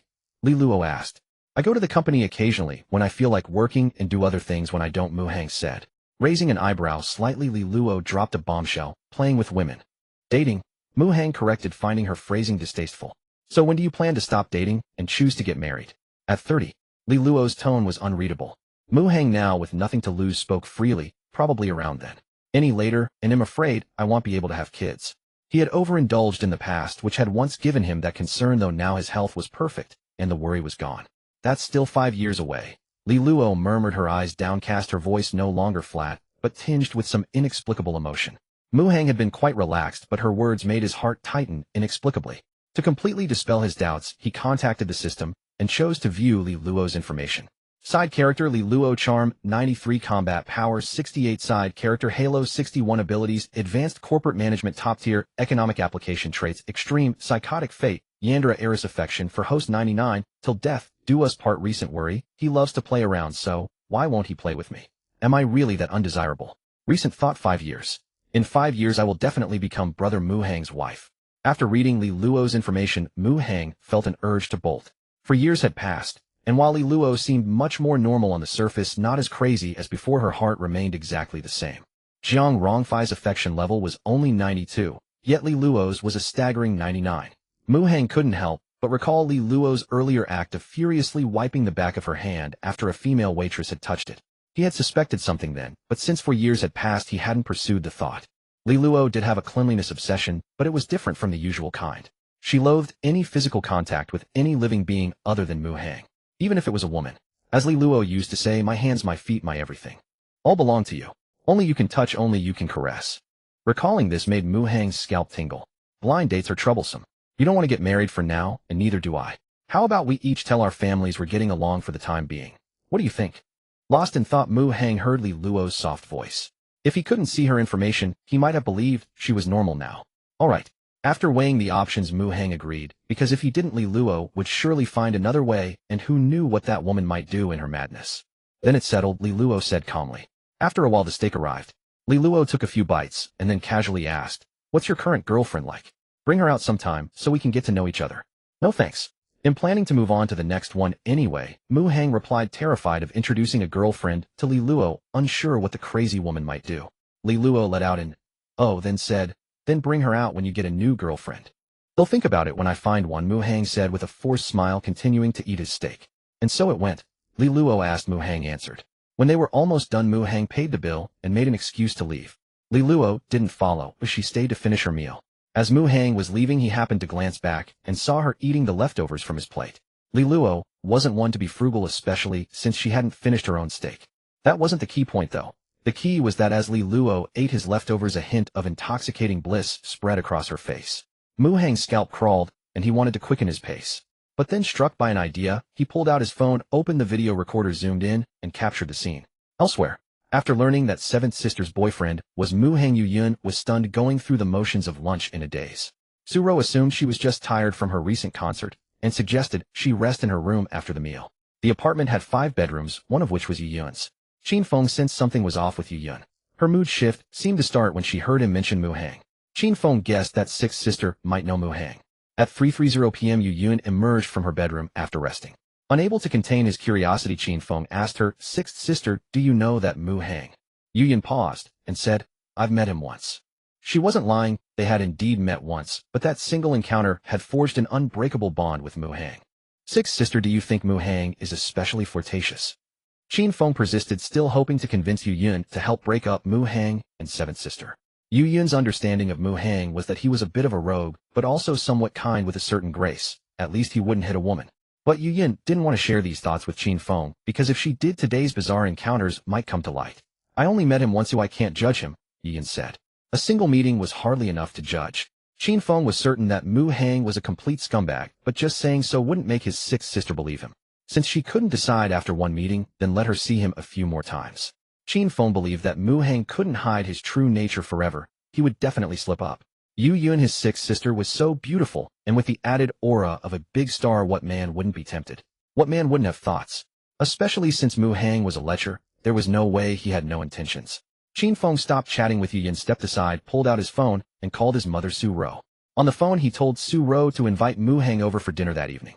Su-ro felt a bit confused and asked why. Qin Feng lied, saying he had been rude to Mu Hang last time and wanted to apologize by inviting him to dinner. Su-ro naturally hoped her son and Mu Hang could get along. Hearing this, she felt relieved and quickly agreed. Even over the phone, Qin Feng could sense the excitement in her voice. This made him feel a little uncomfortable. "Mom, do you have some special thoughts about seventh sister's boyfriend?" This question had long been on Qin Feng's mind, suppressed within him. Su-ro, who was in the bakery, was flustered, but thankfully Qin Feng wasn't there to see her blushing nervously. "Xiao Feng, don't overthink it. It was a misunderstanding," Su-ro said. "A misunderstanding?" Qin Feng's eyes lit up.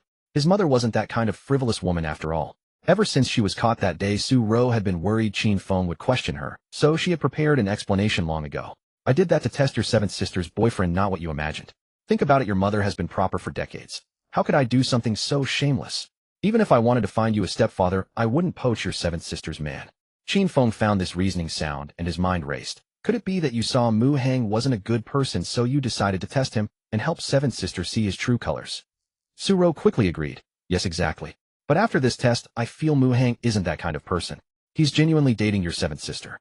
Qin Feng naturally opposed this view. In his opinion, the reason Mu Hang had held back was perhaps because Su-ro's behavior was too bold. After all, Su-ro was usually gentle and dignified. Her sudden frivolity would definitely raise suspicion. Mu Hang wasn't stupid. He must have sensed something was off, and that's why he didn't take the bait. Analyzing it, Qin Feng felt he was probably right. Su-ro's actions toward Mu Hang that day had been like a thorn in Qin Feng's heart, making him deeply uncomfortable. Now at least he knew Su-ro was only testing Mu Hang, not harboring any special feelings for him. "Alright, I have things to do at the shop. He'll let you go," Su-ro said, afraid Qin Feng would keep probing, eager to end the call. "Mom, don't forget to invite Mu Hang to dinner, but don't mention I suggested it," Qin Feng reminded her. After hanging up, he fell into thought. His mother had already tested Mu Hang, but failed. It seemed making Mu Hang reveal his true colors wouldn't be easy. He needed a careful plan. The best approach was to make sure Mu Hang didn't realize it was a trap. But what frustrated Qin Feng was that his sixth sister Yu Yun was reluctant to cooperate. Still, Qin Feng didn't lose heart. He continued to persuade Yu Yun.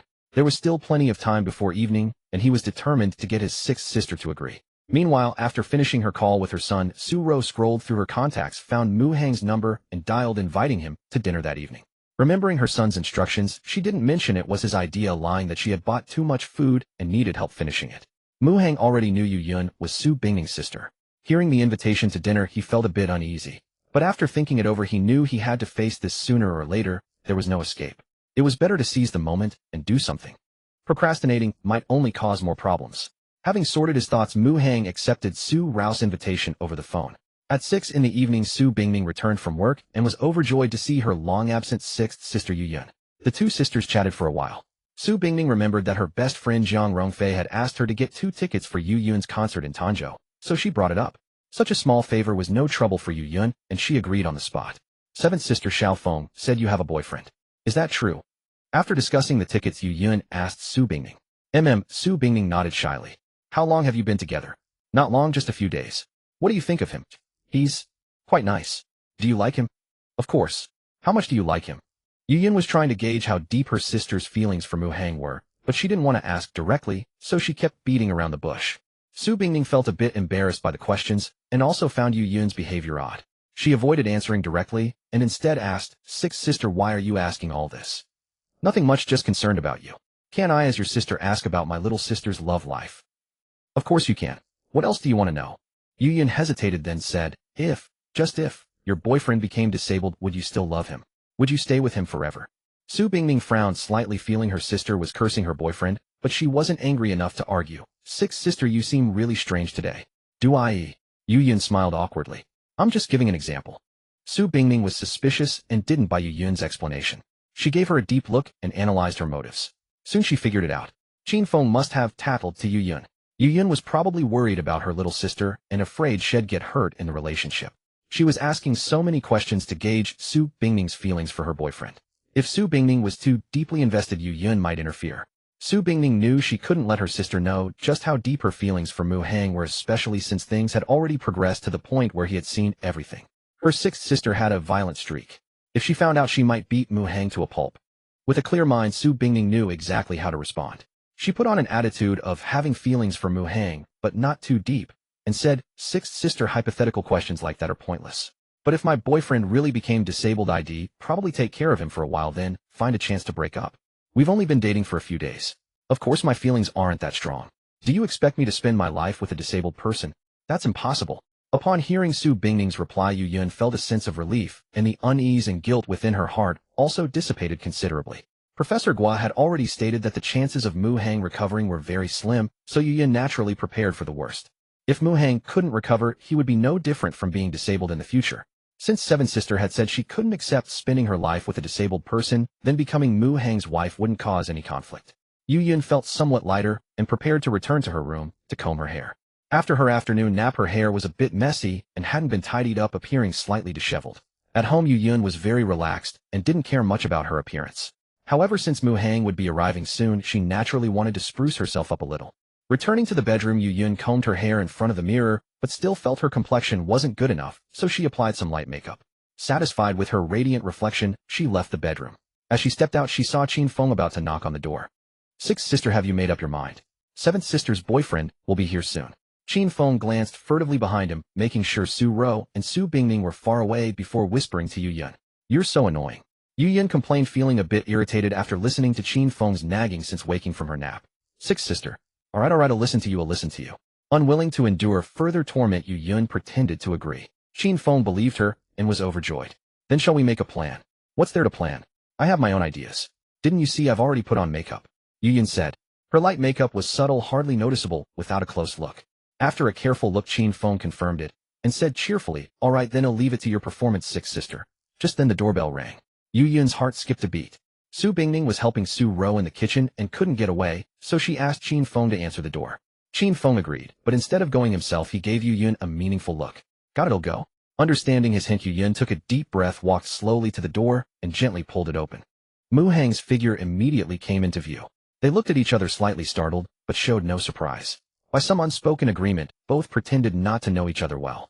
"Hello," Mu Hang said first. Yu Yun nodded in response. "Please come in." Mu Hang walked into the house with an awkward gait. Yu Yun understood and naturally didn't find it strange. Qin Feng watched with curiosity, giving Mu Hang a few extra glances. "So you're my sister's boyfriend?" "Bingning's sister, Yu Yun." Yu Yun introduced herself with feigned formality. "I've seen you on TV. I never expected Bingning's sister to be a big star." Mu Hang responded in sync, though he appeared somewhat gloomy. He hadn't forgotten that his vital parts were severely injured, so naturally, he couldn't show any sign of happiness. After chatting as if they were strangers, Yu Yun asked Qin Feng to get a glass of water for the guest. Once Qin Feng was gone, Yu Yun quickly typed a message on her phone and sent it to Mu Hang. "I only found out from my seventh sister that you were her boyfriend. What a coincidence. I only guessed you were her sister when I saw the address you sent to my phone. Yuyun, does it still hurt? Muhang, obviously, what do you think? Yuyun, I'm sorry. Just then Qin Feng returned with the water, and Yuyun casually closed the chat interface. Muhang also naturally turned off his phone screen. Qin Feng placed the water on the table in front of Muhang, glanced at him, then at Yuyun. Seeing them both silent, he walked away on his own, giving Yuyun space to work her magic. Of course, Qin Feng didn't go far. He stopped at a corner inside the house and listened intently, eager to see what Sixth Sister's so-called plan was. But after standing there eavesdropping for a while, he heard nothing. Qin Feng craned his neck slightly and took a distant look at Muhang and Yuyun. They were sitting on the sofa far apart, just sitting quietly without saying a word. And so it remained until their mother Su Ro called them for dinner. Qin Feng was a little anxious but understood that this couldn't be rushed. Muhang wouldn't be easily fooled, and if Yuyun acted too eagerly, she would likely give herself away. Qin Feng decided to trust his sixth sister. After all, she had said she had a plan. The five of them sat around the dining table. Muhang was sullen and silent, barely touching his food. Su Ro noticed and asked with concern, "Is the food not to your taste today?" No, Muhang shook his head. Su Bingning also noticed and could clearly see Muhang was in a bad mood, but she didn't ask further at the table. Yuyun knew the reason, but naturally said nothing. Qin Feng saw Muhang's gloomy demeanor, so different from usual, and secretly rejoiced. For Qin Feng, why Muhang was unhappy didn't matter. What mattered was that Muhang was unhappy. Because if Muhang was unhappy, he was happy. It was that simple. After dinner, Su Ro cleared the table. Seeing that Muhang's bowl of rice was almost untouched, a trace of worry crept onto her brow. Su Bingning took out her phone and sent Muhang a message asking why he was unhappy. Muhang replied with just 2 words, "I'm fine." Su Bingning grew even more worried. After sitting on the living room sofa for a while, Muhang stood up and said he wanted to leave. Su Bingning, feeling uneasy and forgetting her shyness, asked Muhang to stay overnight. With a wooden expression, Muhang nodded and agreed. The house had 5 bedrooms, 1 for each of them. Muhang slept in the same bedroom as before, the one next to Qin Feng's. As soon as he entered the room and closed the door, Muhang immediately became lively and energetic. At 10 o'clock in the evening, all the lights in the house were turned off and everyone was in their own rooms, enveloped in silence. However, none of the 5 people in the house were asleep. In the master bedroom, recalling Muhang's gloomy expression at dinner, Su Ro tossed and turned in bed, unable to feel any drowsiness. She wanted to go check on Muhang and ask what was wrong, but she worried that if someone saw her going to his room so late, she wouldn't be able to explain herself. So she fell into a dilemma. Just then she received a notification that the system had issued a task. Task overview: as a gentle, beautiful, and perfect woman, one must be skilled at caring for and comforting those around you. Task content: Muhang seems to be in low spirits. Please use gentleness and love to lift his mood. Behavior is unrestricted. The host may act freely. Time limit 1 hour. Task reward: increase charm by 5 points. Upon receiving the message, Su Ro was momentarily stunned before choosing to accept the task. She had harbored this thought earlier, albeit with some hesitation, but now with this task presented, she felt a modicum of ease. Who knew if refusing the system's assignment would incur penalties? With this in mind, Su Ro retrieved her phone and opened it to check. Muhang still hadn't replied. She had already sent him a message inquiring, yet no response had come. It wasn't too late yet. Young people surely wouldn't be asleep this early, would they? Moreover, Muhang was in a bad mood, making it even less likely had fallen asleep so quickly. Lifting a corner of the thin blanket, a glimpse of her delicate, slender legs flashed by as she moved to the edge of the bed. Su Ro slipped on her slippers and headed toward the bedroom door. But halfway there, she glanced down and felt the sway was somewhat indecent. Instead, she turned to the wardrobe in the bedroom and retrieved an undergarment. After examining it briefly, Su Ro put it back. "Forget it, too much trouble," she murmured, then gently opened the bedroom door. The hall was devoid of light, illuminated only by the hazy moonlight streaming through the window. The dimness allowed her to barely make out the obstacles ahead. The moment she pushed the door open, Su Ro distinctly saw a figure a few meters away. Startled, her guilty conscience made her jump. Yet the figure a few meters away was equally frightened, letting out a half-suppressed ah before quickly clamping their mouth shut. Xiao Qi.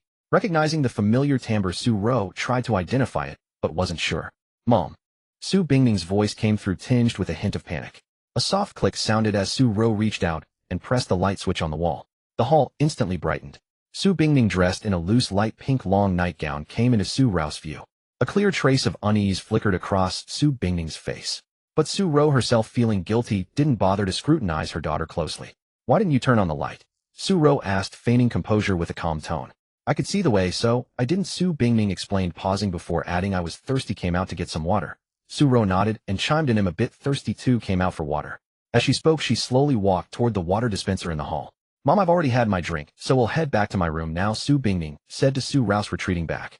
Get some rest early and cut back on those romance novels, Su-ro paused mid-step turning to say. Hearing this, Su Bingning thought to herself, I stopped reading them after I started dating. But aloud she replied, got it, Mom. Su-ro had already reached the water dispenser, picking up her own ceramic cup to fill it. Withdrawing her gaze from her mother, Su Bingning glanced at Mu Hang's bedroom door, gently bit her rosy lips, and reluctantly returned to her own room. After filling half a cup of water, Su-ro lifted it and drank, hearing the sounds of a door opening and closing during that time, but not turning around. A few seconds after the sound ceased, she turned her head to look, confirming Shao-Chi had returned to her room. Having emptied the cup, Su-ro refilled it to over half, but instead of drinking, she carried it back to her own bedroom, extinguishing the hall light along the way. Back in her bedroom, Su-ro closed the door and pressed her ear against it, listening for any sounds outside. In another bedroom, Qin Feng was sitting cross-legged on the bed, though not in a meditative state. When Su Bingning left for the hall, he had heard footsteps, but wasn't sure who it was at first.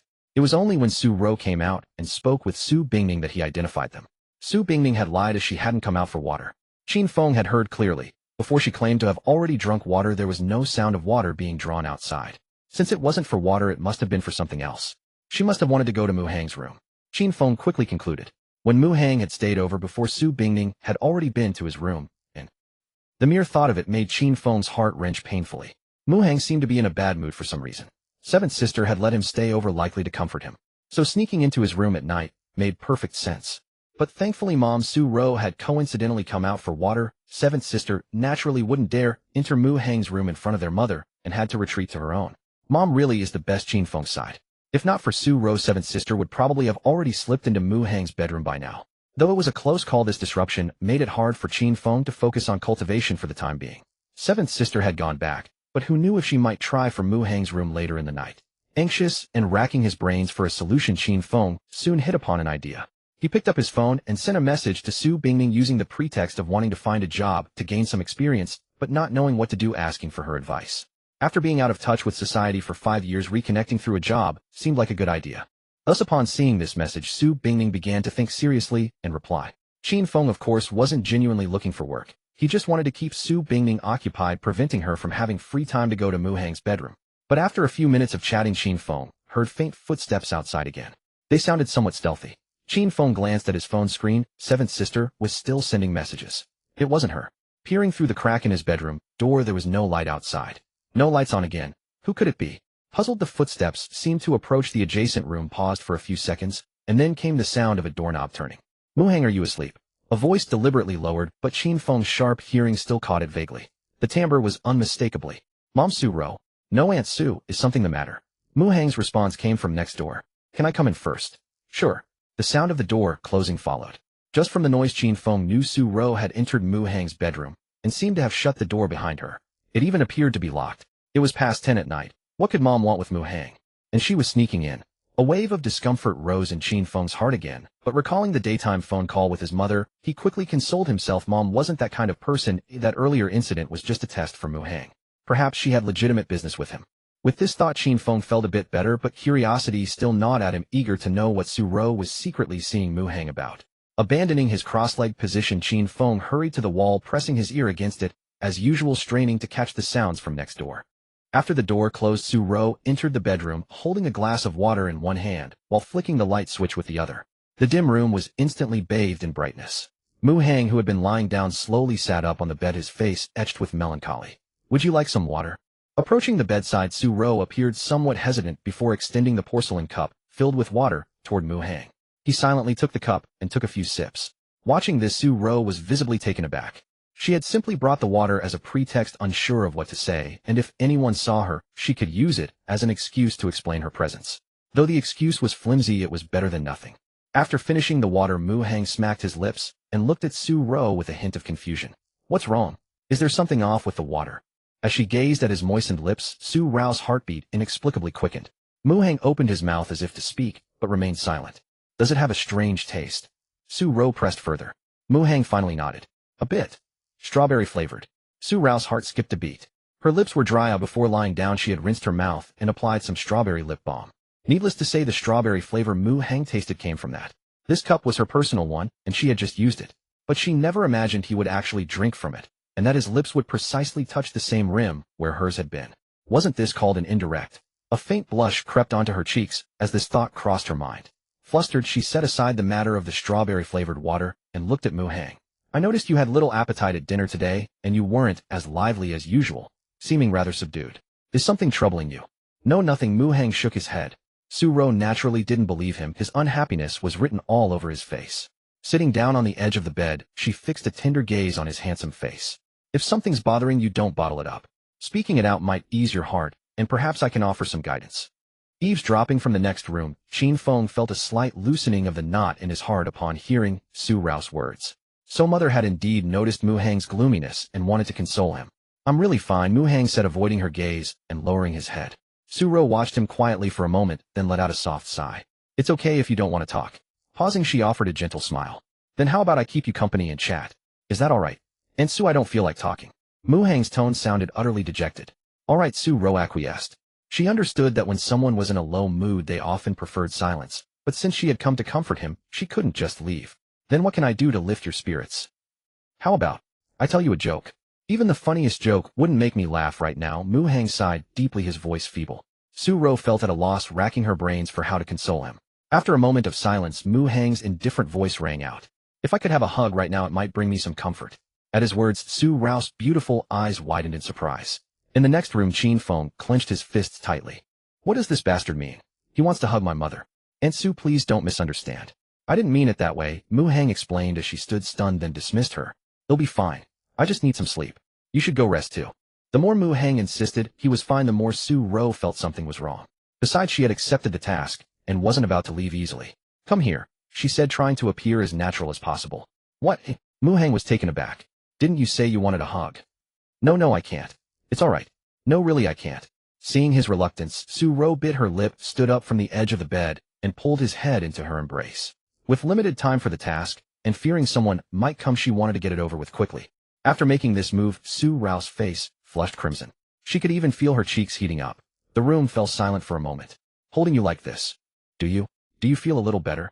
Su-ro asked the person in her arms, her voice trembling with nervousness. A little better, but Aunt Su, you're holding too tight. I'm having trouble breathing. Came a muffled voice as if speaking through covered lips. Oh, sorry. Host successfully strikes Qin Feng's mentality. Qin Feng's protagonist, aura 15. Host's villain, aura 15.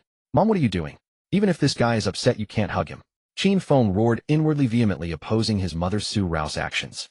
Hearing the title Aunt Su, Su-ro felt a pang of discomfort. She truly disliked that address, especially coming from Mu Hang.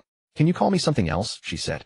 Aro, What is this?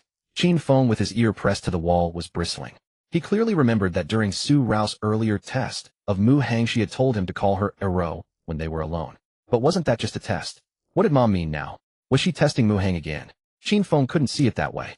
Can I ask you a question? Mu Hang's voice broke the silence. Go ahead. Ask me anything, and he'll tell you. Are you not wearing that? Su-ro's body stiffened, and she replied awkwardly, It's uncomfortable to sleep in. Mu Hang let out an, oh, and after a pause asked, Can I ask what size you wear? D3. 36. Perfect. I read online that this is the most ideal size for a woman. You smell so good. What smells good? Your scent. It's so fragrant and pleasant. Don't say things like that. I mean, no offense. I'm not blaming you. You can say anything and I won't hold it against you. Not just fragrant, but also soft and bouncy. It feels so comfortable pressed like this. Su-ro's affection for the host 5. Current total affections 77. Admiration. Host successfully strikes Qin Feng's mentality. Qin Feng's protagonist, aura 20. Host's villain, aura 20. Are you crazy? Mom, are you out of your mind? If it were Sister 7 comforting someone like that, it might barely make sense. But who are you? What's your status? Is this really appropriate? Imagining Su-ro holding Mu Hang in her arms, Qin Feng was driven to the brink of madness. No, this absolutely cannot go on like this. Qin Feng felt that if things continued this way, he might just pass out, so he started to think of a way out. He had been chatting with Su Bingning earlier, discussing the topic of what job to take. But his attention was drawn by the commotion next door, so he hadn't replied to Su Bingning's message. Picking up the phone he had tossed on the bed, Qin Feng temporarily set aside the topic of what job to do, and quickly composed a message to send to Su Bingning. Mu Hang seems really down today, 7th sister, do you know what's going on? Seeing that Qin Feng had dropped the job topic, Su Bingning felt relieved. In truth, she had long wanted to stop talking and go check on Mu Hang, but she had patiently chatted for a while out of politeness. I don't know either. Su Bingning replied. Qin Feng, have you called or texted him? Sensing that her younger brother seemed a bit enthusiastic, Su Bingning found it strange. Why are you suddenly so concerned about this? I figured it out. I might have misunderstood him before. Now that he's seventh sister's boyfriend, I want to get along with him too. He came to dinner at our place today because I told Mom to invite him and I planned to apologize to him. Qin Feng reluctantly composed and sent the message. Su Bingning. Then why didn't you say anything during dinner tonight? And apologize to Mu Hang. Qin Feng, he seemed in a bad mood so I didn't bring it up. After waiting tens of seconds, Su Bingning didn't reply. Seventh sister, aren't you really going to ask Mu Hang? Qin Feng composed another message. Su Bingning, his phone must be off, he hasn't replied to calls or messages. Qin Feng had roughly guessed this.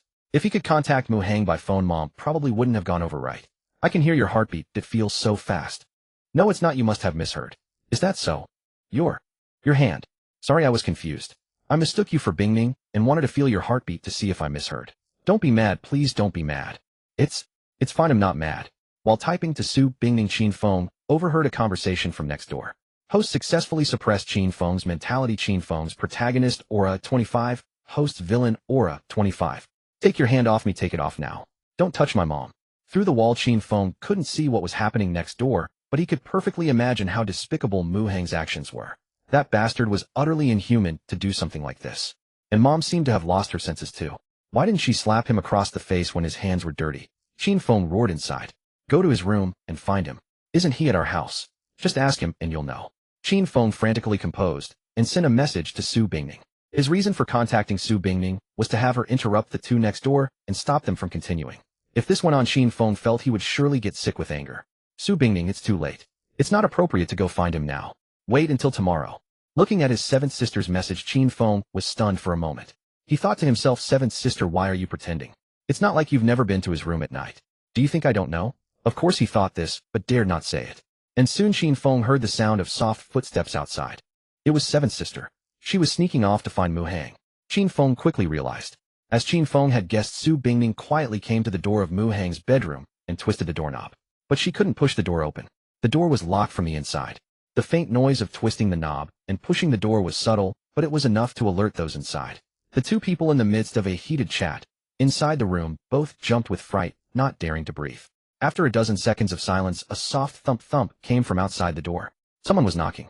Mu Hang pretended not to hear. After a while, two more consecutive thumps sounded again. Mu Hang continued to pretend not to hear. But the person outside didn't leave and knocked again after a moment, this time a little louder. And this time it was accompanied by a very soft voice. The light is still on, I know you haven't slept. Open the door, okay? Through the door the sound was almost inaudible inside the room. Suro couldn't hear clearly.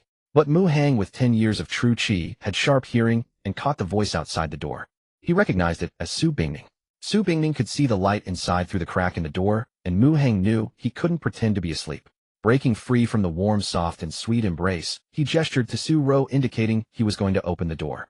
Su Ro understood. Though a bit flustered, she skillfully slipped into the inner bathroom of the bedroom. Can't you all just take turns? Mu Hang silently complained. He had originally planned to message Su Bingning after Su Ro left, but he hadn't expected Su Bingning to come over herself. Quickly adjusting his emotions, Mu Hang resumed a dejected and listless expression. He went to the door and opened it just a crack. Want you let me in, eh? Su Bingning said to Mu Hang through the crack. Just say what you need to say here.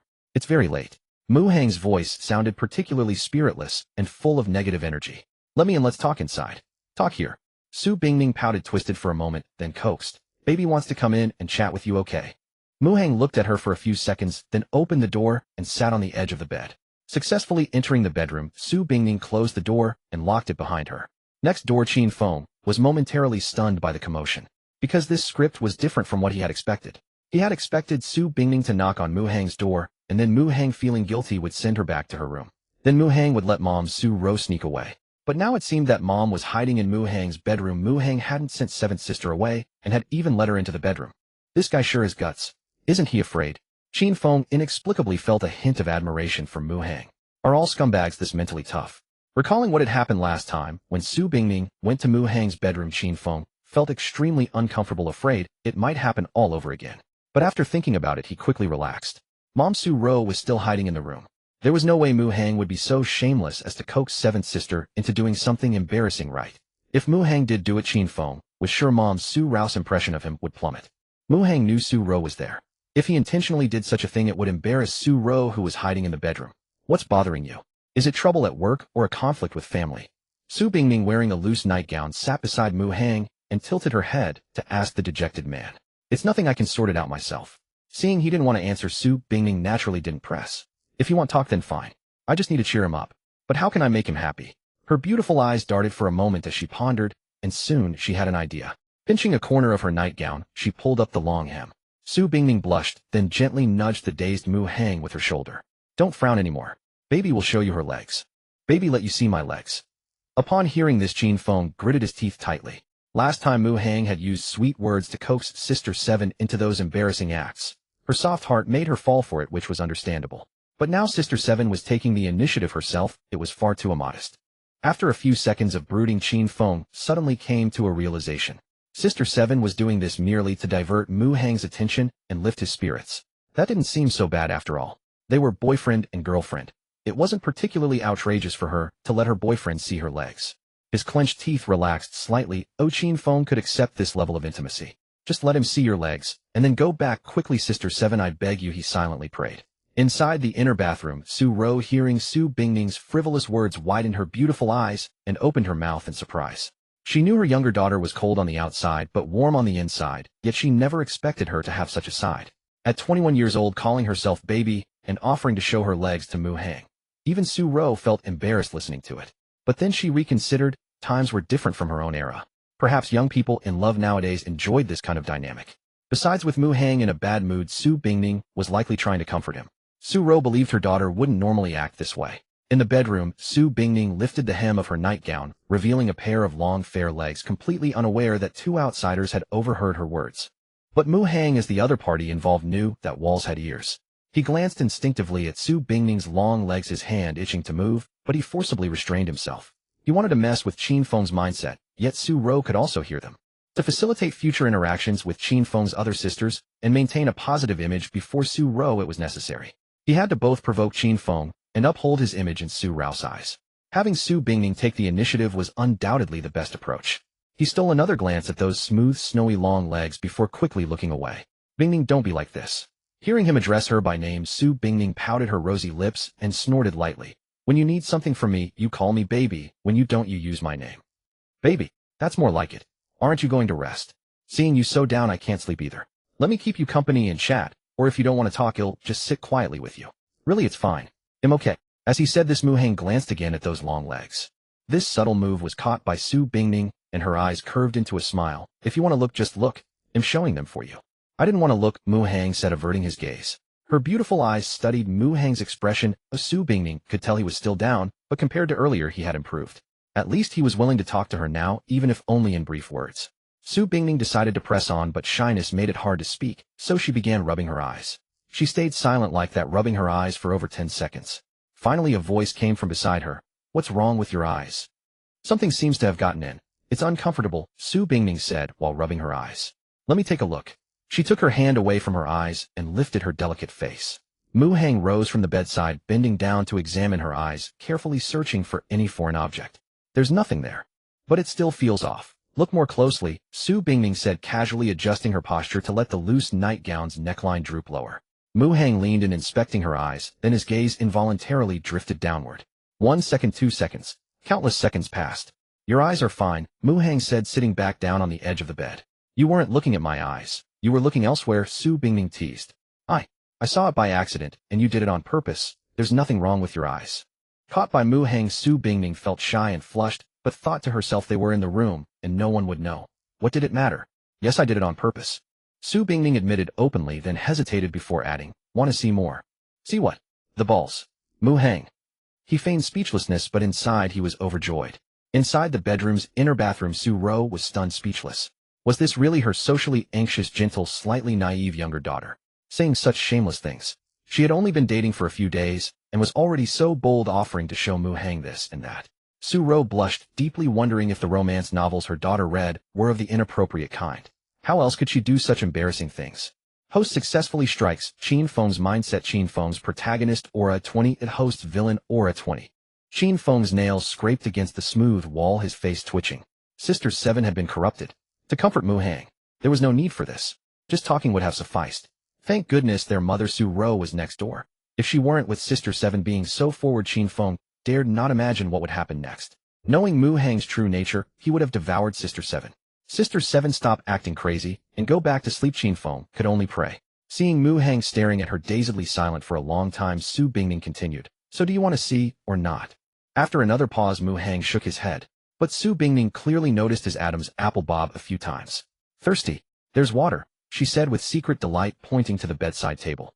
Inside the inner bathroom, Su Rao's heart skipped a beat. She had brought that cup, and it was her personal one. Would Xiaoqi notice? As she thought this, Su Rao's heart seemed to jump into her throat. Mu Hang also realized the issue, but the porcelain cups here were identical in shape, differing only in their patterns. He reached for the porcelain cup on the bedside table, took a sip of water, and as he set it down subtly turned the cup's pattern toward the wall. Then Mu Hang turned back, but heard a rustling sound behind him. From his experience, Mu Hang naturally understood what that meant. But as he turned around, he blurted out in exaggerated surprise, What? What are you doing? The two eavesdroppers were left bewildered by Mu Hang's sudden exclamation, their curiosity piqued. What exactly had Su Bingning done to startle him so? Su Rou and Qin Feng strained their ears to listen. After a moment of silence in the bedroom, Mu Hang's voice rang out, Don't catch a cold. I'm not cold. Put it on quickly. My hands hurt. Pick up the nightgown for me. If you don't pick it up, does that mean you want to see? Should I move my hand away and let you look? Am I being too shameless like this? Why aren't you saying anything? Seeing you unhappy makes me unhappy too, but I'm clumsy with words and don't know how to cheer you up. I thought showing you might lift your spirits a bit. You're not clumsy with words at all. Actually seeing you like this. I'm really touched. No one has ever tried to cheer me up like you do when I'm feeling down. Host successfully suppresses Qin Feng's mentality. Qin Feng's protagonist, Aura 30. Host antagonist, Aura 30. Overhearing the conversation, Qin Feng was on the verge of tears. Seventh sister was being far too kind to Mu Hang, even stooping so low to make him happy. What was so good about Mu Hang anyway? Was it just that he was a bit handsome? What use was a man's good looks? Ability and strength were what truly mattered. Seventh sister was a company president after all. How could she be as shallow as ordinary women? In the restroom, Su Rou listened to the conversation from the bedroom, a pang of bitterness in her heart. Was this guy really so heartless? Hadn't she just comforted him and tried to cheer him up too? Yet he had already forgotten about it in an instant. Thinking this, Su Rou clenched her fists. But this feeling didn't last long, as she suddenly snapped back to reality. What was her status? How could she be jealous like this? She shook her head vigorously, forcing herself to stop the wild thoughts. Did your ex-girlfriend ever care for you or comfort you when you were unhappy? Out of curiosity, Su Bingning asked Mu Hang this question. Sometimes, but not like you do. You're teasing me.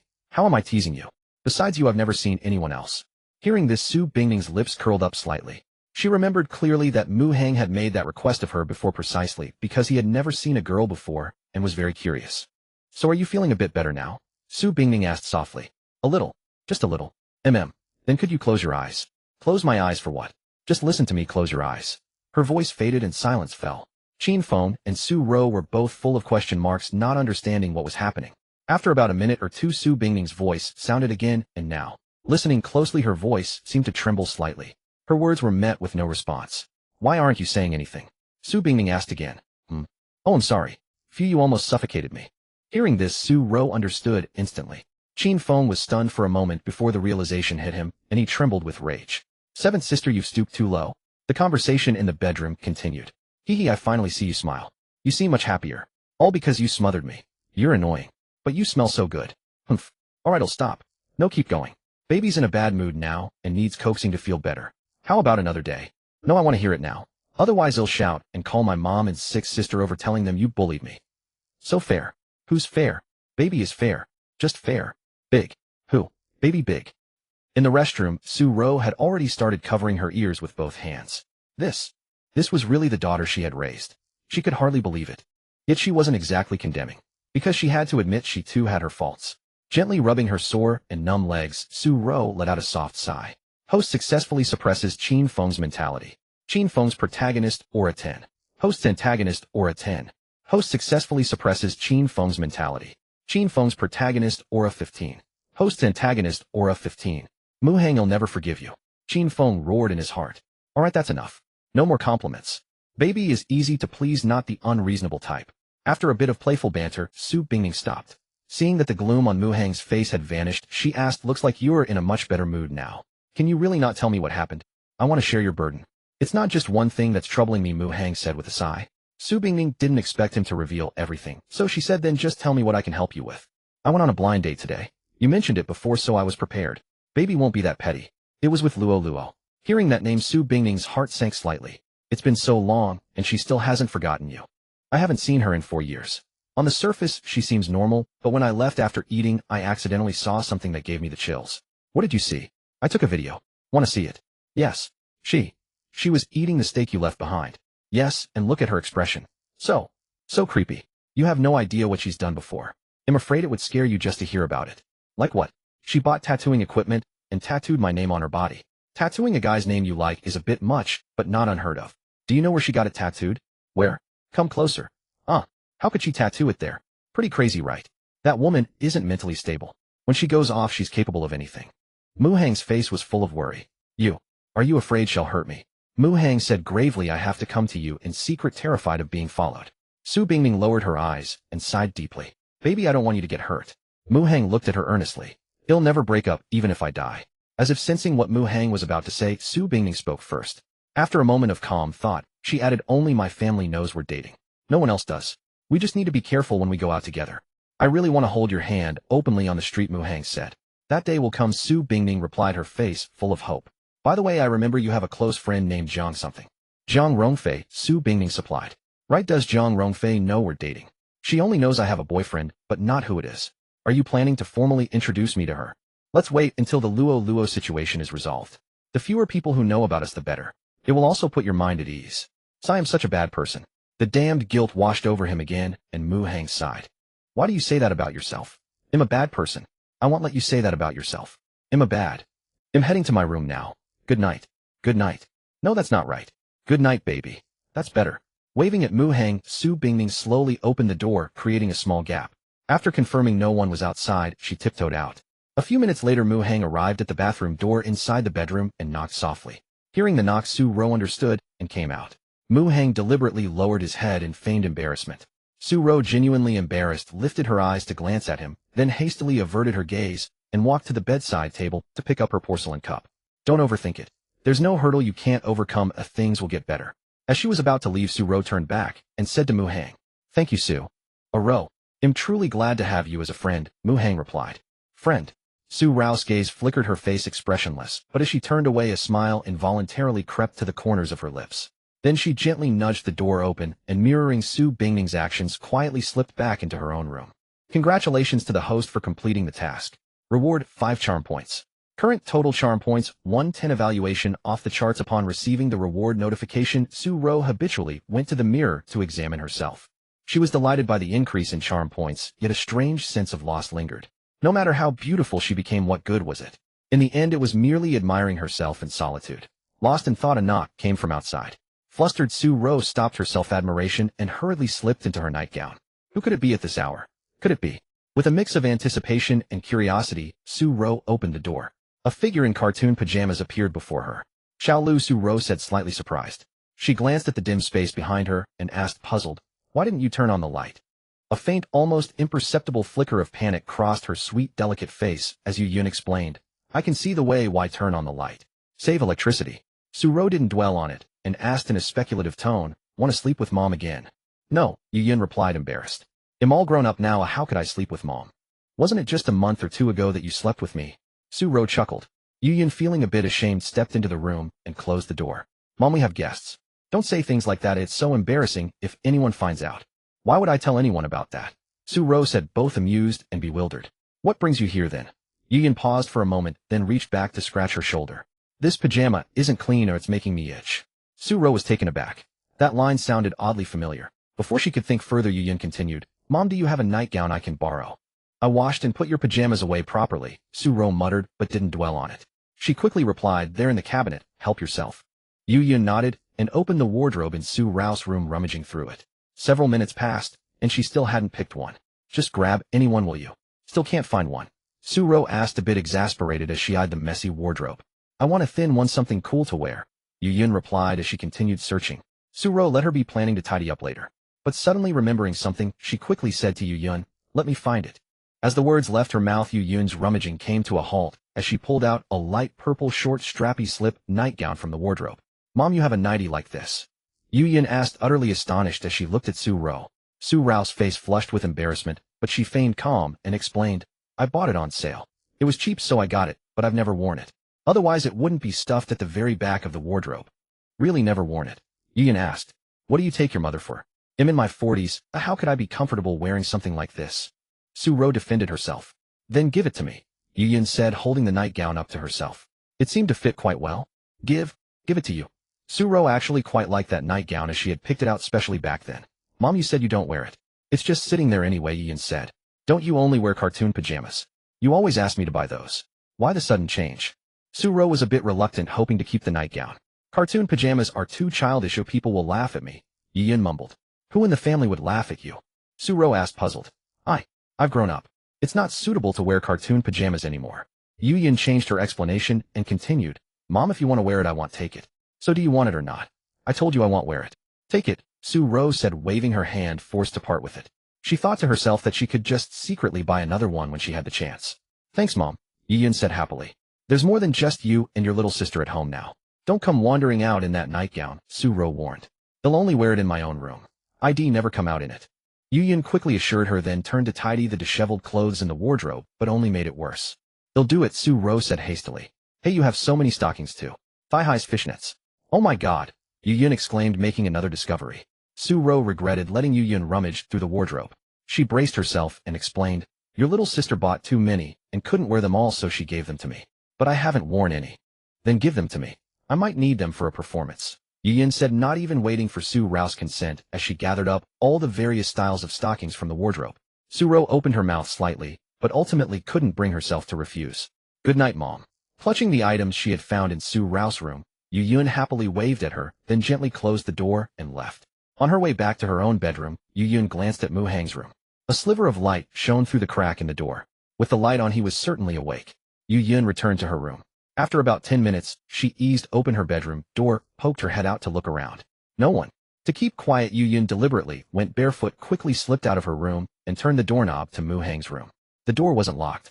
Yiyan pushed it open, darted inside, and locked it behind her. The noise Yiyan made was very faint, but it couldn't escape Qin Feng's keen hearing. Who went to Mu-hang's room now? Qin Feng's barely calmed emotions surged again. He skillfully pressed his ear against the wall to eavesdrop. In the brightly lit bedroom, Mu-hang, leaning against the headboard as if lost in thought, looked at Yiyan, who had abruptly barged into his room. His gaze trembled slightly. That nightgown looked terribly familiar. Gazing at the familiar pale lavender spaghetti strap, short nightgown, Mu-hang was stunned for a few seconds before suddenly recalling. Su-ro had worn this nightgown before twice. Could Yiyan have bought the same style?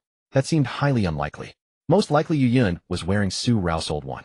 Under Mu-hang's probing gaze, Yiyan lowered her head in shy embarrassment, then forced an explanation.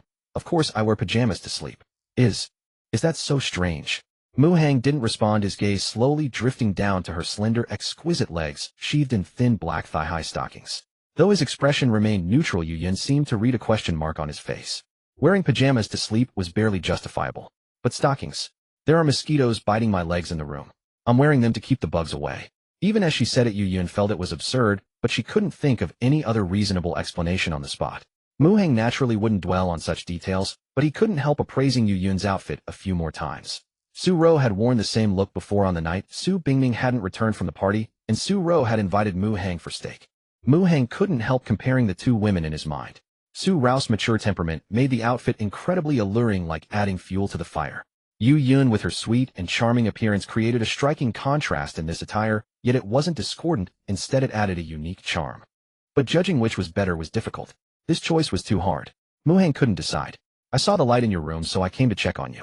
As his thoughts drifted, Yiyan's voice sounded again. Mu-hang snapped back. It's not good for people to see you coming to my room so late. The lights are off in Seventh Sister's room. She's probably asleep by now. I sneaked over and no one saw me. Seeing Mu-hang's hesitation, Yiyan explained, then tentatively asked, you really like my seventh sister, don't you? Mu-hang lowered his head and didn't respond. With a silent sigh, Yiyan took it as confirmation. She had already probed Bingning. If Mu-hang truly had a problem, Bingning wouldn't stay with him. But telling Mu-hang this might deal another heavy blow to his already fragile and sensitive heart, possibly pushing him over the edge. Yiyan comforted him, don't overthink it. No matter how bad things get, I've got your back, haven't I? In internet terms. Think of me as a backup. Don't put any pressure on yourself. Eavesdropping from next door, Qin Feng was bewildered for a moment. When Mu-hang arrived home and met Yiyan, Qin Feng had already guessed they knew each other. But from Sixth Sister Yiyan's words, it seemed their relationship was far more than just acquaintances. Could Sixth Sister be Mu-hang's ex-girlfriend? Or was sixth sister Mu Hang's devoted admirer? Either guess made Qin Feng's heart ache. Host successfully struck Qin Feng's mentality. Qin Feng's protagonist, Aura 15. Host's villain, Aura 15. Upon receiving the notification, Mu Hang remained impassive, casting a dejected look at Yu Yun before saying, "Today's events have hit me hard and made me angry. I wanted to make you pay, but I didn't expect you to be Bingning's sister. For Bingning sake, let's call off our previous agreement. Don't feel burdened, it's easier to live without a conscience. Consider it my bad luck." Hearing Mu Hang's willingness to let her off, Yu Yun froze, feeling not relief, but confusion and a hint of anger. She had already accepted her fate, ready to be this guy's wife, and now not even a day later he wanted to dump her, just because she was Su Bingning's sister. Because of his love for Su Bingning, he was willing to spare her out of affection for her. "What do you take me for?" Snapping back after a few seconds of shock, Yu Yun clenched her small fists, restraining the urge to punch Mu Hang in the face as she demanded angrily.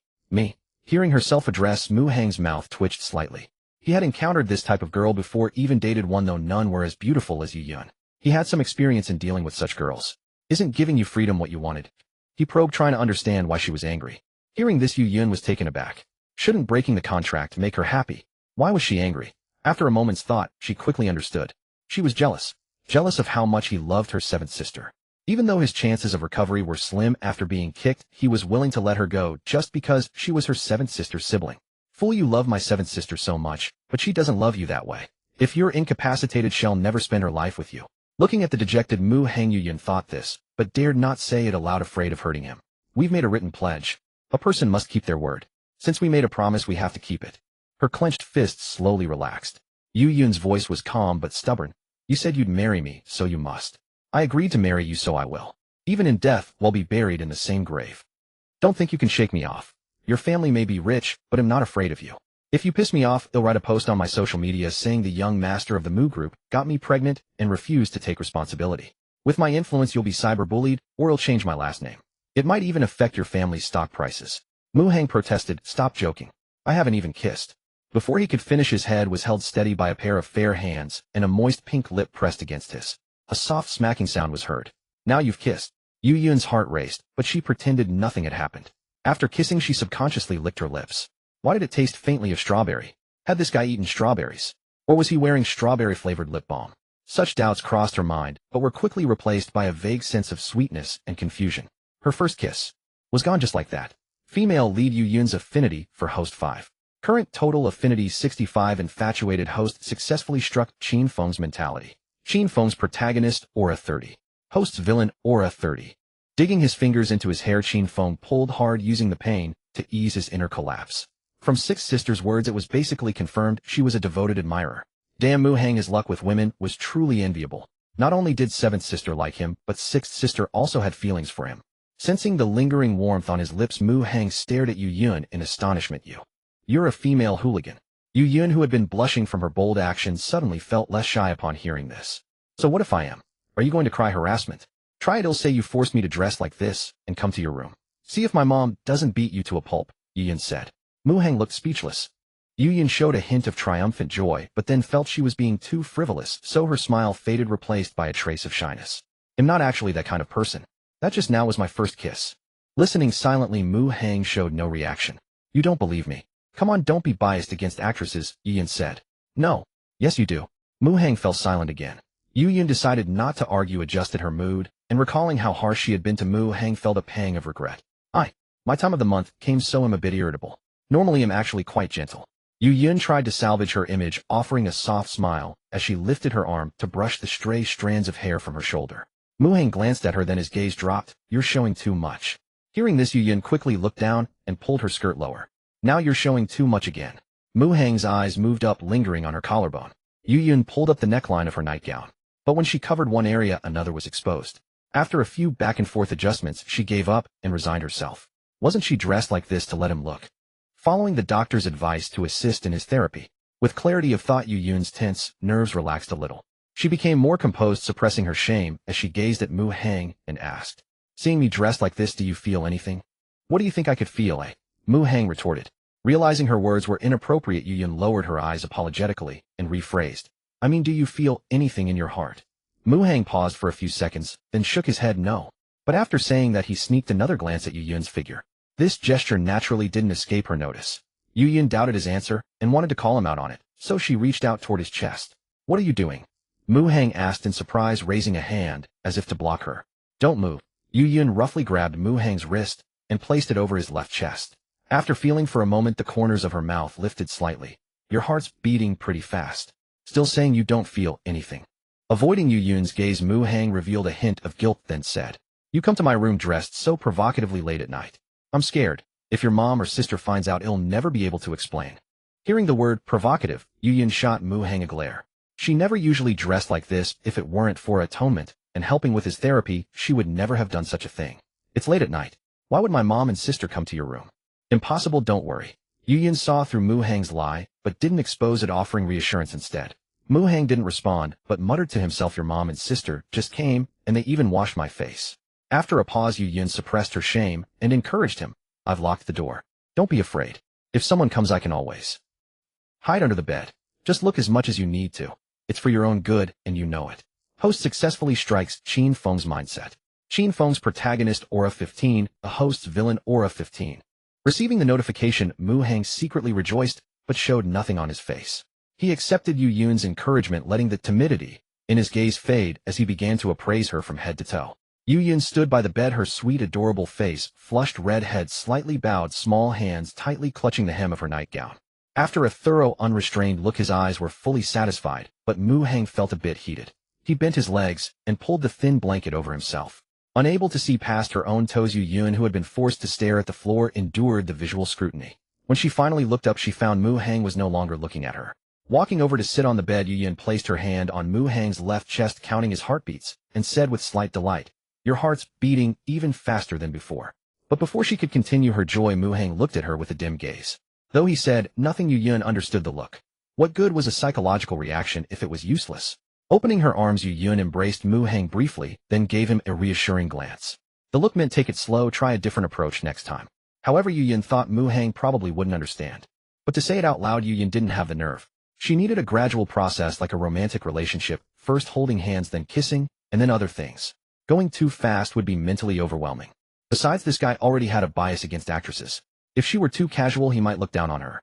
Considering all this, Yu Yun wanted to maintain her reserve as much as possible. The room fell silent for a moment. Then Yu Yun suddenly asked, almost involuntarily, How far have you and my seventh sister gone? Mu Hang didn't answer. Yu Yun didn't press him. She understood. Mu Hang was in a terrible mood and didn't want to talk. You've only been dating a few days. Knowing my seventh sister's personality, you've probably only held hands, right? Yu Yun ventured. Mu Hang lifted his eyes to glance at Yu Yun. Looks like I hit the mark. Yu Yun interpreted it to herself. If seventh sister and Mu Hang had only held hands, but she and Mu Hang had already kissed, didn't that make her and Mu Hang closer? Thinking this, Yu Yun's beautiful eyes sparkled but quickly dimmed. Emotional depth wasn't measured that way.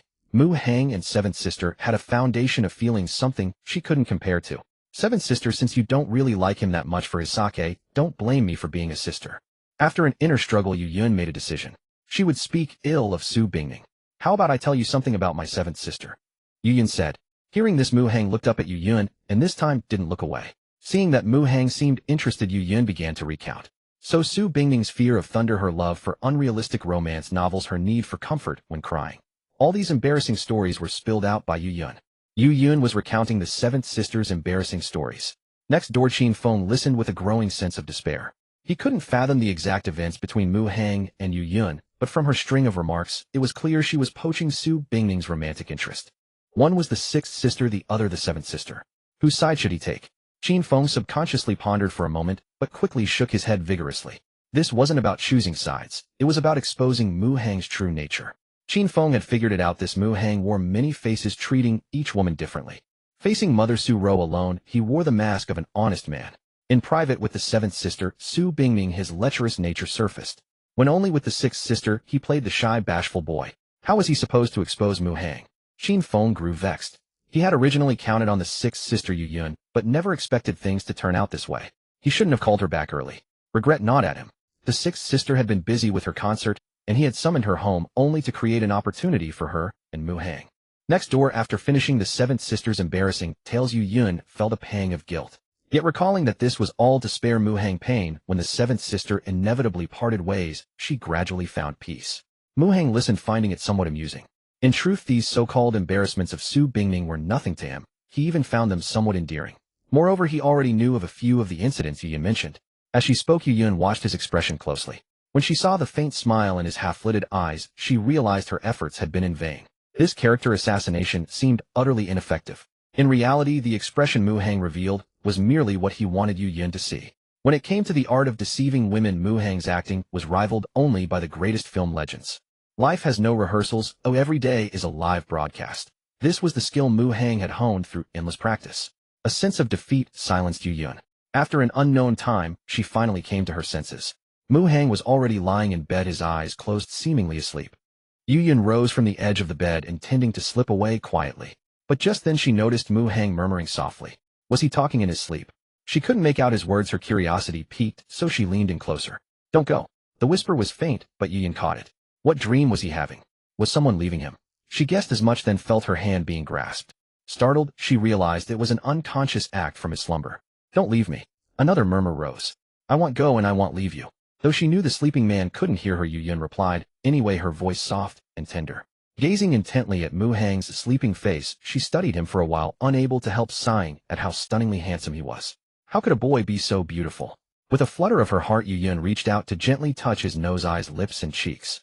Even without makeup, his skin was impossibly smooth and delicate, utterly flawless. Even as a girl, Yu Yun felt envious. Female lead Yu Yun's affinity with the host 5, total affinity, now 70 admiration. Qin Feng's protagonist Halo 60, host villain Halo 60. After studying him for a while, she felt her face heat up and realized how embarrassing her actions were. How mortifying it would be if someone found out. Thankfully, Mu Hang was asleep and unaware. It was very late now, and Yu Yun felt a wave of drowsiness. She gently tried to free her hand from Mu Hang's grip, but after a few attempts found it held quite tightly. Afraid of waking him, Yu Yun stopped struggling. She decided to wait until he was in a deeper sleep. After more than 10 minutes, she tried again to withdraw her hand. Don't go, baby, don't leave me. Yu Yun heard the soft murmur again, and immediately halted her movements. Baby. Such an embarrassing term. She felt a shiver run down her spine at first, but then a sweet sensation followed. The address was cringeworthy, yet it inexplicably made her heart leap with joy. But after the joy came a sense of loss and bitterness. She quickly realized that baby wasn't meant for her. What fills the mind by day spills into dreams. This guy, having faced a sudden upheaval, was merely terrified of his 7th sister leaving him, hence the dream. Baby, don't go. Though it pained her, Yu Yun still replied in a voice so soft, it was almost inaudible. With her hand held, she couldn't leave. After a while, sleepiness overtook her. She simply reached out, pressed the switch on the nightstand, and turned off the light. She decided to sleep here and just wake up early. With that thought, as drowsiness washed over her, she slowly drifted into slumber. She didn't know how long she had slept when she vaguely felt an itch on her body like a bug biting her. Gradually she woke up, and then felt the sound of breathing near her ear, its warm breath tickling her. It was a bit itchy, but that wasn't the real cause of her discomfort. The true culprit was a mischievous hand. Was this bastard really that fond of ball games? Yu Yun was both embarrassed and furious. She wanted nothing more than to remove that wretched hand and give the guy a good thrashing in the face. But in the end, she couldn't bring herself to do it. He was asleep and hadn't meant it, and he was still unwell. Why bother arguing with him? After all, she had kicked him so hard that she might have robbed him of his manhood, of his chance to be a father. Consider it repayment. With that thought, Yu Yun felt a bit better. But her drowsiness was completely gone. She couldn't sleep, not at all. And not only could she not sleep, but she also had to clench her teeth tightly. In the end, though, a sound still escaped her lips. She had tried her utmost to control it, but failed. Next door, Qin Feng had been maintaining his position, ear pressed to the wall, eavesdropping. How could he rest easy when his 6th sister hadn't returned to her room? Even though he could hear 2 steady breaths and guessed they were both asleep, he remained uneasy. He had prepared to stay awake until dawn. But then the rhythm of one steady breath was disrupted, followed by a strange sound. From its timbre, it was unmistakably a woman's. There was only one woman next door. Who it was left no doubt. What was the 6th sister doing? A question mark first appeared on Qin Feng's brow. He focused and listened a while longer, then intermittently heard the sound again. His eyes first shimmered with confusion, then gradually shifted through realization, shock, and finally, to burning anger. Host successfully strikes Qin Feng's psyche. Qin Feng's protagonist, Aura 30, the host's villain, Aura 30. Heartache made it hard to breathe. Qin Feng longed to rush next door and smash Mu Hang's head in. But his remaining reason told him he couldn't do that. Because if he did, his 6th sister would be utterly humiliated and lose all face. How could she live with herself afterward? Moreover, he couldn't explain why he would storm into Mu Hang's room. Was he supposed to say he hadn't slept all night, pressing his ear against the wall to eavesdrop on Mu Hang's movements? It should just be a wandering hand, nothing more serious. Qin Feng calmed down a little, making this judgment. Of course, if he did nothing, who knew what might happen later? Mu Hang's character was certainly unreliable, and could he count on his sixth sister to stay calm and refuse? Qin Feng dared not gamble. After thinking it over, he left his bedroom pretending to be hungry in the middle of the night and headed to the fridge to find something to eat. Along the way, he deliberately made loud noises, bumping into stools, coughing loudly, and so on. Yu Yun, still in a daze, naturally heard it. She tensed up, pricking her ears to listen to the sounds outside, until after a while the noise of a door closing arose. Waiting about 3 minutes to ensure all was quiet outside, she gently moved the hand on her body away, tiptoed to open the door, and peered through the crack. Outside there were no lights, only darkness. Yu Yun quickly slipped back into her own room. Back in his bedroom, Qin Feng heard the faint footsteps and the soft click of a door, guessing his sixth sister had returned to her room. He breathed a silent sigh of relief, but he couldn't fully relax. For the rest of the night, Qin Feng dared not sleep, fearing that Mu Hang's wicked thoughts might arise, and he would sneak into someone's room. Whether Mu Hang went to Su Bingning, or Yu Yun, it was something Qin Feng could not bear to see. Thus Qin Feng stayed awake all night. His mind unsettled by the turmoil, he couldn't calm down, nor could he cultivate. As dawn approached, Su rose. "Why do I always have such dreams? Am I a bad woman?" she murmured to herself while twisting the bedsheet. "It's just a dream, not reality." After washing the bedsheet, Su gradually came to terms with it, comforting herself this way. Taking advantage of the early hour, she put the wash sheet into the washing machine to spin dry, then prepared to take it back to her room to hang on the drying rack by the window. But as she was holding the sheet and about to return to her room, Su Bingning's bedroom door suddenly opened. The sky was faintly brightening. Rubbing her sleepy eyes, Su Bingning stepped out. "Good morning, Mom." She caught sight of Su and said casually, then her gaze fell on the sheet in her hands. "Why are you washing sheets so early again?" A flash of embarrassed guilt crossed Su's tender face as she forced a dry laugh and explained, "I don't know if it's because the window hasn't been closed lately and bugs got in, but I felt itchy on my skin again last night. I guess the sheet is dirty again." After saying this, feeling it wasn't convincing enough, she added, "Your sixth sister also said her pajamas felt itchy, so maybe the bugs got into her room too. They'll do a thorough cleaning when I have time." "Then why not hang the sheet on the balcony?" Su Bingning noted the direction Su was heading, toward the bedroom. "I'm planning to wash some clothes from the house, and I'm afraid the balcony won't have enough space." Su pretended to be calm as she explained, afraid that if her daughter kept questioning she might slip up. So she changed the subject. "It's still early, why not sleep a bit more?" Su Bingning paused for a few seconds. "I came out for a drink of water. I'll go back to sleep after." With that she passed Su poured herself a glass of water, drank it, and returned to her room. But instead of lying back in bed, she tried on a few new clothes she had bought earlier while shopping with her best friend Jiang Rongfei. Finally she picked the one she thought looked best and put it on. Next she brushed her teeth, washed her face, applied a face mask, sat at the vanity in her bedroom, and began to put on makeup. She rarely wore makeup and wasn't particularly skilled, but with careful effort and time she managed to create a beautiful look. After finishing her grooming, she examined herself in the mirror and nodded with satisfaction. It was now 6:50 in the morning. Su Bingning stepped out of her bedroom and bumped into her sixth sister Yu Yun, who was passing by her door, also dressed up beautifully. Attracted by the sound of the door opening, Yu Yun looked at Su Bingning. "Good morning, seventh sister." She greeted her, then scrutinized her carefully and exclaimed in surprise, "Dressed so prettily. Having a boyfriend really does make a difference." No wonder Yu Yun was astonished. Su Bingning usually didn't bother with makeup, preferring a simple and sharp style, but today she was dazzling. Exposed by Yu Yun, Su Bingning felt a secret panic. As a socially anxious girl, even though she was open in private with her boyfriend, she remained reserved in public, even in front of her own family. Admitting that she dressed up so beautifully just for her boyfriend's sake would be as mortifying as social death. "My company has media coming for an interview today, so I dressed up for the camera. It has nothing to do with having a boyfriend or not." To assert her innocence, Su Bingning fabricated a legitimate excuse, speaking to Yu Yun with a serious tone. Just then Mu Hang also got up and walked out of his room. "Good morning." As he passed by the two, he looked at Su Bingning and greeted her. Recalling last night's events, a pang of guilt struck her. As if to cover it up, Su Bingning glanced at Mu Hang with a blank expression and uttered a single word coldly. "Morning." When Mu Hang walked away to get fresh air on the balcony, Yu Yun frowned slightly and said to Su Bingning, "Why are you frowning so early in the morning? Did someone owe you money?" "Not at all," Su Bingning defended herself. "Then why did you seem so indifferent when he greeted you?" Yu Yun asked. "Indifferent?" In truth, Su Bingning desperately wanted to care, but last night's events were simply too embarrassing. She felt that if she showed even a hint of warmth toward Mu Hang today, others would see right through her. Not daring to meet Yu Yun's gaze, Su Bingning lowered her eyes slightly and said flatly, "Haven't I always been like this?" Yu Yun didn't press the matter. Instead she asked, "Your boyfriend seems a bit down. Have you talked to him or tried to cheer him up?" Hearing this, Su Bingning's heart nearly skipped a beat in fright, but she maintained a calm expression on her face. "I sent him a message. He said he ran into some trouble at work, but it's nothing serious. Yun paused for a few seconds. He says it's nothing, but that doesn't mean it is. You should spend more time talking to him when you can.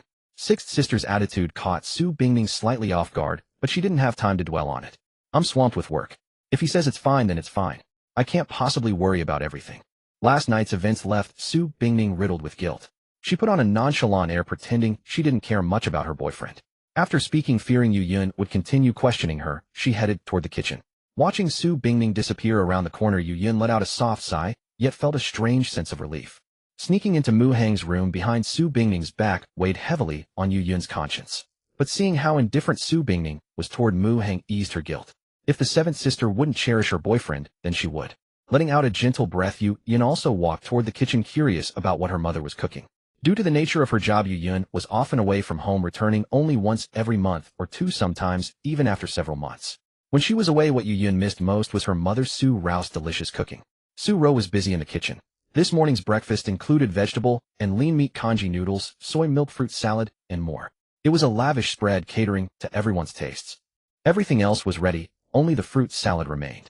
After arriving in the kitchen, Su Bingning helped her mother Su Rao wash various fruits. Yun joined in to lend a hand. While washing the fruit, Yun noticed that Su Rao was dressed differently today and asked curiously, "Mom, why are you wearing a full face of makeup today?" Su Rao, who was cutting fruit, froze for a moment before forcing a laugh. "I woke up early today and had nothing to do, so I just put on some makeup." After giving a perfunctory explanation, Su Rao looked at the radiantly dressed Yun. "Do you have a shoot today, eh?" "No, I have the day off," Yun replied instinctively. "You usually laze around at home without bothering to dress up," Su Rao said. "What do you mean laze around, Mom? You make it sound like I'm usually unhygienic or something." Yun pouted in protest, then quickly came up with a plausible excuse. "I'm planning to go out today. I haven't had a day off in ages, so I thought I'd do some shopping." Su Rao didn't think much of it at first, but after a moment she suddenly said, "I'd like to buy some clothes too. When are you going?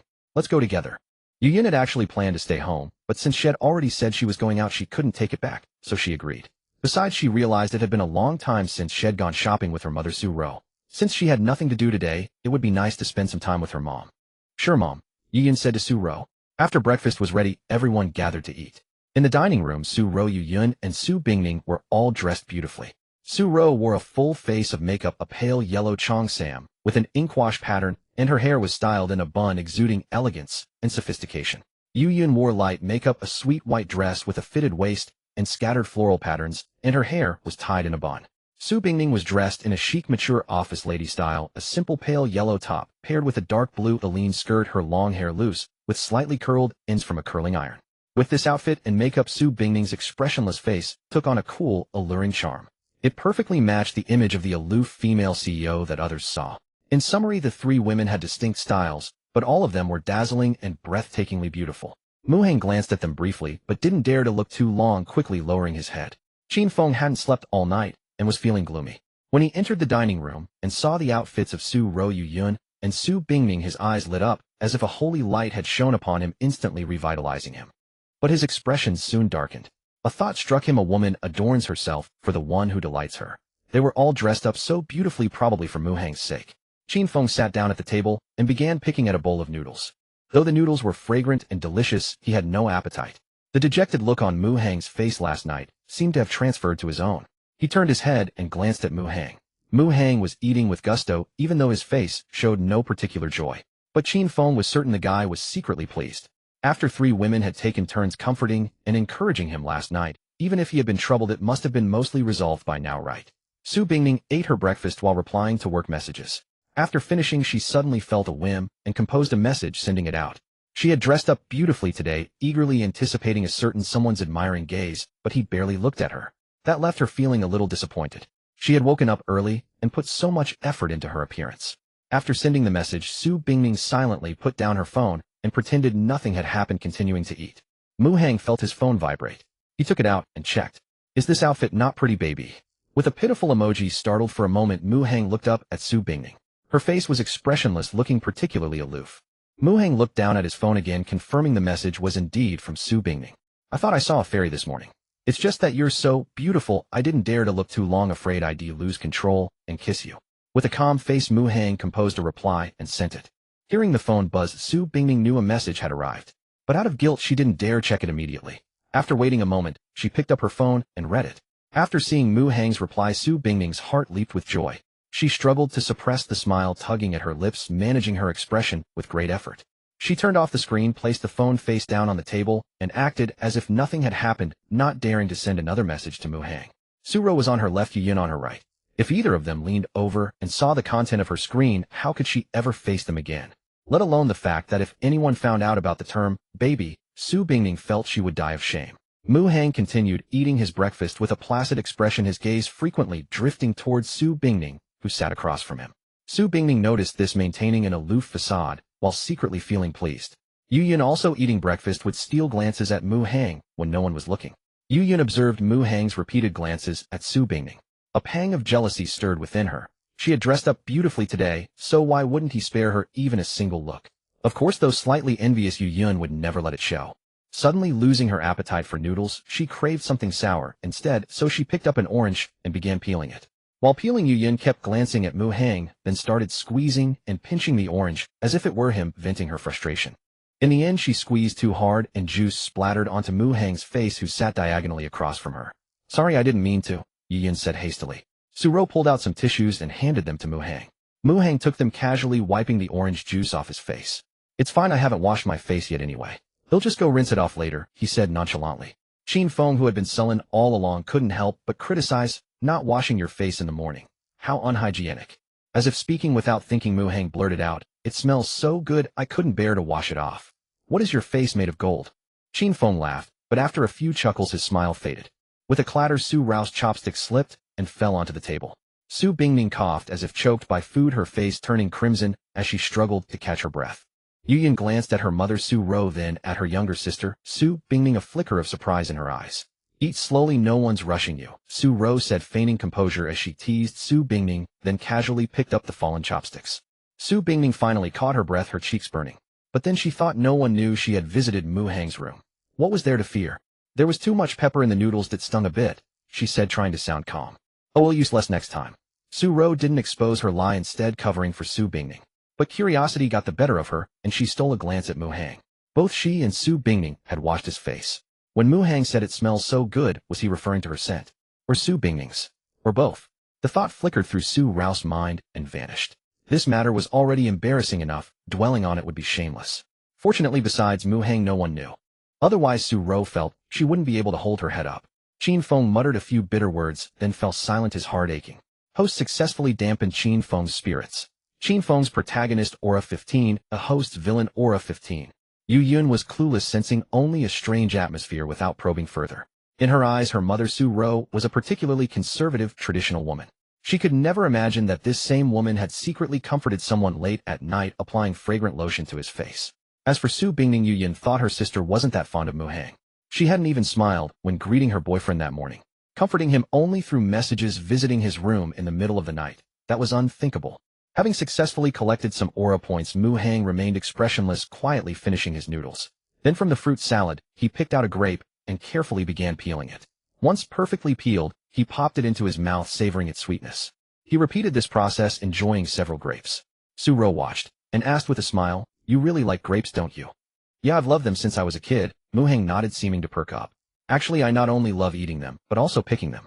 When I was little, there was a grapevine in the backyard of our old house.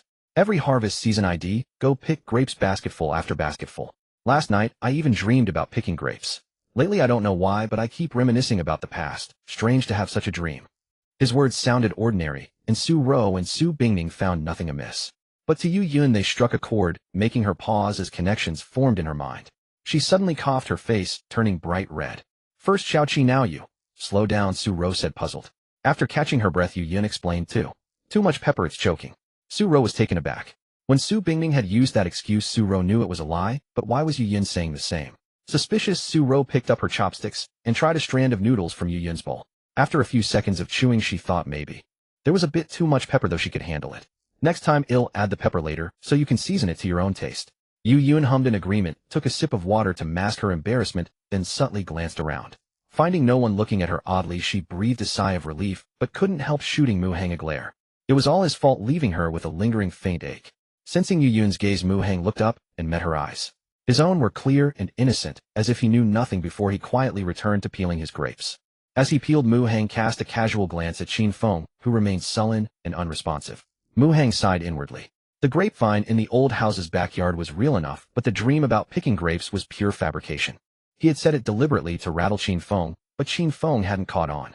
Mu Hang certainly wouldn't push further. A few more words, and Yu Yun might see through him. After breakfast, Yu Yun called Su Bingning aside and asked if she wanted to go to her concert with Mu Hang. When in a low mood, solitude breeds overthinking. Yu Yun suggested this mainly to get Mu Hang out among people so he wouldn't brood alone. Su Bingning was willing to go with Mu Hang, though she didn't show eagerness, merely saying she'd go if she had time. Once out of Yu Yun's sight, Su Bingning immediately messaged Mu Hang asking him to join her at Yu Yun's concert in Tanzhou. It was just a concert, not a public announcement on social media. Mu Hang saw no harm in it and agreed. At noon, Mu Hang invited Jiang Rongfei out for lunch. Afterward, claiming he was sleepy and wanted a nap, he went with her to his house in Dalanbun. Once there, he said he wasn't tired anymore, and naturally they engaged in some exercise. Last night had been too heated, he needed to cool down. You promised me no backing out, Jiang Rongfei said, tracing circles on Mu Hang's chest with her finger during the afterglow. All right, no backing out. But what did you just say? Mu Hang asked. Earlier in the heat of the moment, Jiang Rongfei had said something, but Mu Hang's mind was elsewhere, focused on a single goal. He had agreed without really hearing her. Come with me to the concert, Jiang Rongfei replied crisply. A concert? At the mention of this word, Mu Hang's heart skipped a beat. He asked, whose concert are you planning to go to? Yu Yun's tour stop in Tanzhou. I really love her songs, Jiang Rongfei replied. Mu Hang let out a dry chuckle. Do we have to go to Yu Yun's concert? Can't we see someone else? But you already promised me, Jiang Rongfei said. Are you sure you said we'd go to Yu Yun's concert back then? Mu Hang tried hard to recall, but his memory remained hazy. Meeting his skeptical gaze, Jiang Rongfei paused for a moment, then silently lowered her head, rubbing her reddened knees, and said pitifully, forget it, let's skip the concert. Mu Hang glanced at Jiang Rongfei's flushed knees and forced a smile. Just kidding. How could I forget what I said? Let's go to Yu Yun's concert together. Why do you seem so reluctant? Jiang Rongfei asked suspiciously. Not at all, Mu Hang replied, trying to show a sincere smile. Really? Absolutely not. That's great, Jiang Rongfei said with a smile. Does your knee still hurt? Mu Hang asked. Jiang Rongfei's face flushed crimson as she murmured, it doesn't hurt, just feels a bit sore. After saying this, she felt utterly mortified and hung her head even lower. She had no idea what madness had possessed her to agree to such a strange demand. Crawling on the floor, the mere thought of it felt somewhat humiliating. Yet more than that, there was an inexplicable sense of pleasure. Of course, Jiang Rongfei would rather die than admit to such a bizarre emotion. Mu Hang didn't notice the change in her expression. What occupied his mind now was how to handle the situation. He had promised Su Bingning to attend the concert, and also promised Jiang Rongfei. And it was the same show. What should he do? Breaking either promise would be bad. If worst came to worst, could he watch the first half with one and the second half with the other? At around 1:40 p.m., Jiang Rongfei put on thick opaque stockings to hide the red marks on her knees and left for work. As the female CEO of a company, she wasn't as leisurely as Mu Hang. Mu Hang lingered a while longer in the house at Dalanbun. He communicated with the system. Current total systems distributed 4 current available system deployments, 0 current assignable task targets, 001 Su Ro, 2 tasks available, 002 Lin Ro, 2 tasks available, 003 Bruce, 2 tasks available, 004 Mu Mingzheng, 1 task available. Assigning tasks to Su Ro was mainly to mess with Qin Feng's state of mind. Mu Mingzheng's pursuits had yet to be corrected. Therefore, Mu Hang was in no hurry to assign tasks to these two. The rewards that could be farmed from Lin Ruo and Bruce were particularly useful, so there was no reason to hold back. After a brief thought, Mu Hang assigned 2 tasks each to Lin Ruo and Bruce. Bruce completed the task, gaining substantial medical skill experience. Congratulations, host, for triggering a 3x critical feedback reward. Current traditional Chinese medicine level master progress toward medical sage level 210. Bruce completed the task, gaining substantial medical skill experience. Congratulations, host, for triggering a 6x critical feedback reward. Current traditional Chinese medicine level master progress toward medical sage level 410. Lin Ruo completed the task, gaining half a year of true qi. Congratulations, host, for triggering a 2x critical feedback reward, gaining 1 year of true qi. Lin Ruo completed the task, gaining half a year of true qi. Congratulations, host, for triggering an 8x critical feedback reward, gaining 4 years of true qi.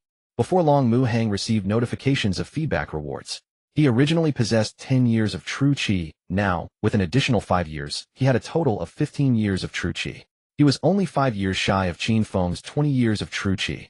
After adapting to the newly acquired true qi, Mu Hang proceeded to digest the TCM experience. Around 3:00 p.m., he left Zhang Rongfei's house at Dalanbuyuan, got into a McLaren and drove aimlessly around the streets for a while. As he drove on a whim, he suddenly felt like going to a mall. A thought struck Mu Hang, and he checked the entry for Peach Blossom of Fate in his destiny fortune. Peach Blossom of Fate advanced today's fortune. Inner wall peach blossom, outer wall peach blossoms referred to strangers. Inner wall peach blossoms referred to acquaintances. Who could it be? Mu Hang was curious. Since he had nothing better to do, he followed his impulse and drove to a nearby large shopping mall. After parking the car, Mu Hang habitually put on his baseball cap and sunglasses. With his charm value growing ever higher, walking down the street with his face exposed would easily draw crowds of onlookers. To avoid unnecessary trouble, he had to be cautious. Mu Hang had zero interest in fame. Fame meant that once you did something wrong and it was exposed, your reputation would be completely ruined. Mu Mingzheng and Wang Qing had told him not to marry female celebrities or internet influencers. He heeded their advice mainly because dating such women could easily thrust him into the public eye. Being in the public eye meant that any misdeed would be magnified and spread online, utterly destroying his reputation. A rich, handsome man could easily find bad girls, and a tarnished reputation wouldn't matter. But to find a good girl, one's reputation was still crucial. Mu Hang had always leaned toward dating good girls, so he consistently worked to maintain his reputation. Even when breaking up, he would painstakingly craft a breakup script. He would never be like an ordinary scumbag, simply saying I'm bored, so let's break up. There's a saying, you can always make more money, but once you lose your conscience you can make even more. For Mu Hang though, you can always find another girlfriend, but once you lose your conscience you can find even more. However, to be fair, Mu Hang felt he had a bit more conscience than the average scumbag. After breaking up with a good girl, besides crafting a script, he would also offer a very generous compensation. Because of this, none of his ex-girlfriends had ever truly hated him, nor had anyone gone online to post essays speaking ill of him. After entering the mall, Mu Hang soon received a phone call. It was from Yu Yun. What are you up to now? Yu Yun asked over the phone. At home, not doing much, Mu Hang replied in a flat tone. He hadn't forgotten that he was still in his trauma recovery period and couldn't appear relaxed and carefree in front of Yu Yun.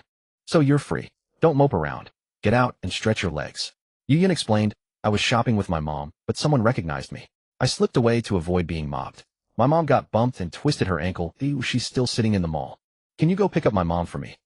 In a certain corridor of the mall, the surroundings were thronged with people. Amidst the crowd, Su Ro sat on a bench beside the aisle, her slightly swollen left ankle throbbing with pain, causing her brows to knit tightly. Some young men and women around her kept pressing her with questions about whether she knew Yu Yun.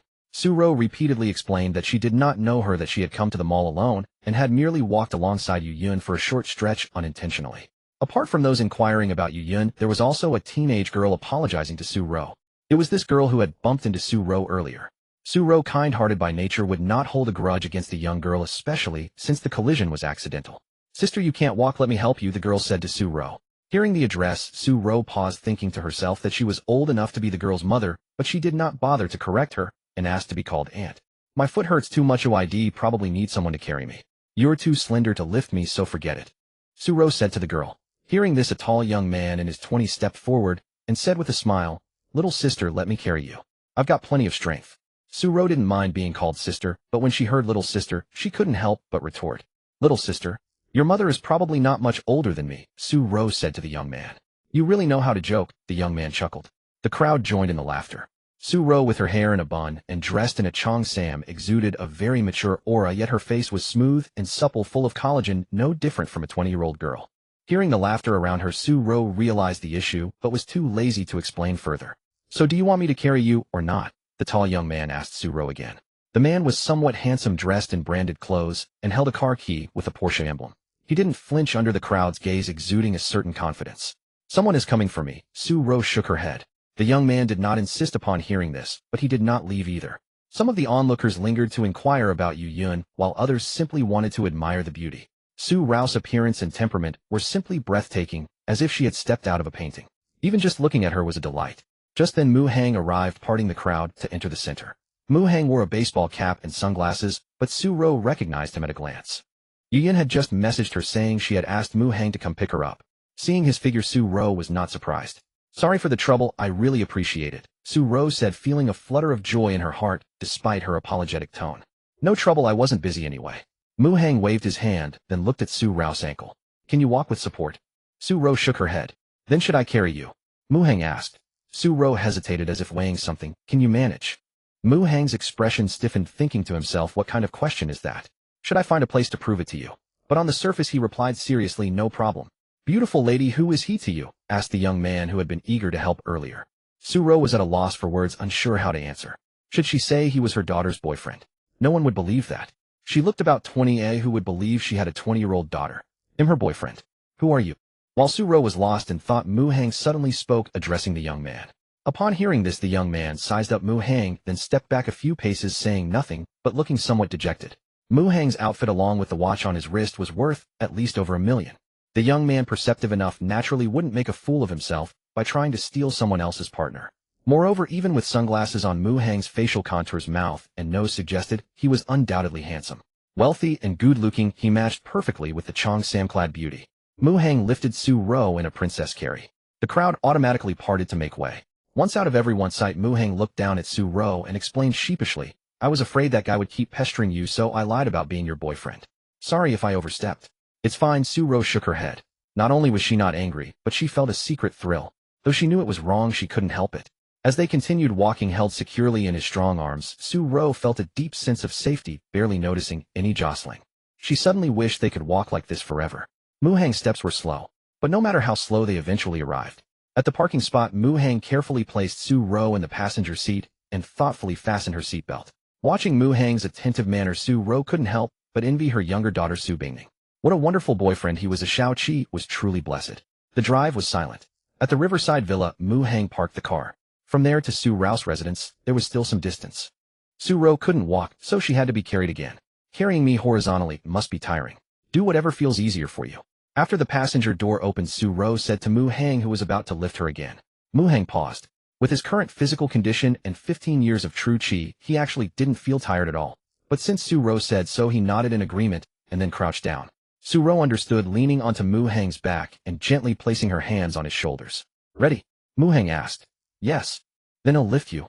All right. Su-ro inexplicably felt the words were a bit odd, but hearing Mu-hang's serious tone, she blamed herself for having impure thoughts. Soon Mu-hang carried Su-ro up the few steps outside the building.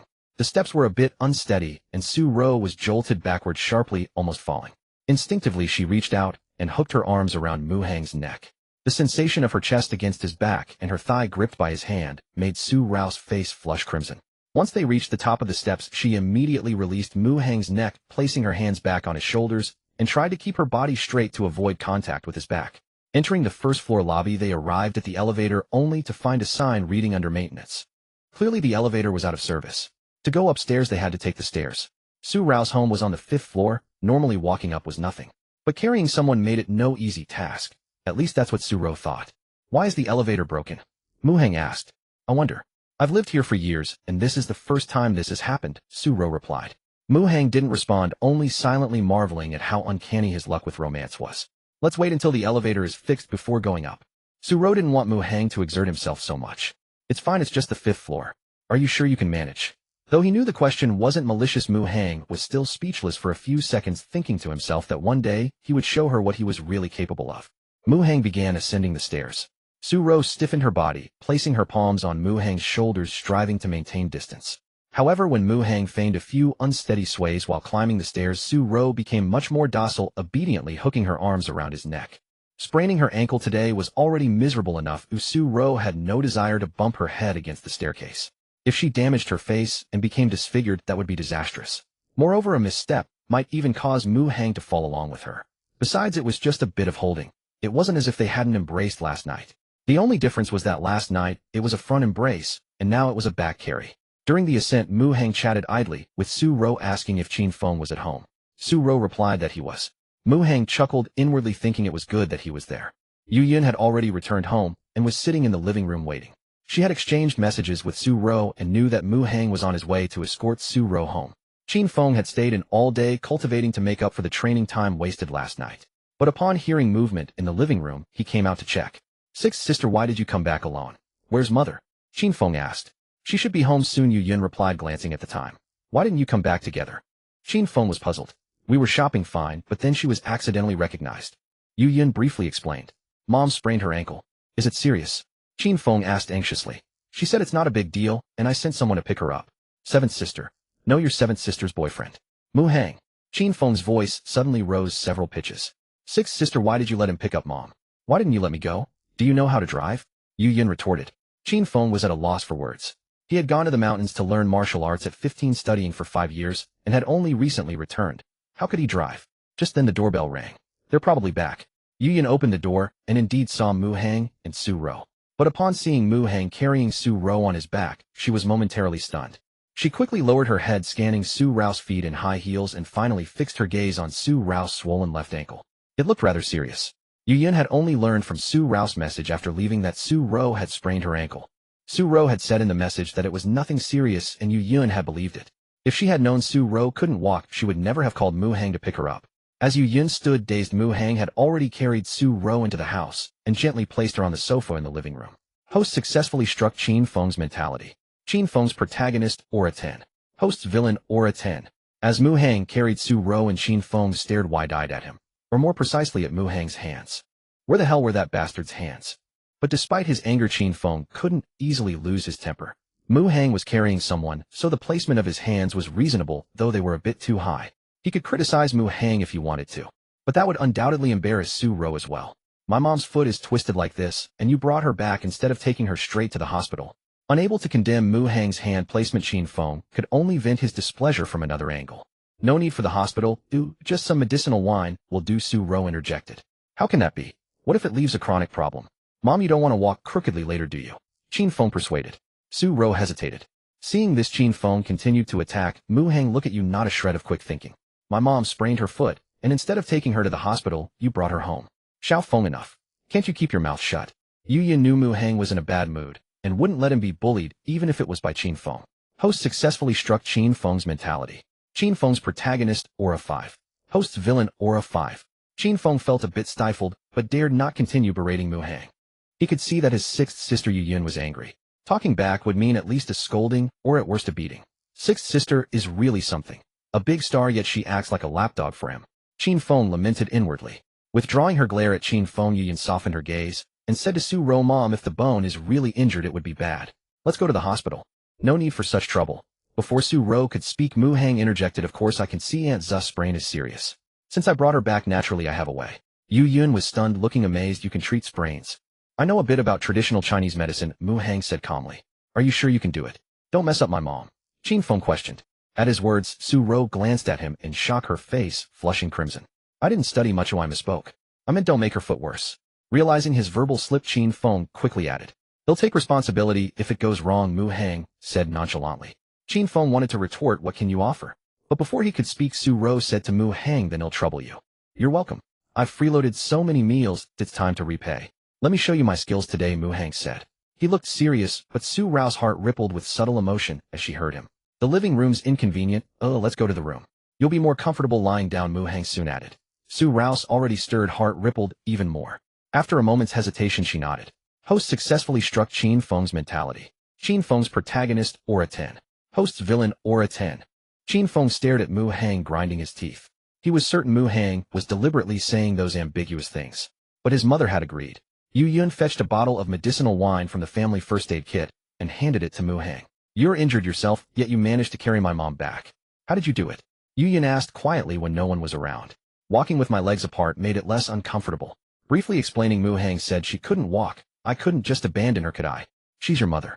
No matter how tired I was, I had to persevere. Hearing this, Yu Yan felt sweet inside, because Mu Hang said your mother, not seventh sister's mother. Though the meaning was the same, the significance differed. There wasn't much food at home, and dinner was pending. Su Ro couldn't go shopping due to her foot. Yu Yan decided to go herself, but she couldn't carry all the groceries, so she called Qin Feng to be her porter. This time Yu Yan learned her lesson. To avoid being recognized again, she not only wore a hat, mask, and sunglasses, but also a wig covering her face completely, and prepared not to speak. Around 6 in the evening, Su Bingning, having finished a day's work, returned home. The front door was ajar and not fully closed. Su Bingning pushed it open without thinking. But as she entered the living room, she suddenly heard a sound from a bedroom.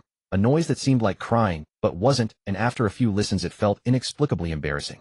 Su Bingning was stunned for a moment before realizing. The bedroom from which the sound came was Su Rao's. The ajar door and the strange noise from the bedroom led Su Bingning to a terrifying thought. An intruder had broken in and was assaulting her mother. Though terrified, Su Bingning mustered her courage, grabbed a kitchen knife with her delicate hands, pushed open the door to Su Rao's bedroom, and charged in fearlessly. The moment she pushed open the door and rushed in, Su Bingning was stunned by the scene before her. Inside the bedroom, it was not what she had imagined. Mu Hang was merely pressing Su Rao's foot. Su Rao's left ankle was red, and a bottle of medicinal wine sat on the floor. The sound earlier was clearly Su Rao unable to bear the pain in her foot. As Su Bingning burst in, the two in the bedroom were also startled. Su Rao in particular was so frightened that her face lost its color, her rosy cheeks turning pale instantly, as if her throat had been seized, and she fell silent. Glancing at the gleaming kitchen knife in Su Bingning's hand, Su Rao felt a twinge of guilt, and quickly said, "Xiao Qi, don't misunderstand. It's not what you think. Calm down and put the knife down." Su Bingning of course realized her mistake and felt awkward holding the knife, but dropping it might damage the wooden floor. "The door was locked, and I thought a bad guy had broken in to harass you," Su Bingning said to Su Rao. Su Rao suddenly felt embarrassed. She hadn't thought about it before, but now reflecting on it, her voice could easily be misunderstood. She knew Yu Yun and Qin Feng had gone out to buy groceries and thought no one else was home, so she hadn't been careful, forgetting that Su Bingning was almost back from work. If she had known, she would have bitten a towel. Su Rao thought to herself. Feeling odd holding the knife, Su Bingning walked out of the bedroom to return it to the kitchen. Just then Yu Yun and Qin Feng returned from shopping. Seeing Su Bingning walking from the living room to the kitchen with the knife, they were taken aback. "Seventh sister, why are you holding a kitchen knife?" Qin Feng asked curiously. "Cutting fruit," Su Bingning replied, feigning calm. "Aren't there fruit knives?" Qin Feng pointed out. "I saw them, so I'm putting this back." Returning the knife to its place, Su Bingning went back to Su Rao's bedroom and asked with concern, "Mom, what happened to your foot?" "I twisted it accidentally. Mu Hang knows how to treat sprains, so he helped me massage it." Su Rao explained. "Really? You know how to do that?" Su Bingning looked at Mu Hang in surprise. "I learned it," Mu Hang said.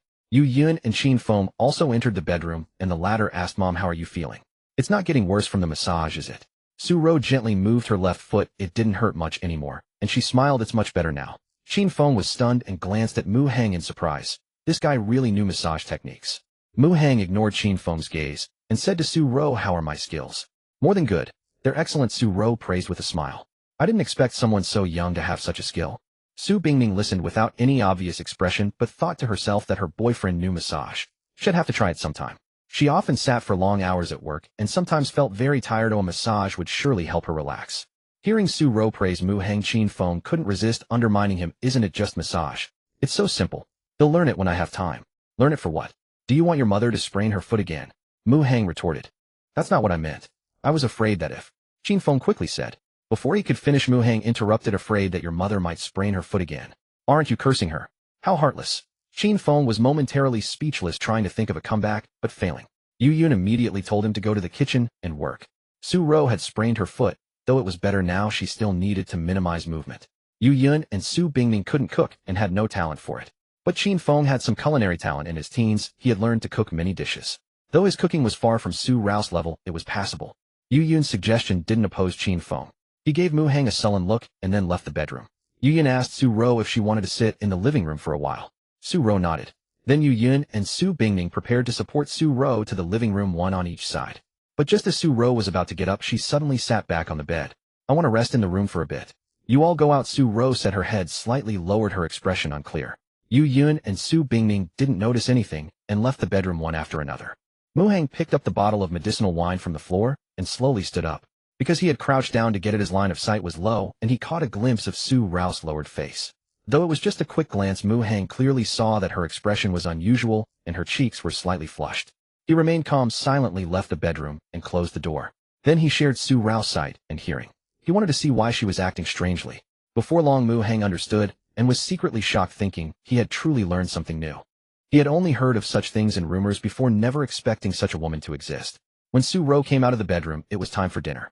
She had changed out of the light yellow ink-wash cheongsam she wore during the day and was now in a long nightgown. Su Rao's hair still had some water stains, as if she had just taken a shower. Yu Yun saw this and said in surprise, "Mom, you took a shower even with a sprained foot." "I can't stand not bathing in this weather. I can't sleep at night," Su Rao replied. Mu Hang glanced at her, but naturally didn't expose her. "You could have called me to help you. What if you fell?" Yu Yun said to Su Rao. "I can manage on my own. He'll be careful, and I'll be fine." Su Rao explained briefly and changed the subject. Xiao Feng made so many dishes. They all look great. Qin Feng beamed with pride at the praise. Though he hadn't cooked in a long time, he hadn't lost much of his skill. The home-cooked dishes he made were all quite tasty. Yu Yun and Su Bingning also gave brief compliments. Mu Hang was no exception, praising Qin Feng for his talent and suggesting he study culinary arts seriously to become a chef. It sounded like praise, but Qin Feng felt as if Mu Hang was insulting him. Qin Feng quickly retorted that he would never become a chef. It would be a waste of his talents. Mu Hang then asked, "Then what talents do you have?" Qin Feng's face froze, and after a long pause he said, I'm very good at fighting. Su Bingning remembered that Qin Feng had mentioned looking for a job and asked if he had decided on anything. Qin Feng shook his head saying he hadn't thought of anything yet. Mu Hang then offered advice, earnestly young people need to exercise more. Staying at home all day isn't good. Since you're good at fighting, why not find a job as a security guard? It suits you. You want me to be a security guard? Are you kidding? Qin Feng said disdainfully. He was after all a top graduate from a cultivation sect. Being a security guard was an insult to him. So what kind of work do you want to do? Tell me, Su Bingning said to Qin Feng. Qin Feng had previously mentioned wanting a job to Su Bingning, but it was just an excuse to keep her talking and prevent her from going to Mu Hang. However, he couldn't say that outright. Hearing Su Bingning's question, Qin Feng had to think it over, but after a while he truly couldn't figure out what job to take. He had dropped out of school long ago, had no diplomas, and his only skill was indeed his fighting ability. The positions suitable for him seemed to be exactly what Mu Hang had said, a security guard or a bodyguard. Comparing the two, Qin Feng felt that being a bodyguard sounded more prestigious. Seventh sister, do you need a bodyguard? I could be your bodyguard. Qin Feng suddenly came up with a good idea. If he could become Su Bingning's bodyguard, he could legitimately stay by her side often and prevent that guy Mu Hang from making a move on her. Given Su Bingning's completely obedient attitude toward Mu Hang, Qin Feng was genuinely worried that one day Mu Hang might trick her into going to a hotel. I don't need a bodyguard, Su Bingning said directly, dashing Qin Feng's hopes. Do you need one, sixth sister? Qin Feng then turned to ask Yu Yun. I don't need one either. Yu Yun shook her head, then, as if remembering something, added, at tomorrow's concert I'll need people to maintain order. If you want to experience it, I can arrange for you to work as a security guard for the day. Are there any bodyguard positions? Qin Feng still preferred being a bodyguard. It sounded more upscale than a security guard. Security guard and bodyguard are pretty much the same. Do you want to go? If you do, I'll call my agent and make the arrangements, Yu Yun said. After hesitating for a moment, Qin Feng replied, security guard it is then. They'll just consider it as going to see your concert, sixth sister. Mu Hang listened silently, not interrupting. He had only been teasing Qin Feng, never expecting him to actually become a security guard, even if only temporarily. Glancing at the cheerful Qin Feng, Mu Hang fell into thought. Crowded and lively occasions were typically prime settings for a protagonist to show off. Given Yu Yun's immense popularity, the concert would surely draw a large crowd. Could it be that the concert would be a stage for Qin Feng to shine? Qin Feng had no talent for singing and wasn't a plagiarism-type protagonist, so taking the stage to show off his vocals was out of the question. His only talent was his fighting ability and agility. According to the protagonist's law, wherever the protagonist goes, trouble follows. It's like Conan, who excels at reasoning and solving cases, so wherever he goes, someone dies. When a murder occurs, the stage for showing off appears. Qin Feng's strength is his physical prowess, so it's not hard to guess that the concert will likely involve some dangerous situation. Moreover, that danger is probably related to Yu Yun. It seems attending this concert is unavoidable. After the meal, Mu Hang sat in the living room for a while. Su Bingning, feeling guilty about last night's events, maintained an aloof attitude toward Mu Hang and barely spoke to him. Despite being a couple, they gave off an impression of discord. Yu Yun noticed this from the side, but said nothing. Qin Feng cleaned up the dining table and washed the dishes, then returned to the living room to find Mu Hang still there. Don't your parents ever say anything about you being out late and not coming home? Although Qin Feng didn't directly kick him out, his sarcastic tone made his meaning clear to everyone. Checking his watch, Mu Hang stood up and said, it's already 9 o'clock. I should be going. He planned to visit Jiang Rongfei tonight and had no intention of staying over. During the foot massage, Su Ro hadn't held back at all, and he had been passively listening, which got him quite worked up. With that, he prepared to say his goodbyes and leave. But just as Mu Hang was about to speak, Yu Yun suddenly scolded Qin Feng. Have you no manners? Can't you speak properly? She knew Mu Hang was in a bad mood, and certainly didn't want him to suffer even a little grievance. I was just talking normally, Qin Feng explained sheepishly, but his voice trailed off as he realized he was in the wrong. It's fine. Mu Hang was eager to meet Jiang Rongfei and had no interest in arguing with Qin Feng. But Yu Yun wasn't about to let Qin Feng off the hook. She scolded. He carried his mother up here today exhausted and even gave her a massage and foot rub. You didn't even say thank you, and instead you sarcastically drove him away. How could you be like this? I'm sorry, okay? Qin Feng said with a shrug. What's the use of apologizing to me? Yu Yun hinted. Qin Feng caught on and reluctantly said to Mu Hang, sorry, I was just joking. Cursing inwardly, you little brat, I'll deal with you another day. I'm busy now. Mu Hang waved his hand dismissively and said, it's nothing. He'll be off now. He'll come another day. With that, he walked toward the door with an awkward gait. Yu Yun knew the elevator was broken and hadn't been fixed yet. Seeing him struggle to walk, she couldn't bear to let him suffer. Go quickly, she ordered Qin Feng. What? Qin Feng didn't understand. The elevator is broken and hasn't been fixed. Didn't you see how tired he was carrying his mother up here? Of course you should ask him to stay the night, Yu Yun said. He wants to go back himself, Qin Feng replied. If you hadn't been so sarcastic and driven him away, would he be in such a hurry to leave? Stop talking nonsense. If he leaves, you're sleeping on the street this week, Yin said. Qin Feng's face fell, and he looked at Su Ro and Su Bingning for help, but they pretended not to see. They also thought Qin Feng's sarcasm was inappropriate, but because of their own guilty consciences they didn't scold him and felt too embarrassed to ask Mu Hang to stay. Seeing no help coming, Qin Feng reluctantly caught up with Mu Hang to appease Yu Yun by making a show of asking him to stay. I already stayed here last night. If I stay again tonight, I'd feel too embarrassed. I'd better go home. And I really don't blame you. Just tell Sixth Sister that. Mu Hang refused, then walked away. Qin Feng was surprised. He could sense that Mu Hang genuinely didn't want to stay. Is he in a hurry to do something important? Thinking this, Qin Feng caught up to Mu Hang again and urged, it's not like it's the first time. One more night won't hurt. I'd feel bad imposing several times in a row. I won't stay tonight. Next time, Mu Hang said. Hearing this, Qin Feng was even more certain that Mu Hang was up to something big. Qin Feng didn't want Mu Hang to stay, but he enjoyed opposing him. Mu Hang wanted to leave. He would make sure he didn't. Making Mu Hang unhappy made Qin Feng feel good. Don't be polite. Just stay for one night.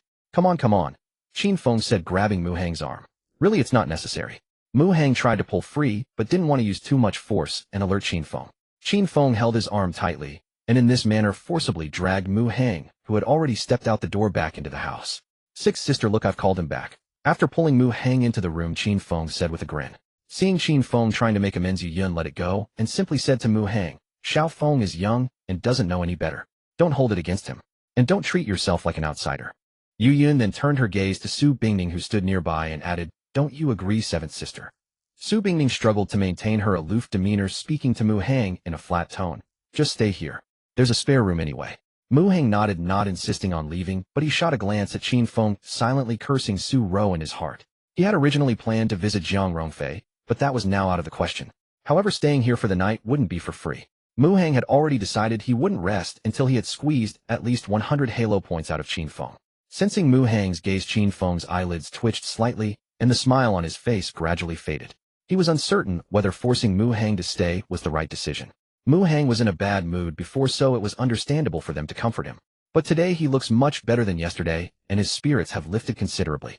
They shouldn't come again, right? That would be shameless. Qin Feng analyzed silently in his mind. They still slept in separate rooms. Su Bingning had some unfinished work to do and spent half an hour in the living room dealing with it. As she was about to return to her room, Qin Feng popped out from his bedroom. Seventh Sister, there's something I want to tell you. He looked around to make sure no one else was there before speaking. What is it? Su Bingning asked. Sixth Sister knew Mu Hang before.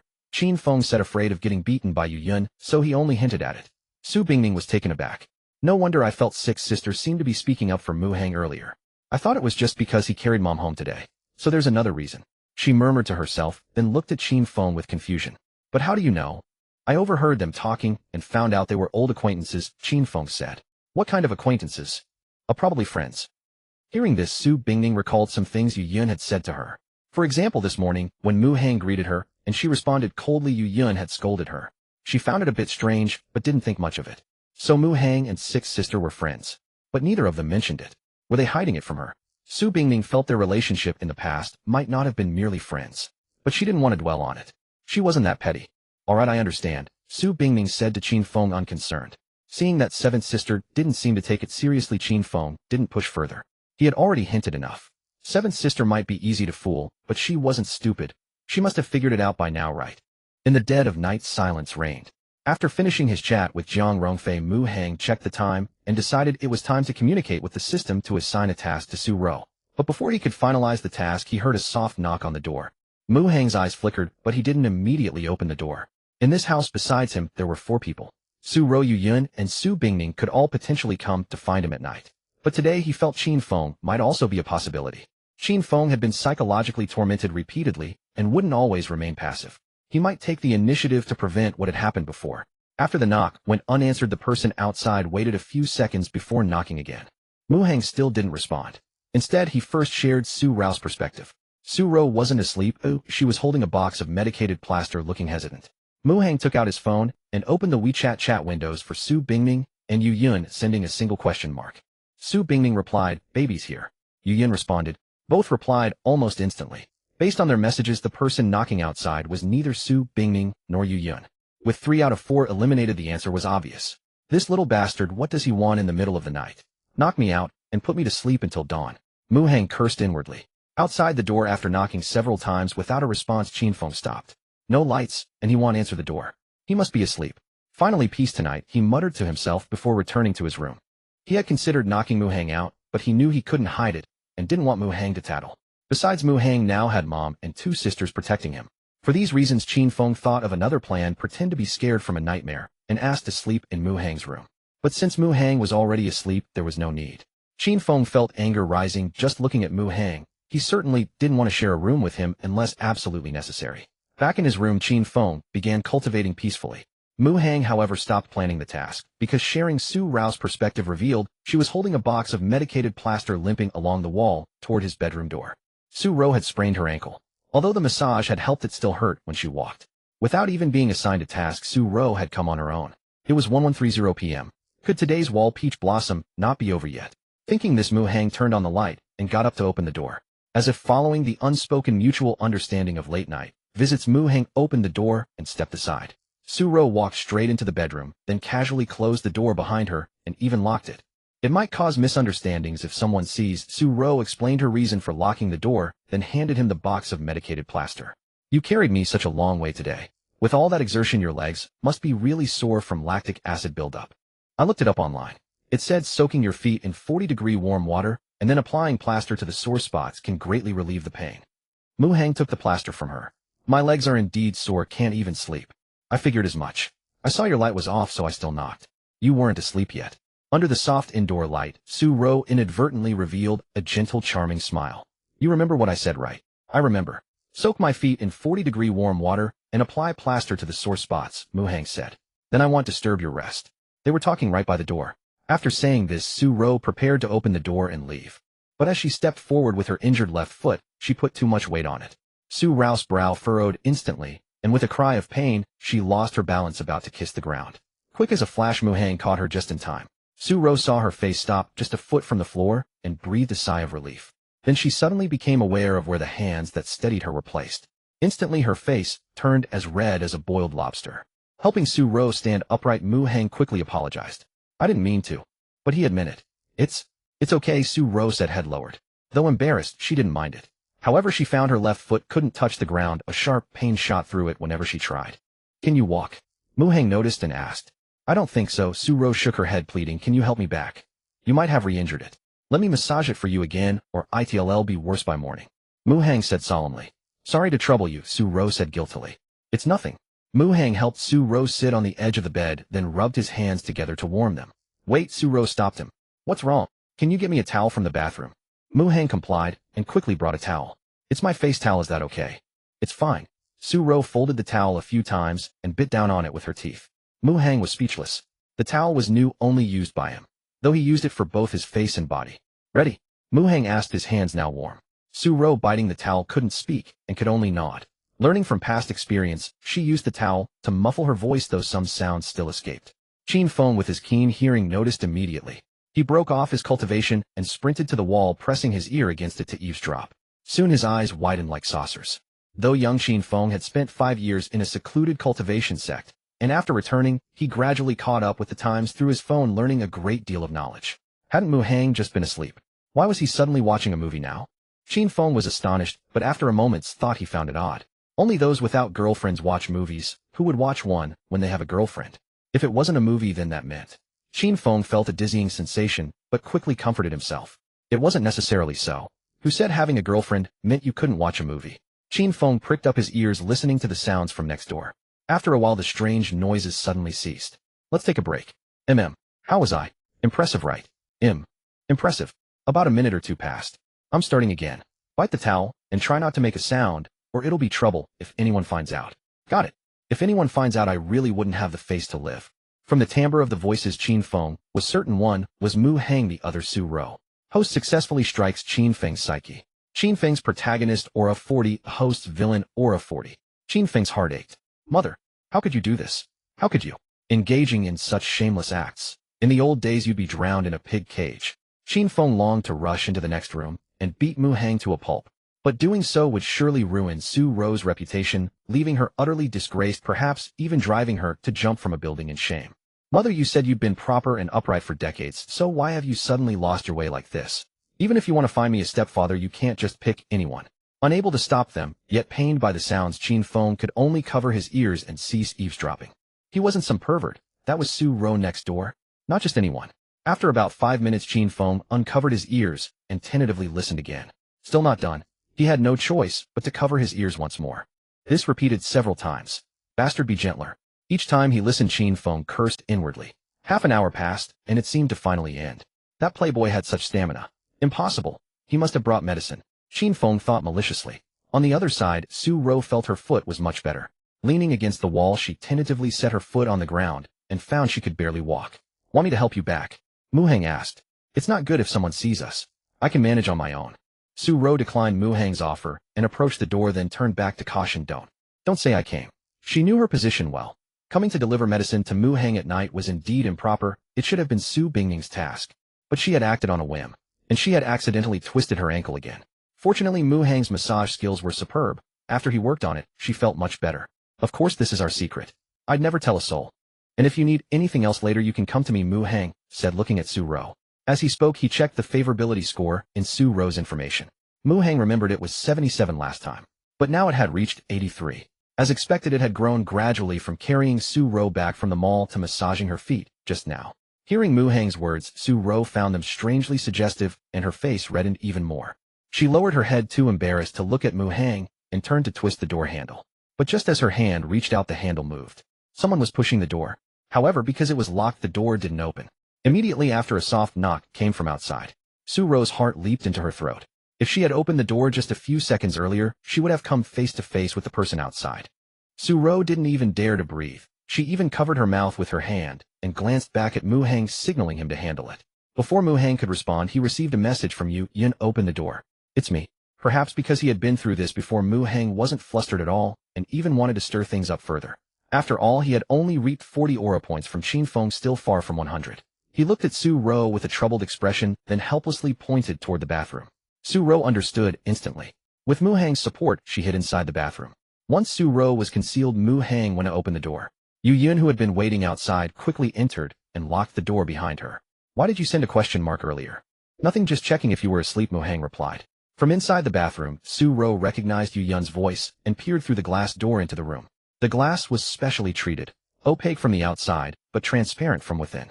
Yu Yun's figure came into Su Ro's view. Isn't that my nightgown? Seeing Yu Yun's familiar attire, Su Ro was dumbfounded. Last night, Yu Yun had come to her room asking for pajamas, and had even taken the stockings Su Bingning had given her. At the time, Su Ro had found it odd, but hadn't thought much of it. Now it seemed Yu Yun had ulterior motives. Wearing a nightgown to sleep was barely acceptable, but stockings? Who wears stockings to bed? That would be insane. It appears Mu Heng and Xiao Lu have known each other for a while. After the shock, Su Ro quickly reached this conclusion and moved her head away from the glass door. Though the outside couldn't see in, if someone pressed close, a vague silhouette might be visible. If Yu Yin found out she had come to Mu Heng's room late at night, how could she ever face anyone? Checking if I was asleep. And then, say what you want to say. I waited forever, and you never messaged, Yu Yin said to Mu Heng. There wasn't really anything to say. Mu Heng scratched his head, his gaze wandering over Yu Yun for a few seconds before looking away. Yu Yun felt a flicker of delight. If you wanted to see me, just say so. No, that's not what I meant. Despite his words, Mu Heng glanced at Yu Yun again before looking away. Yu Yun couldn't be bothered to argue. She sat down on the edge of the bed and lay back. Come on, let's chat. I'll stay until you're sleepy, then I'll leave. Maybe we shouldn't. This doesn't feel right, Mu Heng said, shaking his head. Seeing his reluctance, Yu Yun snapped, do you even know your own situation? I'll count to 3 and you. Mid-sentence, she realized her tone was harsh, so she rephrased, flashing a sweet smile and speaking gently, I can't sleep. Just keep me company, okay? It's so late, no one's coming. Don't worry. No one would come this late. Hearing this, Mu Heng silently retorted in his heart, your mother thinks the same way. But aloud he said to Yu Yun, what do you want to talk about? Yu Yun's gaze caught sight of a water cup on the nightstand, so she didn't mind and picked up the previous topic, saying, you must be really tired from carrying my mother back today, right? It was fine, Mu Heng said. Yu Yun pouted, assuming he was just being stubborn, and changed the subject. A hot foot bath can help relieve fatigue. I know, Mu Heng replied. I'll get some water for you. Is there a basin in the bathroom? Yu Yun got up from the bed. Su Ro. I've already soaked my feet, Mu Heng said. All right. Yu Yun nodded and noticed an unopened box of ointment on the bed. Isn't this the ointment Xiao Feng bought? Why is it here? My legs are sore. Since Aunt Su didn't use it, I asked her for it, Mu Heng said. It was clearly my mother who gave it to him.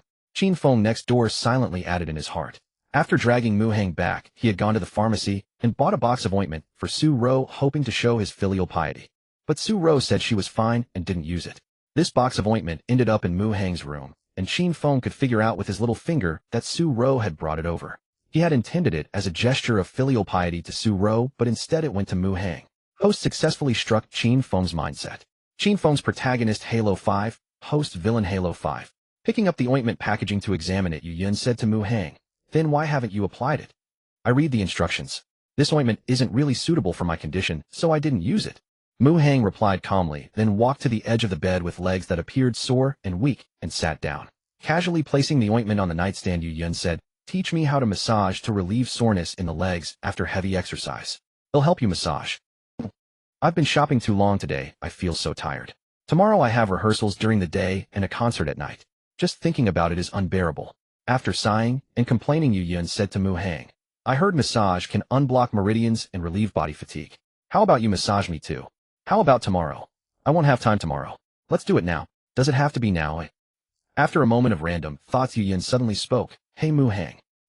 What exactly do you see in my seventh sister?" "It's a feeling hard to describe." "Then do you have any feelings for me?" "Why aren't you talking? Am I inferior to my seventh sister?" "That's not it. Do you think I'm prettier or my seventh sister?" "I think Aunt Sue is prettier." "Su-ro, stop changing the subject. Answer me directly. You are both very beautiful, each with your own merits." "Then don't like my seventh sister anymore. Like me instead, okay?" Qin-feng next door had long known Yu Yun wanted to steal the spotlight, so hearing these words from her wasn't surprising. But Su-ro was shocked when she heard it. An older sister actually trying to snatch her younger sister's boyfriend, it was simply outrageous.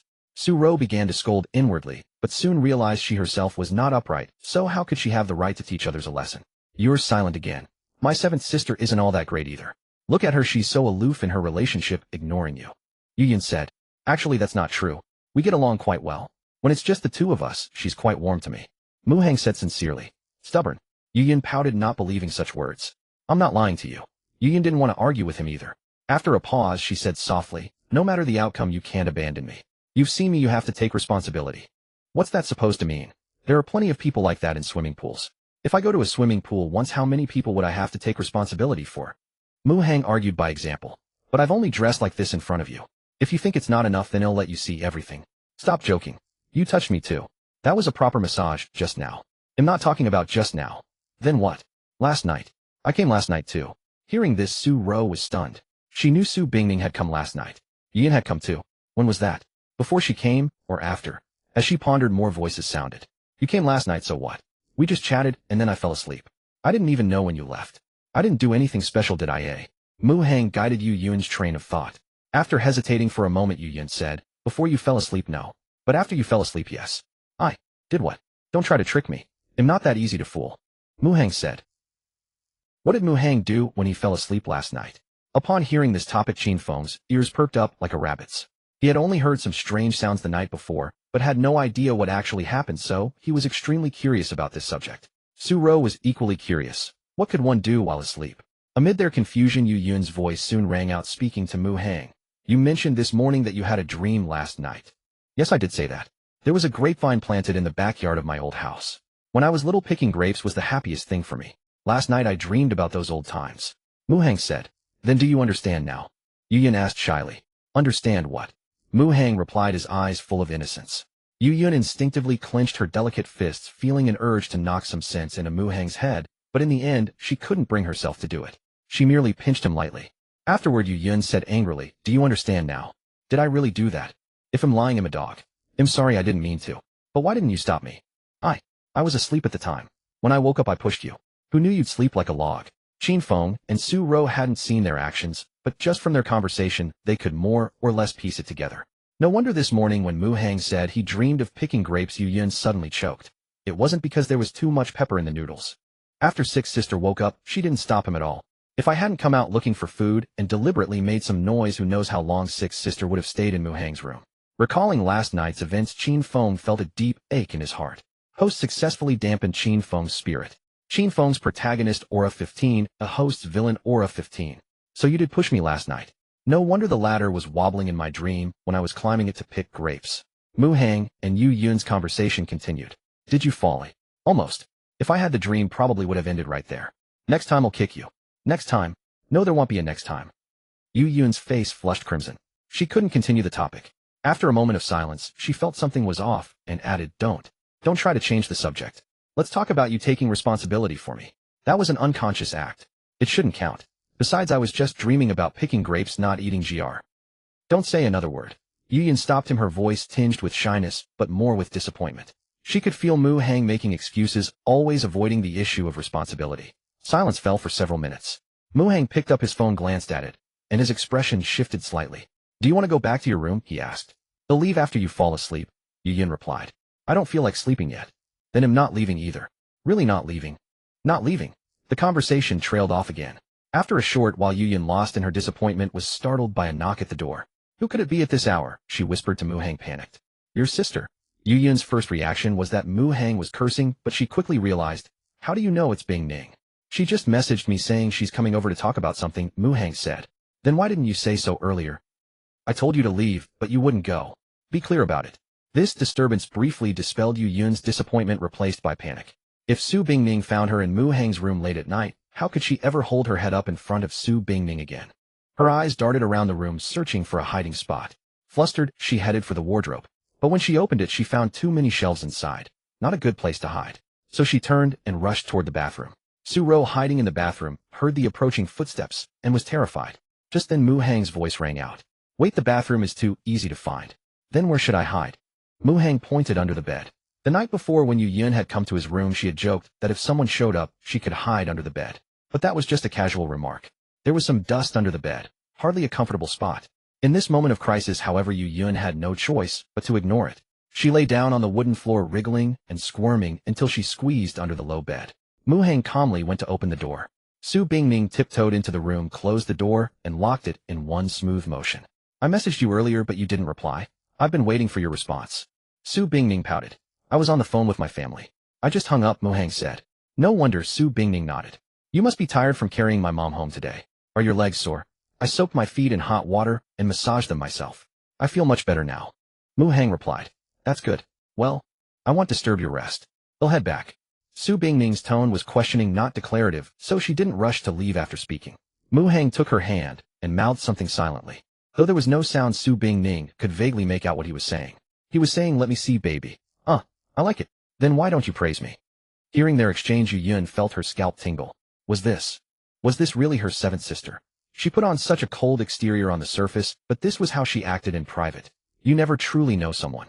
Did Mu Hang like seventh sister so much because he was into this kind of thing?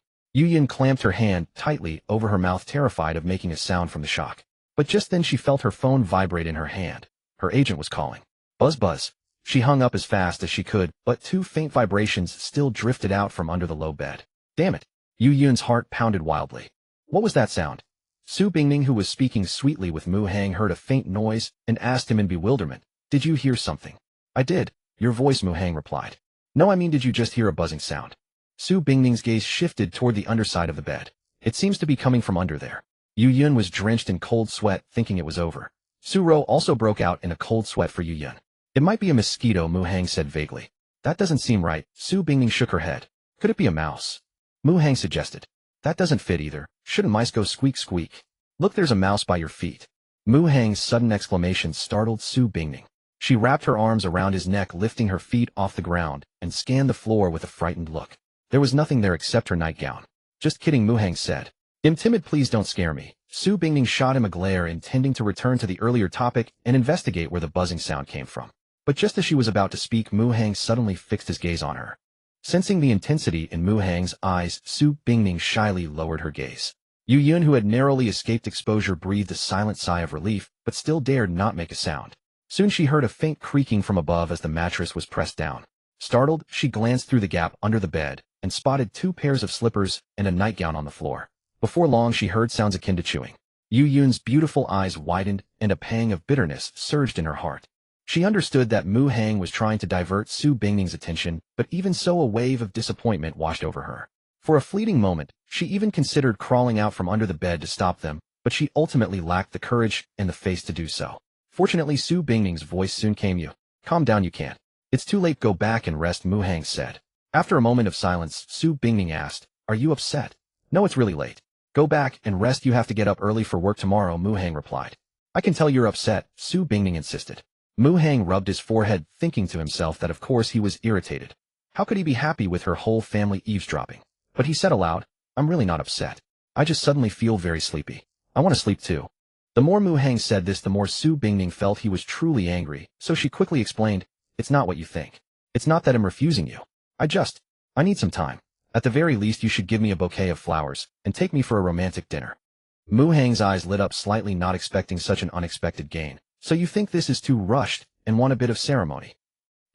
Su Bingning nodded, gently whispering. If there could be a ring, that would be even better. It doesn't have to be expensive, just a few hundred yuan is fine. Qin Feng, listening from next door, was dumbfounded. Seventh sister, your standards are way too low. A bouquet of flowers at dinner, and a ring worth a few hundred yuan. That's all it takes to win you over. You're the president of a company worth billions. Have some dignity. Even an ordinary girl wouldn't have such low demands, would she? Browsing online, had heard that marrying a common woman now required tens of thousands, or even hundreds of thousands in bride price, plus a house and a car. Mu Hang's family was so wealthy, shouldn't she drive a hard bargain? Seventh sister is really letting herself down. Qin Feng felt a sense of frustration, but then suddenly snapped back to reality. Seventh sister, don't agree to that kind of thing with Mu Hang. You need to respect yourself. Host successfully struck at Qin Feng's mentality. Qin Feng's protagonist, Halo 20. Host's villain, Halo 20. Receiving the system notification, Mu Hang rejoiced inwardly. As of now, he had already harvested 100 Halo points from Qin Feng tonight, finally meeting his goal. Silly girl, I won't do that to you until we're married. I was a bit hot-headed just now, or it won't happen again, Mu Hang said, gently ruffling Su Bingning's hair. Hearing this, Su Bingning was deeply moved, and tears welled up in her beautiful eyes. Not crossing the line before marriage. Only a man who truly loves a woman would do that. Female lead, Su Bingning's affection for host 5. Current total affection 94, unwavering devotion. Mu Hang's words were heard not only by Su Bingning.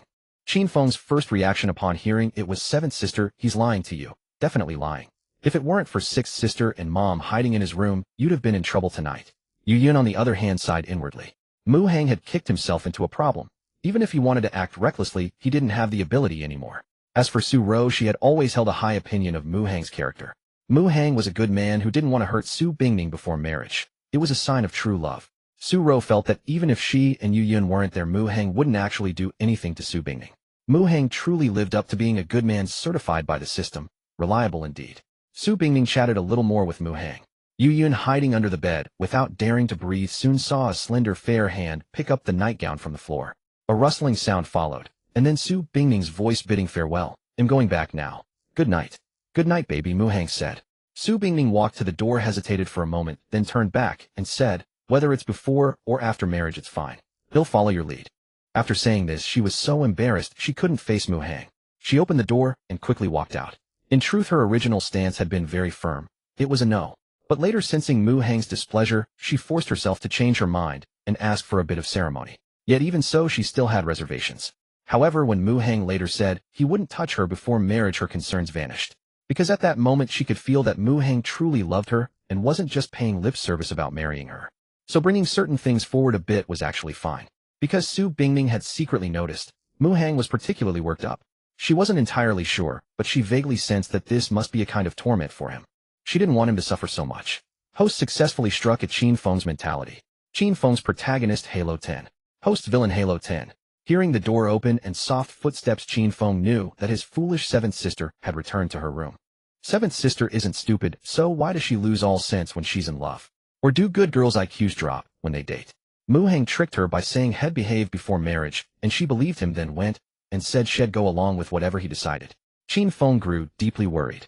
At this rate, seventh sister would soon be walking right into the tiger's den. Admittedly, Su Bingning was a hopeless romantic, yet that did not mean she lacked any judgment.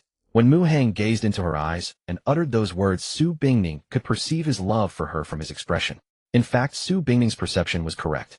Mu Hang did indeed intend to give Su Bingning a home. However, he also wished to give Jiang Rongfei a home, and Yu Yun as well. Shortly after Su Bingning left, Yu Yun crawled out from under the bed, looking somewhat disheveled. But she merely brushed off the dust from her clothes casually and paid it no further heed. She silently gazed at Mu Hang for a long while before uttering a phrase she had said several times before. You sleep first, you'll leave once you're asleep. Not long after the light in the room was extinguished, Mu Hang lay on the bed, separated from Yu Yun by a mere foot. In the dim room, Yu Yun quietly watched the profile of Mu Hang's sleeping face. Though only a foot apart, Yu Yun felt he was beyond her reach. She had originally thought that the seventh sister did not like Mu Hang that much, which had given her some peace of mind. But now, having inadvertently learned how passionately the seventh sister pursued Mu Hang in private, she couldn't help but feel dazed and torn. Yu Yun's heart was in turmoil. Mu Hang feigned sleep, silently communicating with the system to check Yu Yun's current affection level. Current affection toward host 74 admiration. Su Ro, stuck in the bathroom, was lamenting her plight. She worriedly thought about whether she would have to spend the night in the bathroom. Fortunately, after an hour or two, she heard faint footsteps outside, followed by the sound of a door opening and closing. Soon someone lightly knocked on the bathroom door.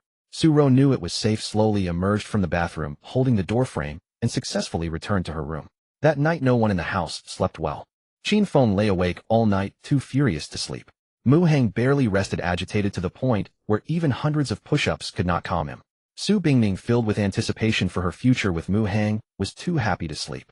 Yu Yun was troubled by worry. As for Su Ro, she was kept awake by a sprained ankle and anxiety over whether her two daughters would clash over a boyfriend.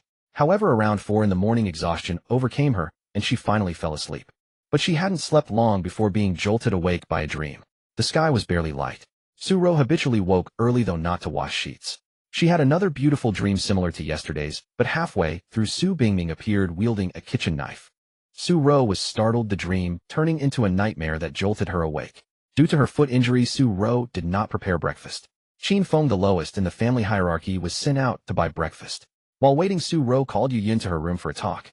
Yu Yun looked listless, not having bothered to dress up today, yet even without makeup, she was stunning, her sweet features bringing joy at first glance. What exactly is going on between you and Mu Hang? Su Ro, knowing Yu Yun had a busy day ahead and would leave after breakfast, got straight to the point without beating around the bush. Yu Yun's heart leaped as she feigned ignorance. What do you mean? Mom, what are you talking about? Seeing Yu Yun's evasion, Su Ro knew she needed to press harder for a confession. I saw you enter Mu Hang's room last night. As she spoke, Su Ro felt a twinge of panic, but maintained a calm facade. She had hidden well last night, and wasn't discovered unless Mu Hang revealed it. No one would know. Unaware of the truth, Yu Yun, upon hearing this, would only think Su Ro happened to see her enter Mu Hang's room. Indeed, Yu Yun didn't question how Su Ro saw her, but instead guiltily and shamefully avoided Su Ro's gaze, stammering, Mom, you must have been mistaken. I didn't go to Mu Hang's room. Could it be the seventh sister? I came out to get some water and saw it by chance. That person was wearing a short nightgown, the one you borrowed from me. Hearing this, Yu Yun knew she couldn't bluff her way out. Mu Hang and I were just talking. We didn't do anything. I believe you're not a bad girl, but can you tell me what's really going on between you and Mu Hang? I truly don't want you two to quarrel over this someday. Seeing Yu Yun move, Su Ro took her hand and said softly, Tell your mother. Maybe I can help you think of something. After a slight hesitation, Yu Yun recounted everything that had happened since her first encounter with Mu Hang. Su Ro listened, then exclaimed in shock and anger, How can you be so violent as a girl? How could you kick someone there? Yu Yun was startled by Su Ro's glare, feeling that her mother was perhaps too agitated. But then she thought maybe her mother saw Mu Hang as a future son-in-law, treating him like family, which explained her outburst. He spoke recklessly and I kicked him on impulse. Who told him not to dodge? Yu Yun said weakly. And you blame him for not dodging? Su Ro fumed. No, Yu Yun shook her head, unable to meet Su Ro's eyes. At that moment she felt as if her mother didn't love her as much as before. Su Ro stared at Yu Yun for a few moments. After the hospital, what did the doctor say? The doctor said the chances of recovery are slim, probably about 3%, Yu Yun said fearfully. Su Ro was silent for a long time after hearing this. Yu Yun dared not look at her, unsure of her expression. After a while, Su Ro spoke again. And then, Yu Yun confessed how she had made a written agreement to become Mu Hang's wife as compensation, explaining that her nightly visits were only to assist with his treatment, as the doctor advised. It was also for this reason that she had borrowed pajamas and stockings from Su Ro at night. I can see you feel guilty about this. I want to know, when you said you'd be Mu Hang's wife, was it out of guilt or something else? Su Ro asked. At first it was mainly guilt, but now. Yu Yun's voice grew softer so that Su Ro couldn't hear what she said next. However, from Yu Yun's shy and bashful expression, Su Ro could guess her thoughts. But have you considered how you'll face your sister? She and Mu Hang haven't been together long, but I can see she really likes him. Having secretly witnessed Su Bingning's visits to Mu Hang's room over the past 2 days, Su Ro knew how passionate her seemingly aloof younger daughter was with Mu Hang. So passionate that Su Ro even felt deeply embarrassed. The question Su Ro had asked was something Yu Yun had also pondered, and it was precisely this matter that had kept her awake the previous night. The seventh sister is indeed very fond of Mu Hang now, but that's because she doesn't know what has happened to him. If she found out, would she still continue to love Mu Hang? Would she spend her whole life with Mu Hang? Yu Yun asked. Su Ro fell silent. She was not Su Bingning, so she could not answer such a question. Yu Yun hoped to find a reassuring answer from Su Ro, so she continued, Mom, think about it this way. If it were you, could you endure loneliness and live with Mu Hang for a lifetime? Hearing this, Su Ro unconsciously pondered. If one truly loved someone deeply, they would embrace everything about that person, including all their flaws. Having such a thing was naturally best, but if not, it was still acceptable. For her, spiritual companionship was more important. It was like how she had remained alone for so many years without ever considering remarriage. Although there were occasional moments of emptiness in the dead of night, hadn't she managed to get through it all the same? Opening her mouth to respond to Yu Yun's question, Su Ro suddenly sensed something was amiss just as the words reached her lips. This is a matter between you two sisters. Why drag me into it? Honestly, Su Ro said, flustered. I just wanted you to give me some advice, Mom, Yu Yun muttered. How can I give advice? Both of you are my flesh and blood. If I speak for you, it's unfair to Xiao Qi, and if I speak for her, it's unfair to you. Su Ro replied irritably. If Mu Hang truly cannot recover, I will honor my promise, Yu Yun said. And if he does recover, will you step back? Su Ro asked. Yu Yun remained silent. Su Ro sighed and said, why not just have both of you marry him? That way everyone would be happy. Yu Yun was startled. I'm just speaking casually. Even if you agreed, Mu Hang might not consent. Even if he did, your seventh sister might not approve. And even if all of you were fine with it, the law wouldn't allow it. Su Ro analyzed it methodically before speaking earnestly. Anyway, I can't interfere in this matter. But no matter the final outcome, I don't want either of you to get hurt. Mom will be careful. Of course I don't want to hurt seventh sister either, Yu Yun said solemnly. As their conversation reached this point, a commotion came from outside. It was Qin Feng returning with breakfast, calling everyone to the dining table. Ending their chat, Yu Yun helped Su Ro to the dining room. Mu Hang and Su Bingning also arrived one after another. During breakfast, Su Ro kept glancing at Mu Hang from time to time, her eyes carrying a hint of regret and pity. Mu Hang noticed it, but didn't find her gaze particularly strange. He had happened to see Su Ro calling Yu Yun into the room for a talk earlier. Out of curiosity about their conversation, Mu Hang shared Su Rao's senses of sight and hearing. Thus the entire exchange between Yu Yun and Su Ro was fully known to him. Su Rao's look of regret and pity was undoubtedly because she had learned that he might be incapacitated in the future. Although Mu Hang understood that Su Ro bore him no ill will, being stared at with such an unusual gaze made him feel rather awkward. Pitying me, are you? Since that's the case, I'll give you something to do. Thinking this, Mu Hang began devising tasks for Su Ro while eating his breakfast. The matter of being disabled due to injury was originally just a scheme to trick Yu Yun. Now that Su Ro also knew about it, he might as well go along with it and lay the groundwork for his future recovery. If he could also mess with Qin Feng's state of mind, that would be even better. It was a win-win situation. After finalizing the task, Mu Hang sent it to Su Rao's system.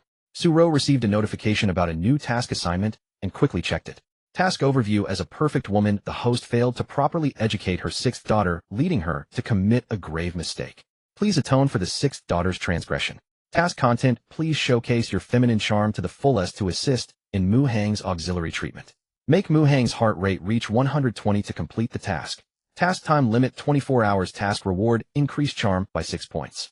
After reviewing the task details, Su Ro immediately fell into distress. She naturally hoped Mu Hang would recover, but making his heart rate reach 120 was no easy feat. As far as she knew, a normal person's heart rate could only reach 120 during intense exercise, alcohol consumption, or similar circumstances. However, those scenarios were clearly outside the task's scope. The task specified that it could only be achieved through displaying feminine charm. Su Ro was well aware that she was now beautiful and exceptionally alluring, but ordinary words and actions would certainly not suffice to complete this task. Unless she resorted to something more daring, that might have a chance. Thinking this, Su Ro felt a surge of guilt. Yet she quickly reminded herself that this was to help Mu Hang recover, and refusing the system's task might bring punishment. After a fierce inner struggle, Su Ro gritted her teeth and chose to accept the task. The task had a 24-hour time limit. The daytime was certainly inconvenient, so she would have to wait until nightfall. Su Ro began to ponder exactly how to display her feminine charm. Nearby, Yu Yun occasionally observed Su Bingning. She saw her wearing her usual aloof expression, barely exchanging words with Mu Hang. Even when she spoke a few sentences, her tone was flat, and there was no smile on her face. Having hidden under the bed the previous night, Yu Yun hadn't been able to see Su Bingning's expression clearly. She was actually quite curious about what Su Bingning's face looked like when Mu Hang called her baby. Sixth sister, why are you staring at me like that? Noticing Yu Yun's persistent gaze, Su Bingning asked in confusion. I'm just admiring how beautiful you are, Yu Yun said with a smile, then asked with a meaningful look, are you dressed up so nicely today because a media outlet is coming to interview you at your company again? Yes, there have been media interviews these past few days, Su Bingning replied calmly. Yu Yun naturally wouldn't expose her. She continued to compliment her a few more times. After breakfast, Yu Yun even asked Su Bingning to borrow clothes and lipstick. Su Bingning, being generous, told Yu Yun to pick whatever she wanted from her room and use any lipstick she liked. However, after taking a quick turn in Su Bingning's room, Yu Yun came out and said she didn't need anything after all. Su Bingning was baffled. She could sense that her sixth sister Yu Yun was acting strangely today, but she couldn't quite put her finger on why. Su Ro, observing from the side, understood what was going on. Could that casual remark of mine have actually gotten through to her? Is she really considering sharing with her sister? Su Ro could tell that Yu Yun wasn't genuinely interested in borrowing Su Bingning's clothes or lipstick. She was merely testing her. Her goal was to gauge how generous Su Bingning was. But clothes and lipstick were mere objects while Mu Hang was a person. Could they really be compared? Su Ro had sprained her ankle and needed to rest at home, unable to move about. As the others prepared to leave, Su Bingning asked with concern how her foot was feeling and whether she needed Mu Hang to massage it again. Su Ro was quite willing but feared embarrassment in front of others, so she said this isn't something that can be resolved in a short while. Mu Hang still has to go to work, so I won't hold him up. Su Bingning thought for a moment and agreed, dropping the matter. Su Ro looked at Mu Hang and said, yesterday must have been really tough on you. Are your legs still sore? My legs are fine now, but my waist is a bit sore, Mu Hang replied. A sore waist? Qin Feng heard this, and his brow twitched fiercely. Hearing Mu Hang mention his sore waist, Su Ro felt an inexplicable guilt. She knew he was referring to carrying her upstairs, but she didn't know how to respond. Then, Aunt Su, rest well at home. We'll be going now, Mu Hang said, then deliberately paused before adding, if you need anything later you can call me. Qin Feng gritted his teeth silently. Bastard, are you hinting at my mom? With that thought, he turned to sneak a glance at Su Ro's expression. Su Ro was still thinking about completing the task, so she naturally planned to contact Mu Hang later. Hearing him say this, she certainly wouldn't refuse. Even thinking about the potentially extensive nature of the auxiliary treatment, she would give Mu Hang. A faint blush crept onto her delicate face. Feeling her face grow warm, Su Ro, afraid of revealing her unusual expression, quickly lowered her head, pretending to examine her sprained left ankle. Qin Feng watched, his heart aching with distress. Mom, you made one mistake already. It seems you're about to make another. Host successfully struck Qin Feng's mentality. Qin Feng's protagonist or a 10, a host's villain or a 10. Xiao Feng, let's go, Yu Yun called out. She was heading to the concert venue for rehearsals. Qin Feng, as a temporary security guard, also needed to familiarize himself with the venue's environment. The four of them arrived downstairs. The business car arranged by Yu Yun's agent soon carried Yu Yun and Qin Feng away towards the Tianxiong Sports and Cultural Center. Mu Hang and Su Bingning also drove their own cars out of the Riverside Villa district. Su Bingning naturally went to work at the company. Mu Hang wasn't idle either. Yu Yun's concert venue was at Tianxiong Sports and Cultural Center in Tanzhou. The center was jointly operated by multiple investors, with the Mu Group holding the largest share. To some extent, any celebrity wishing to hold a concert at the Tianxiong Sports and Cultural Center needed the Mu Group's approval. Leveraging his identity as the Mu Group's eldest son, Mu Hang obtained a work pass for the center. With this pass, he could enter and exit freely during the concert without restrictions. Only then could he manage everything, or more precisely manage three aspects simultaneously. Besides accompanying Jiang Rongfei and Su Bingning to the concert, he also had to keep an eye on Yu Yun. After obtaining the work pass, it was already 10 in the morning. Mu Hang dropped by the company and ran into his mother Wang Qing. Wang Qing asked about his blind date with Li Luo. As agreed with Li Luo, Mu Hang said they were just getting to know each other, trying to fob off Wang Qing. But Wang Qing was shrewd and saw through him immediately. Mu Hang and Li Luo have known each other since childhood. They're as familiar as can be. If they were interested, they would have gotten together long ago. Mom, if that's the case, why did you still make me go on a blind date with Li Luo? Mu Hang asked in surprise. It was Li Luo's father who brought it up. No, to be precise, Li Luo prompted her father to do so. Actually, Li Luo's father is quite dissatisfied with you, but because he dotes on his daughter, he went along with Li Luo. Wang Qing's eyes sparkled with shrewdness. Li Luo likes you. Oh, I've known that for a long time, but she's too extreme and stubborn, and you're not exactly honest. Mom, it's great that you think that way. Mu Hang smiled. He had been worried that Wang Qing would force him to marry Li Luo. You and Li Luo aren't suited for each other. You're not good enough for her. Li Luo deserves someone better. I just wonder when she'll realize that, Wang Qing said. Mu Hang was speechless for a few seconds. No need to belittle your own son like that. Wang Qing smiled and comforted him. It's not like you're completely useless. At least you're very handsome. Mom, you get busy. I'm leaving. Mu Hang felt he couldn't continue the conversation. Wait.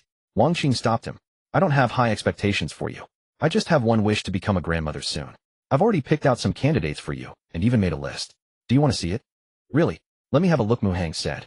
Following Wang Qing to her office, he soon saw the list on the computer. The candidates Wang Qing had chosen generally shared these traits: highly educated, mostly female employees within the Mu Group system, with varying positions. Wang Qing had considered a business marriage. However, considering Li Luo's situation, this path wasn't suitable. Because if it were a business marriage, there was no better choice than the Lee family. Arranging a business marriage with another family would undoubtedly embarrass the Lee family. Wang Qing's choice of highly educated female employees within the Mu Group system was based on 3 considerations.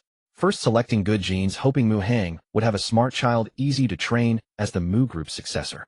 Wang Qing had long given up on Mu Hang, the main account, and could only pin her hopes on a secondary account. The second consideration was that these women were all highly capable. Since Wang Qing couldn't rely on Mu Hang to share the company's workload, she could only hope for a capable daughter-in-law. The third consideration was that none of these women had particularly strong backgrounds. With no powerful family behind them, the daughter-in-law would be easy to control and manage. Of course, it wasn't that Wang Qing wanted to bully her future daughter-in-law. Rather, Wang Qing felt that with her son's character, he probably wouldn't behave even after marriage. This was in a way for his own good. See anyone you like? After Mu Hang had roughly browsed through the list, Wang Qing asked. No, Mu Hang shook his head. He only looked at one thing: appearance. The women Wang Qing had selected were not without beauties, but even the prettiest among them couldn't compare to Li Luo, let alone reach the level of the female lead. The reason Mu Hang had agreed to look was mainly to see if Wang Qing's netcasting method had caught any female leads. From the result, it hadn't. Not even one that catches your eye. Wang Qing asked, unwilling to give up. No, Mom, you need to raise your standards a bit. Mu Hang didn't directly refuse because he understood Wang Qing's desire to become a grandmother. So he superficially went along with her wishes to avoid displeasing her. He also knew he wasn't a very dutiful son, but not making his mother angry was a form of filial piety. If I raise the standards, I'm afraid no one will want you, Wang Qing retorted. Mom, just find the candidates, leave the rest to me. Mu Hang patted his chest, trying to show a positive attitude towards finding a spouse. I do have someone in mind, but forget it, she wouldn't be interested in you.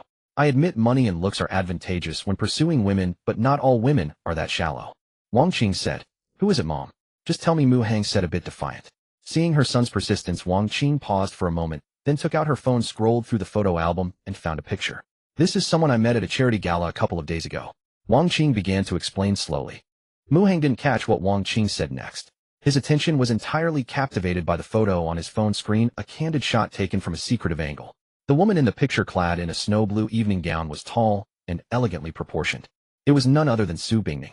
Mu Hang had seen Su Bingning in this attire before. During their video call at the time, she was attending a charity gala and had spotted Wang Qing, but felt too timid to greet her. Unexpectedly, Wang Qing had also noticed Su Bingning and secretly snapped a photo of her. Seeing Mu Hang lost in thought, Wang Qing wasn't surprised, assuming he was just mesmerized by the beauty. After all, Su Bingning was exceptionally stunning, a rarity Wang Qing seldom encountered. Snapping out of his daze, Mu Hang looked at Wang Qing. Wang Qing introduced. Her name is Su Bingning, 21 years old, president of a cosmetics company, essentially starting from scratch. I'm not sure about the equity distribution, but besides being president, she also chairs the board. I reckon her net worth is at least over $1 billion. Achieving so much at such a young age speaks volumes about her capability. But what I admire most isn't just that. It's the pureness in her, a rarity among merchants. In the Vanity Fair of galas, everyone hustles to network, make friends, or even cling to power. Yet she quietly stays in a corner. Even when powerful men drawn by her beauty approach her, she merely humors them. Wang Qing's eyes sparkled as she spoke of Su Bingning, showing her immense admiration. But after speaking, she glanced at her son Mu Hang, and her gaze dimmed. Son, she's out of your league. Such a woman can't be swayed by money, nor is she shallow. Your advantages are useless before her. Don't overthink it. Mu Hang forced a smile, unsure how to respond. He couldn't tell Wang Qing the truth. If she got excited and urged him to marry Su Bingning and have children soon, how would he handle that? Introducing Su Bingning to Wang Qing was inevitable, but not now. Around noon, Mu Hang invited Jiang Rongfei for lunch. Afterward, he directly suggested going to Dalian Bun. After yesterday's encounter, Mu Hang didn't bother pretending anymore. Jiang Rongfei was shy, but after a token refusal, she agreed. At 2:30 in the afternoon, past work time, Jiang Rongfei rubbed her sore knees, quickly straightened her clothes, reminded Mu Hang not to forget the concert, and hurriedly left. At 6:30 in the evening, Mu Hang disguised himself with a baseball cap, mask, and sunglasses, and arrived with Jiang Rongfei outside the Tianqiong Cultural Sports Center. With an hour until the concert, ticket checking had already begun at the entrance. While queuing with Jiang Rongfei, Mu Hang messaged Su Bingning asking where she was. She replied that she had just parked and was lining up for entry. Mu Hang glanced at the long queues behind him and felt relieved. Su Bingning started from the end of the line, too far away to see him. Where are you? She messaged. Mu Hang had prepared a reply. I'm halfway, but my mom just texted that my great-uncle is critically ill. She wants me to visit him. Wait a moment, I'll call her to say I want to accompany my girlfriend to the concert, see if I can skip it. Su Bingning instantly replied with a don't. After stopping him, she added, if an elder is seriously ill, you should go. I don't mind watching alone. I wouldn't want to leave a bad impression on your mom before meeting her. Mu-hang, alright, I'll go then. It should take about an hour or two round trip. If I make it back in time, I might catch the second half of the concert. Su Bingning, it's okay if you can't make it. Drive safely. Mu-hang, got it. Let me see what you're wearing today. Su Bingning took a selfie and sent it. Mu-hang opened it to look. Su Bingning had changed out of her morning office attire into a t-shirt and long skirt, with white sneakers, looking like a vibrant college girl. Mu-hang clearly remembered that on their first date, she was dressed similarly. But now she wore a hat and mask concealing most of her face. Obviously, she hadn't forgotten to keep a low profile on their date to avoid being recognized. After ticket inspection, Mu-hang and Jiang Rongfei entered and found their designated seats. Mu-hang had seen both Jiang Rongfei's and Su Bingning's tickets. They were in different sections far apart and couldn't see each other unless they moved around. Yet to be safe, Mu-hang remained cautious, constantly scanning his surroundings. After a while, he spotted a danger. Su Bingning's figure appeared in his view. Fei, I'm going to the restroom. They'll be right back, Mu-hang whispered to Jiang Rongfei, then slipped away. Su Bingning, holding her ticket, searched for her seat. When she found it, someone was already seated. After checking, she realized she was in the wrong section. Apologizing, she turned to leave, but suddenly spotted a familiar figure. She circled around to get a better look. The person wearing a hat, sunglasses, and mask was hard to recognize, even more concealed than Su Bingning. But the clothes were familiar. Fei, Su Bingning called out tentatively. What a coincidence, your seat is here too. Jiang Rongfei recognized Su Bingning and greeted her casually, though a bit flustered inside. No, I'm in the wrong place. Su Bingning shook her head. You're bad with directions, and now you can't even find your seat. Jiang Rongfei chuckled. Su Bingning shot her a glare, unable to argue, then asked, Didn't you get 2 tickets? Why are you alone? He went to the restroom, Jiang Rongfei answered instinctively. Who did you come with? Is it that guy you mentioned to annoy your husband? Su Bingning probed. Jiang Rongfei hadn't told Su Bingning about divorcing Xiao Bei, so she lied. I came with my mom. After replying, fearing Su Bingning would dig deeper, she countered. Who are you with? Surely you didn't come alone to watch a concert. Su Bingning was skeptical of Jiang Rongfei's answer, but when asked who she came with, she was reluctant to disclose and replied, I came with my mother too. Then why is your mother not here yet? Jiang Rongfei inquired. We didn't set off together. She came from the shop and I came from the company, Su Bingning answered. Jiang Rongfei said, I see. Where is your seat? I'd like to greet your mother.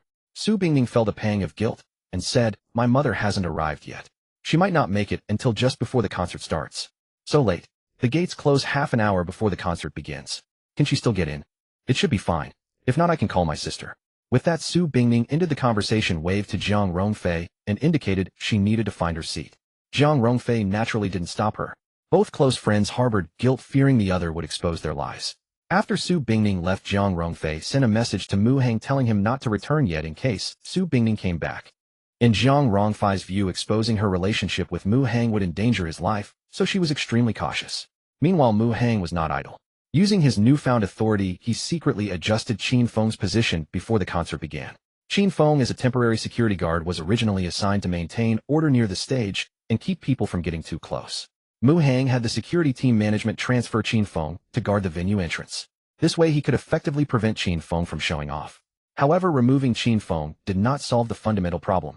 The potential danger had not been eliminated. Mu-hang pondered briefly. Accidents during a concert could only happen either below the stage or on it. The danger below the stage was easy to imagine: the audience in the front rows. Mu-hang instructed the security team management to assign more people to guard the stage perimeter, preventing any fanatical fans or malicious individuals from rushing up to harm Yu Yun while she was singing. As for the danger on stage, one only needed to check 2 things: the ground beneath and the ceiling above. Safety inspections were usually conducted before a concert, but these checks were done in advance. When Mu-hang asked the relevant person in charge, the latter assured him everything was fine. Hearing the person in charge's confident tone, Mu-hang became uneasy and insisted they arrange another thorough inspection of the stage to eliminate safety hazards. The Mu Group was one of the main operators of the venue, so Mu-hang had enough influence, especially with his work ID as deputy director of the safety department of the Sky Dome Sports and Cultural Center. There was still some time before the concert officially started. A re-inspection was feasible. Following Mu-hang's instructions, the person in charge had the stage meticulously checked for safety. Eventually, a problem was indeed discovered. The lighting rig above the stage was not securely fastened and risked loosening. Once the concert began, the vibrations from the sound could cause it to fall onto the stage, potentially causing immeasurable harm to those on it. With the hazard identified, it had to be addressed. However, repairing the lighting rig would take time, likely delaying the concert start. But there was no other choice. The venue had to send someone to negotiate with Yu Yun's team. The venue had signed a contract to host Yu Yun's concert. Any delay in the concert due to venue issues would require compensation. Yu Yun's team sent her agent Hong Meiwei to negotiate. Hong Meiwei was very dissatisfied with the postponement caused by the maintenance work. Yu Yun's tour had already completed 7 stops without any issues, yet a problem arose here. The Sky Dome Sports and Cultural Center was one of the largest venues in Tanzhou, hosting concerts by many artists and boasting a renowned reputation. For such a famous venue to make such a low-level mistake was truly inexcusable. Failing to inspect beforehand and only discovering a safety hazard when the concert was about to start was unacceptable. As the saying goes, fame brings trouble. Delaying the concert's start could harm Yu Yun's reputation. Hong Meiwei, as Yu Yun's agent, was furious. The venue's senior manager, a woman in her 40s, kept apologizing and trying to soothe her, but Hong Meiwei would not accept it. She demanded that the venue bear all the losses to Yu Yun's reputation and image, meaning compensation. The senior manager could not make such a decision and feared taking responsibility, which could lead to her dismissal. So she resorted to meaningless talk, glossing over the issue in an attempt to calm Hong Meiwei's anger. But Hong Meiwei was not easily fooled. If she couldn't make the decision, then bring in someone who could, otherwise there was no point in negotiating. The senior manager was anxious. If the venue's parent company's upper management got involved, she would likely be packing her bags. After a moment's thought, she hurriedly found Mu Hang. Mu Hang's work ID was obtained through this senior manager. Although he wasn't employed at the venue, he had the status of the Mu Group's eldest son. "Young Master Mu, please help mediate. I can't afford to lose this job," the senior manager pleaded. "I'm not a venue employee. How can I mediate? And I'm not good at it either," Mu Hang said with a shrug. "Your status alone is enough," the senior manager replied. Mu Hang thought for a moment and did not respond immediately. The Mu Group is an investor in the venue. Any loss to the venue is also a loss to the Mu Group. You wouldn't want that, would you? The senior manager first stated the stakes, then added, "Yu Yun's agent is a woman. You're so handsome, young Master Mu. A few kind words from you might smooth things over." This was not nonsense, but based on experience. When Mu Hang asked her for the work ID, it was against regulations, but because he said a few nice words and called her sister, she got flustered and agreed. When he looked at her with those eyes, she could barely resist. Not just getting a work ID, if he had asked her to go to a hotel to discuss lives ideals, she would have agreed without hesitation. Of course, she was self-aware enough to know Mu Hang would never be interested in an old woman like her. The senior manager believed few women could resist Mu Hang. Sending him to placate Hong Meiwei would surely work. Even if it didn't erase the issue entirely, it could minimize the impact. Upon hearing that the negotiator was a woman, Mu Hang felt the challenge was less daunting and relented. "Lead the way. He'll talk to her." The venue's interests were tied to the Mu Group, so resolving this was essentially handling his own family's affairs. Following the senior manager, Mu Hang soon stood before Hong Meiwei. He wore only a baseball cap with his face uncovered. Hong Meiwei was initially furious, but upon seeing Mu Hang's face, her anger subsided considerably. As a celebrity agent, she had seen many exceptionally handsome male stars, but none as striking and charismatic as Mu Hang. Mu Hang's gaze was so intense it could melt even a dog's heart. Even Hong Meiwei, a woman in her 40s, could not withstand it. Being looked at by him made her heart flutter and her cheeks flush. Mu Hang briefly introduced himself and then delivered a speech to Hong Meiwei using the script he had prearranged with the senior manager. Though his words were similar to what the senior manager had said earlier, they had a completely different effect coming from Mu Hang. However, Hong Meiwei did not lose all reason. She said she couldn't make the decision and needed to consult Yu Yun.